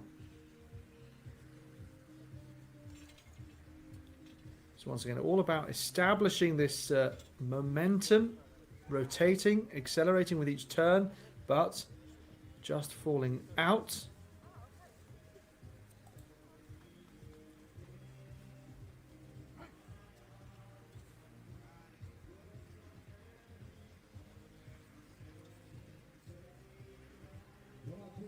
It'll be very interesting to see what Anastasakis can do now. On personal best, the two Greeks are pretty closely matched. There's just what's that, half a metre between them both, personal best and season's best. But Anastasakis here finds himself 2.5 metres off, and that tells me that why not? Anything's possible here. Mikhail Anastasakis in 7th place. Good speed. Hammer goes really long here. Coming down over 70 metres. The ducks scramble as though either they're coming to measure or running away. Probably the latter. I think I would if there was a very large hammer coming down on me. And Yes. it was a very small winged object. I think that's probably the case. But I've never been a small winged object. What do you call a duck? No, I've never been a duck. Oh. I misheard you. I thought you said you'd never seen a small winged Oh, object. right, yes. I know you come from North London and they're usually in the frozen food section at the local supermarket. Well, I was going to say that you'd see more small winged objects in hot countries. You're constantly batting and squatting them away, aren't you?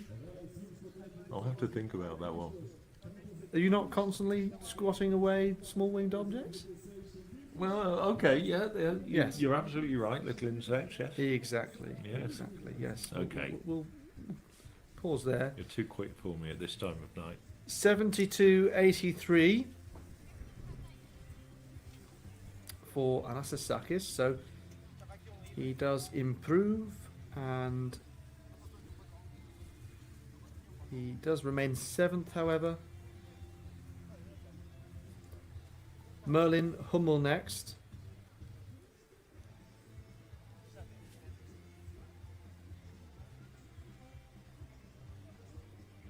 Oh no, I'm getting carried away. It's Franciskakis who's next. The third last throw in this final round. Well, it was always going to need a big improvement for Franciskakis. 74.96 compared 76.22 in front of him. Red flag. 2 throws left. But rather than second and then first, it'll be first and then second due to the seeded order that we started the competition with.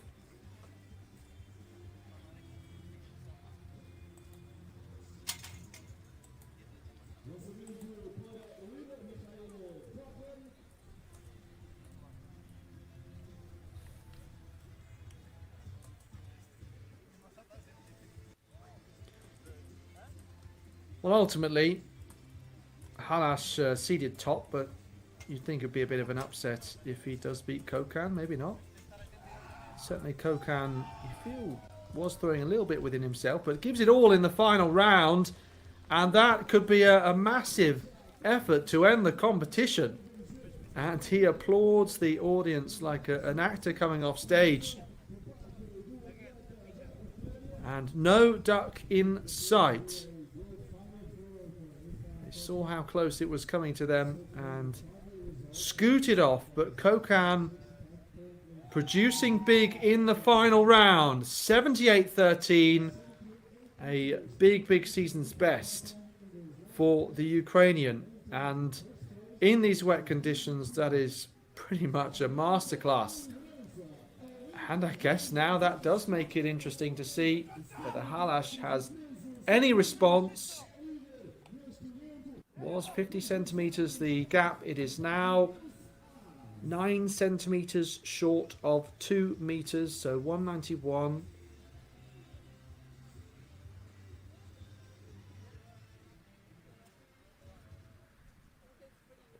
So,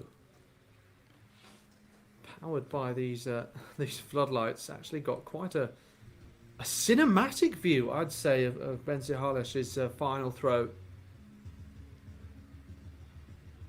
So, put your popcorn down and enjoy this final throw from Halash, accelerating once more and releases way beyond and out towards that 80-meter line.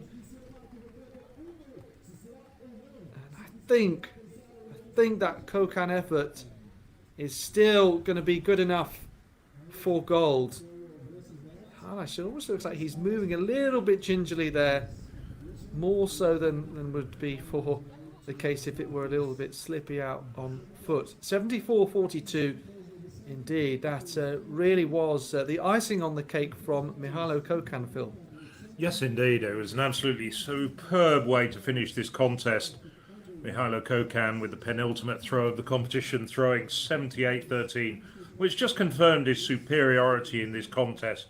Of course, he also had that fourth round, 76.72, which would have sufficed for victory, as well as the first round, 76.46. So Kokan, 3 throws better than anybody else, and just bear in mind, the person he vanquished was the World Championship medalist Benzi Halash as well.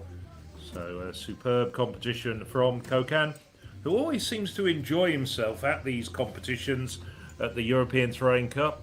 He's competed here so often, so well. As we look at a replay of that final throw, which will be the winning throw when the results come up, 78.13. Congratulations all round.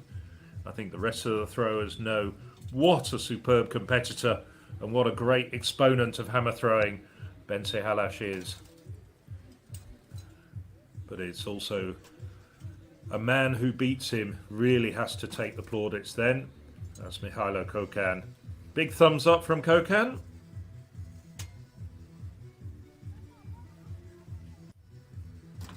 So, full confirmed results, and 78.13 it was. That cement added to the win for Mihailo Kokan of Ukraine. Halash and Franciszakis running out the top 3.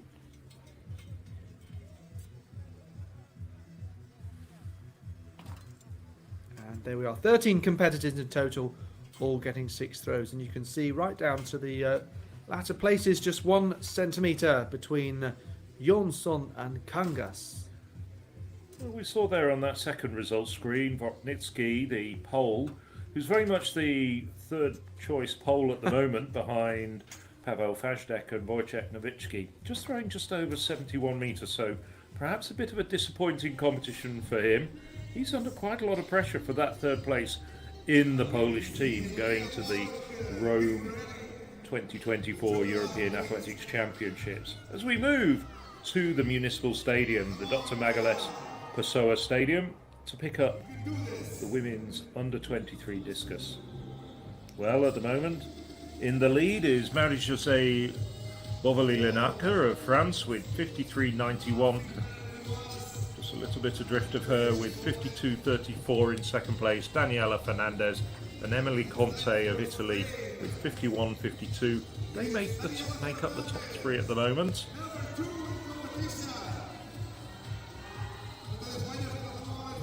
It's a 19-woman competition, so just coming towards the end of the third round. We've been going for about an hour, so we've probably got about another hour's throwing still to come. So discus fans, plenty to keep you entertained. Leah Borg just getting a third consecutive foul, and it is Fernandez who's going into the discus circle. splashes down. That's a good effort there. That might well be around the 53 metres, so it might be an improvement. Well, the rain has stayed off, but that's a very waterlogged pitch in the middle of the stadium there.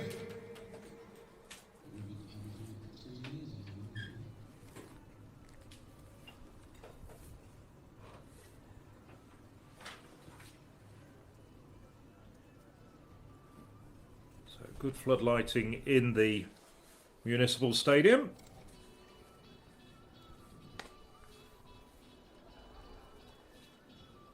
$49.91 for Fernandez.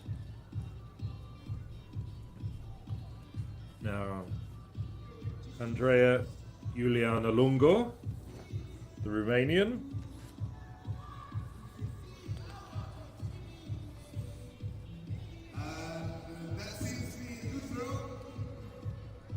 Lungo, 6 times national champion, including the last 4 years. Still only 21 years of age.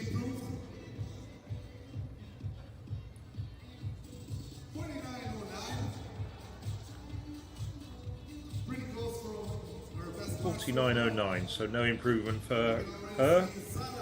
And her second round, $49.26.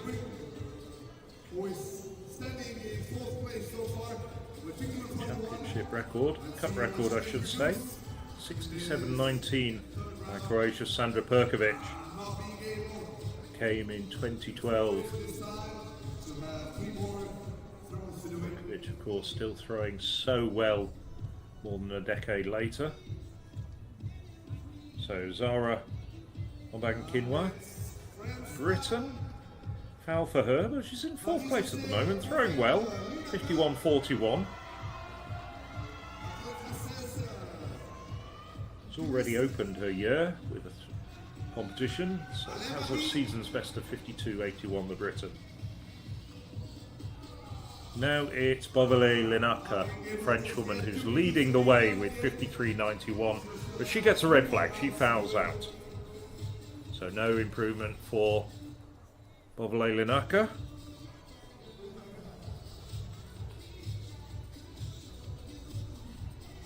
World Under-20 Championships finalist 2 years ago as an 18-year-old when those championships were in Cali in Colombia.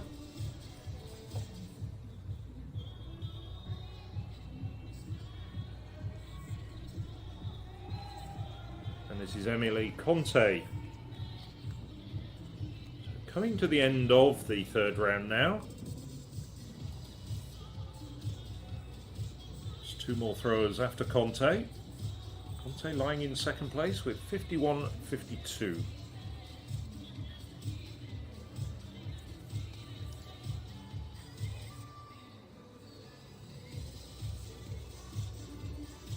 It's a very good hammer thrower as well, Conte. So double discipline exponent. Conte also fouls.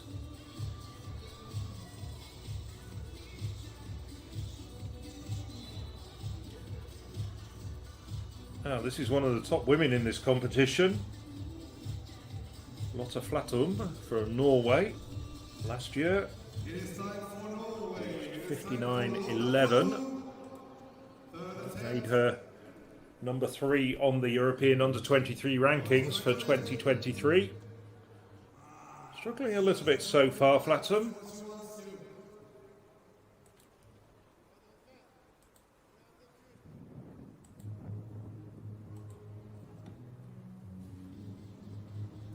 $45.61 in the last round.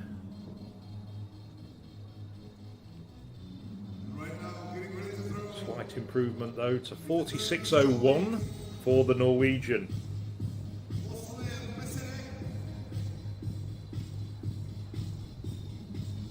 Flatum took bronze at last year's Under-23 Championships when we were in Espoo in Finland. And Özlem Besarek.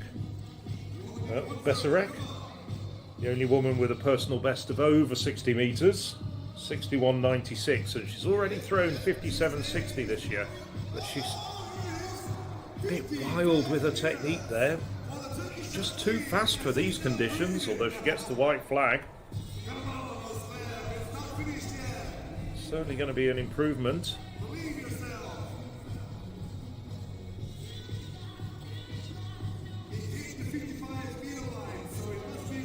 Right-handed thrower. But she takes the lead with 55.07 despite the wild nature of her throw.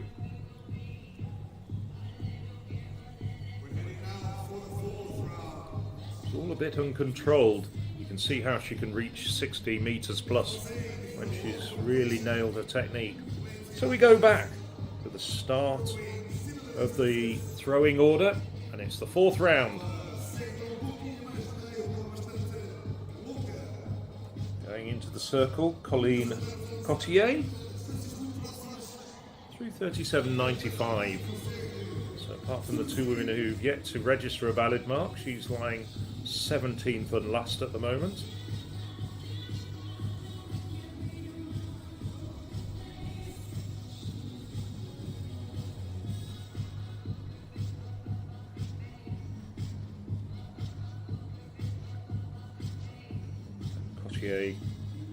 Quickly out of the circle.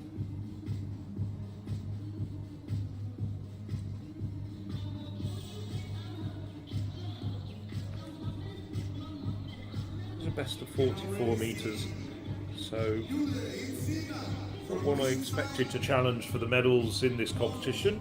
She improves to 38.03.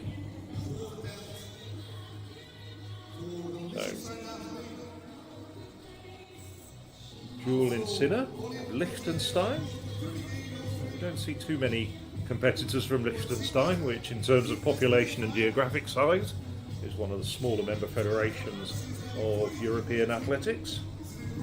Sinner throwing well, 43.42.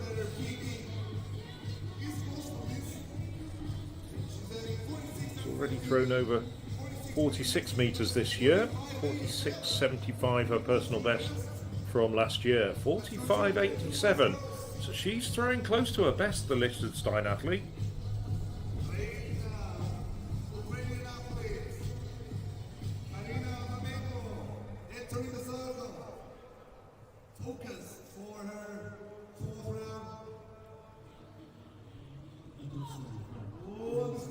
Coming into the circle,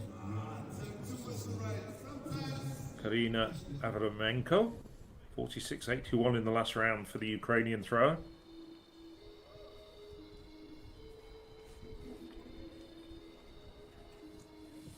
Avraменko, just 18 years of age, actually won the Ukraine national title last year. That was a foul for her, so she walks back, has a chat with her coaches. A lot of Ukraine athletes at the moment, and of course we know what the situation is in their country with the war at the moment, having been displaced. But many Ukraine athletes are actually training in Portugal at the moment. I was chatting last week, and Jaroslava Mahuchik will base herself down in Montegordo in the south of the country on the Algarve for 3 months ahead of the Rome European Athletics Championships. Elina Tzengko of Lithuania, I should say. Another foul for her. Only one valid attempt. 39.38 for the Liechtenstein athlete. As we see Anna Gavigan of Ireland go into the circle. Gavigan, just a 44.10.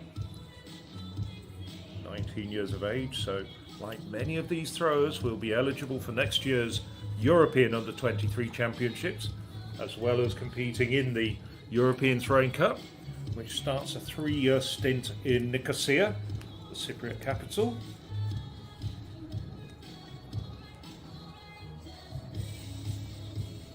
Gavigan also gets a foul there, spins out. Salamanson Lind. Opened with 45.64, followed by 2 fouls. Rather gentle throw that, I would say. It's a white flag. Alison Lind hails from Hasselby.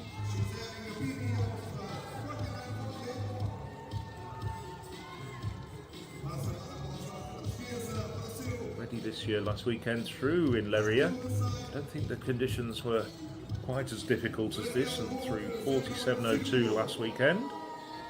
But she's improved here to 47.55. So Lind just about 2 metres down on her best at the moment. So some good throwing at this time of night in these conditions from some of these under 23 women. Now Raquel Gomez. Gomez was at the press conference yesterday saying that she was coming here looking for a personal best. Now, just wonder whether her sights have been adjusted a little bit. Threw her personal best at 49.55 in Vegas 3 weeks ago. It was outdoors, of course.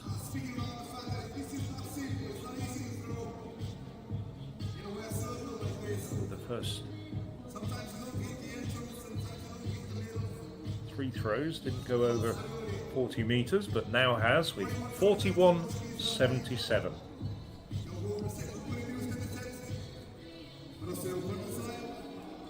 Hedda Christiansen from Iceland. Personal best. Those are few and far between today for obvious reasons with all these conditions, but through a personal best with the last effort of 50.81. So a big shout out to Hedda Christiansen. Christensen, 18 years of age as well. Also a very talented skater, I can see from my notes. Oh, that splashes down. I think that may well be a second personal best for the Icelandic woman. That's looking as though it's dropping down over 50 metres. I hesitate to say in these conditions how far over 50 metres that is. She's on fire, is Christensen. Yes, another improvement, a big improvement. 51.38 for the Icelandic athlete.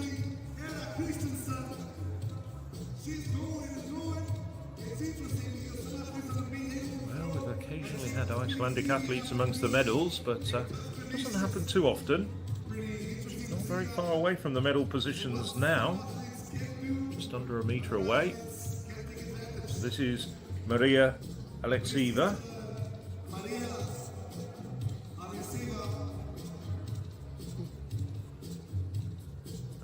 That looks like a foul to me. Yes, and no surprise, gets the red flag.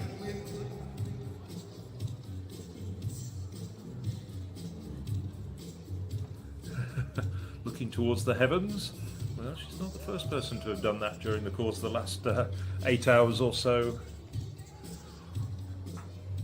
Probably for a different reason. Most of the time we've been looking to see whether there's been rain coming, but she may have been just looking to the deities.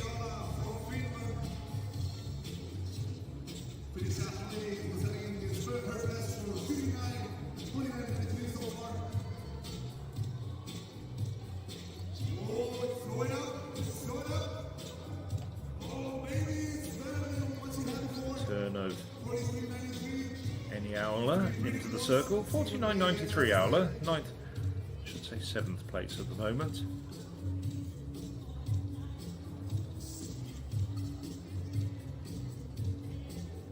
So no improvement for Aula, 49.15.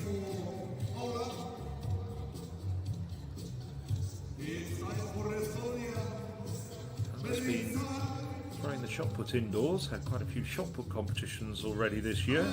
This is her first discus competition. Personal best of 50.30, so she's not that far from it, the Finn. As we now look at going into the circle. Berit Saar, 3 no throws to her name at the moment. Wants to get a valid mark in. No, it's another one. 4 red flags for Saar. The Estonian looking very disappointed, as well she might. Following on from her, it'll be Leah Bork, another woman who's yet to get a valid mark after 3 consecutive fouls in the first 3 rounds.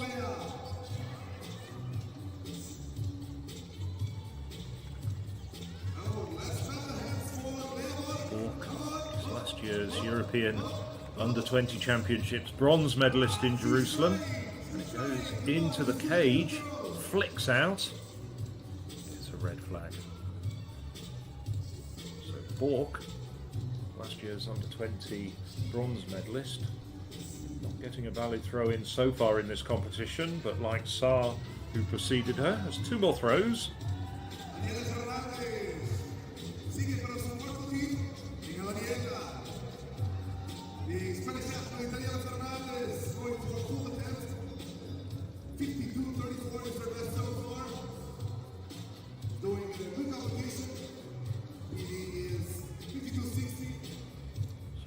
Daniela Fernandez in 3rd place at the moment with 52.34.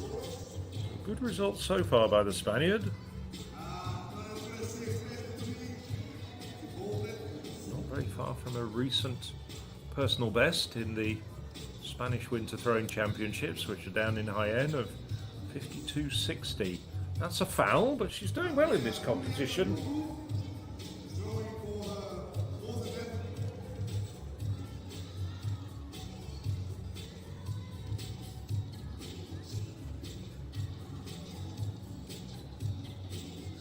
Juliana Lungu hasn't gone over 50 metres yet, 49.26 to her name. No, that's not going to be an improvement, I don't think, and she gets a red flag as well.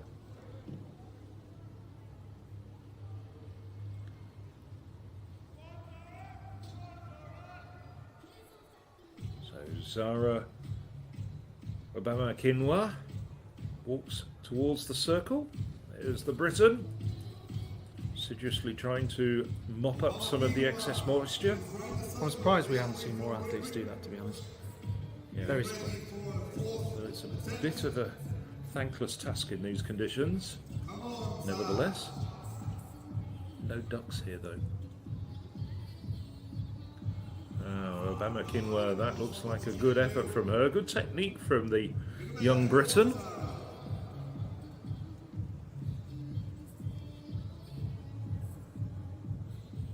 Won the British title. Oh, perhaps it's a red flag. Have a look at that on the replay. Maybe she's spun out. 2 consecutive fouls now, following that first round 51-41 and then a 50-47. She's still in 5th place.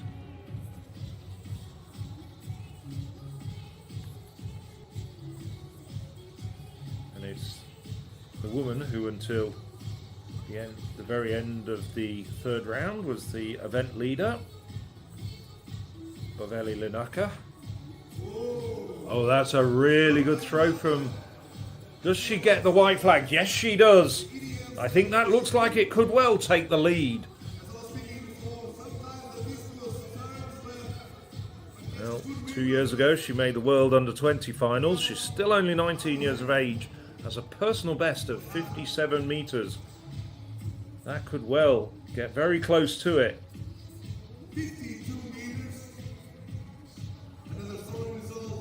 Well, it's a bit further away than I thought. I thought it was much closer. Obviously it's skipping and skimming. 52 metres exactly for Bovele Linaka. She's still in 2nd place. This woman's been pushed out of the medals. Emily Conte, 51-52. Needs to improve on Fernandez's 52-34 to go up into the bronze medal position. Well, that looks like a good throw as well. Just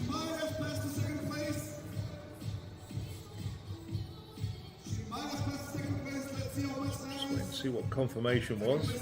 Slightly fooled A little bit earlier from Bobble Linaka's throw.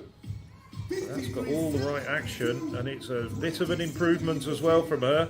53.72, and it does move her into third, pushing Daniela Fernandez down to fourth.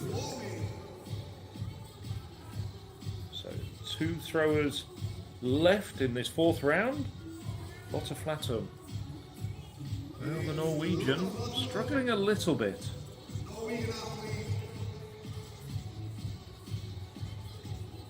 Flatum, bronze medalist in the under-23. Oh, she lost control of that. As she walked out, is she going to take a foul for that? Saying that she was the under-23, European under-23 bronze medalist in Espoo in Finland.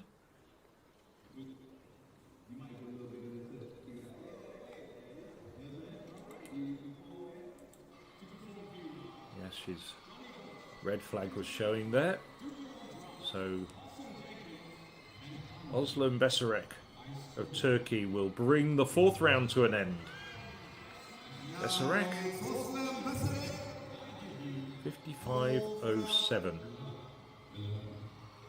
That's what she finished the last round with to take the lead. The only woman, as I said a little bit earlier, to have a career best over 60 metres in this competition. It's the white flag. Not sure it's an improvement though.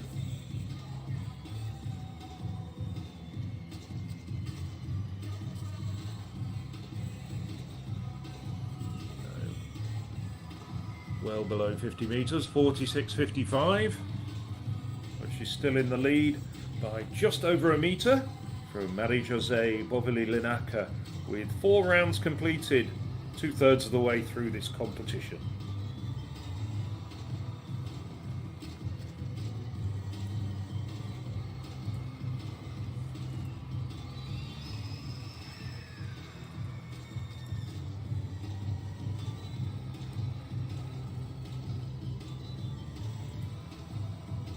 So going into the circle for the penultimate time, it'll be the Swiss thrower, Colleen Cotier. Hasn't gone over 40 metres yet, Cotier. Yeah, she has done that 3 times this year, though, including when she won the Swiss Winter Throwing Championships in Lucerne with 43.39.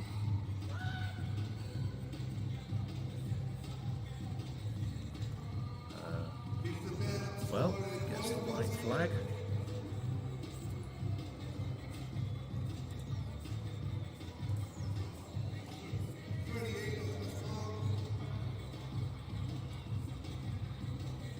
Cotier improves to 38.03.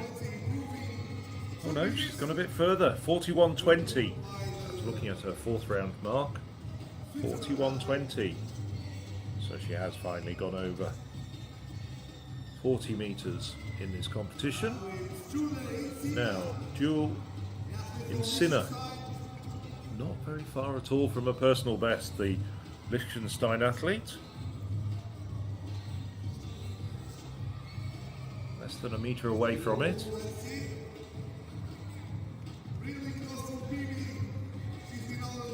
I'm looking at some of her results, and it appears that she's competed at the Swiss Championships. You might know a bit more about this, because Liechtenstein, as you said, fewer athletes and you know, not necessarily a full team at the European Team Championships, for example. So I'm just wondering whether some of their athletes might participate in the Swiss Championships as a result. Yes, I think they've got. The right to compete as guests in the Swiss Championships, of course. Many national championships, of course, do allow guests in from neighbouring countries or foreign residents.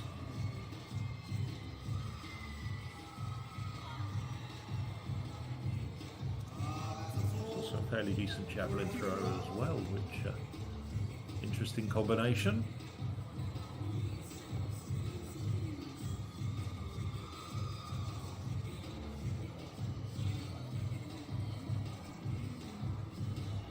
This is Karina Avramenko,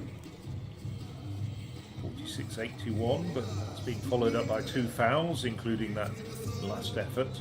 She has 1 more throw left, as do all 3 of the women who've thrown so far. Now, Paulina Stuglaite, say has a best from last year of 49.23. We're struggling here, about 10 metres down on that. I think it's the first competition of the year. Oh dear, she's spun over, she's gone down on her knee. I'm not sure whether that's the conditions or whether she might be just carrying a slight injury just to see her go down like that. It could be a slip, but it's also another foul. Well, she's not limping or anything like that, which is good news. Nothing obvious. She's got one throw left as well. Anna Gavigan. Open with 44.10. That remains her best. Gavigan. It's her first competition of the year. Personal best of 49.32 as she walks out of the sector. So it's another foul for Gavigan.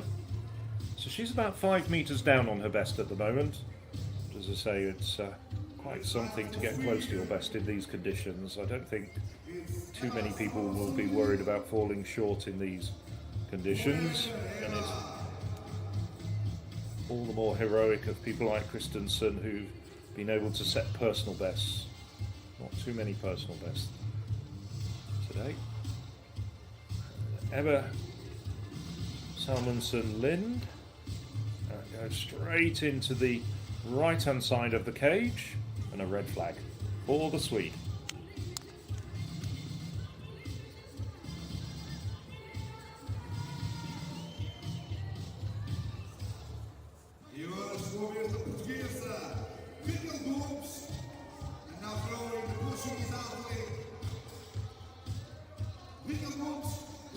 That's the turn of Raquel Gomez. She had a best throw of the competition in the last round with 41.77.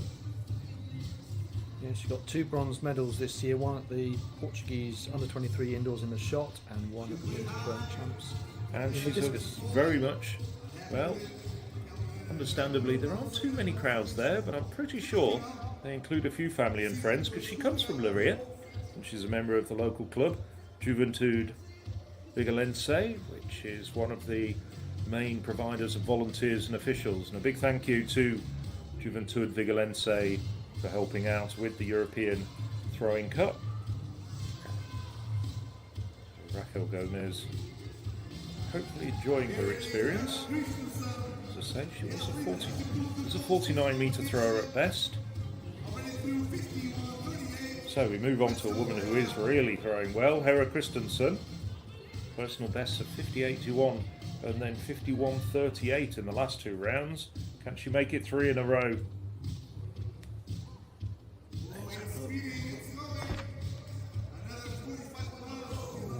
That's another good throw, but she gets a red flag. So not a hat-trick of personal best so far, but she does have one more throw to come.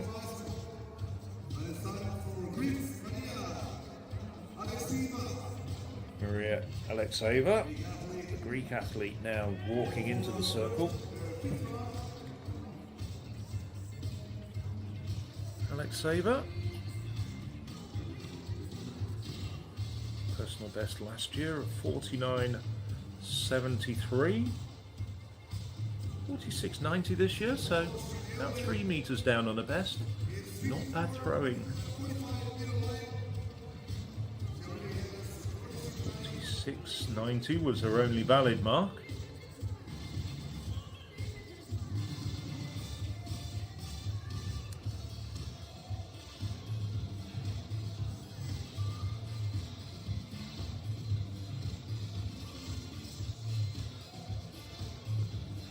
$45.22 for Alexeva with that effort, so no improvement for the Greek thrower.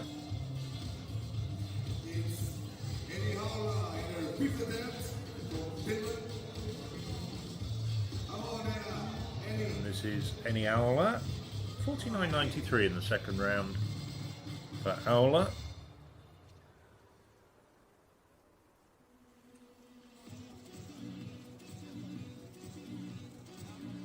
Very quick in the circle. I don't think that's an improvement. That drops short of the 45-metre line and gets a red flag.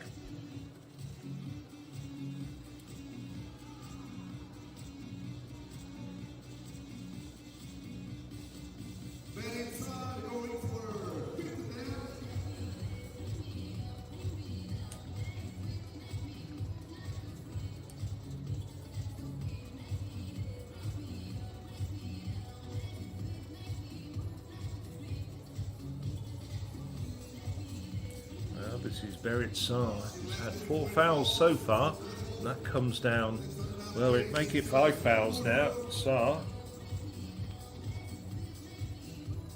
Just wondering whether she's lost a bit of interest in this competition. It's not going well for the Estonian.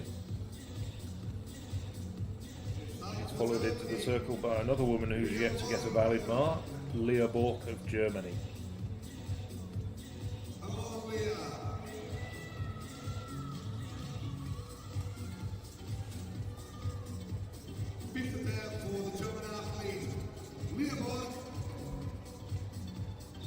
Bork, like Saar before her, she'll be looking to get a valid mark in. That looks a bit better from Bork.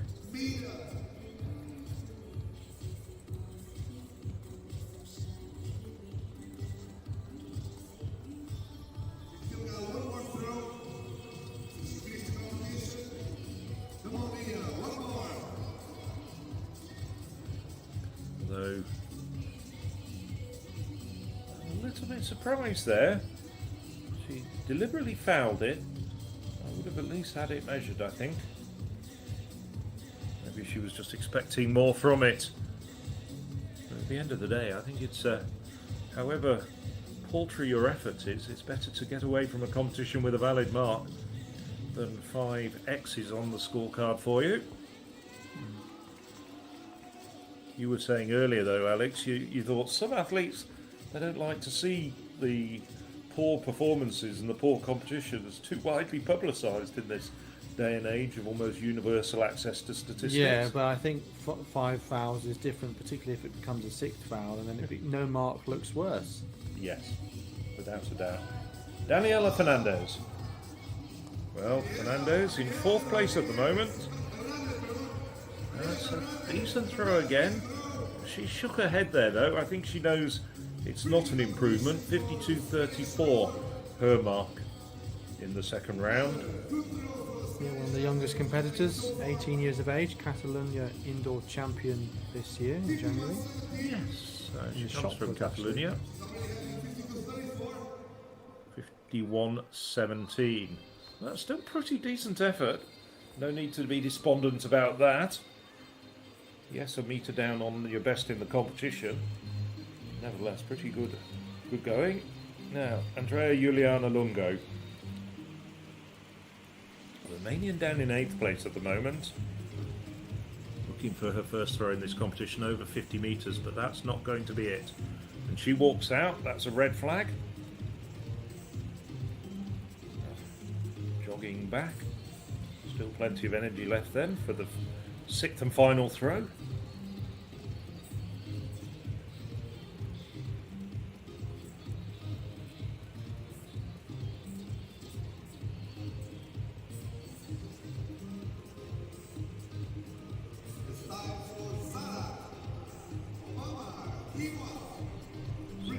Zara Obama-Kinwa.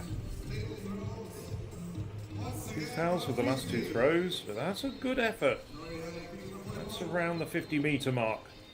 Possibly not quite as far as her 51.41 in the first round, but we'll wait and see. And the rain is starting to come down again quite heavily in Leiria. You can see that, well. It's bouncing off the track now. It started once again.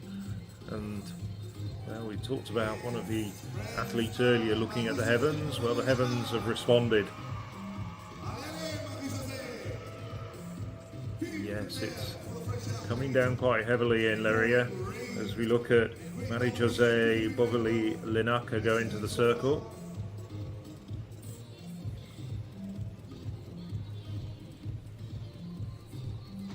No, Bovoli-Linaka is slowing down. She was struggling there. And this is a woman who threw 53.91, fouls out. My sympathies go to the official sitting there. Yes, the official is actually. It looks like she's keeping the flag underneath the umbrella. It's so wet it might not even.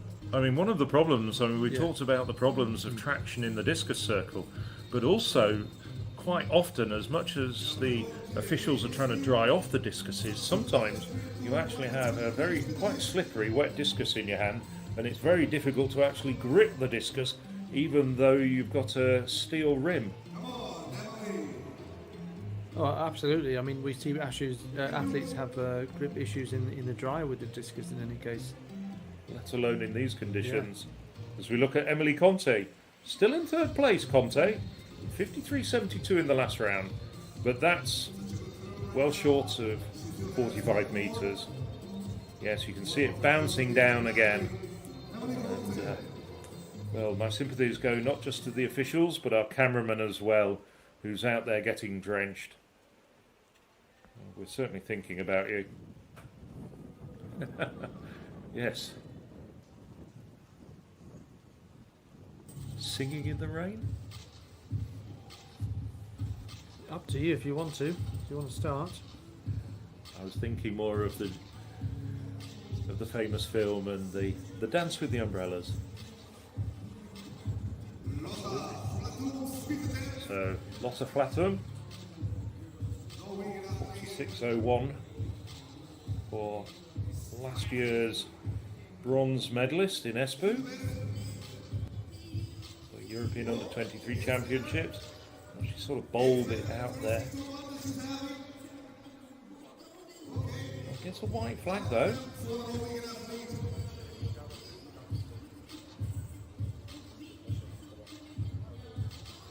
It's not very kind. She didn't hand over the umbrella to Besserek. Get the umbrella for herself.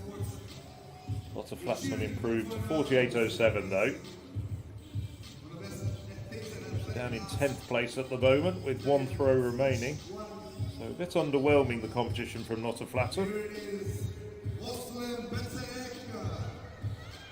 This is Özlem Besserek. 55.07 in the third round.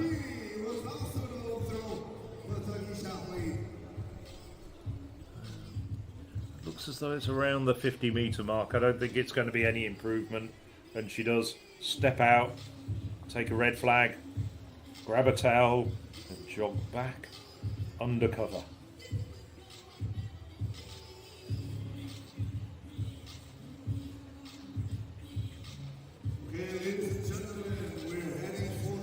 So Pauline Cotier goes in for her sixth and last throw.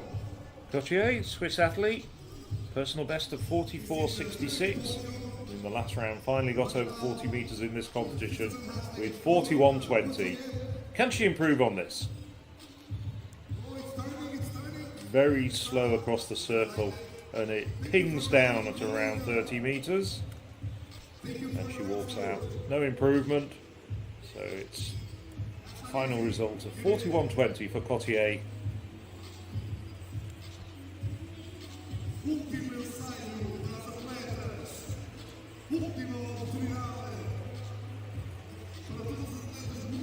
Already had a number of competitions in Switzerland and France.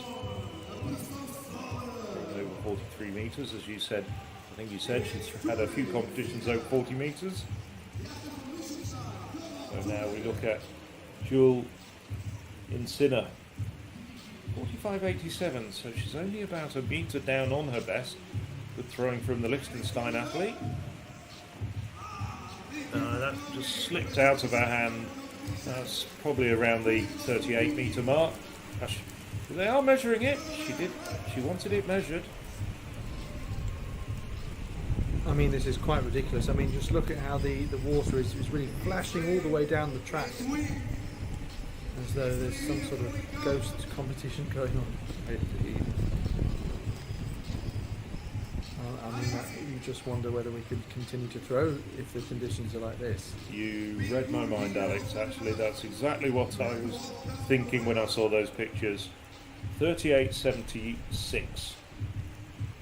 As Elina Avraменko runs out into the circle.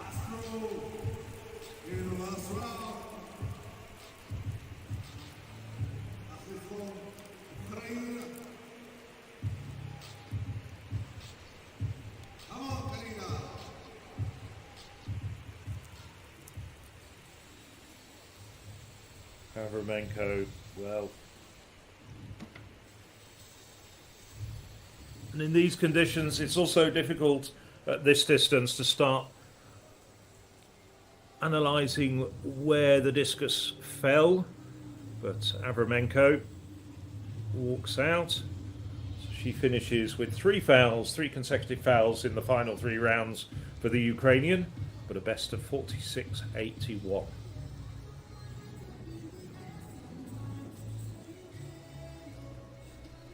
Now, Paulina Stuglaite, Lithuanian.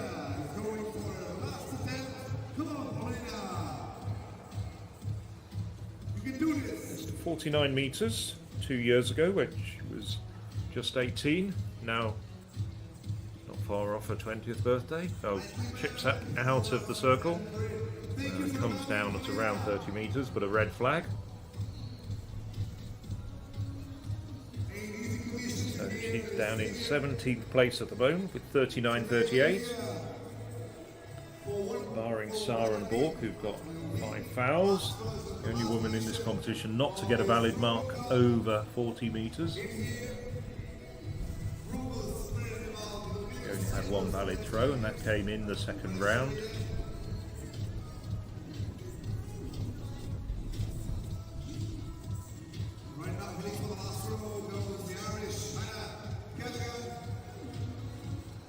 And a Gavigan of Ireland.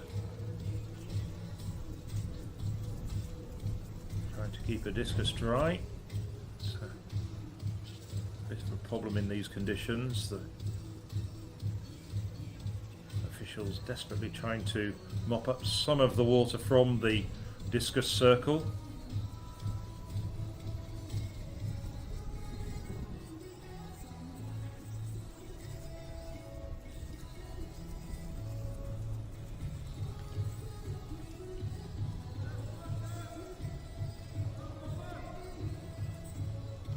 We are scheduled to get the men's discus competition underway at 20:15 local time in Leiria.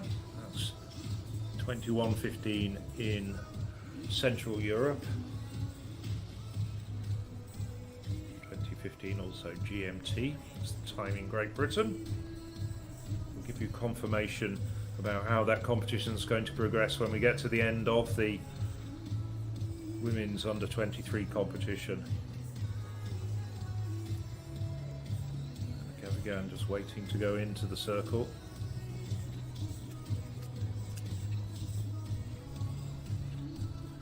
While we're waiting for Gavigan to go into the circle, she's just waiting for the green light, just to say, do go on to the European Athletics website.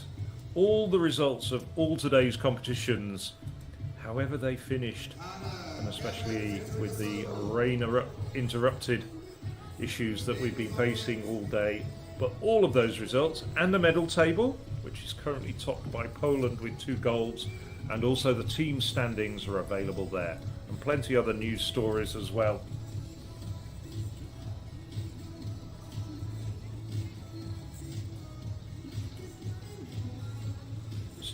In case you're wondering, yes, the team competitions, the team standings are separate from the medal table because they're calculated in the 3 groups, men and women, senior and under 20. I said 3, I mean 4. It's been a very long day. And they're calculated on the World Athletics rankings.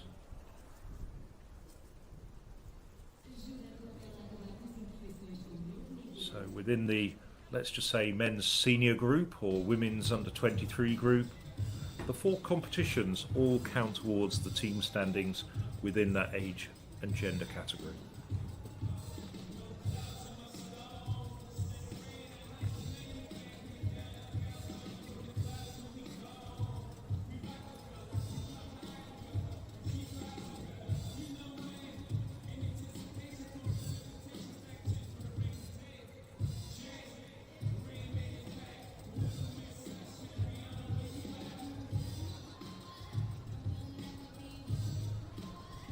Just waiting for Anna Gavigan.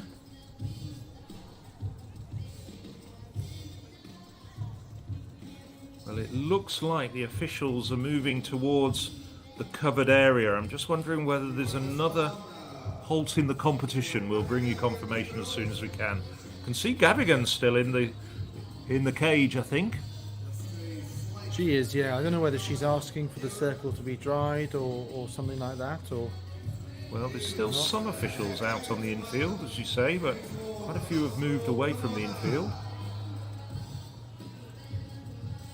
In truth, I don't know how much can be done, but there's Gavigan taking her 6th and final throw. But it's not going to be an improvement on her first round, 44-10.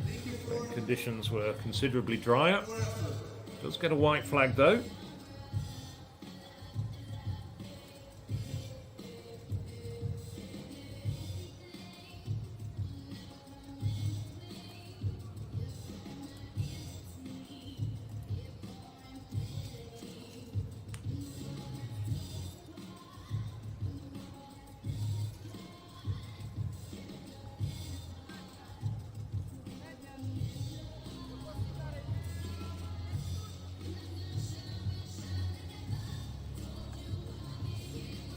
Another athlete for whom this is the first competition of the year.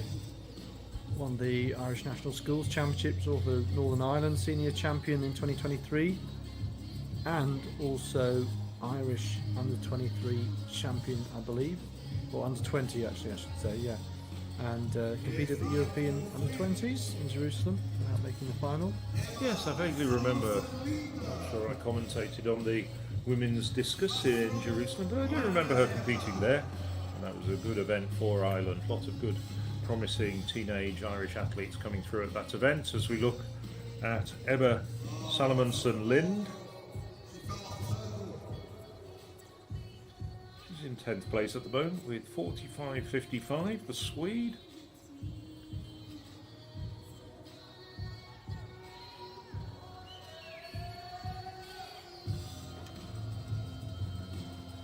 Still waiting for confirmation of Gavigan's results. As I say, she did get the white flag, was measured. Gavigan's has just come up on our scoreboards, so for all those Irish athletics fans following this European Athletics live stream, 42.11. So no improvement for Gavigan though, 44.10. Foul for Salomonsson-Lind. Now it's the local girl, Raquel Gomez of Leiria, and the local Juventud club.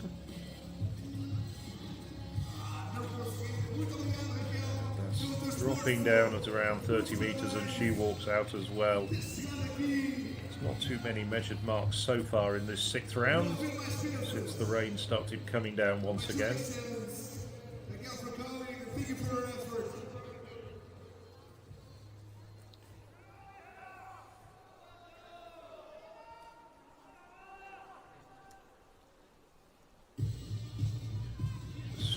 Tracksuits. See Hera Christensen, one woman who's really stood out in this competition apart from the leading throwers. 2 personal bests for the Icelandic thrower.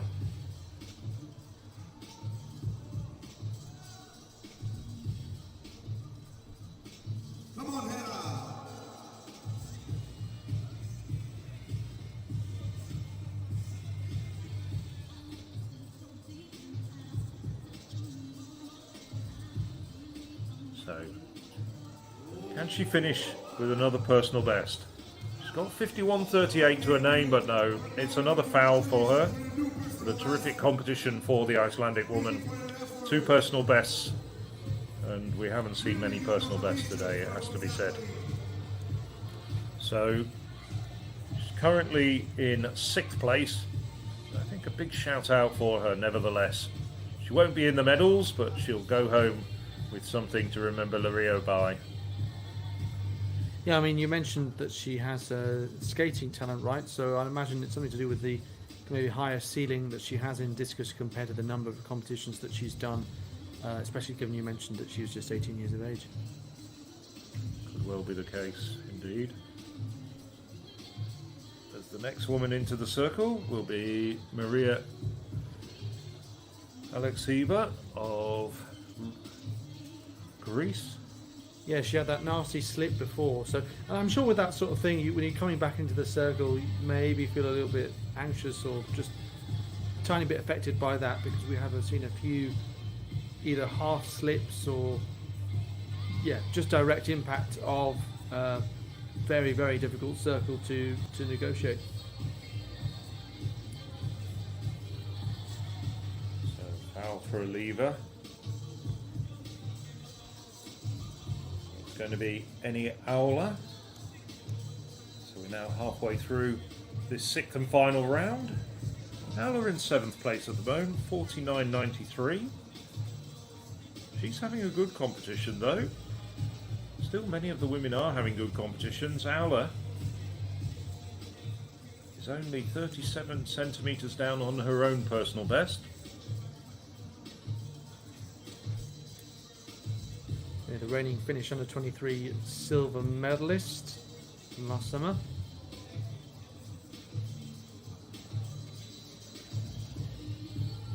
Sixth in the shot at the same competition.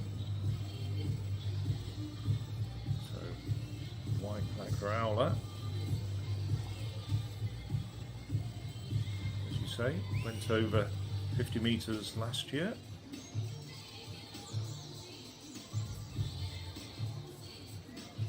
She's been busy this year. She's had 3 shot put competitions as well as indoor discus throw in Tampere, which we'll be going to next year for the European Under-20 Championships.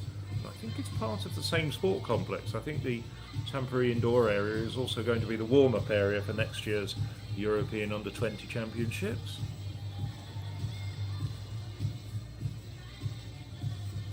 She's had the second best competition of her life, the Finn.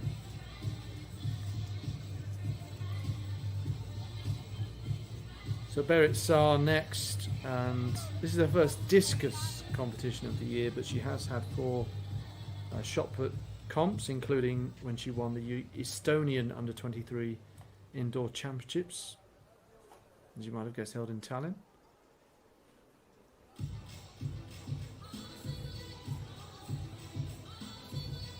Well, discus, of course, certainly on the men's side, perhaps less so on the women, on their great athletic disciplines. You just think about Gerd Kantner, who's now doing a lot of coaching.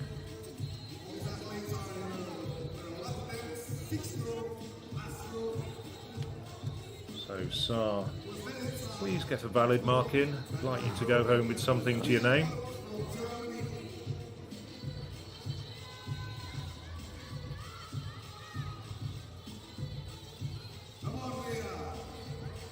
Really see what happened there. It moved away, the camera moved away very quickly. Just wait for the result to come up.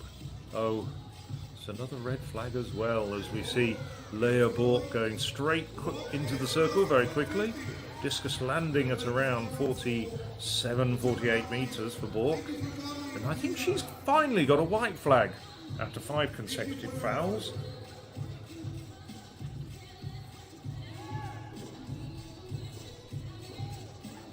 Just wait and see confirmation. Leiria Bork through 54.38. Just a couple of weeks ago at the Halle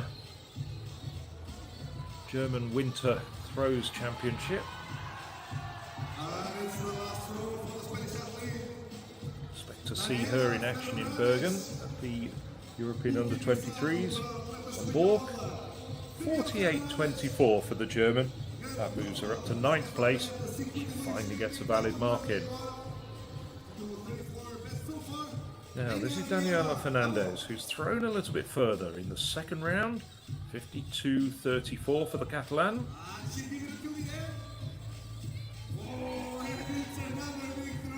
It's from the small Catalan town of Chiesa de Montserrat, near the famous Montserrat mountain, just outside to the north of Barcelona.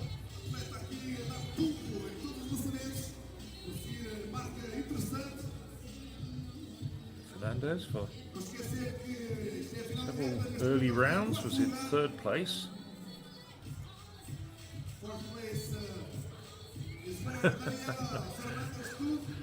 Enjoying the moment, splashing into that big puddle alongside the throwing cage. 49-22 for the Spaniard. So she won't improve on fourth place. It's Andrea Juliana Longo down in eighth at the moment with 49-28, 49-26, sorry.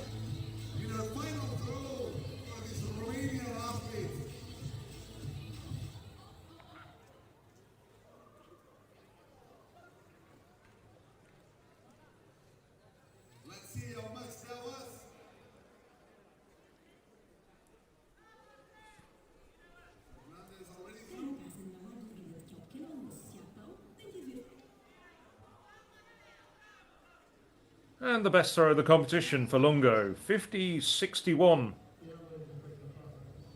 Well, we don't have too many of these women improving in this last round.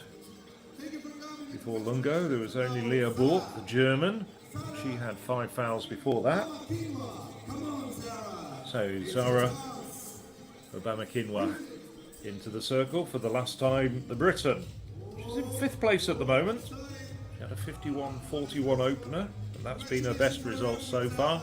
No red flag for the Briton.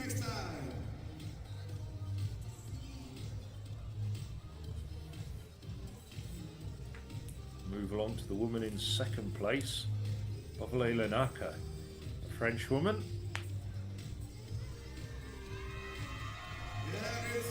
53.91 for Bovale Lenaka. Well, that's a personal best of over 57 metres. So if she can get close to that, perhaps she could regain the lead. Özlem Besarek leading the way with the 3rd attempt at 55.07. That's the mark to go for. Oh, I think it's just fallen. I think once again, problem that a few of the athletes have been facing. The discus just really slipped out of her hand. So foul for Bovale Lenaka. Won't improve on 2nd place. 3 women to follow her, including the competition leader, Özlem Besarek of Turkey. Now this woman, Emily Conte, 53.72 in the 4th round. So just 19 centimetres away from the silver medal position.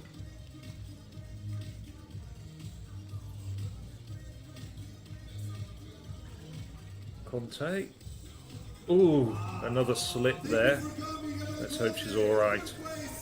So easy to twist an ankle as well, slipping over like that. Let's just make sure that she is all right.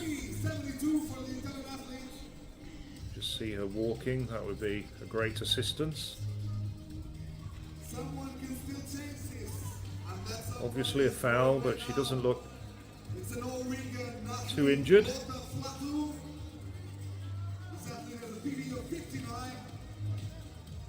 Yes, I think she's no serious damage done, thankfully.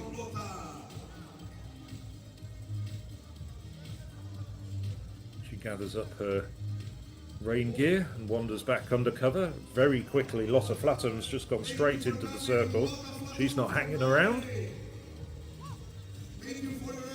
Flatham, 48.07 in the last round.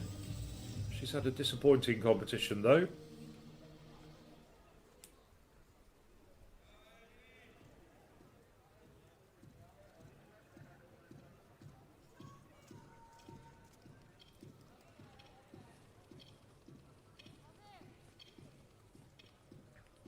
It's Turkey time.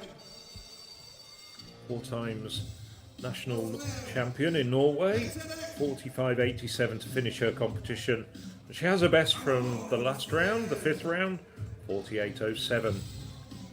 So she'll be down in 10th place. This is the only woman left to throw. Özlem Besarek. She's won the competition with that 3rd round, 55.07. Turkey get a gold medal. Well, gets a white flag. We didn't see where it landed, but nevertheless it doesn't matter because she's going to be the winner of the women's discus under 23 competition. Well, it's been a long competition, 19 women, it's been going for 2 hours, but it's now reached a climax and a conclusion, and the winner is Özlem Besarek of Turkey. She finishes with 52.92, but won the competition by over a metre with that 3rd round, 55.07. Plaudits to Besarek, big hugs from her teammates. Turkey get their first gold medal of this 2024 European Throwing Cup.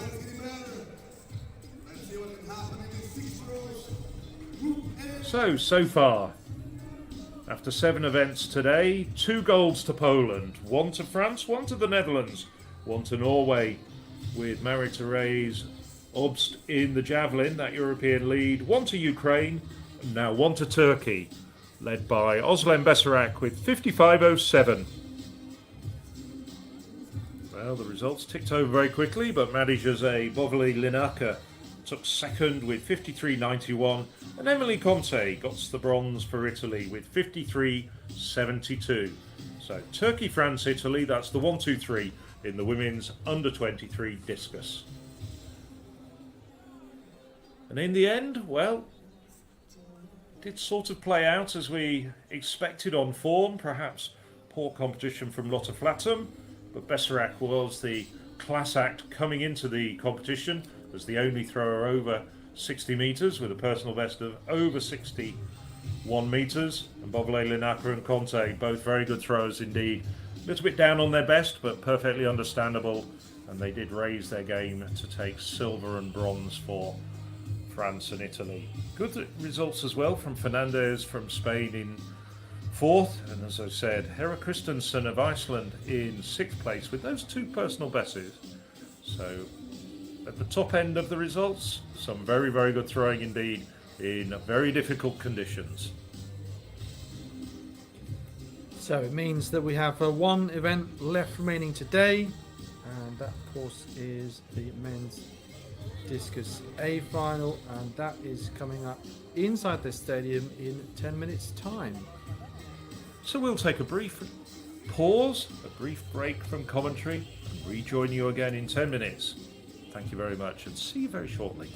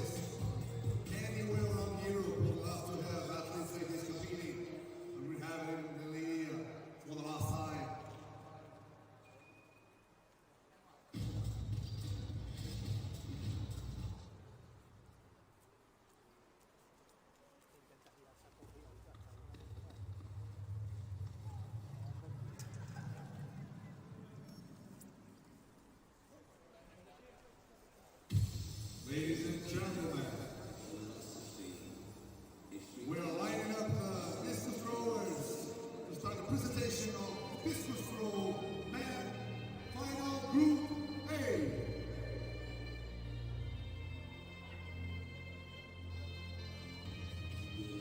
Waiting for them to line up.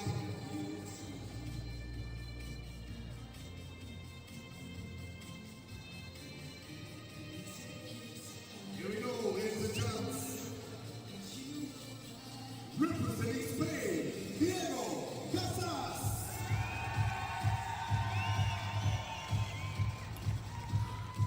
Representing Montenegro. So the presentation of the 11 athletes in the discus starts with Diego Casas from Spain. Personal best of 62.85. Daniel Fotula of Montenegro, 63-meter thrower at best and a former European under-20 medalist. We saw Alessio Manucci, and this is Clemens Prufa, another man who's worked his way through the age group categories in European athletics competitions. Oscar Stashnik. There's a second German, Daniel Jasinski. Jasinski, very, very competent top-level thrower. Nicholas Percy of Great Britain, and the veteran Robert Ubarnik, now 36 years of age. Iceland's Gudnivala Goodison as well.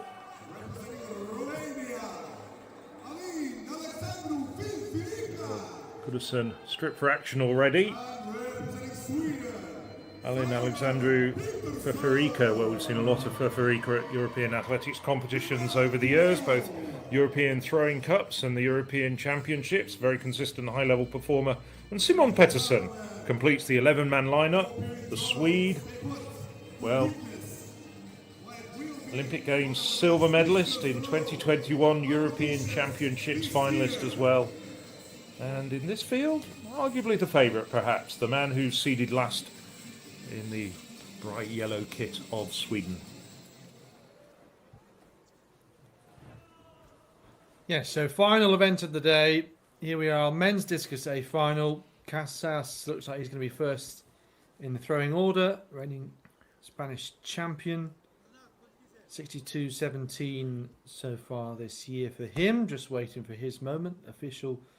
Looks like they've got nice dry new coats. Maybe they've brought in some new officials to allow those more than the previous discus to just get into the dry. Otherwise, yeah, it might catch a cold out there if you're out there too long.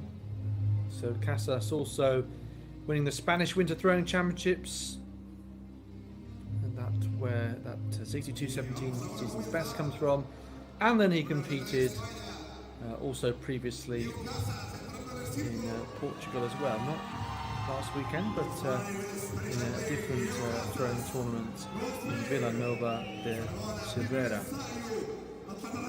last month. 59.66 his result there. Tends to be solely a discus thrower generally, but yeah, has from time to time competed in shot put as well. Most recently at the Spanish Clubs Championships last year, where he was 6th. So, opening up, and everyone gets 6 throws, as all previous events.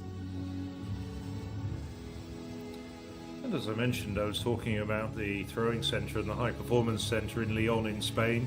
He's a man who, despite being at university in Murcia, is actually based most of his time in Lyon. And of course that is very much the centre of excellence for throwing in Spain.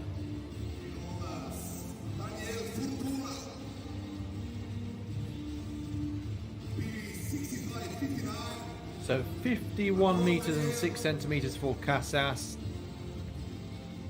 And a bit of deja vu as the rain comes pounding down pretty hard. Certainly, I think it just depends on the angle we're looking at, because if you look from this angle, it looks like there's very heavy rain, and if you look at a wider shot, actually you can't really see it that well. So perhaps it's just going on throughout. Certainly, I believe that the noise of rain is actually quite audible on this live stream as we watch Daniel Fotula of Montenegro. So competed at 3 Olympic Games he has, and also 2 Balkan titles. 65.59 at best, running out of the rain and onto, is that athletics area or is that a football substitutes bench? I think possibly, yeah, or certainly being used as both. It's also on wheels, so you can move it to, because I was going to say it's not in the substitutes bench area, but you can move it. And I think that's what they've done, 55.18. Well, although that is in theory shelter, I think the rain is actually driving hard, blowing into the faces of athletes sitting in the shelter to sort of compound that misery, if you like. And then just coming into the circle, but then coming straight out of it was Alessio Manucci. That was a very short-lived throw attempt.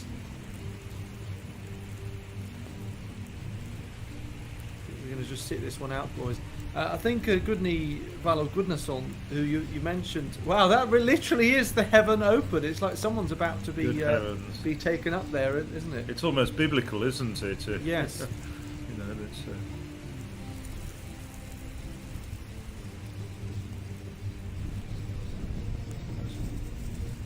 It is quite artistic, though, at the same time. Yes, with those lights, as you can see, it's a very nice stadium, as I say. Been there on a couple of occasions. Yeah, no, that's rain certainly is audible. It's funny, you know, you can actually listen to rain sounds. I mean, this is quite common, but to get to sleep, some people use that. You know, rain sounds just to relax, or beach sounds, or things like that, or waves, calming waves. I don't think they're relaxed or going to sleep, but I do understand what you're saying. No, I think the sound, the pitter patter, or like there's all sorts. There's rain on a metal roof, rain on a car window, no.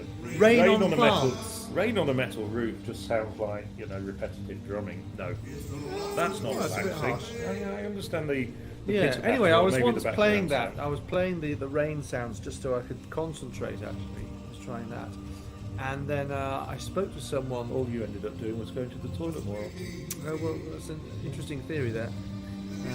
Not wildly inappropriate, actually, given the context I'd already provided. But I mean, the fact is, I had that rain sounds on, and then I spoke to someone, you know, and I said, "Gosh, it's really raining where you are." Having put the sound back on, I was like, "Wow, it's real! I can hear how heavy it is." I was like, "Oh no, I'm playing rain sounds, aren't I?" Oh right. Yes, but it's incredible the range of sounds that you can find, especially rain sounds for 10 hours. You know, 10 hours long. It seems a bit like that today. I mean, we're now coming up for 11 hours of commentary. We've had rain for most of it, but we're still very energetic. We've not fallen asleep, and actually, when we do actually have some athletics, it's been very good indeed. Yes, I think shortly we may again have some athletics as well. Nice range of brooms though that we saw there, you know, all kind of shapes and sizes and heights on display between the officials. It's almost like they're doing a trial to see which are more effective. This is Mr. Manucci coming out. Back in. Yeah. It was almost like he was told to leave the circle. And yeah, I wonder where his discus was. He's just keeping it dry, isn't he?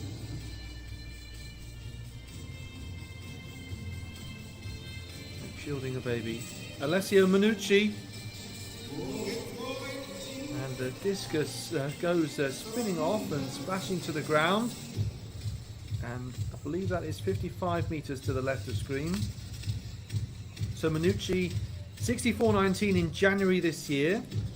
That's an improvement by some 58 centimetres. And that augurs well for his inclusion in the Italian team going to the Rome 2024 European Athletics Championships, because a certain amount qualify as of right, and it's expected that probably around 12 to 14 athletes will get over the qualifying distance of 65.50 for the men's discus. He's not that far away from it, but if he doesn't make that qualifying distance, then he's highly likely to get through by virtue of the fact that the next 17 men will go through on rankings. Yeah, that'd be really interesting to follow. And we were just looking at the ranking system and also the Road to Rome section of the European Athletics website, which is really good. I mean, yeah, there have been various pages similar to that, just showing you who's next in line and what their performances are. As we see Prufer in this first round, just Yes. slopping out the circle. And unlike the Germans, looking at Clemens Prufer, the Italians don't have a plethora, a great depth of discus throwers, whereas probably there's about six men in the German Yes. athletic squad at the moment who might have ambitions towards going to Rome, and only 3 will go to Rome. I think Elina Tzengko at the moment is thinking that's probably the number 1 Italian discus thrower. Oh, Stashnik looked off balance there. It'd be interesting to see whether that is a white flag. Certainly being measured, it appears. So obviously results can be followed live on the European Athletics website. Maybe, hopefully you knew that already by now. Yeah, let's have a look. Just looking out, unfortunately for Stashnik. Stashnik it is. 64.06 personal best. Daniel Jasinski, one of the taller throwers. And spinning nicely then towards 60 metres.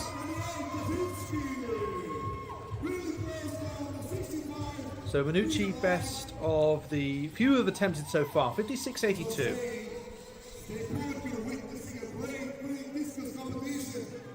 Hopping his way around, keep balance. So Olympic bronze medalist in Rio in 2016, of course. He's actually too tall for the shelter. He has to, do you see how he has to duck underneath it?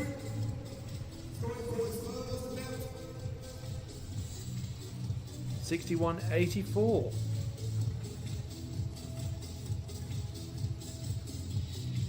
Nice sizable lead then. On to Nick Percy. Percy, who was 5th at the Commonwealth Games, competing there for Scotland, of course. 63 metres 9 centimetres this year.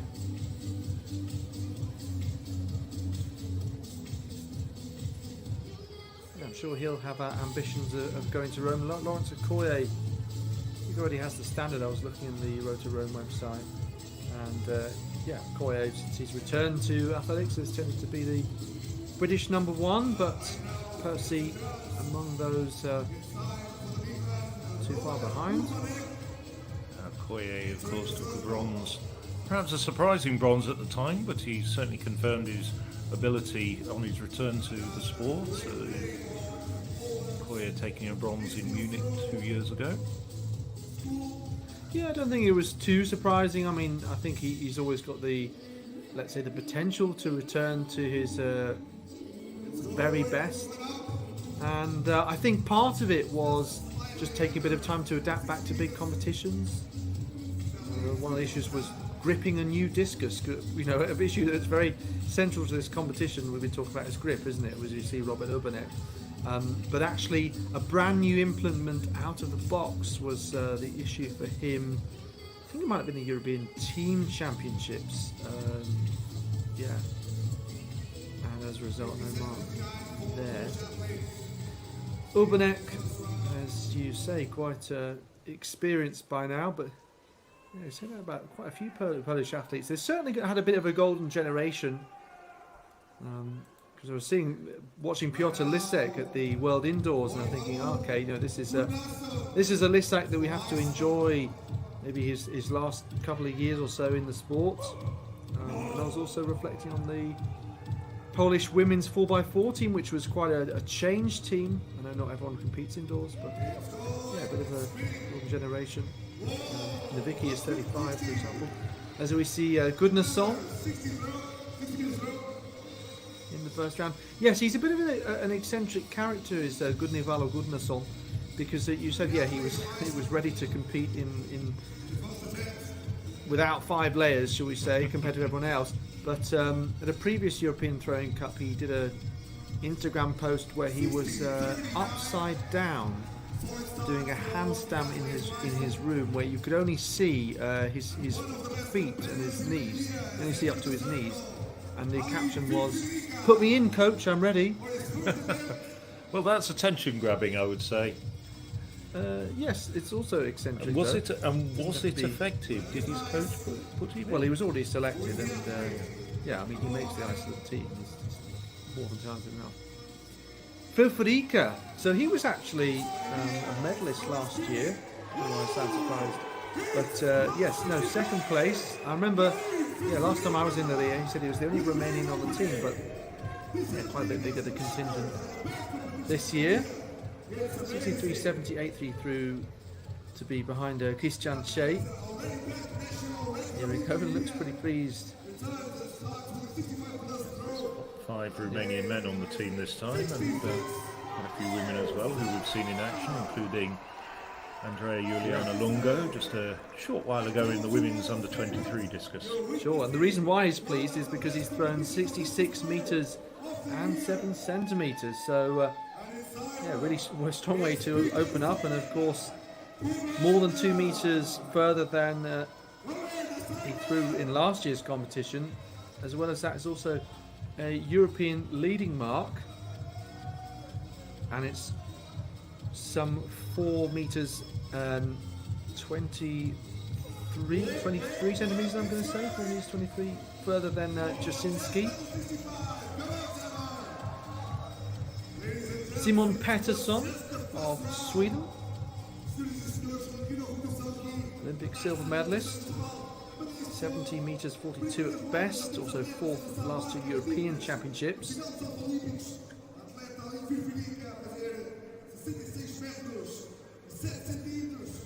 Personal best, as so often with Swedish throwers, actually set in Sweden. Daniel Ståhl has a number of competitions and circles that he really enjoys, some of the lesser known Swedish meets, but still, as ever with Swedish competition, you know, brilliantly organised and very much catering for a high standard of field events right across them, particularly throwing. So that was in Norrköping 2 years ago. Back to Diego Casas, and you know what that means. Into the second round. That could well be a big improvement for Casas, the reigning Spanish senior champion then. Yes, talking of Spanish national records, it's been on the books for a while to Mario Castano at 69.50 from 2008. But both Casas obviously needs to improve to get close to it, but he's also the young and very talented reigning European under-23 champion Yaciel Sotero, who's in the ranks as well. Both men over time perhaps looking to get close to that long-standing bar by Mario Castano. Yes, that was my first thought when I saw that Casas was the Spanish senior champion. I thought, oh, Sotero. Because, yeah, I think you say that he was the Spanish #1 discus thrower. And with disrespect to Casas, is for Tula, Montenegro. Oh, that just heading off and out down the right-hand side. Fatula, of course, the Montenegrin national record holder, and has been for so long not just the Montenegrin discus #1, but without doubt the standard bearer for Montenegrin athletics.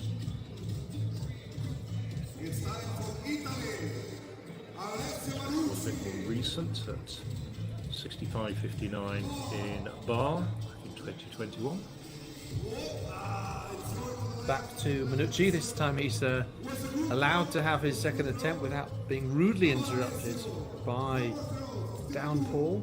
56.82, and not going to improve on that. Similar to Tula. So Clemens Prufer will be next.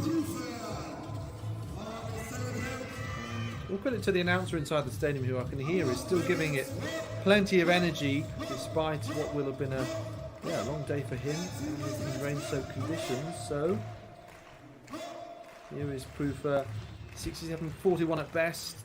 Another Olympic finalist. That one's sailing nicely and then dropping down quite sharply.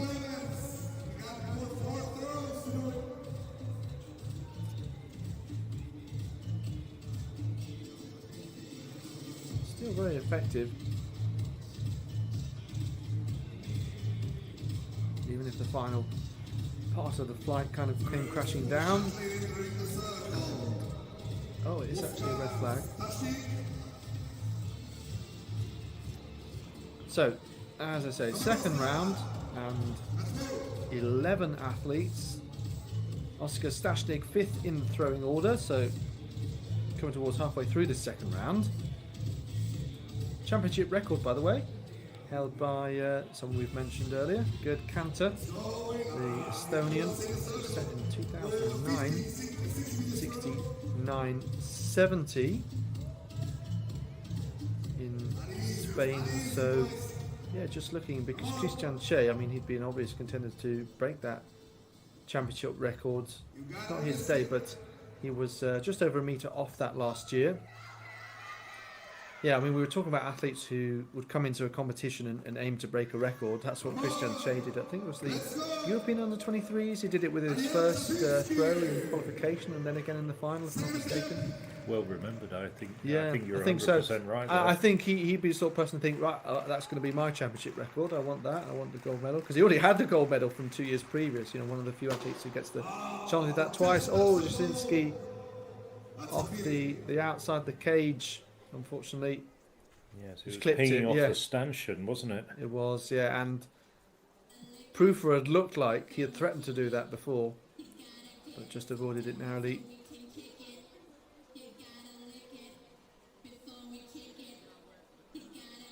There's Nick Percy, looking pensive. Pensive Percy, I thought I'd just feed you the line.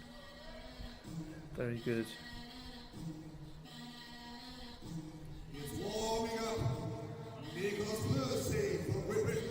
So clock counting down, still plenty of time. 58.93, let's see if he can get closer to 60 metres. Nobernek in the foreground, Percy now in the circle. Rotating his way through, again off to the right. Splish splash down. Currently in 6th position.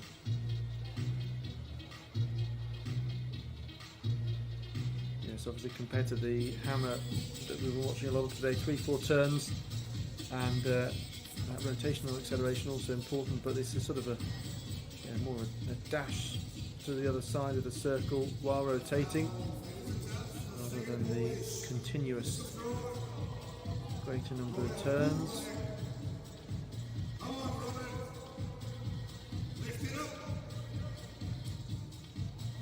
Benecker, another athlete towering over our Cameron position, catches that beautifully and cleanly, but as I was saying, there's some throws that will look less beautiful on the eye but really just as effective. Let's have a look at, oh, I'm going to see the replay, but yeah, nice and smooth as it finds its way out of the sector. 59.08 for Percy came up there. So remains in 6th place. Urbanek moves him down into 7th, 59.62 for the Polish competitor. Gunnarsson, no longer upside down as he was in that Instagram post, now the right way around.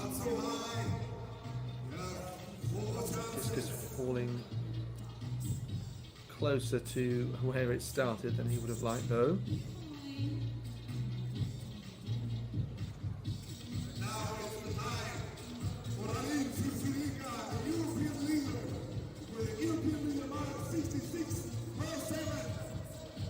So Alin Fifrika is 10th out of 11 in the throwing order, seated that way, and he has a very strong chance of once again being on the podium. Long way to go. Third Fifrika.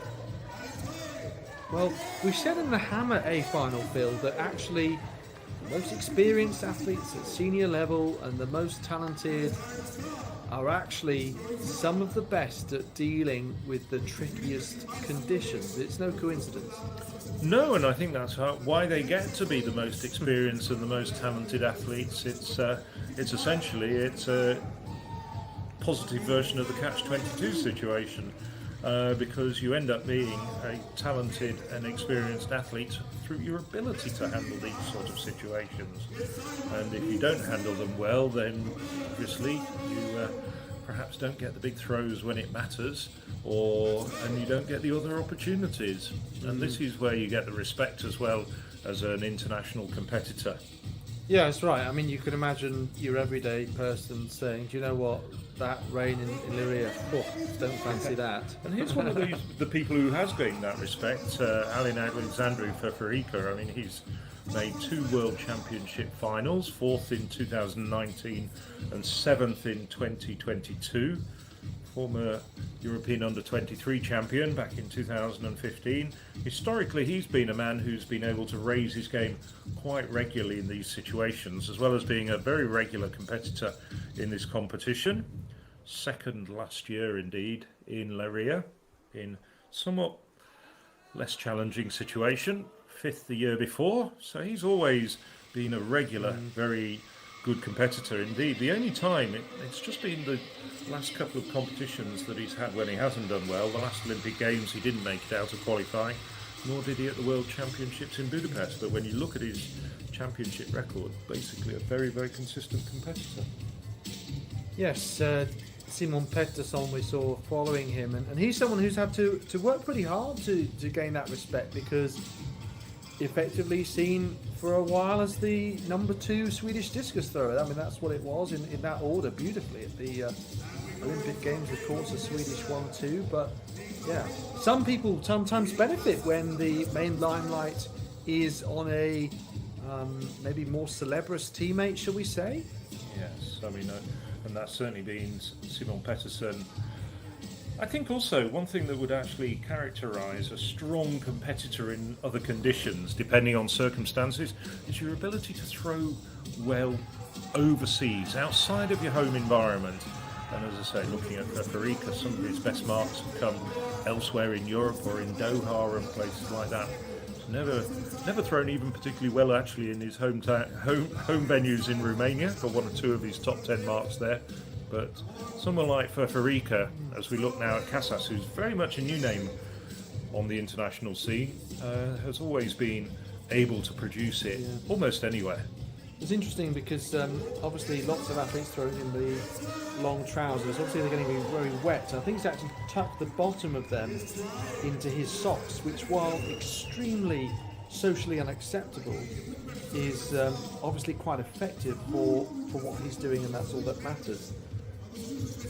Might be socially acceptable in some places. Well, to be honest, it all depends on his friends. Don't forget, mixing wine and lemonade is socially acceptable in Spain. Oh, I know. Well, Casas was 4th in the B competition last year, so looking to. Well, he's moved up the ranks anyway. There's only 1 competition this year, but looking for a good performance here. Disappointing 12th in the Mediterranean Games, though, back in 2022. Yes, so it's been a considerable upgrade in any case, given that he's in the top 5 at the moment. Can all change, as we know. For Tula, he's in position 9 right now. Catch where that discus was. Flying through the air there. So over 55 this time. So perhaps slight improvement. Let's round out the top 3 as things stand. Feferica of Romania, who we've been talking at length about, 66 metres 7 centimetres, 62.11 for Simon Pettersson, and then Daniel Jasinski of Germany, 61.84 in 3rd.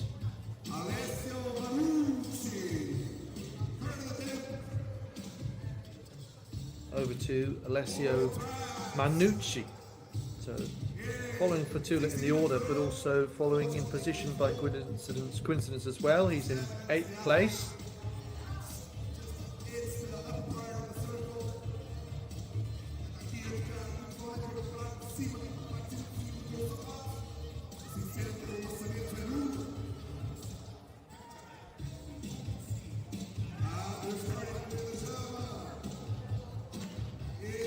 That recent personal best we mentioned, 64.19 for Manucci.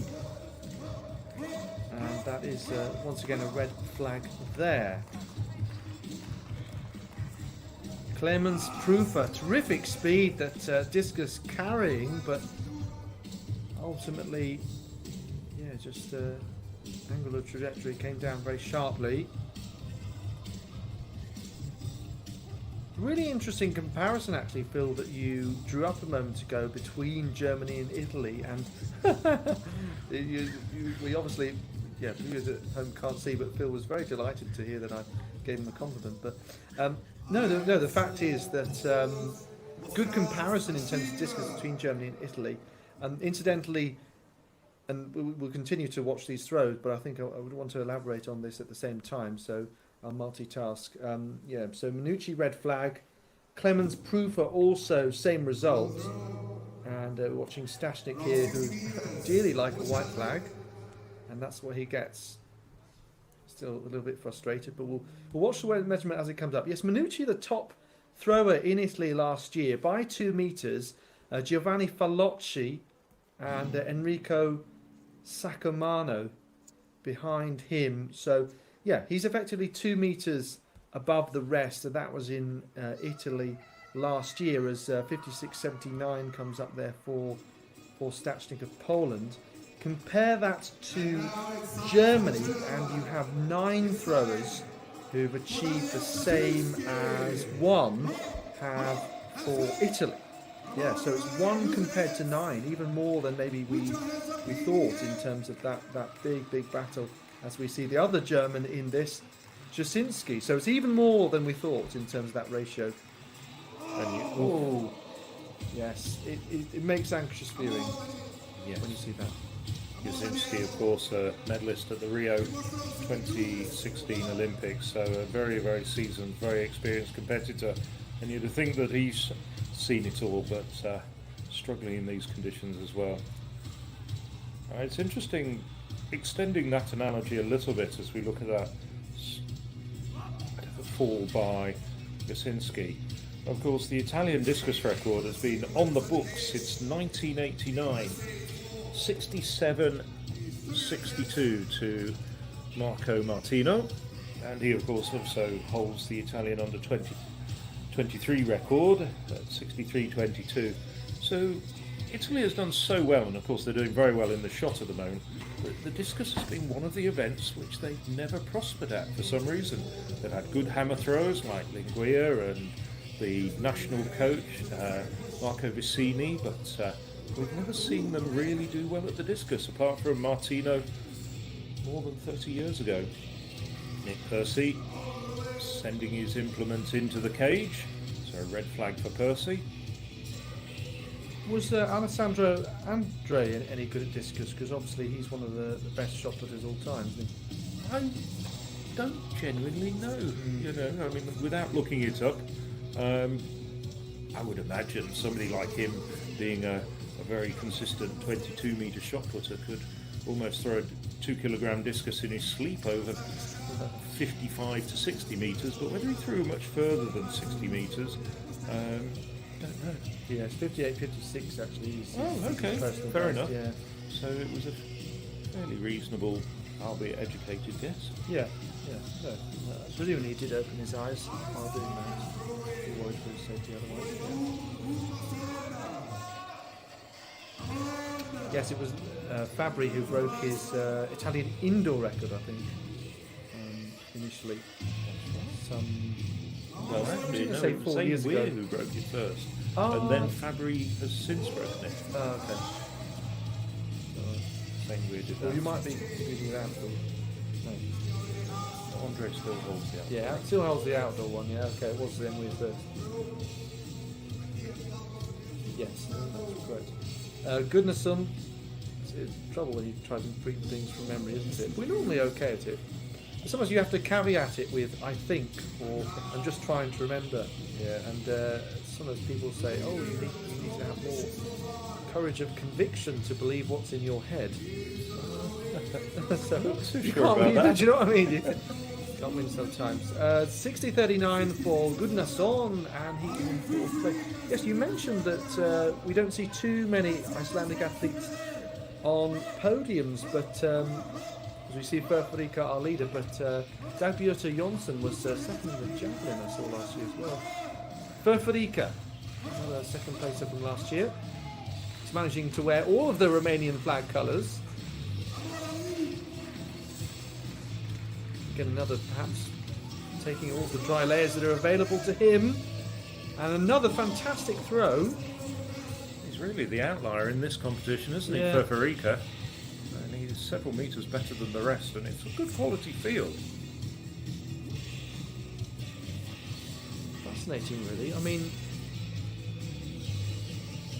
it is interesting just to see whether some athletes are just much more at home in a wet circle.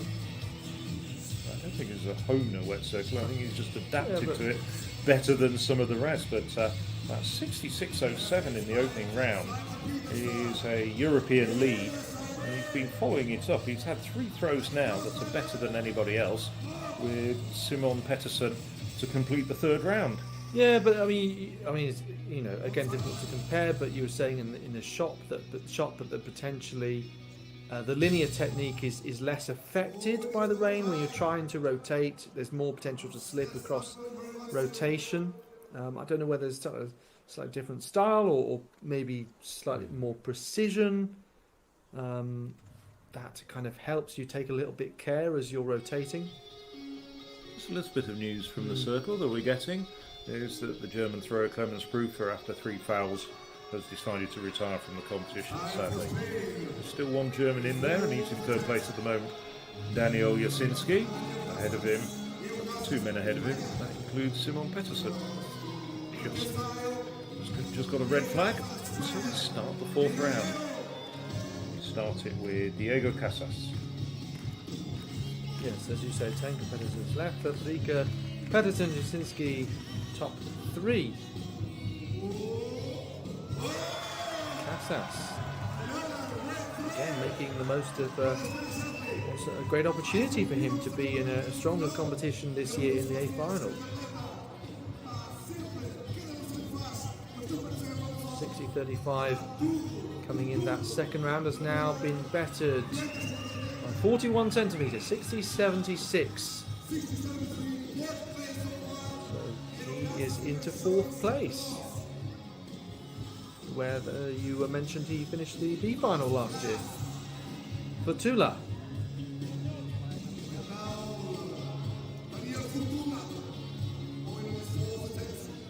So another athlete who's previously medalled at European Under-23s and European Under-20s.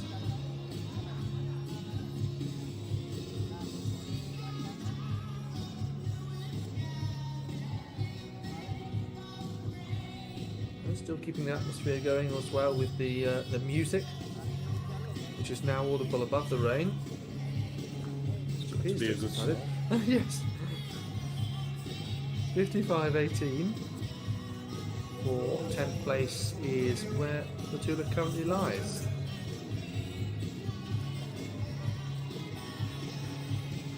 Manucci next in this order.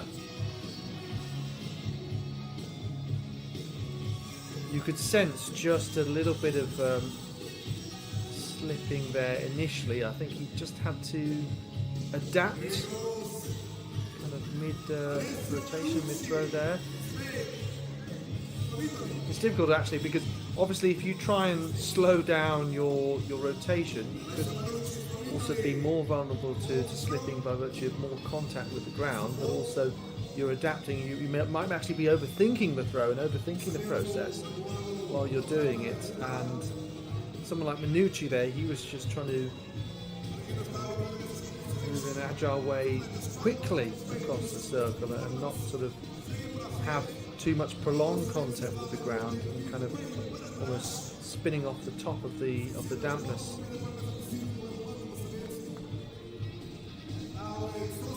So Manucci, red flag for him.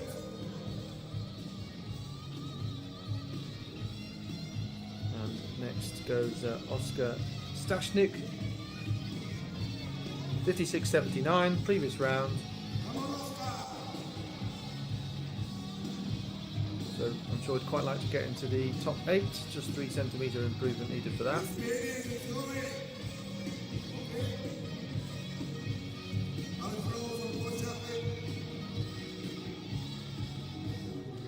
Yeah, you can really see visibly the way that the discus is almost bouncing off the turf and then continuing straight on, almost like a bowling ball. Once it hits the surface, it picks up that momentum, just keeps going.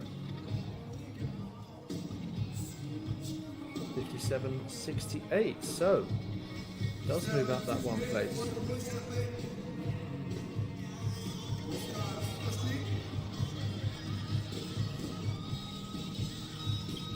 Jasinski next to go.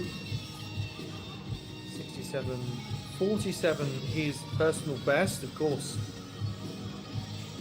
if he scored that, he would take the lead, but easier said than done right now. The Olympic bronze medalist in 2016.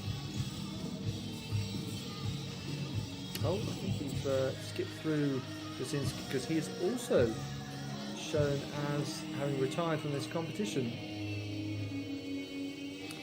Yes, you're absolutely right. And Yes. so we've lost both Germans, unfortunately. So slight coincidence, or may have something to do. Well, weather, Jasinski difficult to did say. spin over, Oh, didn't he did, So yeah. I'm just wondering whether he might just have slightly strained an ankle. He wasn't limping too much, but might feel he doesn't want to endanger himself any further. Yes, and maybe he had a word with his teammates along those lines. Who's to say? Don't want to jump to any conclusions, but yes, we did see that slip for Jasinski. Nick Percy of Great Britain. So as a result, he has that third place at the moment, and he may well end up with a bronze medal. Consequently, let's have a look here. Percy, discus goes whack into the cage. He stays in 7th place. Urbanek next. Almost exactly the same as the previous throw for Nick Percy. Straight into that right-hand side of the cage, about halfway up.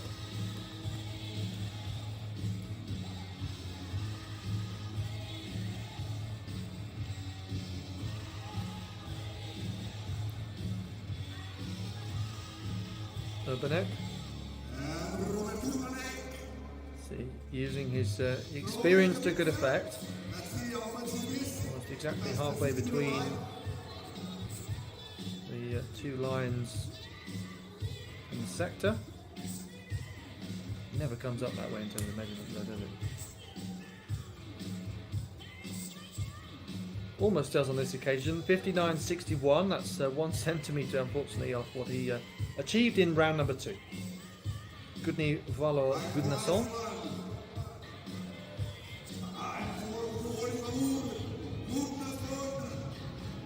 Already with a season's best. I have to check that. It's the first time he's competed this year, but actually it isn't. He's the one with the indoor best that I was mentioning.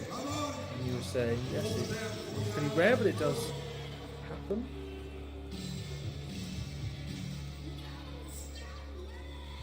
Gudnason been representing Iceland on this sort of stage for quite some time now. He's only 28 years old though.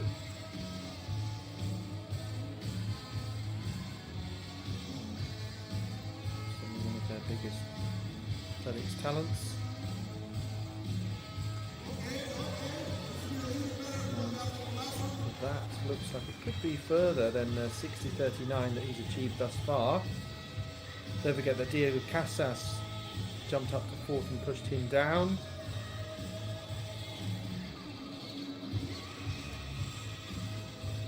Okay, so that 59.54 indoor base, it was indeed, as you might expect, was in Scandinavia. It was in Växjö in Sweden last month. Oh, but he also competed in the shot put. Well, that's all standard, but.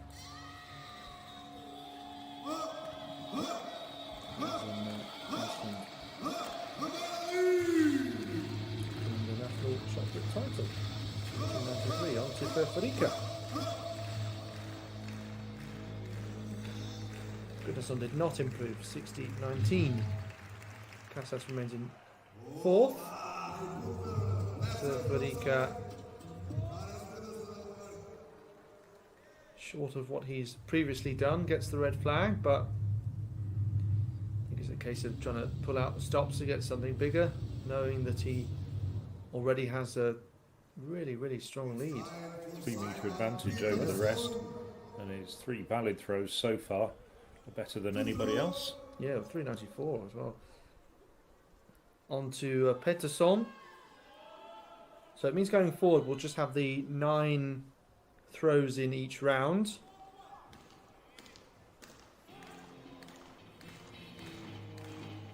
Simon Pettersson, who's got odd shoes there. Sure, I'll be reading that. 62-11 so far then. Just stepping out here. Let's have another look. Yeah, again, you can see just a little bit of slipping and sliding, and obviously shoes not made to stick firmly in the ground. To help you rotate your way around the circle in an effective way. I do wonder actually whether Federico, I was just looking closely at his shoes just to see whether they were helping him be a little bit more effective in these conditions.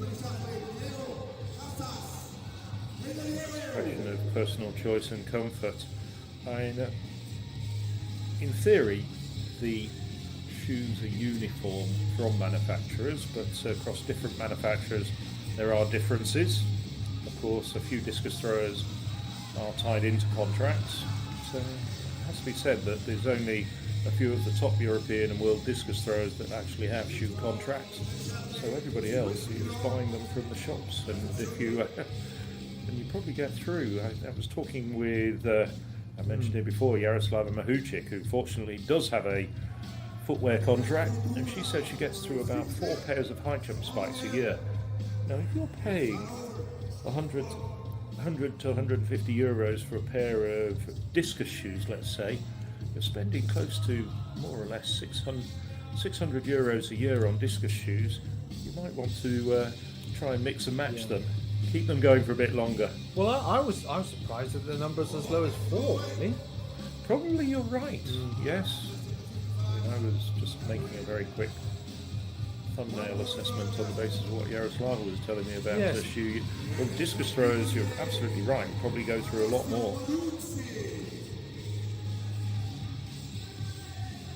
Yeah, especially the way the style of contact with the ground means that it's a bit more abrasive in terms of eroding potentially the shoe. Some of them, of course, I mean, some of the throwers, looking at them, some of their shoes look box fresh, but others, of course, as I say, without shoe contracts, could well be wearing different shoes from different manufacturers. That's the reality, I think, of discus throwers.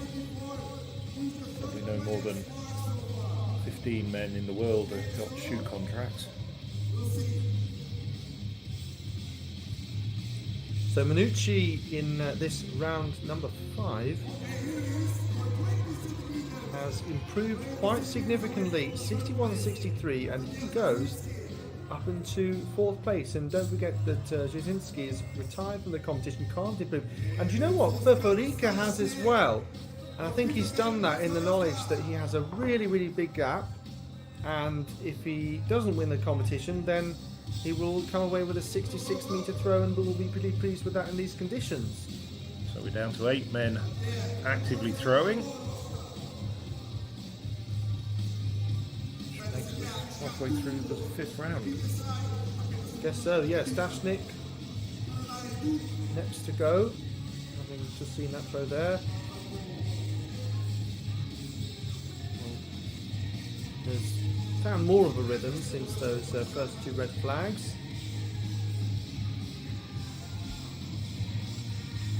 Improves once again to 58-40. Nick Percy next.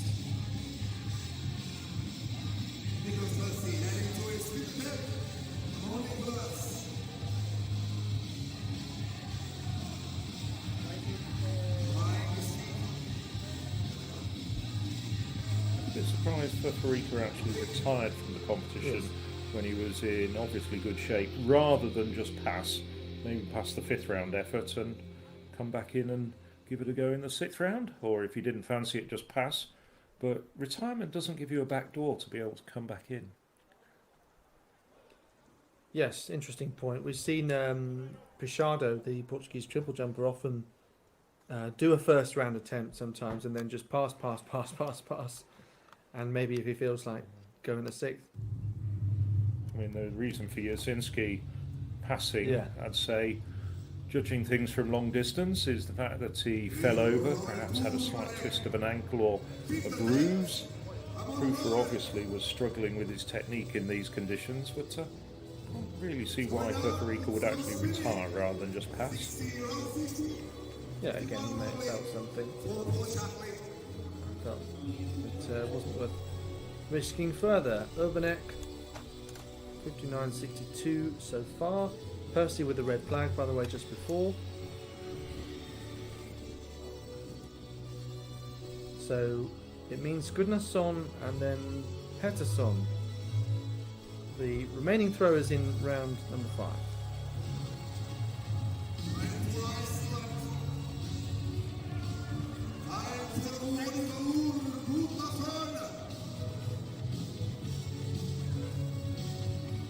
So, opportunity to get into the top 3 is very much there for the taking.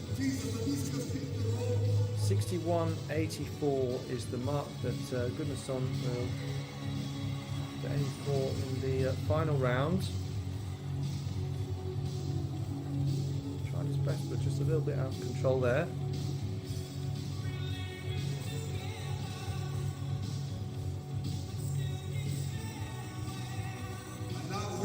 Final countdowns playing inside the stadium, which is kind of relevant for this being the last event of the day. And I guess 9 more throws left. Not least the name of the band Europe is directly relevant. Simon Pettersson. 2.99 meters between him and Ferfarica. Saw the red flag, corner of the eye there. Not impossible, but it is a big gap to breach in these conditions. Pettersson's just not quite in the form that took him to global medals, but it's just the start of the season for him.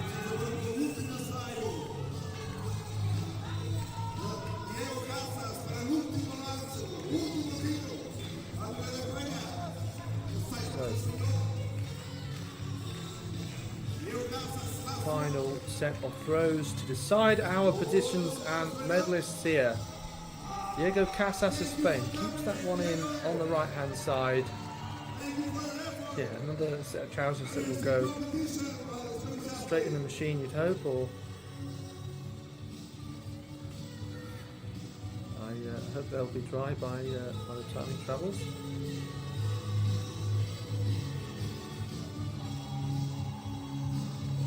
It would have been tricky for the organisers with this delay because it, then means that you have to look at the transport arrangement potentially for taking the athletes back to hotels and such. It means that you have to look at meal arrangements to make sure everyone can be fed after the competition, not least the officials who've had such a long day's work. It really does add a lot of complication. I think so far they managed to deal with that relatively smoothly. Obviously there's the temptation to push stuff over till tomorrow, but you don't know, even if the weather forecast looks slightly better, whether that could then create a bigger issue tomorrow if you can't fit everything in.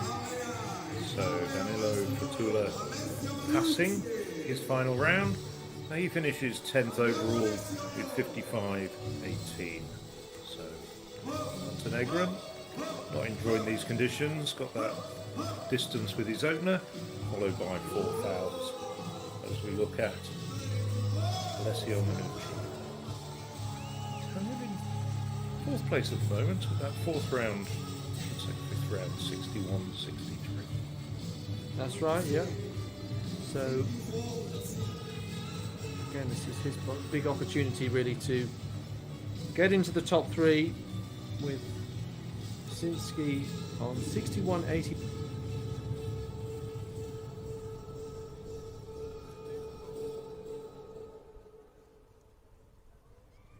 taking a bit of a time to sort this one out, but in any case, most of these positions pretty much decided. There is maybe more potential for change a bit lower down the leaderboard as we see it here. Furfurika, Pedersen, Jasinski, Manucci, Casas, Goodnessum, Urbanek, Percy, Stashnik, Fatula, Krufer, in that order. So red flag for Manucci. I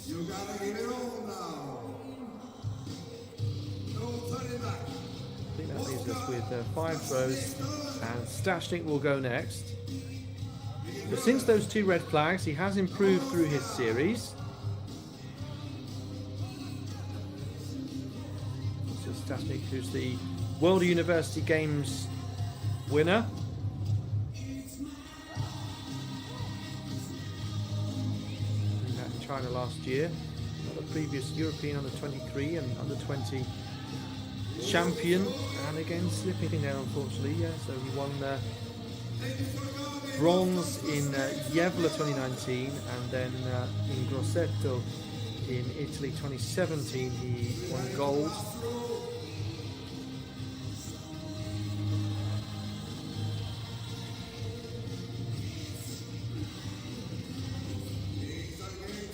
Again, he did pretty well there to try and hold his balance as best as possible, and is rewarded 58.83.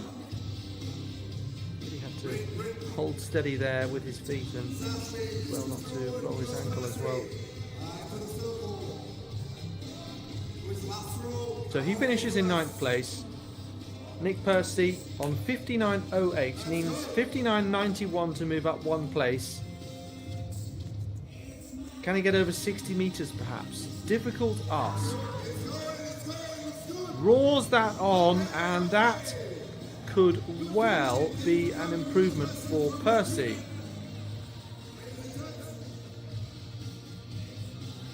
The Scottish athlete who has links to the Isle of Wight as well. We often see him in a black and white club vest of Shaftesbury Barnet.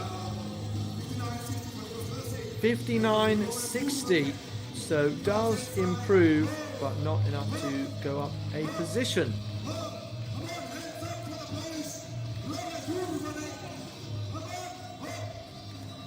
Robert Urbanek, last go. Let's see if we can get him over 60 meters. Not today, I don't think.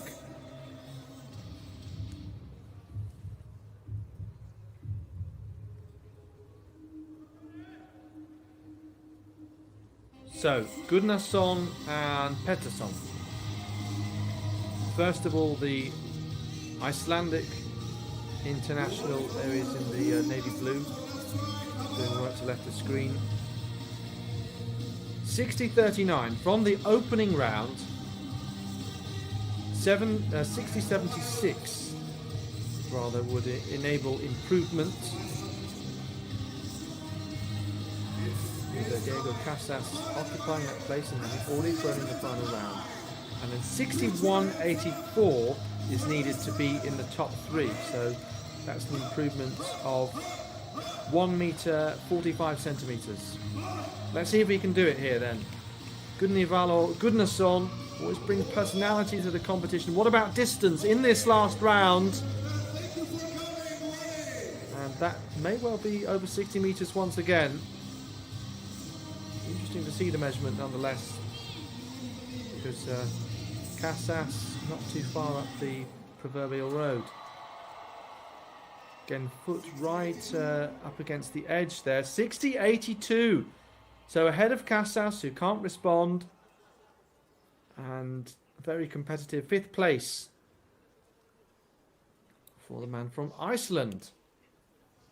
And the final throw of the day then. It's over to you, Simon Pettersson, in the odd shoes.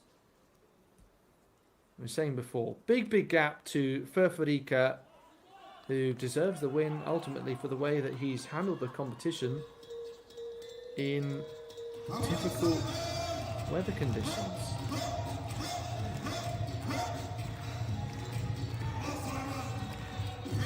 Peterson on a cold, wet night in Leiria.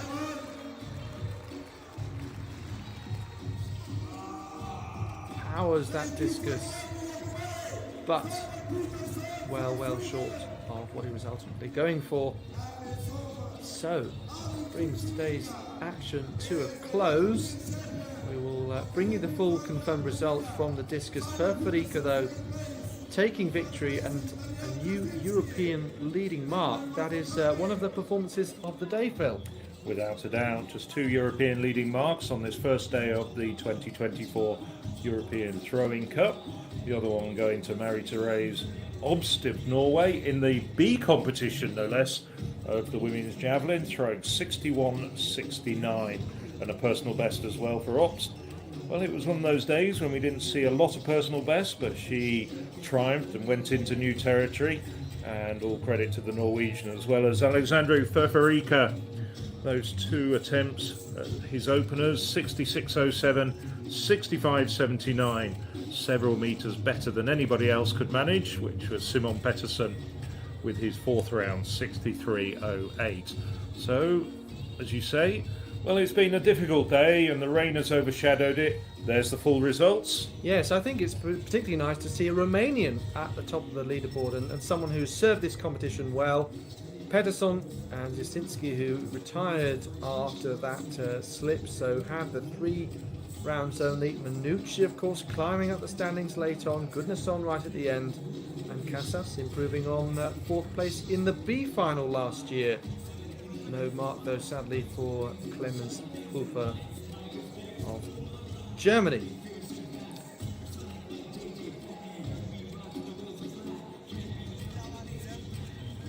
So that wraps up proceedings at the end of a very long day, and we hope you've enjoyed it and stayed with us for even more than 11 and a half hours. We're coming up to 9:30 at night local time in Leiria. There's the medal table. 2 golds for Poland. They lead the way at this stage, and then the gold medals have been evenly spread around with, well, that misses out Romania at the moment, but they of course will be included. But the rest of the gold medals spread around across a plethora of nations. France taking a gold, Turkey, Netherlands, Norway, Ukraine, and also Romania finishing things off. And unfortunately, the discus results, well, they're not included in this table, but just look at that. No less than 15 countries, including Romania, are amongst the medals already at this European Throwing Cup. So please do join us again, myself, Phil Minshall and Alex Sefdell, tomorrow at 9:30 in the morning. We get underway tomorrow morning, very early indeed, with the men's under-23 final. Thank you and good night.